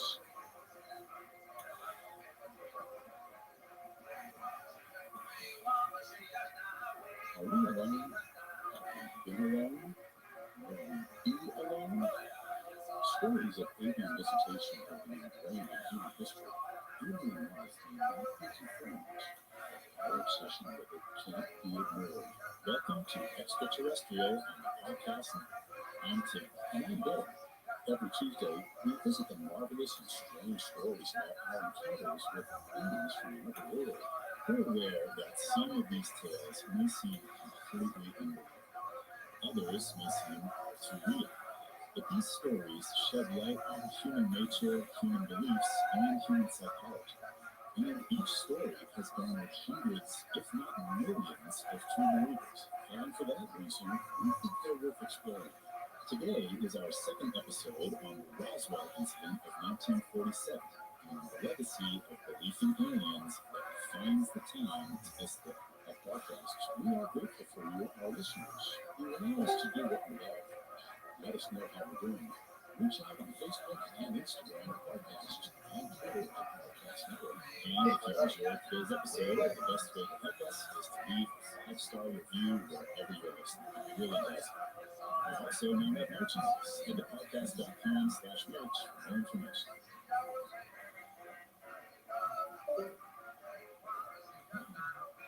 Our last episode discussed the official story of what happened in Roswell over the summer of 1947. At some point in early July, Matt Braza, the foreman of Foster Ranch, came across the remains of some kind of flying object. The Army first identified these remains as parts of a flying disc, but quickly recanted that story and stated that Braza had found a weather balloon.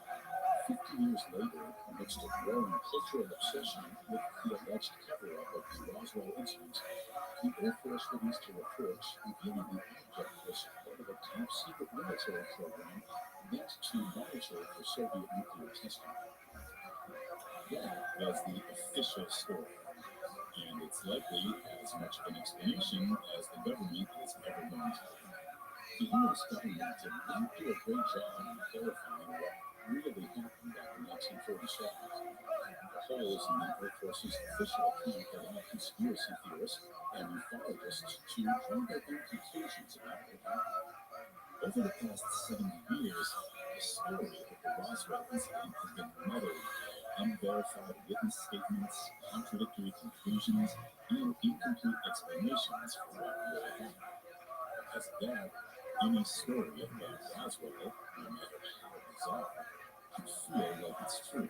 This week, we're going to dive into some of the more out there and outlandish stories about what happened over the skies of Roswell in 1947. Is Roswell just a case of dozens of false memories encouraged by our cultural obsession with UFOs?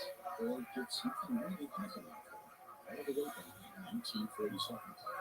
One main reason that Roswell mystery has endured for so long is that the history of alien activity around the town is largely comprised of secondhand statements and interviews that were conducted decades after the fact. We should note, most of the stories we're about to examine are largely unverified, or at least full of contradictions. Today, Roswell is synonymous with crash-flying saucers, alien autopsies, and government cover-ups. But one often overlooked aspect of the Roswell mystery is how uninterested most of the world was when it first happened. In 1947, the potential flying disc that Matt Bradley discovered on the fields of Fox Ranch gained national attention for a period of a few hours. But after the Army backtracked its initial statement, the story went well. To most, it seemed like an open and shut case, and the case stayed shut for over 30 years. So why did it take so long after the initial incident for Roswell to gain national recognition as a site of potential alien activity? Historical trends play somewhat of a role. There was a boom in UFO sightings following the original coining of the term unidentified flying object in 1947. Most of these sightings were disproven or publicly disregarded, and interest in UFOs waned. But in the 1970s, following the Kennedy assassination, the Vietnam War, and Watergate, national trust in the government was declining. Stories involving potential cover-ups of alien activity stood the chance of gaining national attention, even if they were in regards to events from decades ago. The Roswell mystery was a relatively obscure story until it was revisited by the press in 1978. It was, of all things, the tabloid newspaper National Enquirer that started the avalanche of investigations into the Roswell incidents that would come to define the town over the next 4 decades. The Enquirer ran images from the original issue of the Roswell Daily Record that had been published on July 8, 1947. RAAF captures flying saucer on ranch in Roswell. The Enquirer neglected to mention in their piece that the 1947 article they were reprinting had been revised by the Army just hours after its publication. The piece gained up some steam, which was naturally the entire premise and the business model of that tabloid. Of course, the National Enquirer doesn't make for a very reliable source, especially for our purposes. But it is worth noting that they were the first to publish a piece on Roswell in the 70s. Other writers, researchers, historians, and conspiracy theorists took note of the potential market for Roswell stories. In 1980, authors and prominent ufologists Bill Moore and Charles Berlitz published the Roswell Research. The book is mostly a compilation of interviews from people who lived in or near Roswell in 1947. It included an interview from Jesse Marcel, the Army officer who saw the wreckage firsthand and helped to transport it back to Roswell on the airfield. Marcel described the materials he saw, including those strange purple markings that were reportedly on several of the recovered pieces. Recall that some of the materials were reported as being covered in bizarre symbols. The proposed explanation for these strange markings was that the engineers who built the weather balloon had used some kind of children's tape that sported several colorful shapes. But UFO believers took the existence of the markings as proof that something more outlandish was going on. It was Marcel's account that helped cement the Roswell incident as a bona fide alien conspiracy. Moore and Berlitz put forth their theory in the book that an alien spaceship had collided with an Army weather balloon. It crash landed in the desert near Roswell, and the Army recovered the aliens and all of the materials. Now, we don't have exact data on how well the Roswell incident sold back in 1980 when it was originally released. But You can measure the impact of the book by the sheer number of Roswell books that followed in its wake. The more overlooks of you remained a dominant theory throughout the 1980s. Then, in 1991, Donald Schmidt and Kevin Rambo set out to debunk more overlooks with their own book, The Truth About the UFO Crash at Roswell. Schmidt and Rambo's book included a groundbreaking account of the Roswell incident from a man named Glenn Dennis. Glenn was in his early 20s in 1947, working at Ballard Funeral Home in Roswell and taking on occasional contract work for the nearby Roswell Army Airfield as an ambulance driver and mortician. Glenn received a phone call in early July. It was the mortuary officer from Roswell Army Airfield. He wanted to know if Glenn had any baby caskets, and if so, how many. If you work at a funeral home, you're bound to get some weird questions. The mortuary officer called again soon after. This time, he wanted to know about embalming fluid, specifically how and if it could be used to transport bodies that had been exposed to the elements for some time. Glenn didn't make much of the question, and Paul knew was in his will. About an hour later, Glenn was dispatched on an ambulance call. An Army officer had died in an accident, and Glenn needed to transport him back to Roswell Army Airfield. Glenn picked up the injured airman and drove him to the base, where he noticed a high level of activity, more than what was common. Way after the guy dead, he parked his ambulance in a loading area near a line of other ambulances. As Army medical personnel unloaded the wounded soldier, Glenn took a peek from the ambulance adjacent to his. He saw that they weren't transporting injured people. They were carrying materials, wreckage of something, all sharp pieces, something like broken glass. Glenn knew right then that he should probably leave well enough alone, but he couldn't stop himself.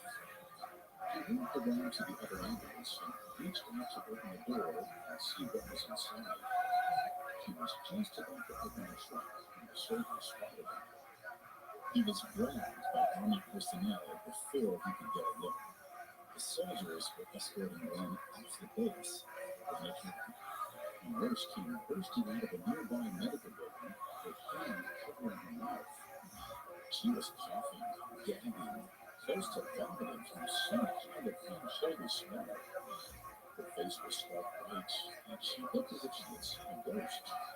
She spotted Glenn, recognized him, and urged him to leave the base as soon as he could. Glenn took her advice. He got off the base and didn't look back. The news friend, whose name Glenn kept a secret for the rest of his life, met up with Glenn the next day. She gave him more insight into what had really been going on. The airfield had been in a state of high alert when Glenn arrived on the base. The nurse had inadvertently walked into the infirmary. She missed the word saying that the regular nursing staff was to stay away. She reported seeing men covered in plastic sanitary suits with surgical masks, each of them examining a pair of bodies in unzipped body bags. The bodies were small, mangled, and about child-sized. She didn't get a better look at them because the smell of the corpses was so rancid that she was forced to get out of the building. Glenn was curious as to what the nurse had seen in that tent. She drew him a sketch on a napkin. The beings she had seen were short, with long, slender bodies and large, bulbous heads. They looked like aliens. According to Glenn, his nurse friend was transferred off of Rothschild Field after that encounter. He never saw her again. Now, this could have either been a particularly chilling turn of events, or a convenient way to explain why someone who maybe didn't exist in the first place has never been found. The Glenn Dennis story may well be key to all the unanswered questions from the events of July 1947. Matt Brazel did find the wreckage of a weather balloon, and he also found pieces of the alien ship that crashed into that weather. The Army had already recovered the rest of the wreckage and the alien bodies, and when Matt Brazel came to the airfield to give a statement, he may have spotted the alien corpses, which for a period of several hours while they lock down the official story. Glenn Dennis's story may be the witness account that proves aliens were involved in Roswell. That is, if his story was true. Next, we'll discuss the range of unverified and unlikely accounts of what happened at Roswell, as well as the phenomenon among ufologists drives them to believe. Now, back to the story. One of the more frustrating things about researching the Roswell case is the sheer number of stories and accounts that are fascinating turn out to be contradictory, unverified, or flat out untrue. Books like The Roswell Incident, Crash at Corona, and The Truth About the UFO Crash at Roswell stirred up interest in the Roswell mystery, but they also led people to make bizarre connections that have no basis in fact. William Holden is one key example of this. There are two noteworthy things about Holden and his alleged encounter with the alien crash site. First is that Holden and his students may be the first people to have encountered the alien movement. The timeline of what happened over that period of days in 1947 is not 100% clear, but it's possible that Holden saw the crash site even before Matt Glaser found the wreckage on Foster Ranch. The second key thing about Holden is that he maintained he never saw anyone all the way until his death in 1993. That's worth noting, just because most Roswell witnesses are eager to discuss their experience. So how do we even know about Holden's potential connection to Roswell? The link between the professor and the alleged crashes, like most things associated with Roswell, are really murky. The Roswell incident discusses the account of a man named Brady Barney Barnett. Barnett died in 1969, but on his deathbed, he allegedly revealed what he had seen back in 1947. Barnett was a soil engineer. His exact reason for being out in the New Mexico desert is unclear, but it's not a stretch to guess that he was probably gathering seeds. Barnett claimed to have come across the crash sites where he saw metallic discs and bodies of several small alien men. He said that he encountered a group of students at the crash site and that they were all sent away once the army arrived. That didn't recognize the students, but Charles Burlett's and William Moore, who wrote The Roswell Incident, took Barney's story and cross-referenced it with student groups that could have been in the area at that time. Burlett and Moore, along with other researchers, determined that Holden's group was most likely the ones that Barnett had mentioned, despite the fact that Holden never once claimed to have seen anything related to the Roswell incident. Barnett's story was naturally impossible to corroborate. He was dead by the time his account started spreading among UFO theorists, so no one could follow up to see if there were any holes in his story. And yet, because of that one second-hand account, Professor William Holden became inextricably linked to the Roswell saga. There is no official record of Holden or his students being anywhere near Roswell during the period when the crash occurred. Later research into Holden's own notes put them closer to Fort Sumner, about 80 miles from the town. Holden's involvement in the affair seems really unlikely, given that all we have to verify it is the second-hand accounts of a man who died before he could be interviewed.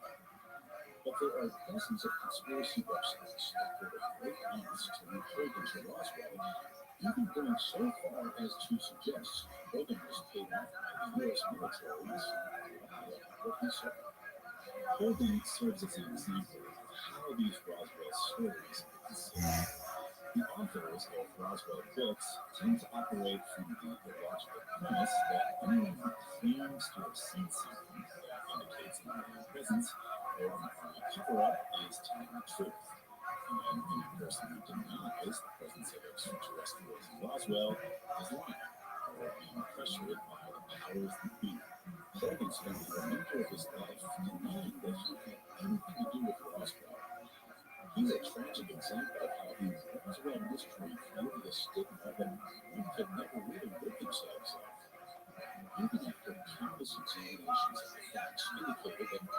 Rothschild was involved, previously considered him as a potential witness.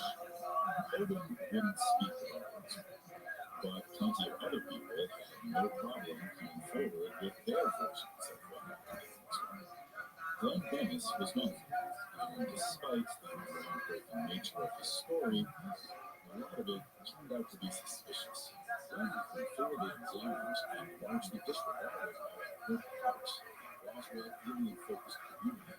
He never even entered the conversation about Roswell until the late 1980s when he saw an episode of Unsolved Mysteries, the 1947 incident, and started calling reporters. He really was more to the story. The nurse in his account has never been interviewed or even identified. Dennis eventually named her as Naomi Self, but no person by that name seems to have ever existed. When pressed, Dennis claimed that Naomi Self wasn't her real name. He'd given an alias in order to protect her. Dennis's account of his nurse friend and her supposed sighting of the little gray aliens seems to be little more than a hoax. This points to a prevalent issue in Roswell myths. Stories like Glenn Dennis's were circulated for long enough that, even after they were proven to be likely untrue, people still believe in the parts that line up with previously held belief that aliens were somehow involved. The sheer abundance of stories that spread across the UFO conspiracy community in the mid-1990s eventually forced the U.S. military to address the Roswell incident. Public interest in Roswell, aliens, and the alleged cover-up was reaching an all-time high by the mid-1990s. The U.S. government started to feel pressure from the public to clarify what had really happened. So the Air Force released a report in 1994 that explained how the wreckage from Foster Ranch was actually part of a top-secret surveillance project. The Air Force hoped that by the end of Project Logo and its intent, they would prevent further talk of a cover-up. Their report had the opposite effect. The 1994 report confirmed that the Army had been hiding something, and theorists took the report's admission as proof that the Air Force only revealed the details of Project Mogul to hide even more sinister secrets. One of the biggest criticisms of the 1994 reports was that it failed to address any of the subsequent reports of strange occurrences around Roswell following the 1947 incidents.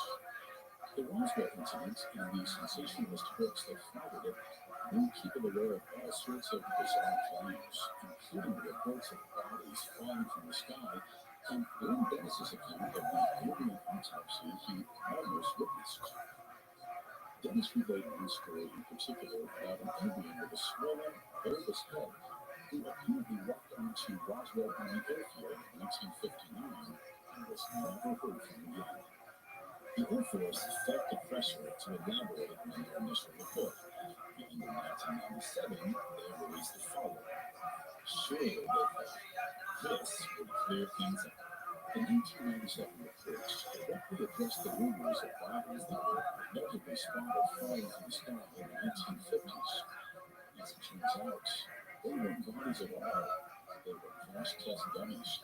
In the 1950s, the U.S. Army had been testing the effectiveness of parachutes in high-altitude jumps.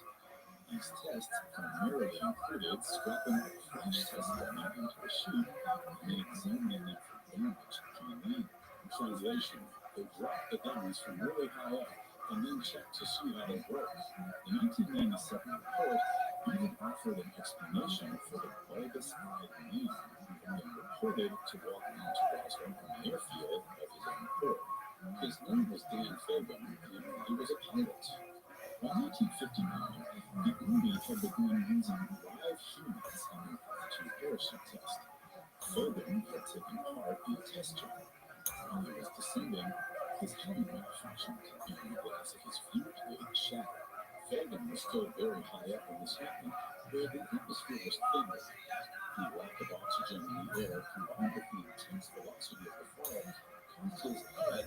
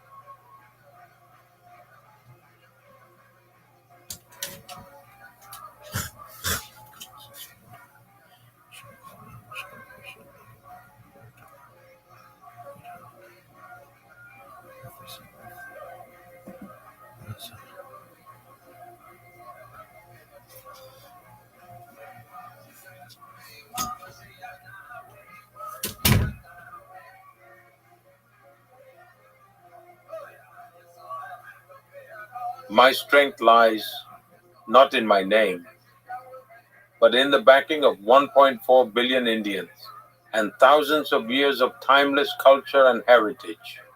So wherever I go, I carry with me the essence of thousands of years of Vedic tradition, the timeless teachings of Swami Vivekananda, and the blessings, dreams, and aspirations of 1.4 billion Indians. When I shake hands with a world leader, it's not Modi, but 1.4 billion Indians doing so. So this isn't my strength at all. It is rather the strength of India. Whenever we speak of peace, the world listens to us. Because India is the land of Gautam Buddha and Mahatma Gandhi, and Indians aren't hardwired to espouse strife and conflict. We espouse harmony instead. We seek neither to wage war against nature nor to foster strife among nations. We stand for peace, and wherever we can act as peacemakers, we have gladly embraced that responsibility. My early life was spent in extreme poverty, but we never really felt the burden of poverty. You see, someone who is used to wearing fine shoes will feel their absence when they don't have them. But for us, we had never worn shoes in our lives. So, how would we even know that wearing shoes was a big deal? We weren't in a position to compare. That's just how we lived. When I became Prime Minister, I specially invited Pakistan to my swearing-in ceremony so we could turn over a new leaf. Yet, every noble attempt at fostering peace was met with hostility and betrayal. We sincerely hope that wisdom prevails upon them and they choose the path of peace. I believe even the people of Pakistan long for peace. Look, regarding what you said about criticism and how I deal with it, if I had to summarize in one sentence, I welcome it. I have a strong belief that criticism is the soul of democracy. I want to tell all the young people the following. No matter how dark the night may seem, it is still just night, and morning is bound to come. The following is a conversation with Narendra Modi, the Prime Minister of India.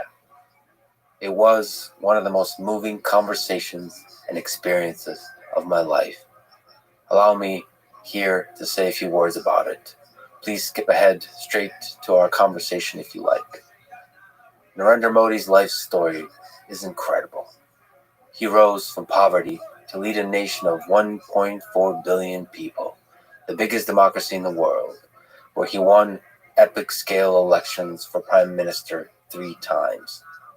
As a leader, he fought for ideas that unite his nation of India, a nation that is composed of a large number of highly varied and disparate cultures and peoples who have a long history marked by religious, social, and political frictions. He's known for taking decisive, at times controversial actions, for which he's loved by hundreds of millions of people and is also criticized by many. We discuss all of this at length in this conversation. On the world stage, he is respected as a peacemaker and friend by most major world leaders, even those whose nations are at war with each other, from the United States to China, to Ukraine and Russia, to Israel, Palestine, and the Middle East, and everywhere else. Now, at this moment in history, it is clear, at least to me, that the flourishing of human civilization hangs in the balance. With several wars on the brink of escalation to regional and even global conflict, rising tensions between nuclear powers, technological developments from AI to nuclear fusion that aim to completely transform society and geopolitics as we know it, and, of course, generally increasing political and cultural turmoil. So now, more than ever, we need great leaders, great peacemakers, who build bridges, not destroy them, who may preserve the identity of their nations but still celebrate the common humanity of all of us, all people on earth. For this and many other reasons, this conversation with Prime Minister Modi was one of the most remarkable I've ever had. You may hear such words and think that I'm just enamored by power or access. No, never was, never will be. I do not idolize anyone, especially those in power. I'm generally skeptical of power, money, and fame because of their natural corrupting influence on the mind, the heart, the soul of a person. The whole point of all the conversations I've had in my life, on mic and off mic, is that I try to see and explore the full complexity of every human being, the good and the bad. I believe we're all the same in a deep, fundamental sense, all capable of good, all capable of evil, all carry stories of pain and stories of hope. Whether you're a world leader or a truck driver, a coal miner, or a farmer in the American Midwest. And by the way, I will be talking to a lot of the latter kind of folk this year off mic, and maybe even on mic, as I travel the US and the world. My brief statements here about Narendra Modi are about both him as a leader and especially him as a human being. In the extensive time I spent with him, I spoke with him, off mic and on mic. It was a deeply personal human interaction, characterized by warmth, kindness, humor, inner and outer peace, and absolute focus on the conversation between us in the present moment, as if nothing else existed. I have heard from many people that he treats everyone he meets in this empathic way, no matter where they come from or what their position is in this world. So, for those and many other reasons, this really was an incredible experience I will never forget. Oh, and by the way, we make captions and voiceover audio tracks available in English, Hindi, and other languages. You can also listen to the original mixed language version where I speak English and Prime Minister Modi speaks Hindi. Separately, you can choose to turn on subtitles in your preferred language. On YouTube, you can switch between language audio tracks by clicking the settings gear icon, then clicking audio track, and then selecting the language you prefer. For fully English overdub, select English. For fully Hindi overdub, select Hindi. And to listen to the original mixed language version where I speak English and Prime Minister Modi speaks Hindi, please select Hindi Latin audio track. So you can listen either to a version that is all one language or to the original mixed language version with subtitles in your preferred language. The default is English overdub, where thanks to 11 Labs and a great team of translators, we do our best to bring the Prime Minister's voice to life with AI voice cloning in English. I promise that we will continue to work very hard to break down the barriers that language creates and try to make these conversations as accessible as possible to everyone in the world. Anyway, let me pause one more time to say a big thank you. What a wild ride this life has been. It's an honor for me to be on it with all of you. I love you all. This is the Lex Friedman Podcast. And now, dear friends, here's the Prime Minister of India, Narendra Modi. So I should also say I'm fasting right now. It's been almost 2 days, 45 hours. So just water, no food.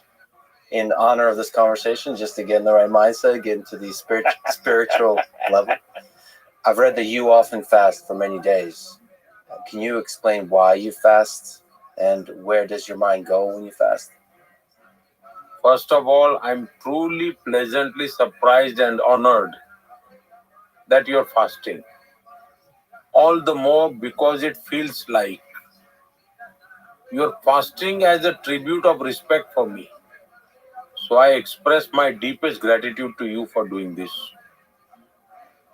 In India, our religious traditions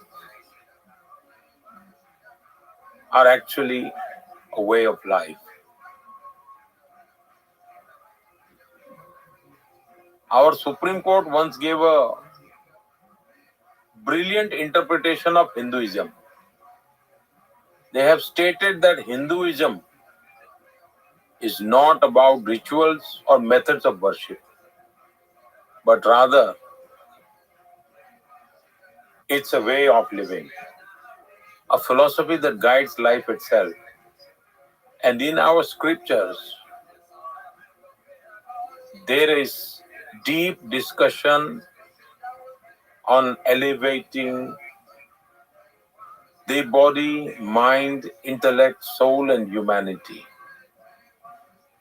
They outline various paths, traditions, and systems to achieve this. And fasting is one of them. But fasting alone isn't everything. In India, whether you see it culturally or philosophically, sometimes I see that fasting is a way to cultivate discipline. If I put it in simple terms or explain it to the viewers who are unfamiliar with India, it is a powerful tool to bring both the inner and outer self into balance. It shapes life in profound ways. When you fast, you may have noticed, as you said, you've been fasting on water for 2 days. Every single one of your senses, especially smell, touch, and taste, becomes highly sensitive. You may even notice the subtle aroma of water itself, something you probably never noticed before when drinking it. If someone walks past you carrying tea, you will catch its aroma just like you would with coffee. A small flower you've seen before, you will see it again today. But now you can perceive its details more vividly. Your senses become extra sharp, highly aware, and fully tuned in. And their capability to observe and to respond multiplies and grows sharper. I have personally often experienced this. Another thing I've experienced is that fasting can greatly accelerate the thinking process and can give a fresh perspective. You start thinking outside the box. I don't know if everyone experiences this, but I certainly do. Most people assume that fasting simply means giving up food or not eating. But that's just the physical aspect of fasting. If someone is forced to go without food due to hardship, with an empty stomach, can we call that fasting? Fasting is actually a scientific process. Whenever I fast for an extended period, I prepare my body in advance.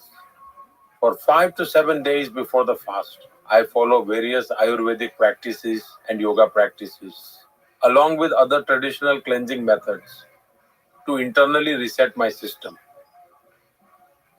Before actually beginning the fast, I make sure to drink a lot of water as much as possible.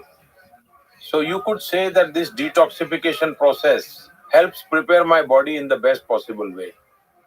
And once I begin fasting, for me it's an act of devotion.